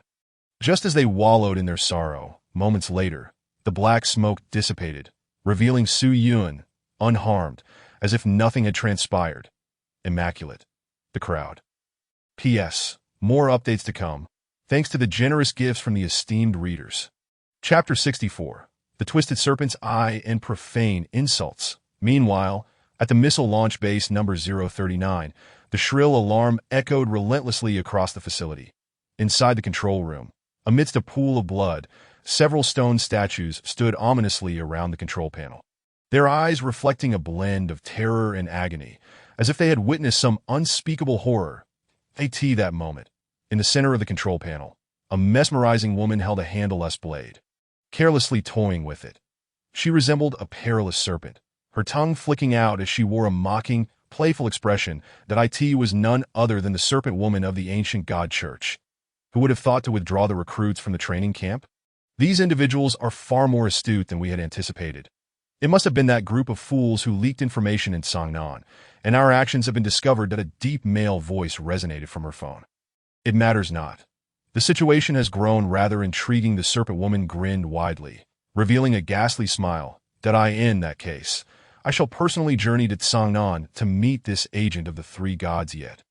Before the serpent woman could make her next move, suddenly, her pupils dilated in terror, and she let out a chilling scream. Her body was struck as if by a missile, producing two explosive sounds as she was flung backward. Her form seemingly scorched, enveloped in thick black smoke. Charred and crackling, she collapsed to the ground, unconscious. What is that noise? What is happening over there? Respond immediately, damn it. What in the world is going on? The serpent woman's phone fell to the ground, only transmitting the furious and bewildered voice of the man on the other end. With Su Yun's protection, the recruits who left the training camp narrowly escaped disaster. Those who had previously harbored grievances against Su Yun now cast admiring glances in his direction. But Su Yun? At that moment, a graceful figure appeared outside the bus, holding a long rifle, gazing incredulously at Su Yun as he emerged from the smoke. Momentarily dazed, it was Hong Ying. Upon learning of the imminent attack on the training camp, she had rushed to the scene to discreetly safeguard the new recruits inside the bus. But before she could act, Su Yun had actually withstood a missile with his body and remained unscathed? How could this be? Seeing Hong Ying's arrival, Su Yun smiled faintly, greeting her second brother, Hong Ying. When Shima arrived late, but the scene from earlier was etched vividly in his mind. His jaw nearly dropped to the floor. After 5 months, had Su Yun become this monstrous? Oh, you're here too, Su Yun acknowledged when Shima. Thus, aside from the bus's windows, which had shattered under the energy wave's impact, everything else remained intact. The recruits successfully departed from the training camp. Guided by Hong Ying, Su Yun and Lin Xie arrived at Hong Ying's grand villa. Instructor Hong had followed along as well. For Su Yun had single-handedly withstood 2 missiles, saving the recruits in the bus. This feat, barring any unforeseen circumstances, would surely earn him a medal. Su Yun chuckled to himself. For this medal should have rightfully belonged to his younger brother Chia. Yet he had claimed it instead. That moment, within the grand villa of Hong Ying, the entire Nightwatch Team 136 gathered to welcome Su Yun and Lin Xie back. Su Yun, are you all right? As soon as they entered, Chen Mai rushed forward, anxiously checking for any injuries on Su Yun. Once he confirmed that Su Yun was largely unharmed, he finally exhaled in relief that on the way back, Chen Mai had heard of the missile attack and had been immensely worried upon learning that Su Yun had withstood 2 missiles. Thankfully, Su Yun was safe. Everyone settled onto the sofa, and Chen Mai turned to Instructor Hong. Inquiring, Instructor Hong, have there been any updates from the missile launch base? Instructor Hong nodded, replying, yes, we received word not long ago that the missile launch base has fallen. When our team arrived on the scene, aside from numerous stone statues and a pool of blood, there was a charred mark on the ground, along with a serpent's eye formed from blood. Moreover, this serpent's eye appeared somewhat distorted, inscribed with a profane insult. As if someone had suffered a mental breakdown to produce such writing stone statues and a serpent's eye. Could it be the ancient god church? Lin Xie quickly deduced their origins, but what was the significance of the charred mark and the profane insults? Was it Medusa? Lin Xie speculated. Indeed, it must be the Medusa agent of the ancient god church who recently joined. The serpent woman, Instructor Hong affirmed. But her ability should be petrification. Why are there charred markings on the ground? And another thing, why are there profanities inscribed on the serpent's eye? Lin Xie questioned, perplexed, as the others exchanged similarly confused glances. Only Su Yun remained motionless on the sofa, as if this matter bore no relation to him. What else could it be? He had directly transferred the damage from the two missiles back to the attacker through framing, meaning the Serpent Woman, as the missile's launcher, naturally bore the brunt of the two missiles' impact. The fact that she could even write profanities indicated that her injuries were relatively mild. It was fortunate she had not been killed outright, that in any case Su Yun and Lin Xie should venture out more in the coming days. But they must remain vigilant, Instructor Hong spoke slowly. Lin Xie was taken aback. Hong Ying tapped the dazed Su Yun. Su Yun, have you wasted the past 5 months of training? Instructor Hong is speaking to you. Su Yun paused slightly. Why are you hitting me? Upon seeing this, Instructor Hong laughed heartily, waving his hand. It's nothing. Su Yun is also considered a specially invited instructor, on par with me, and knows our training camp strategies. The crowd. What did you just say? The members of Team 136 were utterly flabbergasted that we sent you to the training camp to train as a recruit, and now you're telling me you've become a specially invited instructor? Wait, Instructor Hong, are you mistaken? Shouldn't Su Yun be one of this cohort-S recruits? Chen Mai asked, bewildered. Exactly. How did Su Yun become a specially invited instructor? Hong Ying inquired, equally confounded. Beside them, Su Yun shrugged. Hong Ying, how many times must I say it? You should call me second brother. Hong Ying, are you done yet? See Xiaonan. Call him second brother. After Instructor Hong learned the ins and outs of the situation, the group finally grasped what had transpired during Su Yun's time in the training camp, each displaying expressions of astonishment. Truly, Su Yun is remarkable, reflecting on the scenes of Su Yun training within Team 136 5 months prior. The group suddenly realized how much time had elapsed. They had nearly forgotten this prodigy that in any case, merely evading the issue would not resolve it, since the ancient God Church sought to contend with us. We must seize this 4-day holiday to eliminate them entirely. Instructor Hong's expression turned serious as he spoke. Chapter 65. Fresh blood. That night, Su Yun and Lin Xie wandered onto the bustling streets. In this critical period, the agents arranged by the ancient God Church lay hidden in the shadows of Sangnan City, their aim being to unearth these individuals. Second brother, what shall we do now? Lin Xie, clad in casual attire and donning a black gentleman's hat, carried 2 black boxes on his back. Point one contained Zhao Kongqing's blade, while the other held the star blade issued by the training camp. Look over there. Su Yun gestured toward a nearby skyscraper. Lin Xie, feeling puzzled, activated his dynamic visual probe in that direction, only to discover an invisible barrier. Alarmed, he exclaimed, it's a no-taboo void. No-taboo voids are deployed by the Night Watch team stationed throughout the city, utilized to eradicate mysteries when necessary. The members of Team 136 currently had no missions. Why would a no-taboo void be active in the city? Could it be that the Night Watchmen from other cities have come to Sangnan City? Wait a moment. Second brother, these individuals couldn't possibly be. Before Lin Xie could finish his sentence, Su Yun placed a hand on his shoulder, revealing a faint smile that it's time to bring some fresh blood to our place of demise. Lin Xie was momentarily taken aback, but soon grasped the implication, as Su Yun had previously informed him that those captured for the place of demise were all guilty individuals. This meant that the Night Watchmen arriving in Sangnan City were indeed enemies. Lin Xie nodded in agreement. The next moment, the echo of leap resonated, and both Su Yun and Lin Xie vanished from their location. Boom! An astonishing explosion erupted from the top of the hotel. 2 figures shot out from the source of the blast, plummeting rapidly from the sky. Ah! Chao Yuan! Damn Chao Yuan! Foolish Chao Yuan! Idiotic Chao Yuan! By Li Pengpeng's furious shouts echoed from above that he had been comfortably settled in the presidential suite of the hotel, only for Chao Yuan to insist on sticking by his side. Now, both had been attacked together. At that moment, Su Yun and Lin Xie appeared on the street, gazing upward at the descending figures of Chao Yuan and Bai Li Pengpeng. Lost in contemplation, did I in their line of sight. Bai Li Pengpeng, wrapped in a bath towel, reached inside and pulled out a necklace. Suddenly, a flash of golden light appeared, and 2 puffs of white cloud caught the falling duo with ease. Second brother, did you just see where Pengpeng pulled out that forbidden item from? Lin Xie's lips twitched slightly, that if he wasn't mistaken, Bai Li Pengpeng was indeed wrapped in a bath towel. Su Yun chuckled softly, exchanging a knowing glance with Lin Xie. Those who understood got it. Lin Xie. "Oh, we should get down to business," that Su Yun spoke slowly, his gaze falling upon two individuals emerging from the shadows not far away, a burly man and another man bearing three swords on his back. Two individuals? Lin Chia narrowed his eyes, preparing to strike, that Su Yun reached out to stop him. "What is the matter, second brother?" Lin Chia asked in confusion. Su Yun pointed to a nearby tall building. "There's an archer over there. You handle that one, and I'll take care of these two." That understood. Lin Chia nodded and turned to leave. "That don't forget, after you deal with them, use soul migration to bring them to the place of demise." Su Yun reminded him that no problem. With that, Lin Chia hefted two stardust blades, his figure swiftly disappearing into the night. Meanwhile, under the protection of the forbidden item Yao Guang, Bai Li Pangpang and Chao Yuan landed safely. Quickly noticing the two approaching enemies, two people. No, there's another one. They must be expanding their domain outside. They observed the figures approaching from either end of the street, sneering that my life must be incredibly precious. Even the night watchmen have their eyes on me.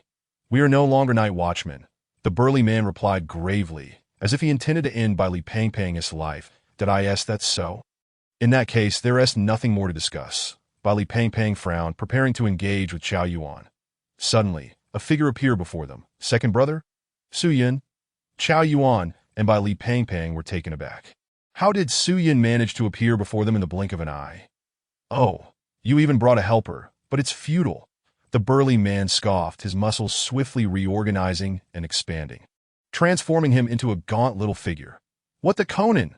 Bai Li Pangpang exclaimed in shock. That Su Yun smiled nonchalantly. "Conan is far smarter than him. Do not insult Conan." "Oh," Bai Li Pangpang replied. The gaunt man's expression darkened dangerously at the sight of the black-robed figure mocking him. "Do you know who I am? I am from the Forbidden Ruins, Sequence 214. My body can freely reorganize its muscle tissue." Chao Yuan nodded behind Su Yun, adding, "Though he may be smaller, his speed and strength will increase tremendously, reaching a terrifying level." Hearing this, the gaunt man revealed a sinister smile. "At least someone here knows their worth." So what? Bai Li Pangpang raised an eyebrow.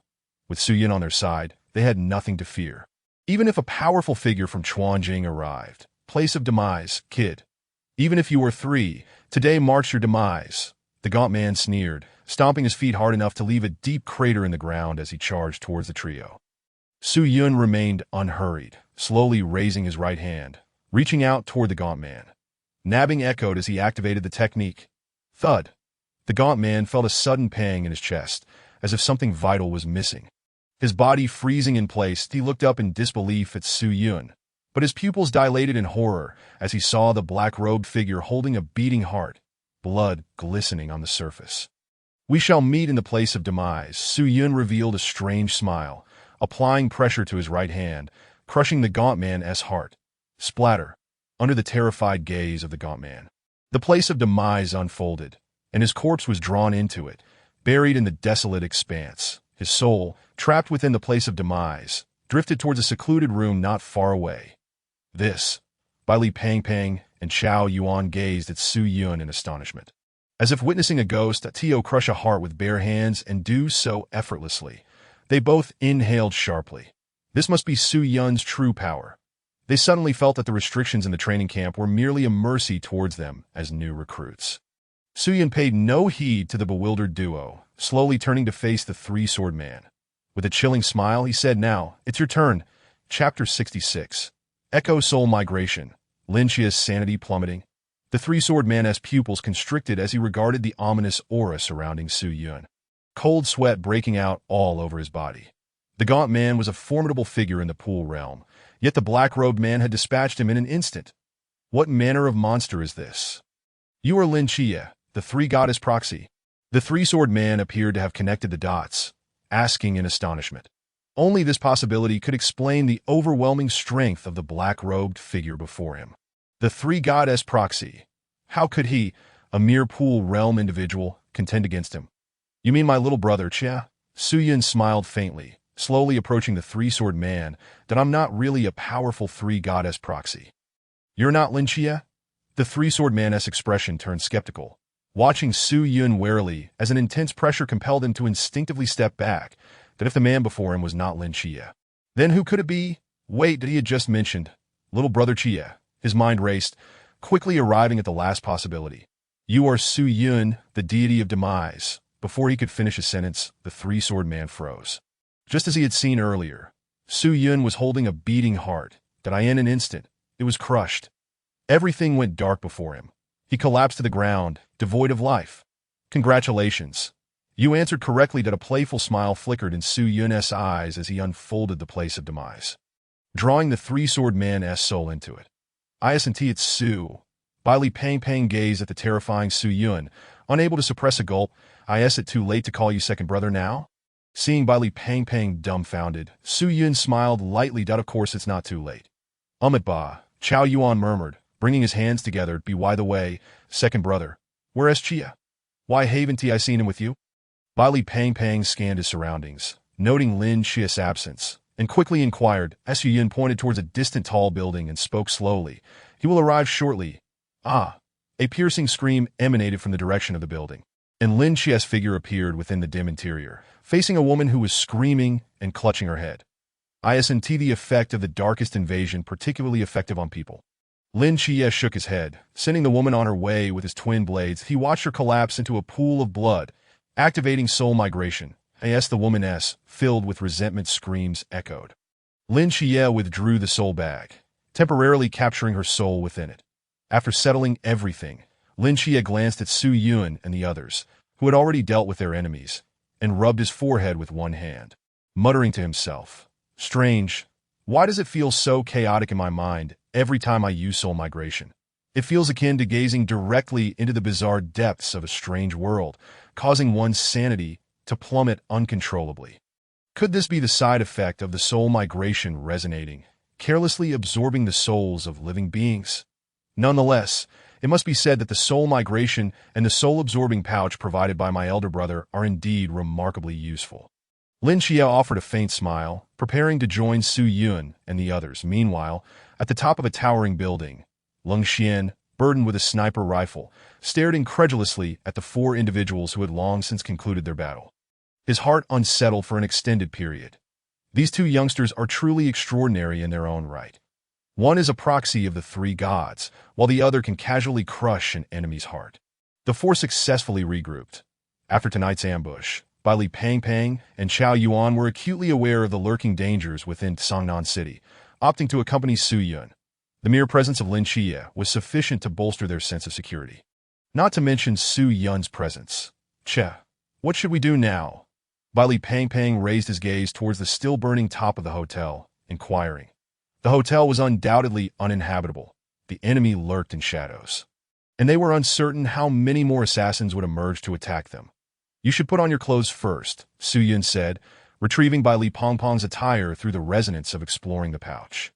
Bai Li Pang received the clothes with astonishment, exclaiming, "Wow, second brother, your ability is simply too convenient. I'll change right away." With that, he prepared to remove his towel. Su Yun, Lin Chia, Chow Yuan. Why are you all staring at me like that just because I'm changing clothes? Bai Li Pang looked at the three with a puzzled expression. Lin Chia's lips twitched slightly. Are you really going to change clothes openly on the street? There's a restroom ahead.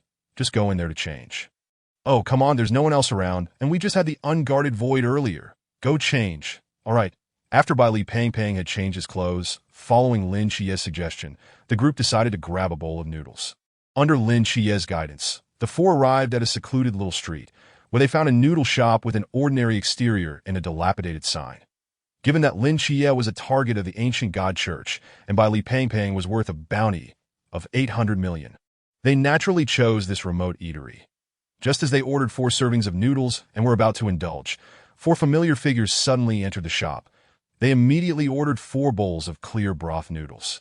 At the forefront, swaggering in with hands in pockets, was the cool-looking Shin Qingzhu. Swagger brother?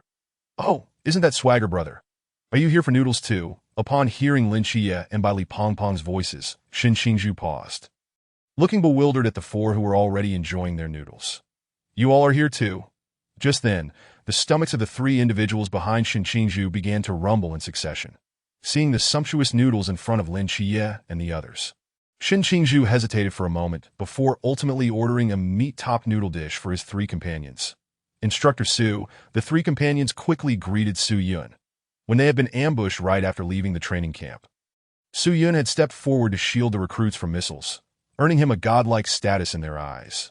Seeing this, Su Yun smiled faintly. When you're out and about, there's no need to call me instructor. Just call me Su Yun. That might not be appropriate. The three companions exchanged glances. Just as the three hesitated, Su Yun noticed by Li Pangpang, who was voraciously devouring his meal with great gusto. At the same time, Shin Qingzhu's gaze frequently drifted towards the meat chop in by Li Pangpang's hand. Swallowing hard, Su Yun quietly produced a large platter filled with dozens of assorted skewers of barbecue. Placing it on the table, "Oh dear, I happened to buy some skewers on the way, and if you don't mind, come over and eat together," Su Yun said with a feigned surprise and a gentle smile. "Lin Chia? Bai Li Pangpan? Gao Zhuan? Where on earth would you find barbecue for sale during the New Year?" The suddenly appeared barbecue on the table instantaneously captivated the four newcomers. Drawn in by the tantalizing aroma, they were well aware of Su Yun's remarkable ability to conjure food out of thin air. Throughout the 5 months of training, the recruits had nearly daily succumbed to Su Yun's culinary temptations. "Is this something a human can do? Su Yun, can we really eat?" The three companions exclaimed in excitement, unable to suppress their drooling. "Of course, no problem. Just call me second brother and you can eat," Su Yun said with a calm smile, gesturing for everyone to help themselves. "Wow, such a big chicken leg. It smells so good." Bai Li Pangpang unapologetically grabbed a large chicken leg and began to gnaw on it. Lin Chia and Chao Yuan paused for a moment before joining in the barbecue feast. In this moment, the three companions were left salivating, their gazes instinctively shifting towards Shin Qingzhu. "Shin, brother, why don't we join Su Yun and the others for a bite?" "Yes, Shin, brother, it's much livelier with more people." Shin Qingzhu raised his head with an air of superiority. "You all go ahead. Simplicity is the key to appreciating the essence of life, and I prefer to savor my noodles in their purest form." However, the three companions exchanged glances, hesitating at Shin Qingzhu's refusal to eat.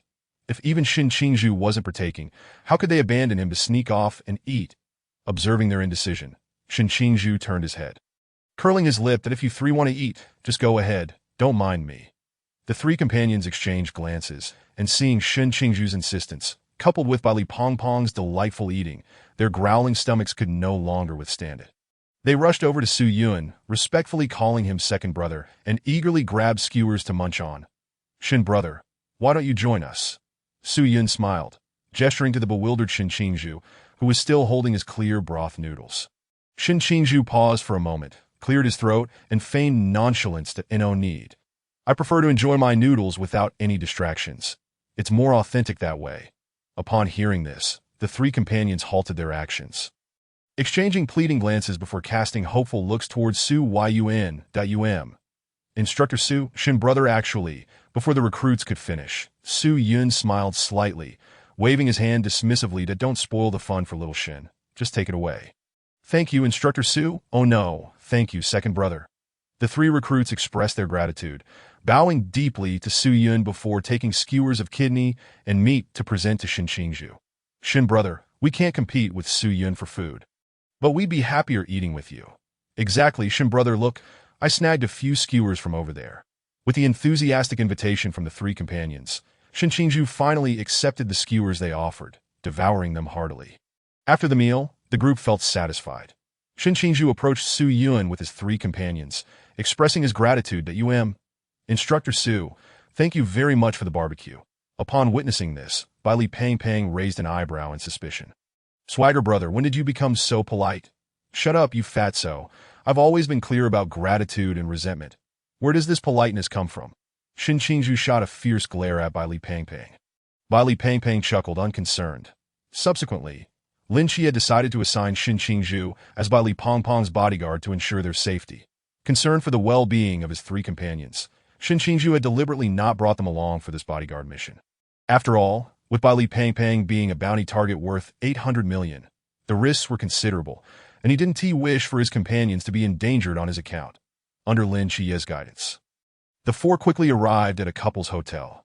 Indeed, this is the very place Zhao Kongqing brought Lin Chia to initially, that Su Yun naturally did not involve himself in this matter. His figure vanished, soon appearing in the realm of the End of Days. Ignoring the Naga demons rebuilding the End of Days, he manifested in a secluded room within the city, in a dimly lit interview chamber. Two human souls lay slumped in their seats, wavering between reality and illusion, much like the ongoing reconstruction of the end of days. The two souls had begun to show signs of solidification. His gaze fell upon the two souls, identity not yet assigned. Identity not yet assigned. Available identities. Laborer, participant, zodiac, divine beast. The current project of the end of days is not yet complete, and thus human souls cannot select their identities. Noticing the lines of text appearing above the two souls, Su-Yun nodded thoughtfully. It seems that only once the end of days is fully formed can the souls incorporated into it choose their identities. Raising an eyebrow, Su-Yun mused. Since human souls are not viable, how about the mysterious ones? Ghost-faced King, he spoke in a deep voice. The echo of transmission reverberated, causing the body of the Nanta serpent demon and the mysterious ghost-faced King Tiger, far in the construction zone of the city, to shudder as if they had heard some terrifying sound. They immediately abandoned their tasks and hurriedly rushed towards the interview room where Su-Yun was located. In less than half a minute, the flustered ghost-faced king appeared before Su-Yun. Fortunately, not much time was wasted. Had it been any longer, Su-Yun looked down at the ghost-faced king, a cold glint flickering in his deep black eyes. The ghost-faced king, terrified, felt his legs give way and promptly knelt before Su-Yun, expressing his submission and pleading for forgiveness. Su-Yun narrowed his eyes, and the same line of information appeared above the head of the ghost-faced king. Ghost-faced king, laborer.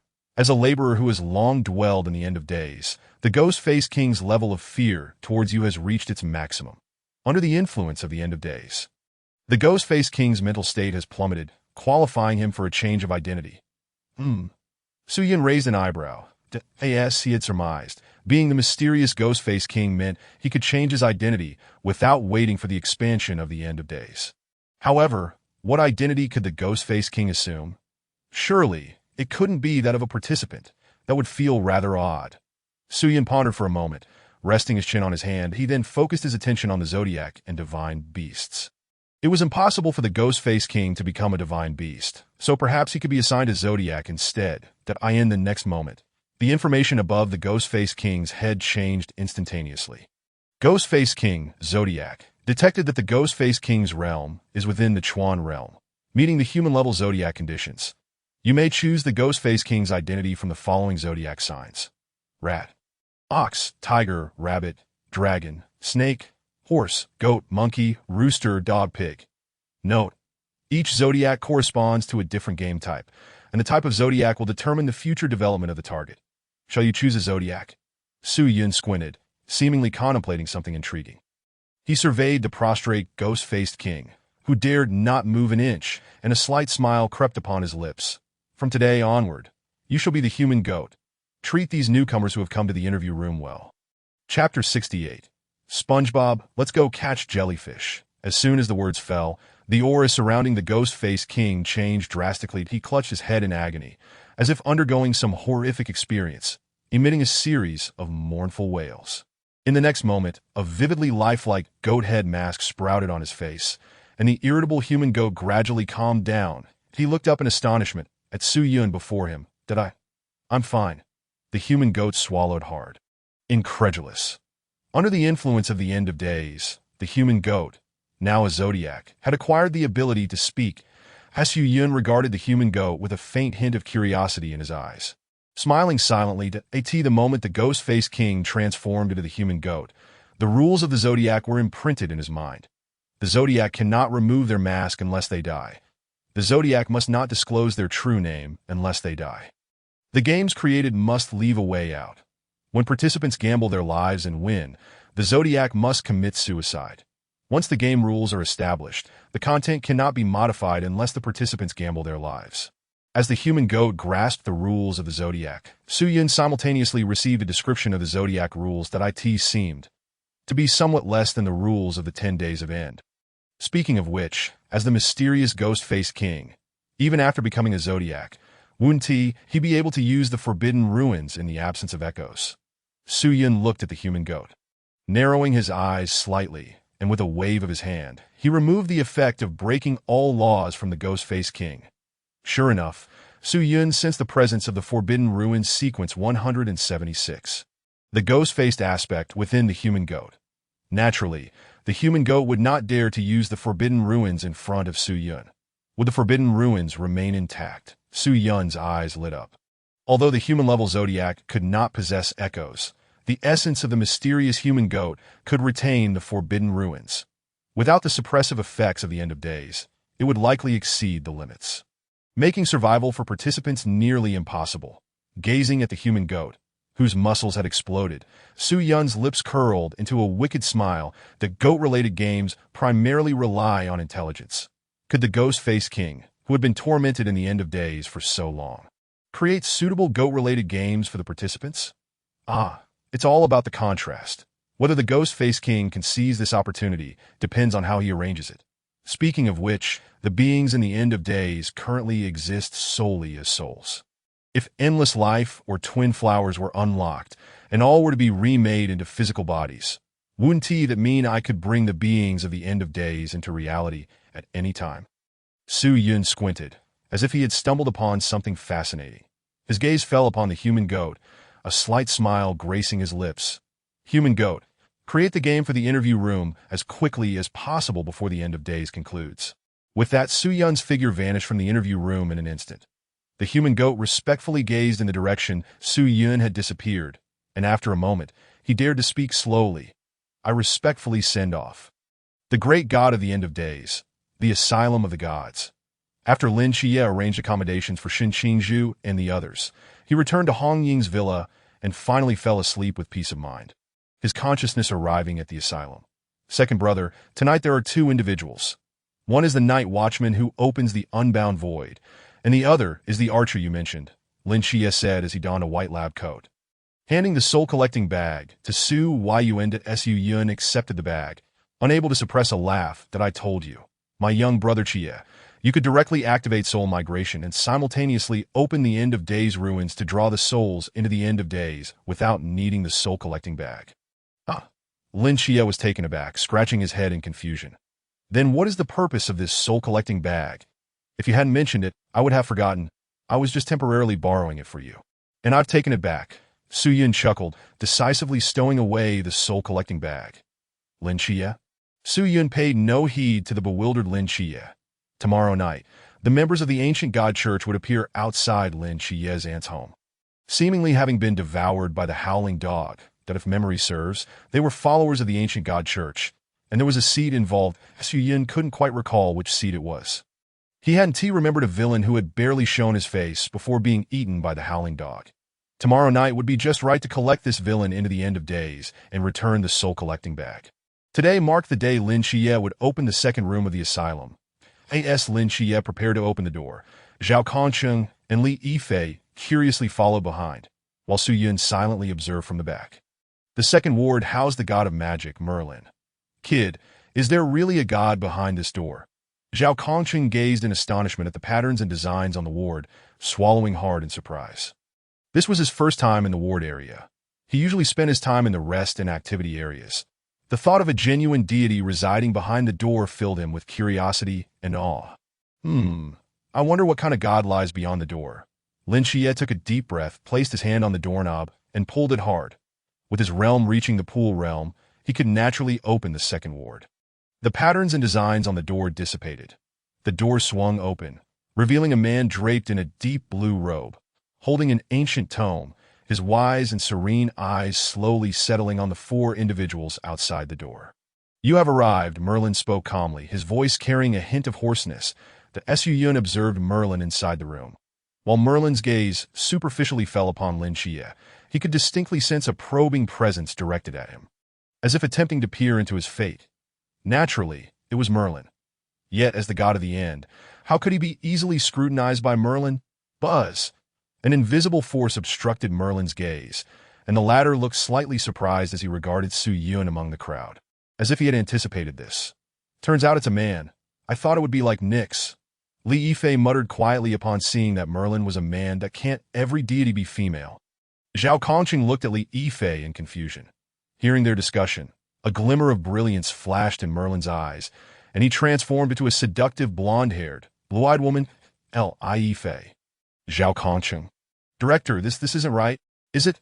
Li Yifei was left dumbfounded, utterly shocked. Lin Xie smiled faintly, explaining, Merlin is a legendary sorcerer, well-versed in transformation magic, capable of changing into any form. He scrutinized Merlin, puzzled. On the surface, Merlin did not seem like a mental patient but rather appeared indistinguishable from an ordinary person. What kind of mental illness could Merlin possibly have? Just as Lin Xie pondered this, Su Yun raised an eyebrow, a wicked smile forming on his lips, capable of transforming into any form. The echo of transformation triggered, and Su Yun transformed into a yellow sponge, holding a fishing net that he had become SpongeBob. Patrick, let us embark on a quest to capture jellyfish together, Merlin. Under the astonished gazes of Lin Xie and the others, the once composed and sagacious Merlin transformed, his excitement manifesting in animated gestures. As he morphed into a pink starfish, with a fishing net held aloft, he joyfully bounded before SpongeBob, cheerfully exclaiming, SpongeBob, let us catch jellyfish. Chapter 69. A glimpse into destiny. SpongeBob and Patrick dashed out of room number 2, heading straight for the courtyard. Lin Xie, help! Zhao Kongcheng, what the Li Yifei? Not you too, buddy. Upon witnessing the frenzied yellow sponge and pink starfish racing into the courtyard, flailing at the sky, Lin Xie sighed, seemingly coming to a realization that I seem to have discerned the nature of Merlin's affliction. He chuckled wryly. While it is understandable for Merlin to be unwell, what should one make of my second brother? Is he sick again? Beside him, Zhao Kongcheng was utterly dumbfounded, unable to suppress his curiosity as he glanced at Lin Xie. Kid, is there no one normal in this mental institution besides me? Can you guess why this place is a mental hospital? Lin Xie retorted with a smirk, adding, and by the way, I am normal too. Zhao Kongcheng chuckled. You, a three-god agent, claim to be normal? Lin Xie. After SpongeBob and Merlin had their fill of fun, Merlin finally regained his composure. Fearing that the two deities might spiral into madness again in Su Yun's presence, Lin Xie reluctantly made his way to room number 2 for a private conversation with Merlin. It was then that he learned of Merlin's current predicament. However, when Lin Xie attempted to inquire about the cause of Merlin's malady, the outcome was predictable. Even in Su Yun's absence, Merlin once again lost his sanity, transforming into a pink starfish and charging towards room No. 7, frantically knocking on the door. SpongeBob, let us go catch jellyfish. Soon enough, the yellow sponge burst forth from room number 7, racing toward room number 1 alongside the pink starfish. It's Boss Pie. You are all my grandchildren. SpongeBob, we found Boss Pie. Indeed, Patrick, we have found it. My grandchildren, Grandma is here. Lin Xie stood on the second floor, shrugging in exasperation. It seemed that his second brother's ailment had not been cured. Rather, Merlin's arrival had exacerbated it. In an effort to explore the madness induced by the real world, it appeared Patrick's condition bore similarities to the personality fragmentation of the God of Endings. Lin Xie pondered deeply, noting that both his brother and Merlin shared commonalities in their afflictions, necessitating a solution. However, if he were to return to the mental hospital and consult the doctor, the physician would likely expel him on the spot. Who among the good-hearted is friends that are all mentally ill? Unless, of course, that person is mentally ill themselves. Lin Xie shook his head, swiftly vanishing from the confines of the mental hospital in the deep of night. Once Merlin had calmed down and returned to human form, he successfully rested in a chair in room number 2 under Li Yifei's care. After Lin Xie departed, Su Yun, noticing that Li Yifei and Zhao Kongcheng were resting, entered Merlin's room. The legendary god of magic. Merlin possessed the ability of prophecy, albeit with limitations, for otherwise he would not have succumbed to madness in pursuit of the so-called real world. Su Yun had some inquiries he wished to pose to Merlin. Hoping to extract certain insights that you've arrived, God of Endings, as soon as Su Yun stepped through the door, Merlin seemingly anticipated this midnight visit, closing the ancient tome in hand and calmly gazing at the arriving deity. God of Endings? A flicker of surprise danced in Su Yun's eyes. His suspicions were confirmed. As a newly emerged deity in the psychiatric ward of the gods, Merlin recognized him. You truly know me. Su Yun smiled faintly, entering the room and approaching Merlin. With a wave of his hand, Merlin conjured a chair for Su Yun to sit upon. Please, take a seat. Su Yun settled into the chair. His presence transforming. The aura of the God of Endings radiated outward, his profound black eyes fixed upon Merlin. Lord Endings, I have awaited your arrival for quite some time. Merlin began slowly, or perhaps I should refer to you as. Lord Su Yun. Just call me Endings, Su Yun replied calmly. He was currently embodying the persona of the elder brother. Thus there was no need for Merlin to address him by his human name. What intrigued him was that Merlin's tone suggested he had intended to seek him out long before. Hadn't he just transcended to the god-slaying world not long ago? Was it possible that Merlin had foreseen the arrival of this new deity through his prophetic abilities? Very well, Merlin observed Su Yun. You have come to me to glean insights into your past, present, and future through my prophecies. Am I correct? Su Yun nodded. Regrettably, I am powerless at present, even if I could glimpse the truth. I would be unable to disclose it to you, Merlin replied, shaking his head. Su Yun. He felt as though he had been outmaneuvered by Merlin. The divine authority of the God of Endings suddenly enveloped room No. 2, causing Merlin to break into a light sweat as he struggled to withstand the overwhelming might. Lord Endings, there is no need for anger. The reason I cannot reveal this to you is due to the agreement between us. Merlin spoke gently. Buzz, the divine presence dissipated, and Su Yun cast a perplexed glance at Merlin, inquiring, an agreement between us? Indeed, 10 years ago, I foresaw from the vast cosmos that 10 years hence, countless beings entwined in fate would descend upon this place, their destinies colliding and merging for some special reason. And what does this have to do with our agreement? Su Yun asked, his expression one of puzzlement. Listening to Merlin's words, he felt a sense of confusion regarding his own origins. Do not be hasty, Lord Endings. You must understand the implications of what I have just stated better than I do. Merlin responded calmly, I understand better than you. Su Yun was taken aback, as a traveler. Upon arriving at room number 7, he had retained no memories whatsoever. At that moment, he speculated that he was a completely new deity emerging in this world rather than the reincarnation of the original God of Endings. Merlin's words seemed to imply that, as a traveler, he had entered the body of the God of Endings, ultimately merging into one due to the collision of fates that wasn't his personality fragmentation merely a fade. Surely he couldn't have inadvertently manifested it. Just then, a line of text gradually materialized before Su Yun's eyes. Current treatment progress. 20.2 The treatment progress had visibly increased by 1. Su Yun. Chapter 70. The mysterious note. Merlin gazed calmly at the contemplative Su Yun, a smile gracing his lips. That a night passed without further conversation. Upon returning to room number 7, Su Yun wandered within, as if weathering storm after storm in his mind. Merlin's words echoing endlessly. Countless fates intertwined, beings descending to the world, merging into one. After a while, Su Yun halted his movements, a profound look of confusion in his eyes, and slowly spoke. Do I truly have a problem? The following day, at the Hong Ying residence. Hey, Su Yun, you're up so early? Second brother. Lin Xie and Hong Ying were discussing something in the spacious courtyard when they noticed Su Yun's arrival and greeted him. Good morning. Su Yun nodded, observing their faces in silence. Lin Xie and Hong Ying sensed Su Yun's unusual demeanor and exchanged glances, feeling a sense of curiosity. Second brother, what's the matter with you? Lin Xie approached, hurriedly inquiring about Su Yun's condition. Even Hong Ying cast a puzzled look in his direction. Could it be that you didn't wake up properly? Doesn't seem like it. Lin Xie chuckled wryly. After all, Su Yun was undeniably the genuine God of Endings. How could he possibly be unable to wake up? After a moment of silence, Su Yun looked at Lin Xie and slowly said, 7th night. Do you think I might truly have a problem? Lin Xie. What the heck, second brother? Hong Ying. You actually know. The two exchanged incredulous glances, astonished that Su Yun had finally come to realization. Lin Xie suddenly adopted a serious demeanor that if Su Yun acknowledged his mental illness and proceeded with treatment, unexpected results might ensue. Yet even so, he had to maintain a fade, clearing his throat. Lin Xie promptly changed the subject. Second brother, what are you talking about? You can't possibly still be half asleep, can you? Just moments ago, Hong Ying, realizing that Lin Xie had been signaling her persistently without uttering a word, finally chuckled and said, You two continue your conversation. I shall go fetch some groceries for breakfast. With that, she hurried into the living room, rousing the slumbering Wu Xiangnan from the couch, and called upon Si Xiaonan to join her in the expedition for provisions. Meanwhile, Su Yun and Lin Xie remained in the courtyard. Noticing the absence of others, Lin Xie took a deep breath, his expression serious as he locked eyes with Su Yun. Brother, rest assured, I will surely heal you.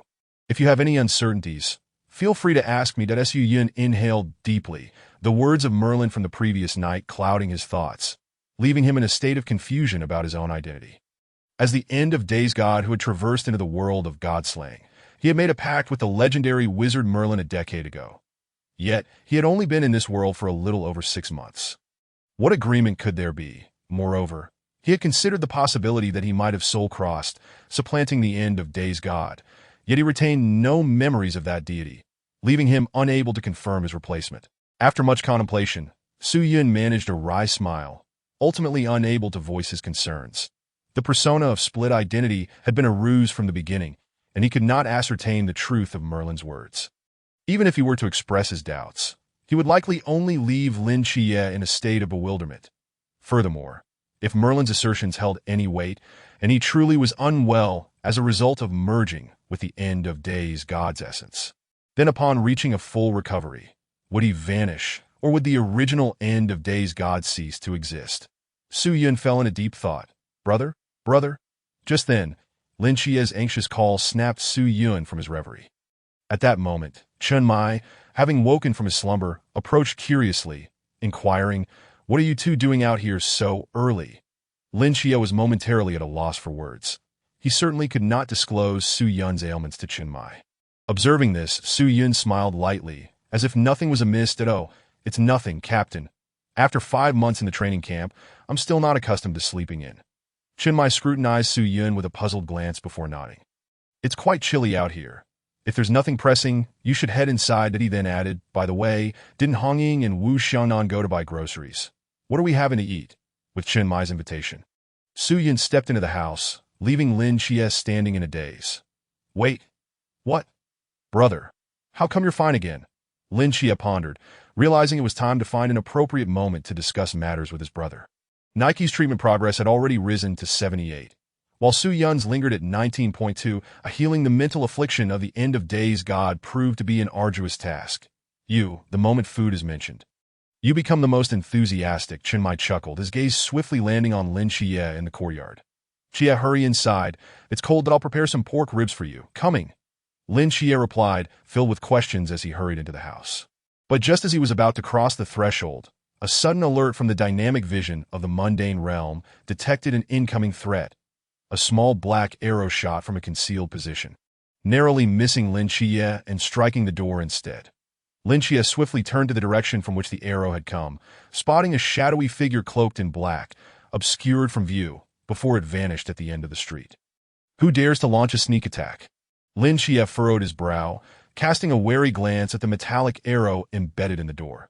The arrow bore a rolled-up note at its tip. Upon unfolding it, he read a chilling message. "In the old district, someone is plotting against your family." Lin Xie's pupils dilated in shock, and he dashed out of the courtyard, racing towards the old district. "Where are you going?" Chen Mai shouted, noticing Lin Xie's unusual urgency as he rushed out of the house. What on earth is this kid up to so early? Chen Mai wondered. However, before he could process it, Su Yun zipped past him with a whoosh. "Hey, where are you off to now?" Chen Mai called out, perplexed at Su Yun grinned. "Captain, I'm taking little brother Xie for a quick stroll. You just focus on cooking and await our return." It was evident without needing to guess that the note Lin Xie had received was delivered by the lurking in Qingyu during the chaos of the Nanda serpent demon incident, and Qingyu had stealthily taken the head of the serpent's mother and hidden in the sewers. The reason for delivering the message personally was to repay a favor to Lin Xie. Chen Mai watched the two disappear into the distance, shaking his head in resignation as he muttered, "These two are truly a handful." Chapter 71. Yang Jin. I've never felt this speechless in my life. Did I in the old district, outside a low-rise building, for men clad in inconspicuous attire gathered around a black van, conversing over walkie-talkies. Lin Xie sprinted into the snow-covered street, his gaze icy and filled with lethal intent. Upon arriving at the scene, the sight of a youth carrying 2 black boxes made the 4 men exchange knowing glances. Quickly confirming his identity, the 3 divine agents, Lin Xie, in an instant, the man at the wheel drew a short knife, leaping up to lunge at Lin Xie. The other 3 followed suit, the scene transforming into a 4-on-1 confrontation. 4 of them. Lin Xie's mundane realm and the abyss of the darkest god enveloped the area. Besides the 4 plainclothes assassins present, he also detected 2 snipers concealed within the building through dynamic vision. Whoosh! A bullet whizzed past him, striking a nearby metal box. Damn, how did that miss? Inside the building, one of the snipers, peering through the scope, furrowed his brow, bewildered as to why his shot aimed at Lin Chia's head had gone so astray. After all, he was a seasoned mercenary, having taken many lives. How could he make such a trivial mistake? Was it the weather? A mocking laugh echoed in his ear. The sniper, still in disbelief, shook his head and replied, "No way. This gun is specifically designed for." Before he could finish, his expression froze. This was his carefully chosen hidden sniping point. How could anyone be there? He spun around, only to find a figure clad in gray robes standing behind him. The shadow of the hood obscuring his face, revealing only a sinister smile. Reacting swiftly, the sniper drew a dagger and lunged at the gray-robed man, but the latter's speed was astonishingly swift. The sniper felt an immense force pierce through his chest. Stunned, he looked down to see an arm protruding from his body, blood slowly trickling down the intruder's arm. In the sniper's terrified gaze, the gray-robed man withdrew his arm, allowing the hood to fall back, revealing a face twisted in manic delight. "Welcome to the end of days," that a sinister whisper echoed in the sniper's ears as he felt the life drain away rapidly. His vision darkened, and he collapsed. Lifeless, that Su Yun activated the abyss of the end of days, capturing the sniper's soul in the interview room, then seized the sniper rifle. Aiming at the other sniper, that he casually picked up the walkie-talkie that had fallen to the ground. Upon hearing the voice from the walkie-talkie, the nearby sniper turned in confusion towards Su Yun. But instead of receiving instructions from a comrade, he was met with a cold bullet. Bang! The sniper fell to the ground. Su Yun's figure appeared beside the fallen sniper, claiming his soul for the abyss of the end of days. "The remaining 4 are for little brother Chia to handle, that I must hurry over. Otherwise, the howling celestial dog will devour that fool." Su Yun cast a nonchalant glance at the 5 engaged in battle on the street before vanishing from sight. Amidst the struggle with the 4 men, Lin Chia sensed Su Yun's presence through dynamic vision, that he could finally divert his focus from the threat of the snipers and concentrate on the 4 assassins, his expression chillingly resolute. "You dare to harm my family. You shall all meet your end in the abyss of the end of days." Inside the aged building, Ant and Yang Jin admired their handiwork after putting up the auspicious character. "Ajin, place this special Fu character in your brother's room. He lives far from home, and ordinary Fu characters 1T suffice." Ant handed the special character to Yang Jin, earnestly instructing him. "Got it, Mom." Yang Jin nodded and stepped into the room. Just then, a figure appeared in the hallway. Woof! The little black dog wagged its tail and barked at the approaching figure. "Hello, may I ask if this is Lin Chia's residence?" Su Yun inquired with a harmonious smile, addressing his aunt. The aunt paused slightly, casting a puzzled glance at the gray-robed man. "And you are?" Su Yun smiled gently, presenting his credentials, which identified him as a specially invited instructor, that I am the instructor responsible for the training of Lin Chia's unit. "You may call me Instructor Su. I have come at Lin Chia's request to deliver some gifts for you." That Su Yun produced a collection of New Year goods from behind him and handed them to his aunt. "Are these really from Chia?" The aunt's expression brightened with surprise, and her joy was palpable as she eagerly accepted the gifts, warmly inviting Su Yun inside. "Instructor Su, right? It's too chilly in the corridor. Please come in and have a seat. I apologize for the intrusion." As Su Yun did not decline, he glanced around, confirming that the followers of the ancient god church had not yet appeared nearby before stepping into the house. "Mom, who has come to visit us?" Yang Jin asked as he finished pasting the red couplets and emerged from Lin Chia's room.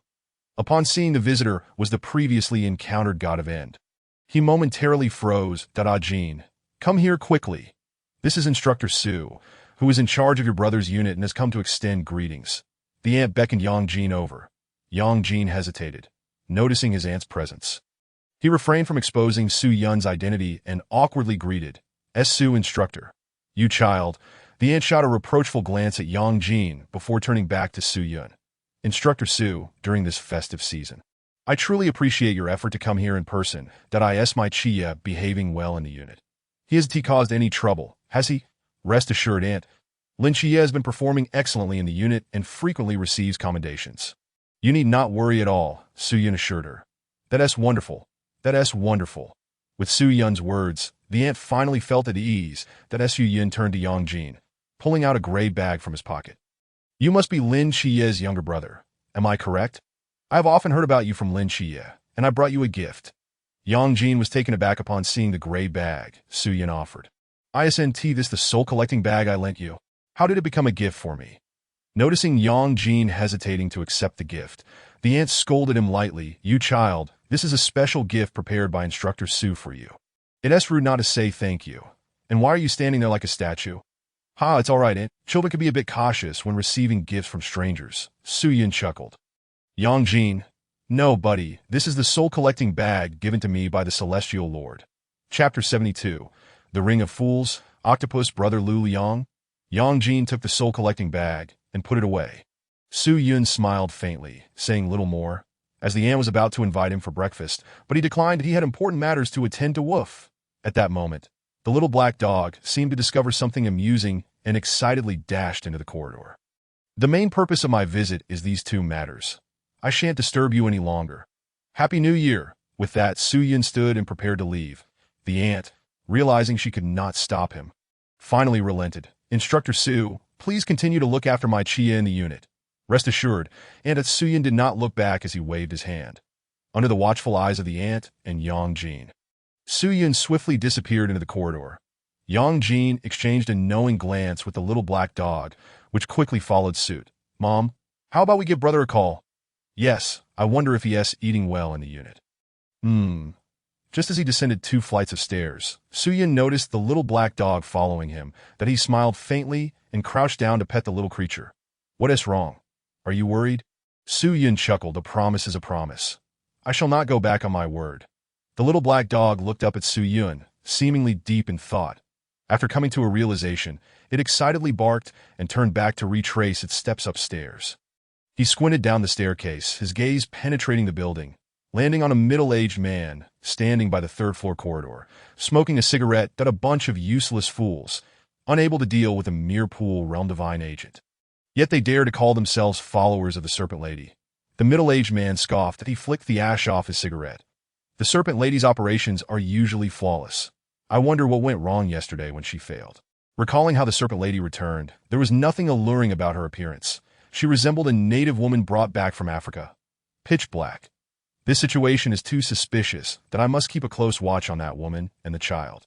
The middle-aged man tossed his cigarette to the ground and turned to head upstairs that is the 16th seat among the followers. Lu Liang was a formidable figure on the verge of entering the Sea Realm.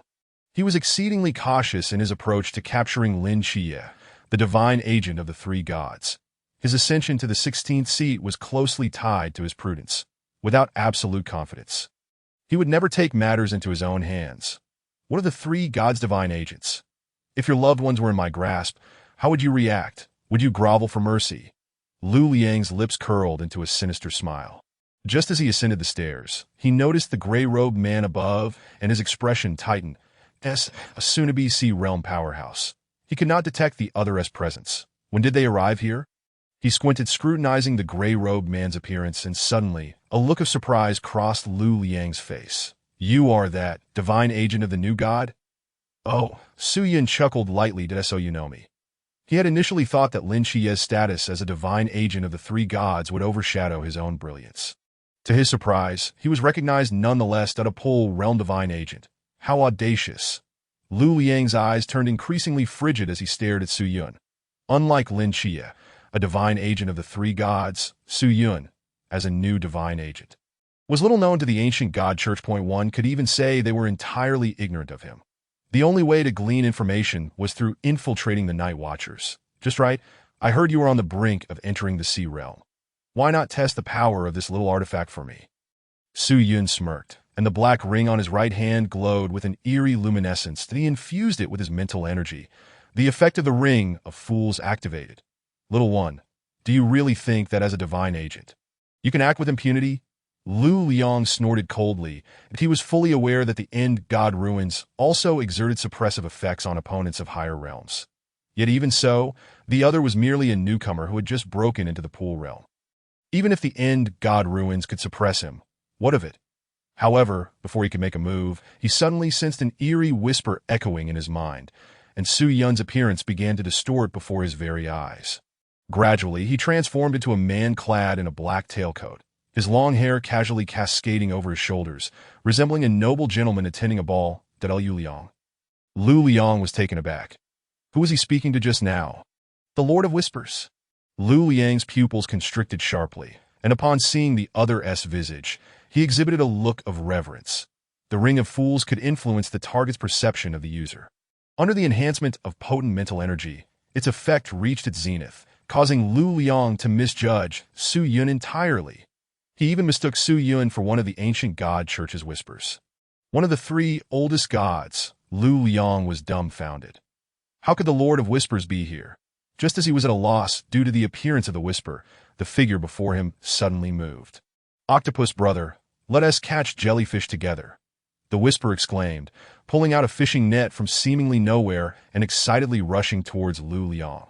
The last vestige of clarity in Lu Liang's eyes faded away, a madness gradually overtaking his features as the cognitive interference of the Ring of Fools incessantly eroded his sanity, that he seemed to transform into an octopus lurking beneath the deep sea, sneering derisively as he pinched his nose.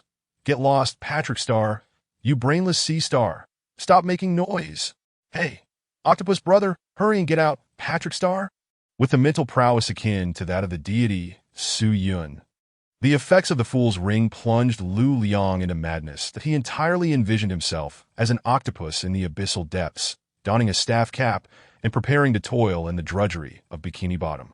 After Su Yun concluded his examination of the Fool's Ring's effects, he decisively ushered Lu Liang into the realm of oblivion. Perfect, such a talent is indeed suited for the realm of oblivion. A faint smile graced Su Yun's lips. The octopus was now in place. How far could it be from introducing the true Patrick Star into the realm of oblivion? He felt a burgeoning impatience to witness the life and death gamble between the octopus and Patrick Star. Chapter 73. The Gift Outside the Low Building, on the street. Lin Xie had dealt with 4 assassins and had absorbed their souls into the realm of oblivion when he answered a call from his aunt. Child, you haven't come home to visit during the new year. Are you weary in the army? Are you eating well? His aunt's voice was gentle as she inquired. Lin Xie wiped the blood from his face and smiled reassuringly. Don't worry, Aunt, I'm doing quite well in the army.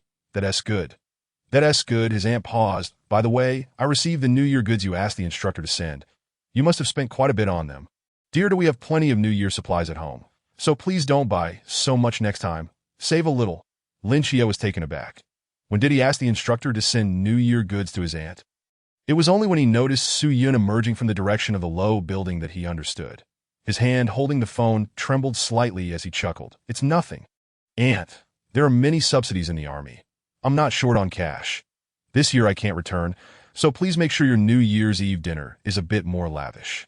Rest assured, we're currently stewing fish at home. I was just thinking of asking your instructor to stay for a meal. Soldiers have it tough and often lack time. His aunt quietly wiped away a tear. Your brother has something to say to you. Would you like to chat with him? Sure, let him talk to me. His aunt handed the phone to Yang Jin. Bro, Jin, I heard Aunt say you have something to say to me? Lin Xie inquired.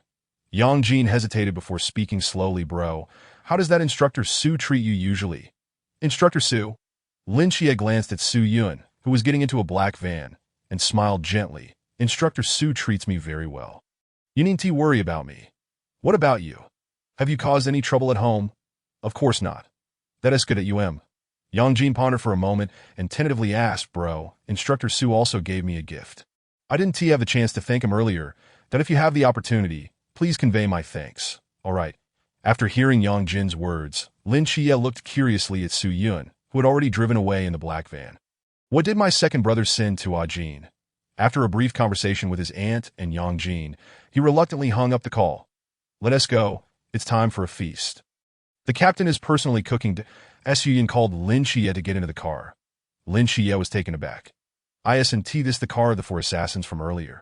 You just hopped in it so nonchalantly? Second brother, what gift did you give to Jin? Lin Xie asked curiously as he took a seat in the passenger side. It's nothing. Su Yun replied with a faint smile. In any case. Your brother will definitely like it, Ditto. Lin Xie nodded. Jin asked me to thank you. A trivial matter.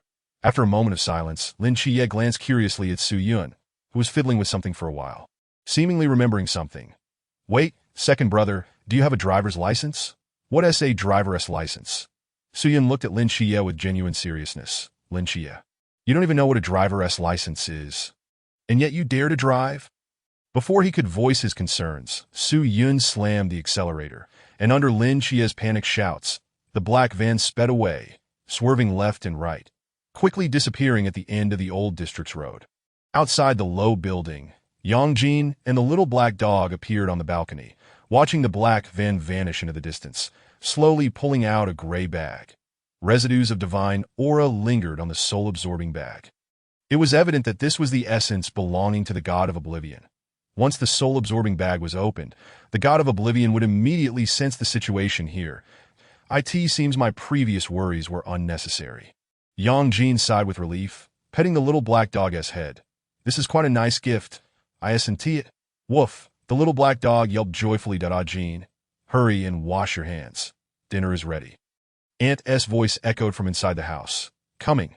Yang Jin replied and turned to walk inside with the little black dog at the peace affairs office, as Su Yun and Lin Xie entered. They were greeted by an alluring aroma. The entire team 136 was gathered around the dining table, and the glances exchanged between Hong Ying and Wu Xiaonan crackled with unspoken tension, their eyes occasionally landing on the roast goose on the table. Su Yun Xie, you've finally returned. I've been waiting for you for ages. Hong Ying exclaimed, springing to her feet to welcome them. Wu Xiaonan chuckled heartily, mercilessly exposing Hong Ying. Don't believe her. The captain said we weren't allowed to eat until you two returned. You're talking nonsense. Hong Ying crossed her arms defiantly, raising her chin. This was only because I was worried about Su Yun and Xie's safety. You ran out early in the morning without knowing what you were up to. Hong Ying, Su Yun and Xie are back. We can eat now. Si Xiaonan stifled a giggle. Finally. Hong Ying dashed back to her seat, swallowing hard in anticipation. Su Yun and Lin Xie took their places at the dining table. Out of curiosity, Wu Xiaonan asked Lin Xie, Xie, were you worried and sneaked back for a look? Lin Xie chuckled, sort of, but he didn't want to disrupt the warm atmosphere, planning to inquire about the ancient god cult's followers after dinner. At that moment, Chen Mai emerged from the kitchen. By the way, when I went shopping for ingredients today, I found that there weren't enough vegetables for the soup, that I'll just make a light pork rib soup as a substitute. How does that sound? Not enough. Su Yun raised an eyebrow. Yes, with the new year approaching, there aren't too many vendors selling vegetables on the street. The options are quite limited. That I should have gone to buy them earlier. Hong Ying lamented with a downcast expression. Lin Xie seemed to have thought of something and instinctively glanced at Su Yun. Isn't this right up your alley? This is easy. Leave it to me. Su Yun smiled casually, rolling up his sleeves in a symbolic gesture. Everyone turned their curious gazes towards Su Yun. That you're going to buy? Chen Mai asked, perplexed. All the nearby shops are closed. There's nowhere to buy vegetables. Su Yun shook his head, casting a meaningful glance at Chen Mai. Captain, do you believe in miracles? Chen Mai paused, taken aback. What miracles? The miracles from the god of oblivion.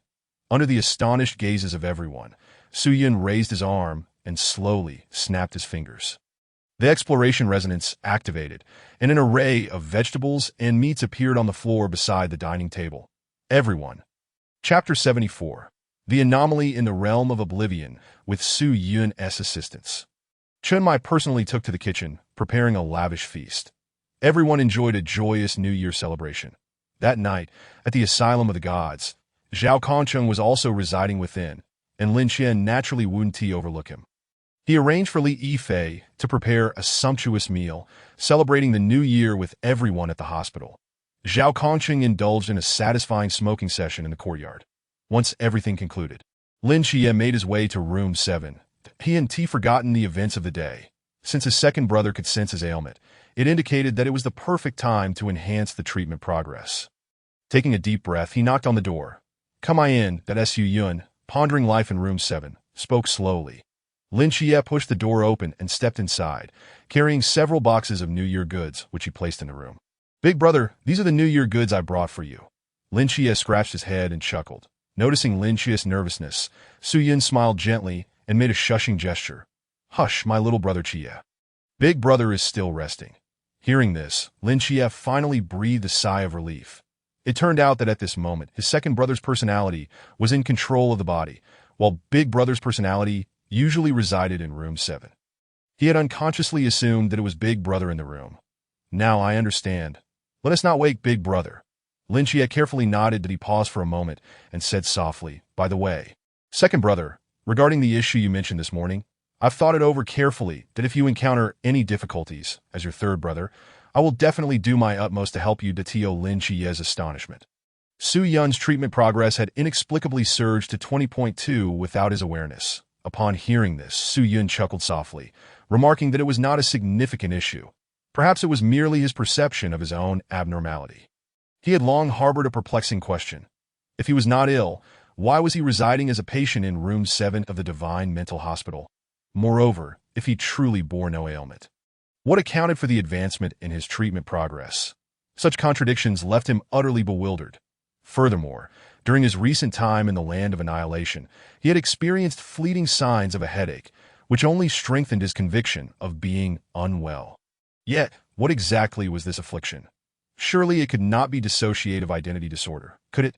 Throughout this extended period, he had never once encountered the so-called true God of annihilation, that he was resolute in his belief that this deity was none other than himself. Perhaps, dear brother, I could prescribe some medication for him as adjunctive therapy. Why not give it a try? Lin Xie suggested after contemplating the situation. Are you suggesting I give it a go? Su Yun replied with a wry smile, recalling how he had initially feigned his condition, only to find himself entangled in a web of reality. Surely not.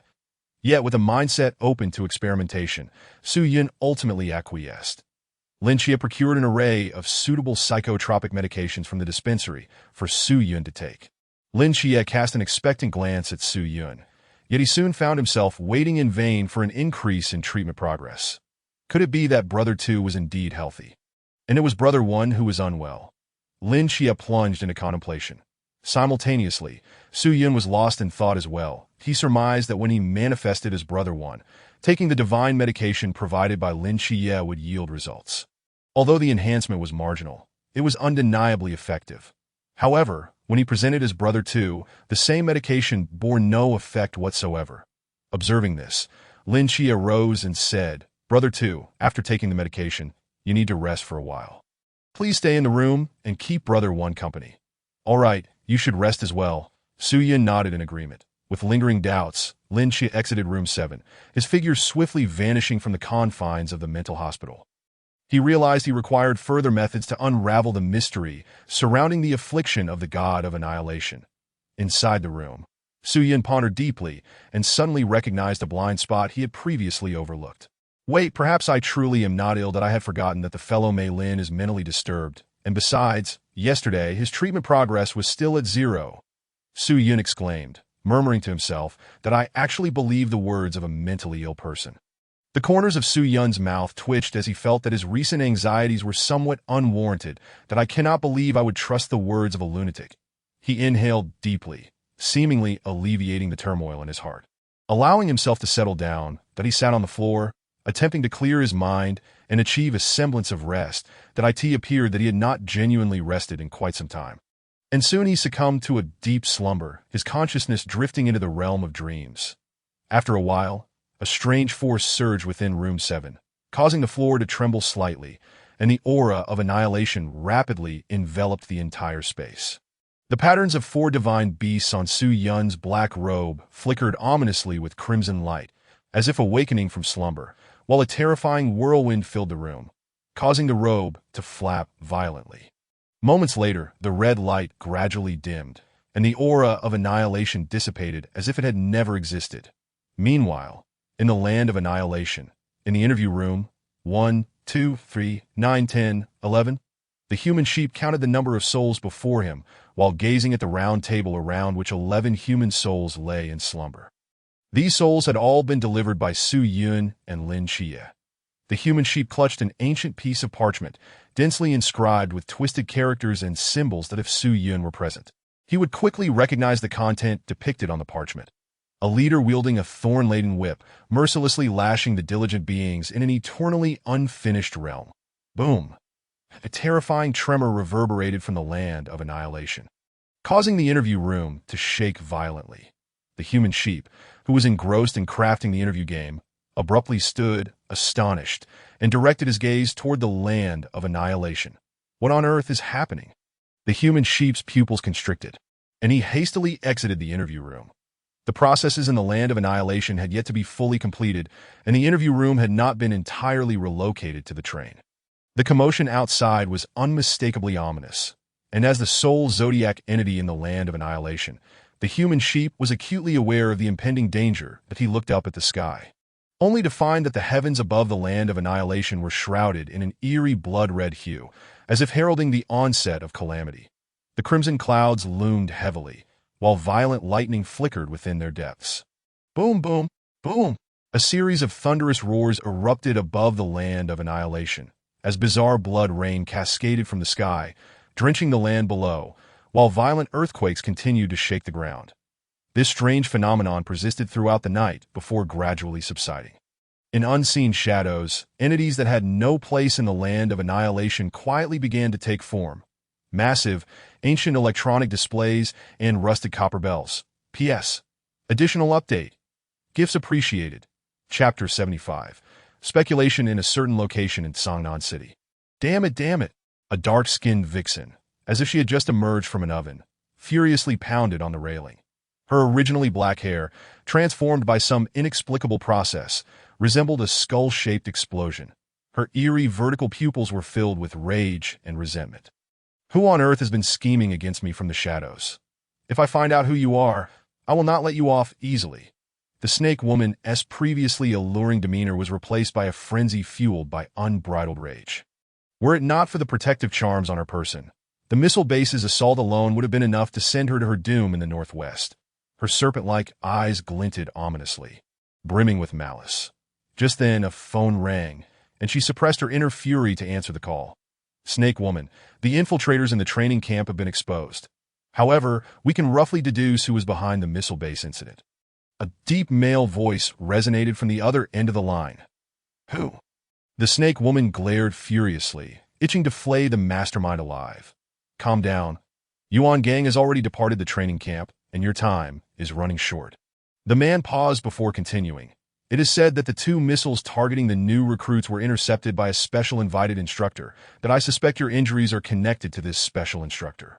The Snake Woman frowned. Special invited instructor? Where is he? It is rumored that the special invited instructor, who was an exceptional case in the training camp, is actually a new recruit and seems to be one of your targets for persuasion. Are you saying that newly emerged deity, the agent of annihilation? The Snake Woman's fury blazed, her grip on the railing deforming under her strength. Indeed, our understanding of the god of annihilation is quite limited. If possible, we should prioritize recruitment. Additionally, the first-ever triple deity agent, Lin Chia, is crucial. Both he and Su Yun are agents of the god of annihilation. The man's voice grew increasingly solemn. Lin Chia, as a triple deity agent, is of utmost importance that we must recruit him at all costs. If we fail to bring them into the ancient god church, then we must have Han Xiaoyan take action and eliminate them on the spot.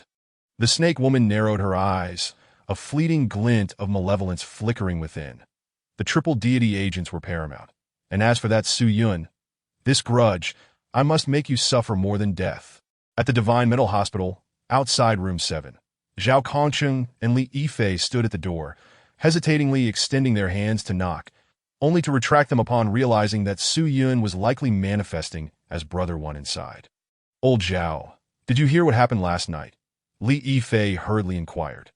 Zhao Kongqing nodded. I was lying in bed when suddenly I heard thunderous roars emanating from the mental hospital that I was curious and went to take a look, only to find that it was coming from room 7. With unusual occurrences unfolding within the mental hospital and Lin Chia, the director, absent from the scene, Li Yifei and Zhao Kongqing naturally felt responsible for safeguarding the facility. What should we do now? Could it be that the god of annihilation has gone mad?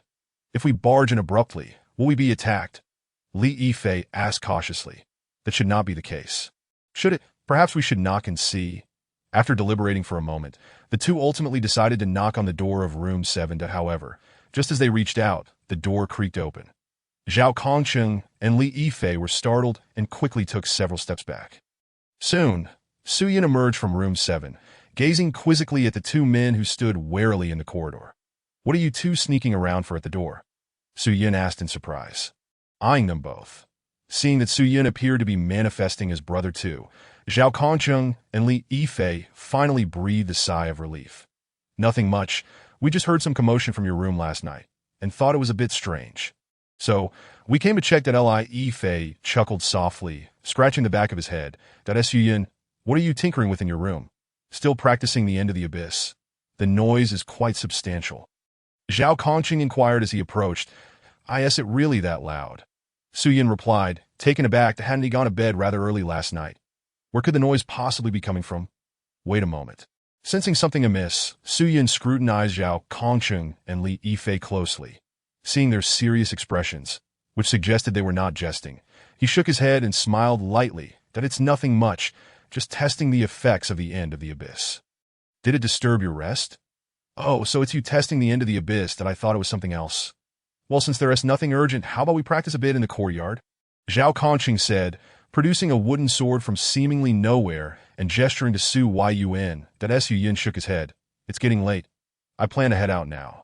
You should practice with Li Yifei first. That guy can take a beating. Li Yifei. Before Li Yifei could utter a word, Zhao Kongqing whisked him away to the courtyard to practice swordplay. There's noise in my room. Once the two had departed, Su Yun narrowed his eyes slightly and turned back to room 7. That he cast a wary glance around the vicinity, confirming once more that there were no unusual auras present before he activated the end of the abyss and entered the realm of conclusion. The moment he stepped into the realm of conclusion, Su Yun was taken aback. What on earth is happening? In the realm of conclusion, the construction of Dao City was nearing completion, and in the very center of Dao City Square stood a colossal electronic screen alongside a massive bronze bell. Su Yun found himself in the square, gazing in astonishment at the electronic screen and the bell. Wait a moment. Wasn't this created by Qi Xia, utilizing the participants with spiritual vision and resonance? How come it's here too? Su Yun observed the electronic screen and the bell with a mix of surprise. The next moment, clang, accompanied by a deep, resounding chime, a line of text appeared on the electronic screen. I have seen life and life. Before the phrase life and life could fully materialize, a string of garbled characters filled the screen. What is this? Is the screen malfunctioning? Su Yun's brows furrowed that if the electronic screen was functioning properly, it should have displayed I have seen life and life. But now, it was displaying gibberish, clearly indicating an issue somewhere. Moreover, when Su Yun attempted to cast divine observation in the realm of conclusion, he discovered that the mostly completed Dao City had curiously halted its developmental progress. Even the laborers on the verge of transforming into natives had succumbed to an inexplicable slumber. Could it be because I have yet to unlock the life and life resonance, preventing the true cycle of the realm of conclusion from unfolding? Su Yun speculated that in the narrative of the 10-day conclusion, the endless cycle of conflict primarily relied on Qi Xia's life and life. His current inability to unlock life and life might indeed be the crux of the anomalies in the realm of conclusion. Chapter 76. The Attack of the Followers' Current Reconstruction Progress. 99 Soon. A line of small text appeared before Su Yun, indicating that the reconstruction progress of the realm of conclusion had reached an astounding 99, with only a final one remaining to complete it. It was noteworthy that just 2 days prior, the progress had only just surpassed 80. That what on earth transpired last night that led to such drastic changes in the realm of conclusion? Speculation regarding the god of conclusion had grown increasingly enigmatic. Su Yun squinted, an impractical thought forming ever more distinctly in his mind. The reconstruction progress of the realm of conclusion had stagnated, and unlocking the life and life resonance seemed entirely reliant on luck. With so many echoes, it was unrealistic to expect to draw the right one at will, unless a stroke of extraordinary luck emerged. With these thoughts lingering, Su Yun departed from the realm of conclusion that on a certain street, Lin Xie darted swiftly, burdened by 2 black boxes. Not long ago, he had sensed an explosion emanating from a couple's hotel.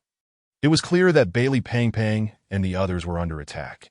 Initially intending to summon Su Yun, he realized he could not find him within the mental hospital and, suspecting something was amiss in the realm of conclusion, chose not to disturb Su Yun. However, while traversing the streets, he suddenly sensed something was off.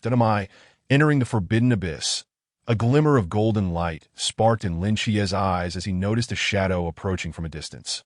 Due to the distance, he could only see a row of white teeth gleaming in the dim light. Lin Xie. What in the world is that? On high alert, Lin Xie opened the black boxes and retrieved 2 star knives. fixing his gaze on the unwelcome guest. Upon seeing the figure's appearance, he was momentarily stunned. "You are from the ancient god church?" Lin Xie exclaimed, taken aback, with a hairstyle resembling an electric shock, a pitch-black visage, and eyes filled with languid resentment. Was this how members of the ancient god church typically looked? What kind of avant-garde style is this? The legendary agents of the three gods truly lived up to their reputation, bearing such striking features. However, a flicker of malice crossed the dark serpent-eyed woman's expression as she pointed a blade, devoid of a hilt, directly at Lin Xie. "Tell me, where is that end of the abyss agent named Su Yun?" "Looking for my second brother." Lin Xie chuckled, amused that they would seek out anyone else but him.